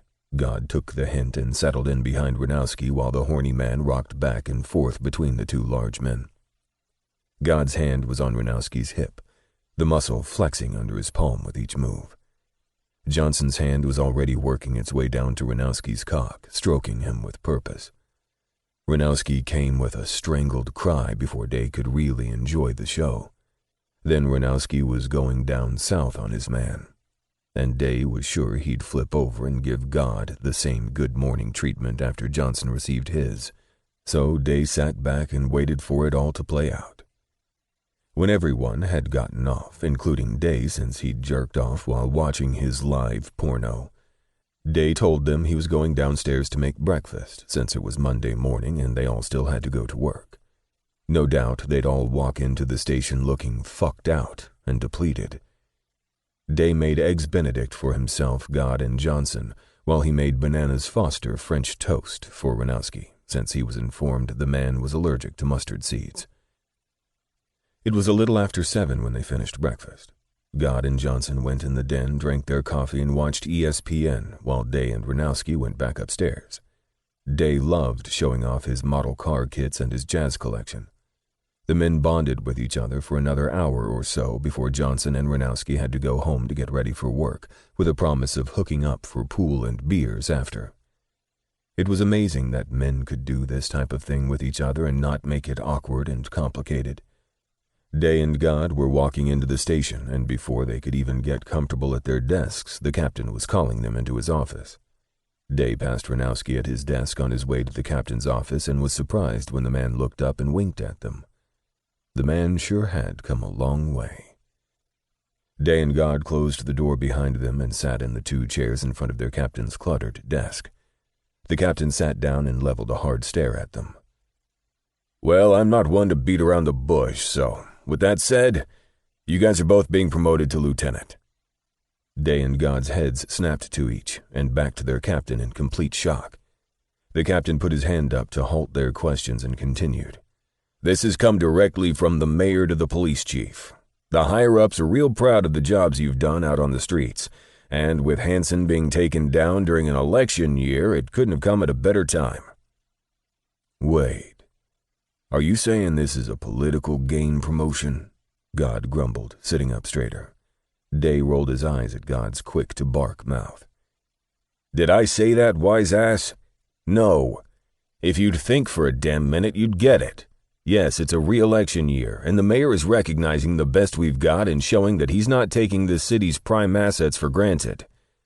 Damn, Godfrey. When I told them I needed 2 good lieutenants, your names were the first they came up with." The captain huffed. He yanked open his desk drawer and withdrew 2 brand-new shiny gold badges and slid them across the desk.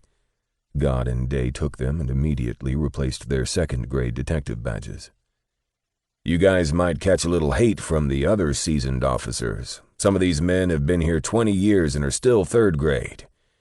But that's their own fault. No one can doubt how hard you guys fight out there. I'm proud to call you my lieutenants. The promotion comes with a shitload of new responsibilities while still doing what you guys do best." The captain finally gave them a slight smile. He narrowed his eyes at them and shook his head in wonder.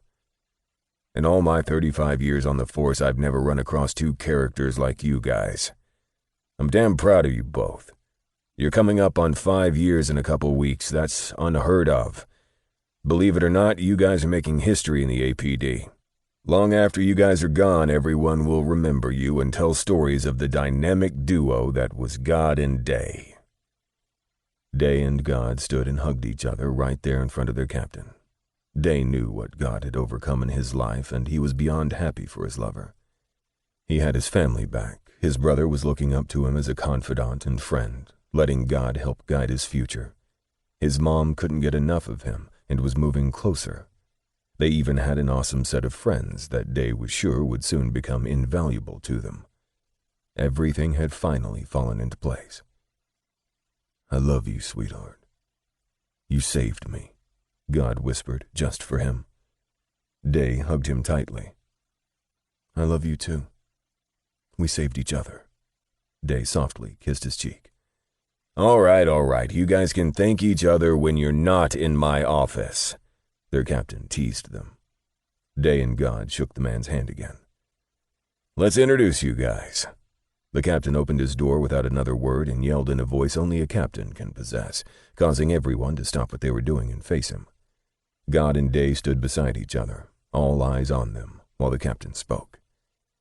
"I'd like you all to congratulate Godfrey and Day on 5 years as a highly successful and respected team on the APD, and welcome them as your new lieutenants," the captain yelled.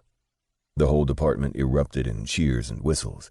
Cops were banging on file cabinets and rattling handcuffs, trying to make as much noise as possible. Day saw Ranowski out of the corner of his eye, running up to him.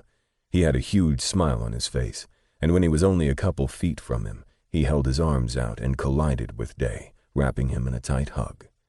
Day lifted the man off his feet and held him close. Day didn't know if Ranowski had forgotten where the hell he was, but he placed a huge kiss on Day's lips before wrapping him up tight again. "Congratulations, gorgeous," Ranowski said in his ear. Ranowski pulled back and beamed at him again before moving over and hugging God. Ranowski gently fingered the word lieutenant engraved in black lettering on God's badge that hung from his neck when his shoulders suddenly went rigid at the silence that had enveloped the entire bullpen. "They're all looking at me, aren't they?" Ranowski said quietly. God just nodded his head and cracked up. Ranowski spun around and threw his hands up in the air like he'd been busted. "Yes, I'm gay, get over it," he yelled, and turned back to them. "Give us some credit. We're all detectives here, Ranowski. We figured that out years ago," one of the forensic detectives yelled back, and everyone started cheering again. Day was proud that Ranowski took it all in stride, even though his neck and ears were beet red. Most of the faces Day saw were friendly and looked genuinely happy for them. But Day was a people watcher, and he'd definitely noticed the few that slipped out of the station with displeased glares. Day shrugged it off. He'd learned very young that you can't please them all. The women were coming up to them and hugging them while the men gave them strong handshakes and told them it was a promotion well deserved. It was no secret that God and Day doubled everyone else's record in the amount of arrests they made and had taken over $100 million worth of drugs off the streets in their 5 years as partners. Day and God were at their desk still feeling high from all the recognition when Cecil came over to them. She'd been on desk duty since returning 2 weeks ago. She still had 6 long months of physical therapy ahead of her before she'd be out in the field again. "You know, God, now that you're my lieutenant, you have the authority to select my assignments." She winked. "Of course I will, babe," God told her. Cecil's brown eyes lit up. "As soon as your doctor says you're finished with therapy," God amended. He didn't try to dodge the hard slaps she landed on his shoulder. Asshole, she huffed, and picked up God's gold badge, inspecting it carefully when a wide smile spread across her face. So, can I call you Lou? Not if you expect me to answer, God retorted dryly. She rolled her eyes at God's sarcasm. You're lucky your partner saved my life, or else I wouldn't be throwing you guys a 5-year celebration party next month. What party? God asked. I'm not telling, she sing-songed on her way back to her desk. Day and God's promotion really hadn't hit them until they came back from lunch, and there were 4 detectives milling around their desk.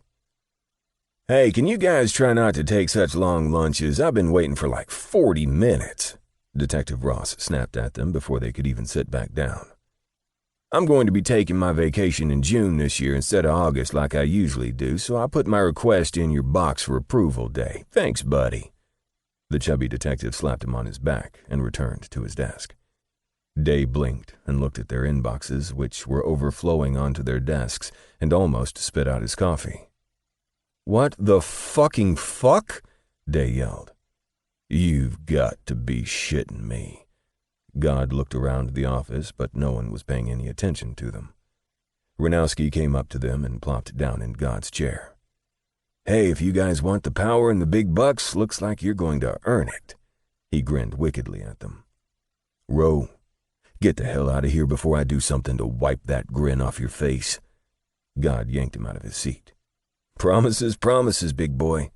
Ranowski laughed and took a couple steps toward his desk before turning and adding, Oh, and lieutenants, I'm going to need one of you to question a suspect with me this afternoon.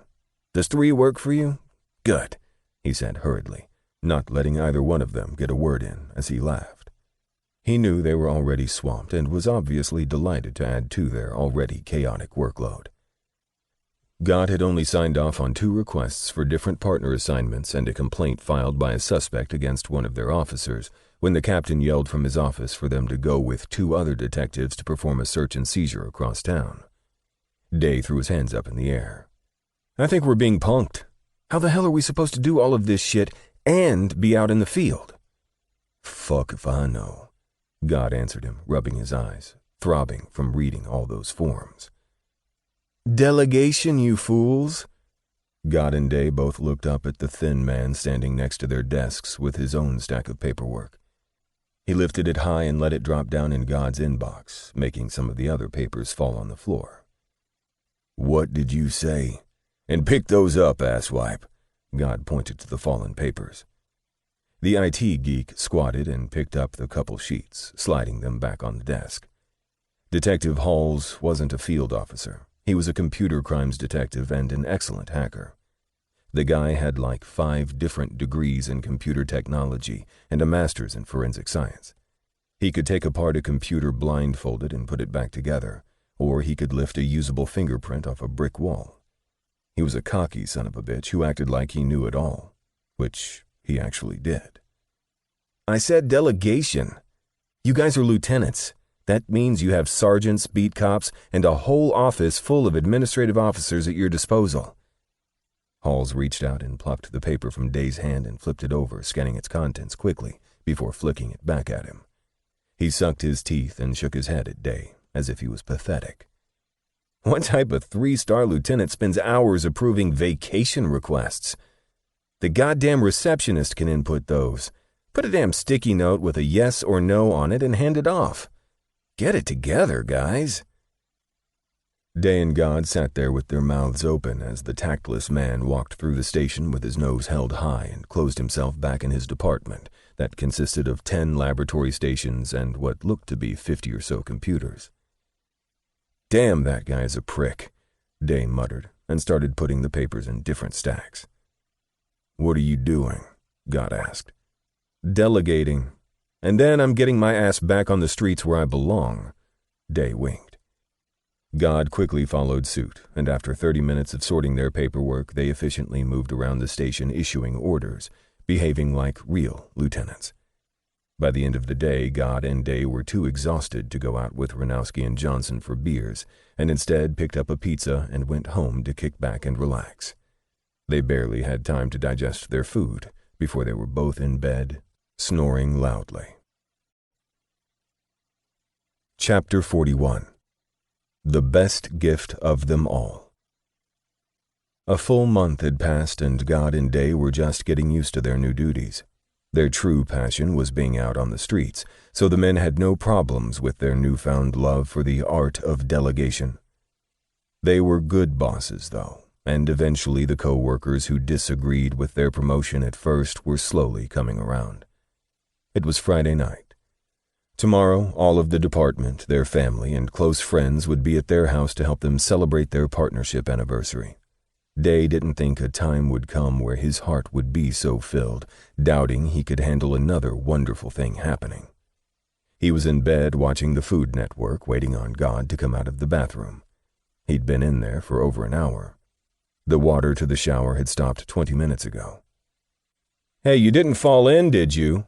Day called out. No answer. "Babe?" Day pushed mute on the television. There was no sound at all. "Cash?" No answer. Day pushed the covers back, got up, and walked quickly over to the door. His nipples hardened in the coolness of the room. Goosebumps popped up on his forearms. He tapped a couple times, and before he tapped a third time, God opened the door. Day exhaled a nervous breath. "Geez, didn't you hear me call?" God's hot mouth was on Day before he could finish his sentence. He was pushed back against the wall as God closed in on him, thrusting his strong pelvis into his.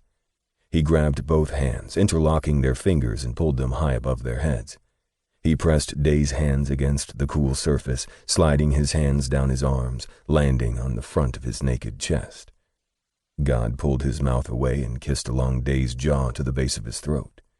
He took in a long inhale against Day's neck. You smell good," God moaned in his ear. Day lifted his chin, letting God do what he wanted. He could smell the fresh shower scent on his man. God's wet hair dripped down on his face. The smell of his masculine shampoo assaulted his senses. "You smell better." God stopped his nibbling and licking long enough to stare into Day's eyes. "I love you so much," God whispered into his mouth. "I know, babe." Day dropped his arms so his fingers could tease at the opening of God's towel. "I never thought I'd be someone special to anyone." God gently caressed the side of his face, looking at him like he couldn't believe he was real. Day's heart clenched at the sincere look in God's striking green eyes. When he spoke again, his voice was strained and filled with emotion. "It's been 5 years, Leonidas. 5 years of me loving you." "I don't know how I existed without you," Day whispered back. God closed his eyes. His breathing was shallow and his jaw ticked with nervousness.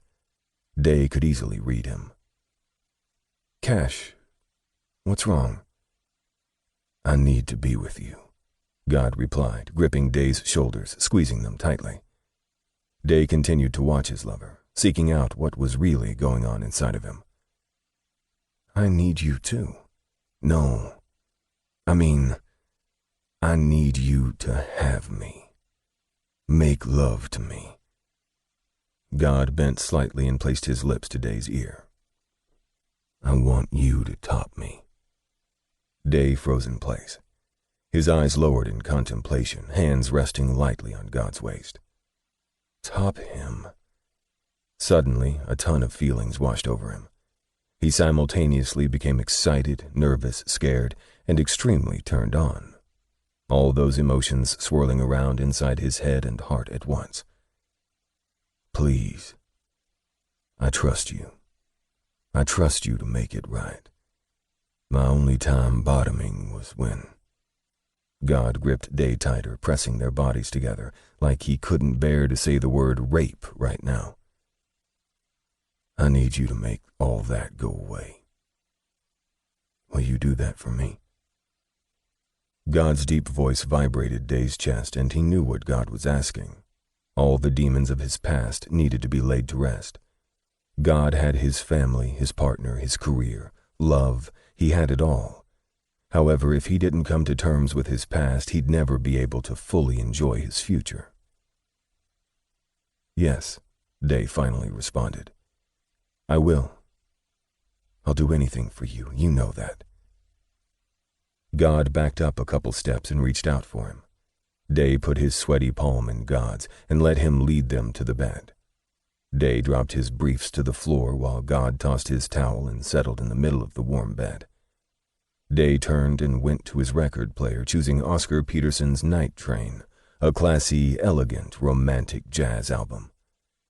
Only the best for his lover. Day turned off the television and all the lights in the bedroom, leaving only the moonlight to illuminate the room.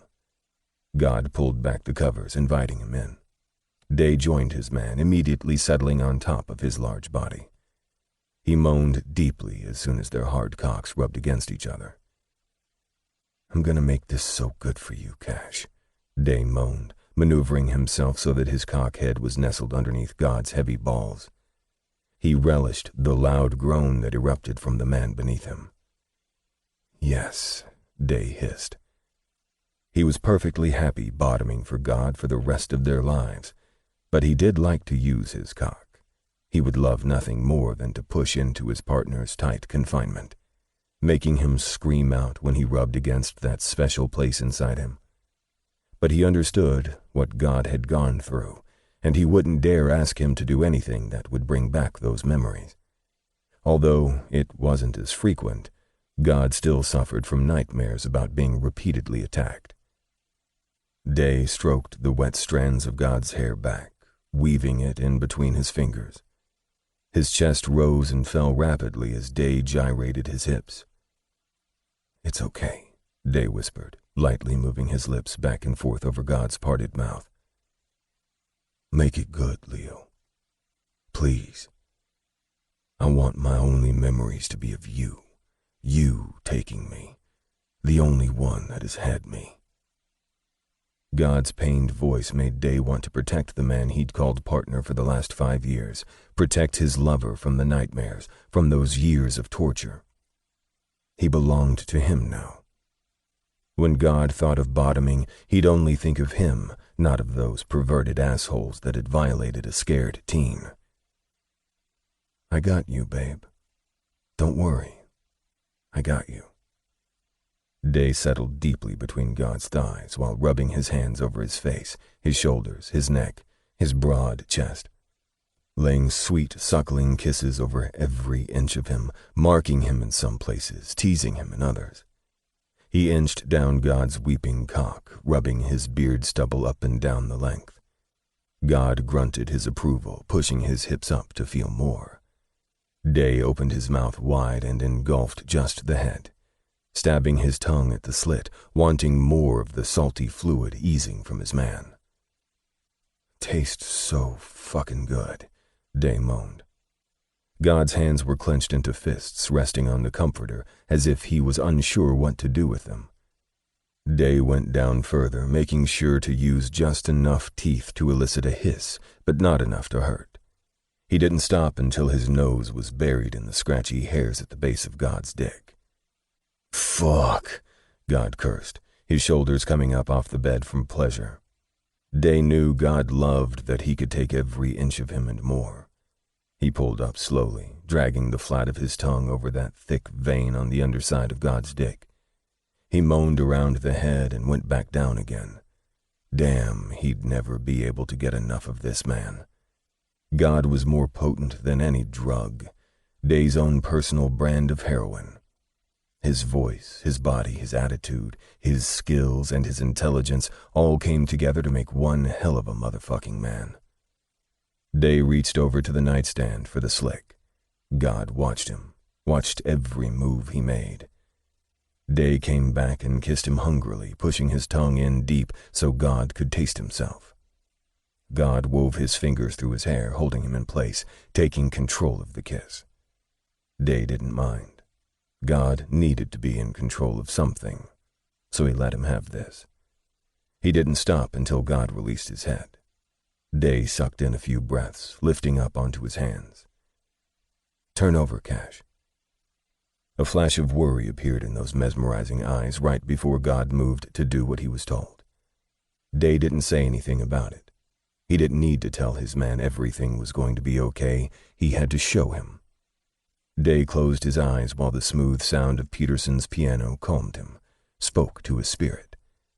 He gently rubbed his palm up and down God's strong back, stroking the large lion, taming the wild beast within his partner.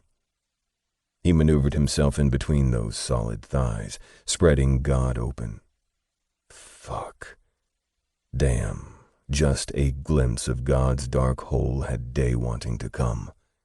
He had to compose himself. He couldn't get too excited, otherwise he'd lose his self-control and do something to mess up this special, very critical moment in God's life. He covered God with his body from head to toe, giving him security and protection, because that's how he felt when God was draped on top of him. He believed it worked both ways because his lover exhaled and sank down further into the mattress. He moved God's long hair out of the way and began kissing his neck while massaging his shoulders. Oh, yes, Leo. Day was doing it right. He wanted God to get vocal with him, let him know that he was enjoying this. Day ran his tongue down God's spine until he got to his hips. He rubbed his face against the soft hairs on God's ass. He gently opened one side of him and felt him tense under his palm. Day began to place soft kisses around his clenched hole before using his tongue to tease at it. God squirmed, but he didn't shy away. Day placed a couple more teasing licks at the tight, furry bud, the dark hairs now slick from his spit, before finally pressing his tongue flat against it, feeling it pulsate. Oh, fuck. God spread wider. Fuck yes. Day pushed down on his own aching cock while he swiped his tongue over God's hole again and again, licking and blowing on the moist flesh. Again, God moaned, just slightly raising his hips up. Day's chest was pounding with restrained energy.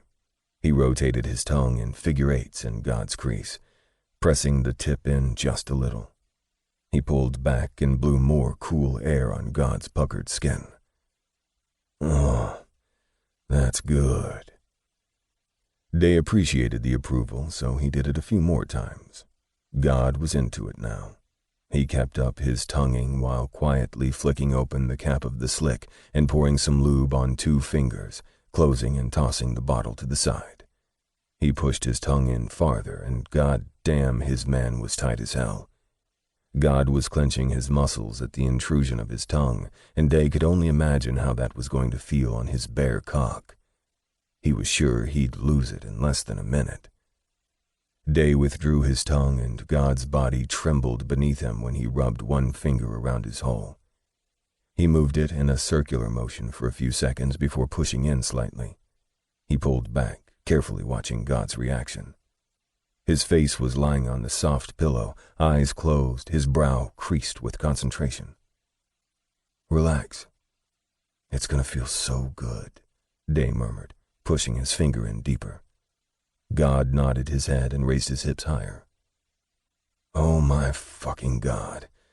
You are the sexiest thing in the world. Looking at you like this, offering yourself to me. Jesus Christ. Thank you for trusting me. I love you so much. Day panted out his gratitude while pushing his finger all the way in, simultaneously stroking his own cock. He couldn't help it. His cock was dark red and angry, needing release now. God grunted again, but Day didn't stop. He pulled out to the first knuckle and pushed back in again, going deeper. His man jerked hard and yelled out his name. Fuck, Leo. It's good. That's so good. God pushed back, seeking out more of that feeling. Day reached between God's legs and pulled his dick back so he could lick at it while he finger-fucked him.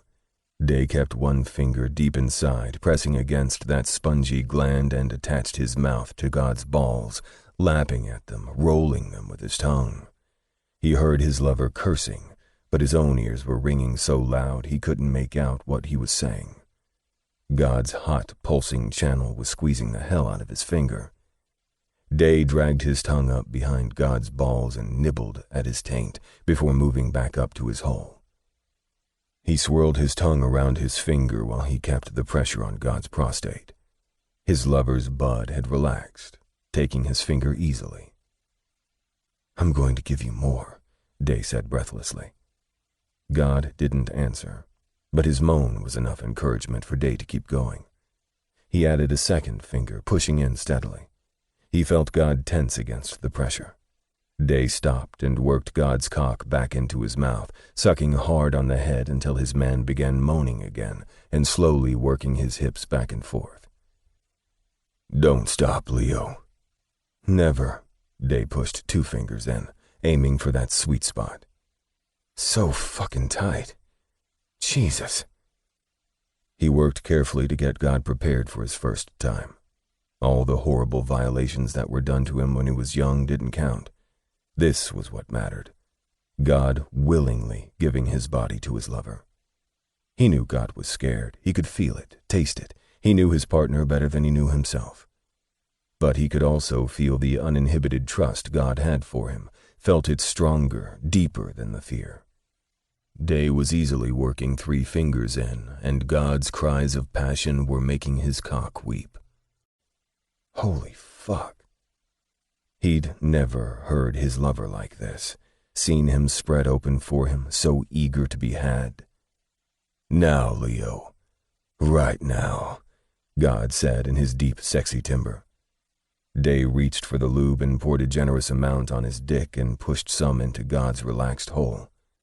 Day had to stop and just stare for a few seconds. In all his life, he'd never seen anything more beautiful than what was in front of him right now. Please let me make this good for him. Day sent up a silent prayer before pressing his blushed head to God's entrance. He wished he could see his face as he entered him, but he knew this would be the easiest way for God to take him in. "Relax, Cash. It's going to be good, I promise," Day whispered in God's ear while he pushed past the ring of muscle. God's body jerked beneath him, a startled grunt escaping his lips. Day halted, pressing his chest harder into God's back while massaging his shoulders. It took all of Day's strength not to push all the way inside and fuck God like it was his last act before death, but Day would do whatever it took. He'd be patient.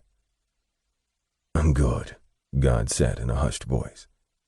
Day rained kisses on the back of God's neck and over to his coarse jaw as he pushed in deeper. He licked around the rim of God's ear, speaking to him calmly.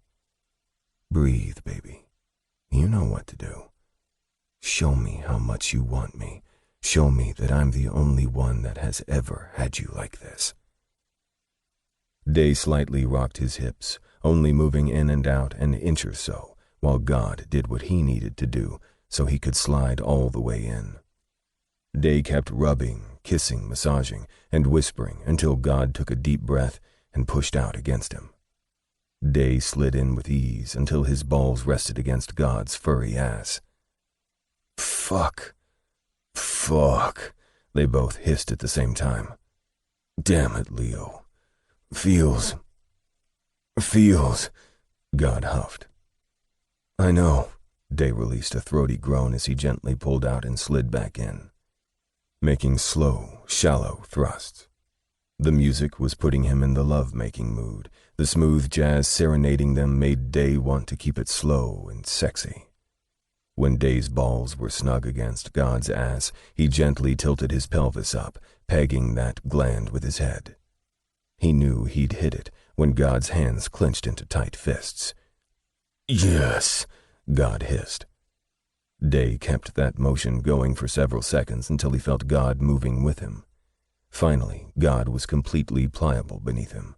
His chest pressed into the soft bedding, his legs spread wide, his ruggedly handsome face turned to the side, gusting shallow breaths into his mouth. Day rose up and got a good grip on God's hips. He lifted him to his knees. He wanted to work God's thick cock while he fucked him. Day pulled out halfway, only to thrust back in with a little more force. God's hands scrambled for something to hold on to. Day grabbed them and linked their fingers together, anchoring them to each other. God's body shone in the darkness.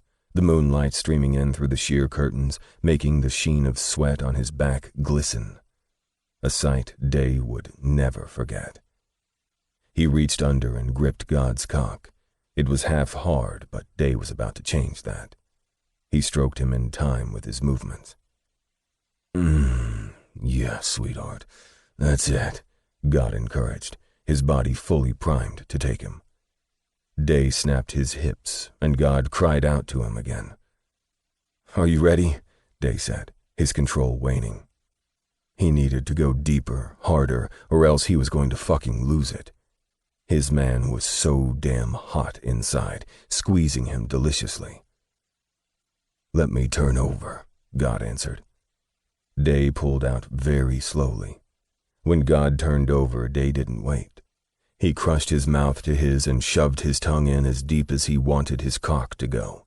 He kissed his man to within an inch of his life, moaning and biting, licking and nipping, until God was begging him to fuck him. Need you right fucking now, Leo. Day ran his tongue along God's muscled pecs, sucking up moist red marks as he went. Dark nipples called to him, made his cock jump as he swirled his tongue around the tight nubs until they were hard. He tugged one of God's arms up, pressing his hand above his head. Fuck. God smelled so good, manly and strong. Day buried his nose in God's underarm, rubbing his cheek along the fine hairs. Day licked him there, another intimate and personal place reserved only for him. He ran the flat of his tongue from the bottom of his pit to the top. God squirmed beneath him, held the back of his head in a firm grip, keeping him there. Day bit and laved at him vigorously, loving the rich masculine smell of his lover. God growled, lifted his other arm, and Day took the hint. He kissed and nipped at each nipple as he made his way over to the other arm. He gave the same treatment to that one. Damn. God's smell was an aphrodisiac. When Dade had his fill, he lined his aching cock up and pushed into the hilt. They both gasped loudly, and Day's eyes rolled in their sockets. God's legs fell easily to the side, and Day started up a rapid, deep penetration, keeping his body flush against God, only his hips moving up and down. Shit, Cash. Feels too damn good. Squeezing the fuck out of me. Day groaned into the crook of God's neck. God nudged Day's face, seeking out his mouth. Day kissed him like it was their first time. He sighed as God embraced him, hugging him tightly to him, his hips thrusting up to meet his. They were in that zone together, where nothing else in the world existed, nothing mattered but them. There were no problems, no stress, no past, and no nightmares. Only them in love, making love, sending all his lover's demons back to the depths of hell where they belonged. Day could feel God's hard shaft rubbing against his abs. His balls tightened and his spine tingled with his pending orgasm. He reached for God's cock and jerked him in long, tight strokes. He held God's shoulder, shoving him downward to meet him as he shoved deep inside. He was almost there, ready to come, ready to fill his man, make him whole again. God gave a harsh grunt right before Day felt the first shot of warm cum hit his chest. His lover's body jerked beneath him while he pumped his dick for every drop God could give him. That's it, love. Come hard for me. God held Day's face while he looked down at their union, watched God's dick pulse in his fist while he released more pearly white fluid to coat his hand. When God was done, he pulled Day in for another soul-searing kiss. God took Day's hand from his cock and brought it up to their mouths. God stuck out his tongue, cleaning his cum off his hand. Oh my fucking... Day's obscenities were cut off when God pushed his cum-coated tongue into his mouth. Day shuddered as his cock jerked inside God's still pulsing channel. God moaned in his mouth while Day started to make love to him again. Love you so damn much, God said on a sated sigh. Day's eyes shone bright with his emotions. I love you too. He panted. His forehead rested against God's. Day didn't have much longer. His hips lost their rhythm when God's lust-filled green gaze bored into him, their unbreakable bond talking to him without words. An amazing ability between soulmates. Silently, he told Day to come deep inside him, told him he was whole again, told him that Day was perfect. He'd been perfect. Day knew he'd do anything for this magnificent man, do anything he'd asked of him, obey his every word. Day held the back of God's neck. His other hand held God's thigh, keeping him splayed open for him. Day moaned low and deep. "I'm gonna come." God squeezed him tightly, held him to his hard chest. Day's back went stiff, his vision blurred as he slammed in deep and throbbed inside God's heat.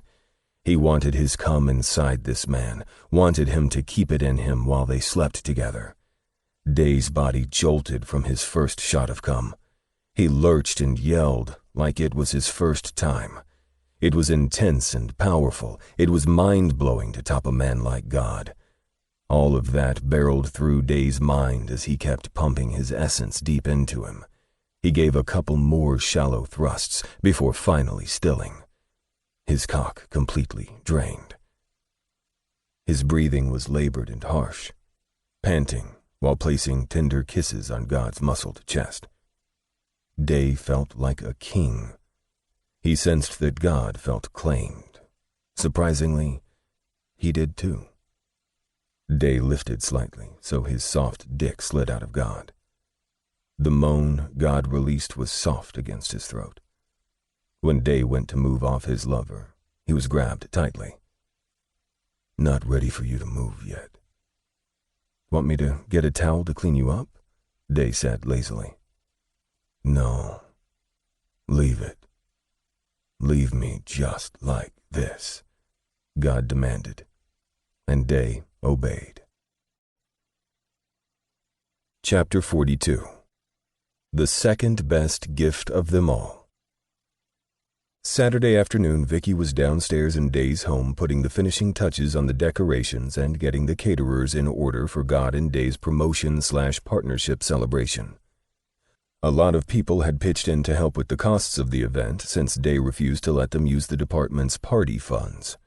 He looked out of Genesis's bedroom window and was really impressed with how they'd turned the backyard of his home into a beautifully decorated barbecue party. God and Day were simple men, so walking around in dressy clothes eating frilly finger foods wouldn't cut it. God pulled Day into his arms, kissing his neck and shoulders before working his way up slowly to his chin. "I'm so in love with you. You were perfect last night." "I love you back, babe." Day tilted his head back and thrust into him. God slid down and grabbed both of Day's ass cheeks and massaged them while moaning in his ear. "Hell, come on, guys. Do y'all have to be sexing all the time?" Genesis covered his eyes as if he'd been blinded. "Yes," Day snapped. "Oh, don't get mad, Uncle Leo," Genesis teased Day, as usual. Genesis loved to get a rise out of his Uncle Leo. He started calling Day and his brother Jackson Uncle, since the guys rode his hide like they were related. Anytime Genesis got a speeding ticket or a C on a test or made any kind of slip-up, they were all over him. After they'd moved God's mom into her new apartment, Genesis had moved in with them, and Day loved how happy his man was to finally have peace within himself now that his family was whole again. Genesis was a great kid, and Day could see more and more of God in him every day. Even when the big goofball went off to college, he'd always have a room here in their home. Especially since he'd only be an hour and a half away at the University of Georgia, playing in front of millions as a Georgia Bulldog this fall. "Jen, how many times do I have to tell you to knock on our door?" God walked over to his brother and yanked him down into a headlock. "I did knock, but you guys were moaning and grunting so loud you didn't hear me." Genesis laughed and started elbowing God in his side so he'd release him. "I came up here to tell you that I invited my friend Terry to the party, and I don't want you guys grilling him and asking him a million questions. We're not a couple or anything. We're just kicking it." Genesis shrugged. "Okay." But you don't have to worry about us embarrassing you because both our moms will be here, so I suggest you have this conversation with them." Day smiled at Genesis while lacing up his black and red Jordans. "You know my mom thinks you're this goody two-shoes honor student who's saving himself for marriage. She doesn't see the actual pervert that we live with." Day threw his head back and laughed when Genesis started shaking his head back and forth. "Jen, go down and tell Vicky we'll be down soon.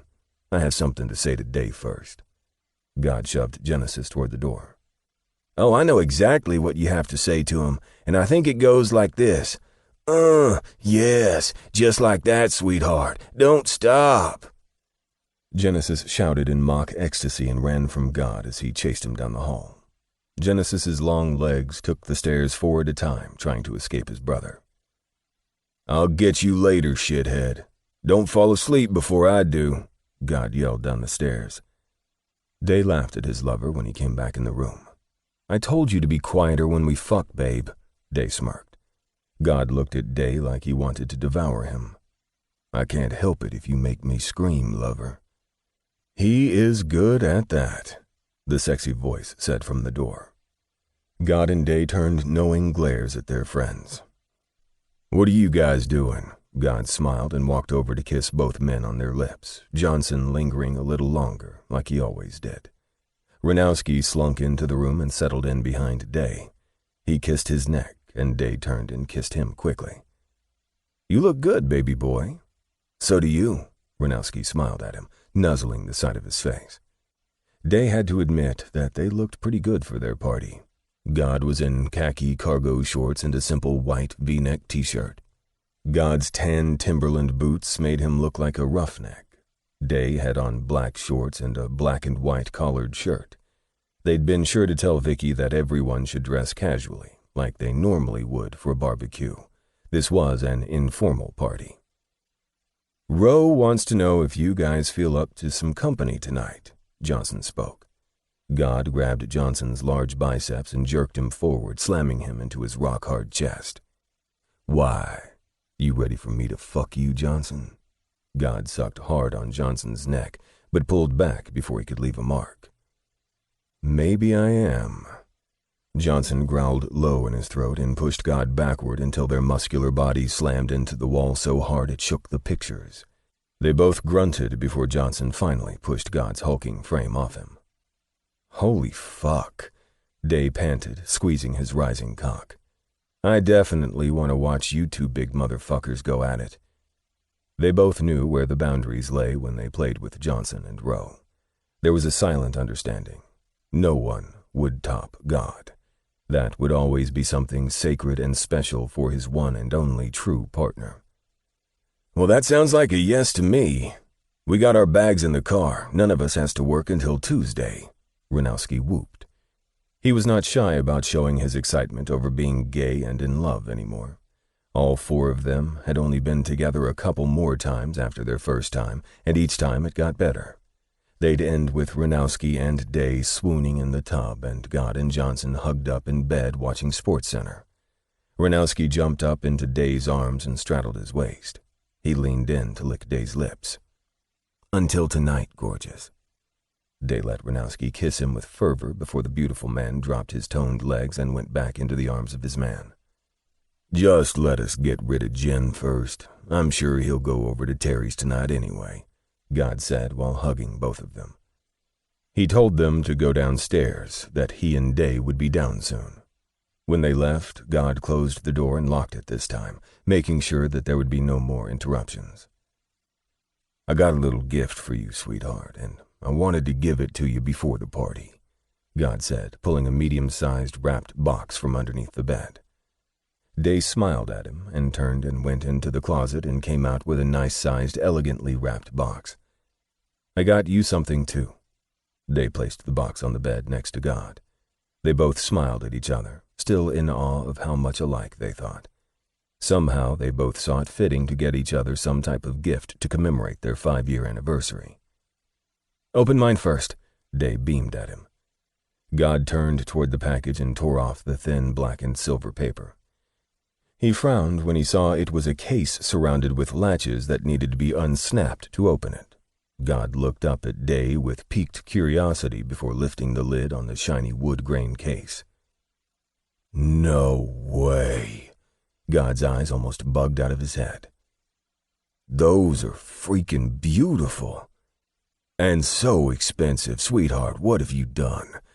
God stroked Day's cheek tenderly. God carefully lifted one of the two identical custom-made .50 caliber Desert Eagles from the felt casing. God looked in amazement at the polished chrome 10-inch barreled weapon accented with 24-karat gold appointments. The custom grips were black walnut wood with a lion's head etched into it. God brought the piece closer and read the sexy cursive script along the long, shiny barrel. In God we trust. God looked into Day's eyes, and Day could clearly see, hear, and feel every bit of the appreciation his lover had for his gift. These weapons were worthy of the man in front of him. Day felt only slightly selfish for choosing this particular gift for his partner of 5 years, because he would reap most of the satisfaction every time his body reacted to God holstering those magnificent weapons close against his body. Come here, Leo. God's rough drawl interrupted his nasty thoughts. God sat on the bed and pulled Day in between his legs.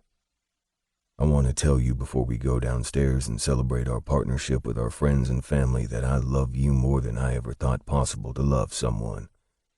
Before I partnered with you, I was a shell of a man going through life, simply existing. I felt like I was nothing special, but you believed I was someone worthy of your love. You've given me purpose, sweetheart, purpose to live. You saved me, and I'll love you and only you forever for it. God leaned in and kissed Day softly. This is for you. God held the box out to him. Day quickly ripped open the shiny green paper and lifted the lid off the velvet box. Oh my God. Day's hand went to his mouth as he stared inside the box. Day frowned and looked up at his man. How the hell did you find this? How did you... Day was at a complete loss of what to say. He picked up the album like it was a newborn, fresh from the womb. An original first pressing of Coltrane's Giant Steps, Day whispered in awe, lifting the vinyl record while inspecting the condition of the cover. Tears formed in his eyes as he stared at the song titles on the back, remembering the smooth notes of every single cut. I've looked all over for this for so many years. I swear I don't even remember telling you about this. Jesus Christ. He looked into God's eyes, looked at the marvel that was his life partner. My father used to play this for my mom and dance her around the living room. Day's voice caught on his feelings. He held the mint condition record close to his chest and closed his eyes at the reminiscences. All his albums got consumed in the fire. I was able to replace every single one he'd lost over time, except this one. I wanted this album so bad. Day smiled through the tears that fell from his eyes at the memory of his father. She could never stay mad at him when he played this record. He loved her so much until the day he died, baby. God pulled Day into his arms and held him tight, letting Day release all the feelings he was having at that moment into him. And I'll love you forever too, sweetheart. God released him gently, took the cover from Day's fingertips, and withdrew the rare vinyl. He walked over to Day's player and placed it on the turntable, slowly dropping the needle on the outer edge. At the first melodious, crackling sound of the needle gliding over the grooves in the record, Day clutched at his heart as memories of his father twirling his mother around invaded his soul. He could hear his father's deep voice singing off-key in his mom's ear while she flung her head back and laughed in his arms. Day finally had his love for life, his partner in every possible way. He looked into God's soulful eyes and told him on a breathless whisper, "Dance with me." This concludes Nothing Special by A.E. Villa, narrated by Aidan Snow. Copyright 2014 by A.E. Villa. This unabridged audiobook is published by arrangement with A.E. Villa and was produced in the year 2019 by Tantor Media Incorporated, a division of Recorded Books which holds the copyright thereto. Please visit Tantor.com for more information on our growing library of unabridged audiobooks. Audible hopes you have enjoyed this program.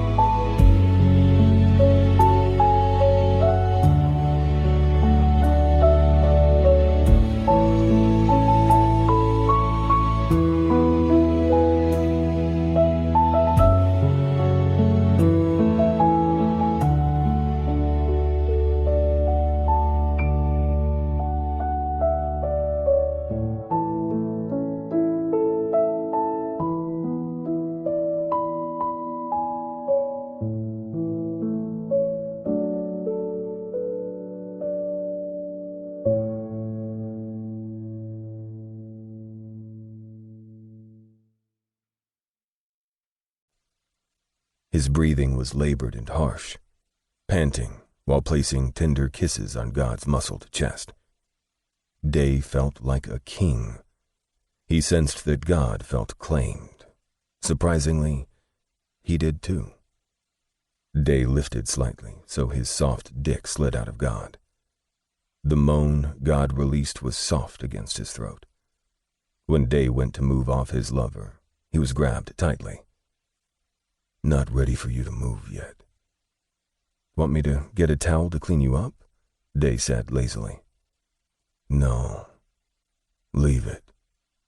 Leave me just like this, God demanded, and Day obeyed. Chapter 42. The Second Best Gift of Them All. Saturday afternoon, Vicky was downstairs in Day's home putting the finishing touches on the decorations and getting the caterers in order for God and Day's promotion/partnership celebration. A lot of people had pitched in to help with the costs of the event since Day refused to let them use the department's party funds. He looked out of Genesis's bedroom window and was really impressed with how they'd turned the backyard of his home into a beautifully decorated barbecue party. God and Day were simple men, so walking around in dressy clothes eating frilly finger foods wouldn't cut it.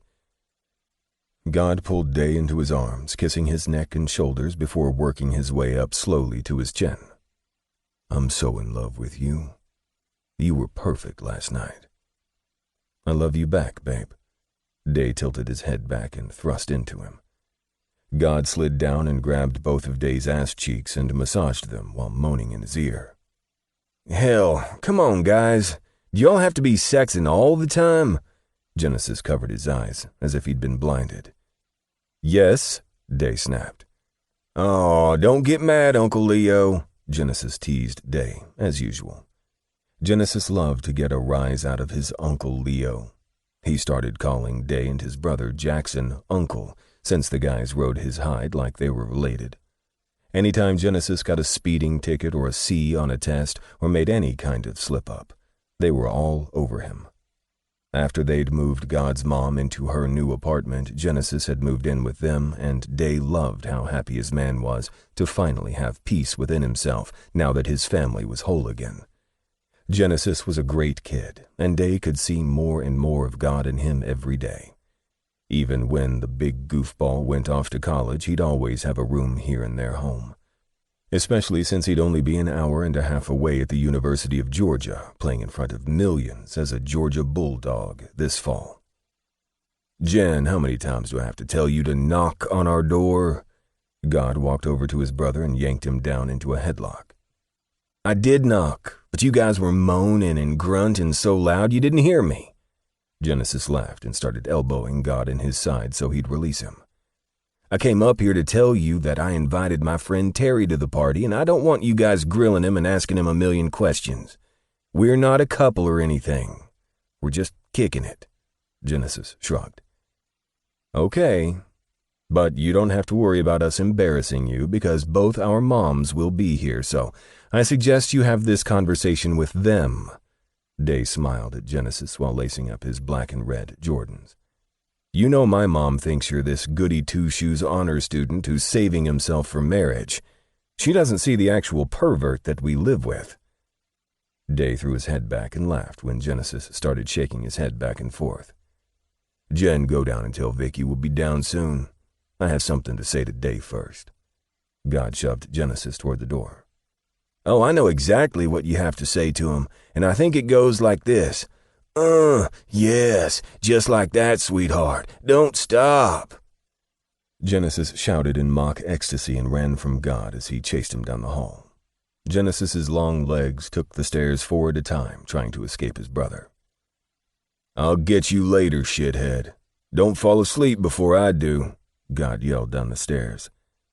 Day laughed at his lover when he came back in the room. I told you to be quieter when we fuck, babe, Day smirked.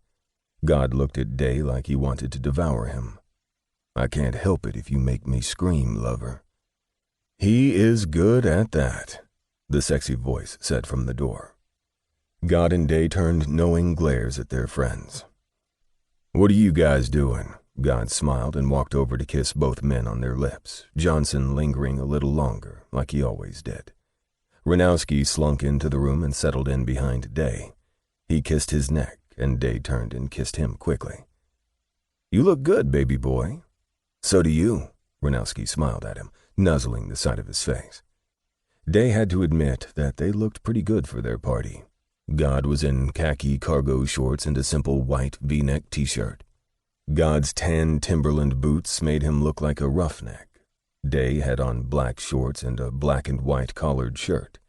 They'd been sure to tell Vicky that everyone should dress casually, like they normally would for a barbecue. This was an informal party.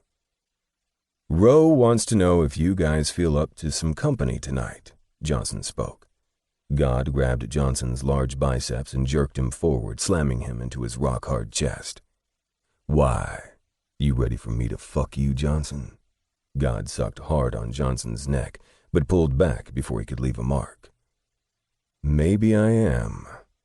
Johnson growled low in his throat and pushed God backward until their muscular bodies slammed into the wall so hard it shook the pictures. They both grunted before Johnson finally pushed God's hulking frame off him. "Holy fuck," Day panted, squeezing his rising cock. "I definitely want to watch you two big motherfuckers go at it." They both knew where the boundaries lay when they played with Johnson and Roe. There was a silent understanding. No one would top God. That would always be something sacred and special for his one and only true partner. "Well, that sounds like a yes to me. We got our bags in the car. None of us has to work until Tuesday," Ranowski whooped. He was not shy about showing his excitement over being gay and in love anymore. All four of them had only been together a couple more times after their first time, and each time it got better. They'd end with Ranowski and Day swooning in the tub and God and Johnson hugged up in bed watching SportsCenter. Ranowski jumped up into Day's arms and straddled his waist. He leaned in to lick Day's lips. "Until tonight, gorgeous." Day let Ranowski kiss him with fervor before the beautiful man dropped his toned legs and went back into the arms of his man. "Just let us get rid of Jen first. I'm sure he'll go over to Terry's tonight anyway," God said while hugging both of them. He told them to go downstairs, that he and Day would be down soon. When they left, God closed the door and locked it this time, making sure that there would be no more interruptions. "I got a little gift for you, sweetheart, and I wanted to give it to you before the party," God said, pulling a medium-sized wrapped box from underneath the bed. Day smiled at him and turned and went into the closet and came out with a nice-sized, elegantly wrapped box. "I got you something, too." Day placed the box on the bed next to God. They both smiled at each other, still in awe of how much alike they thought.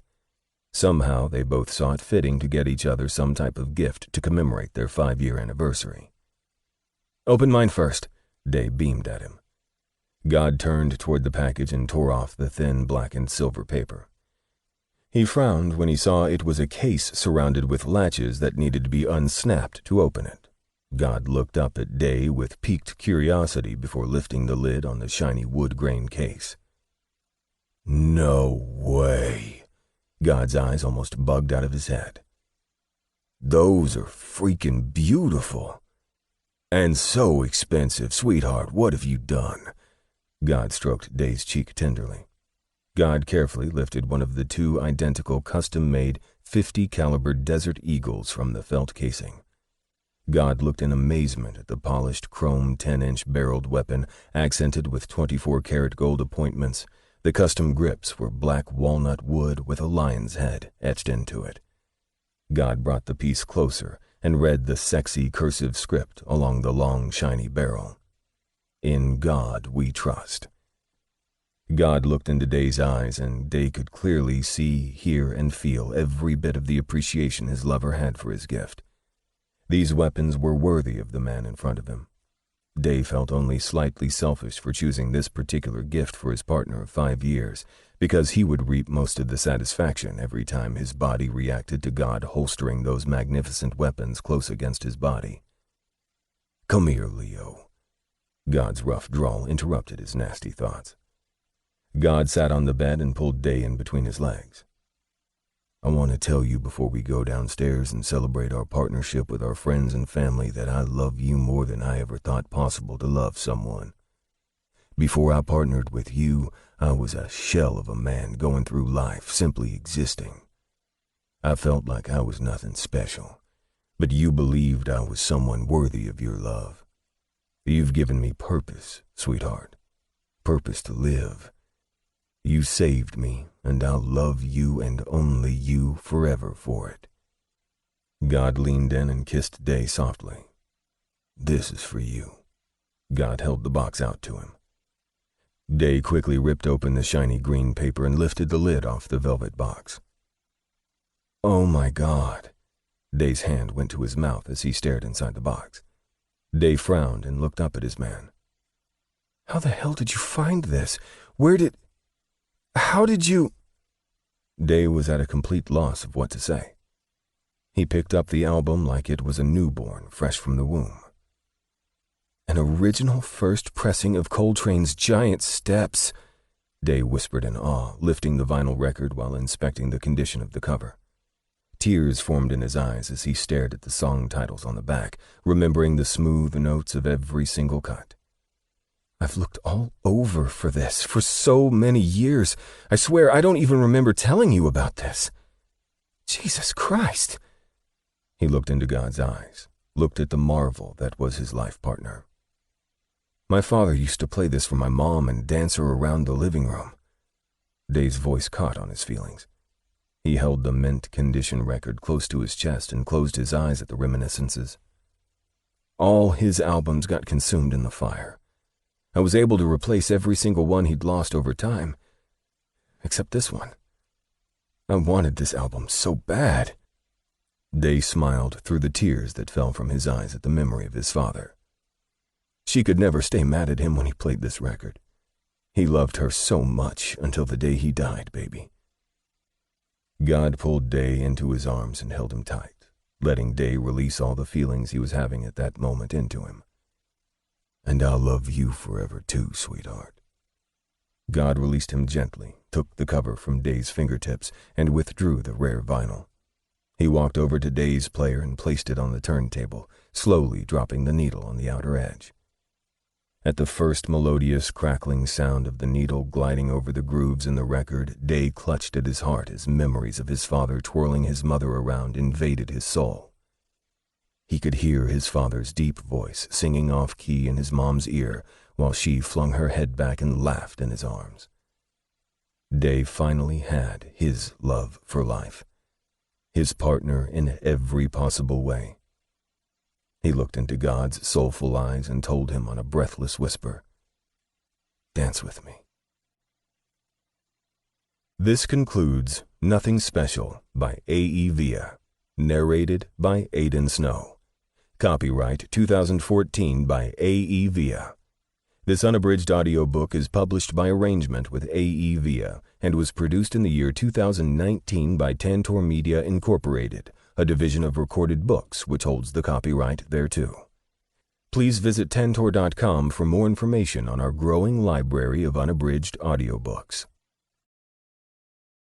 Audible hopes you have enjoyed this program.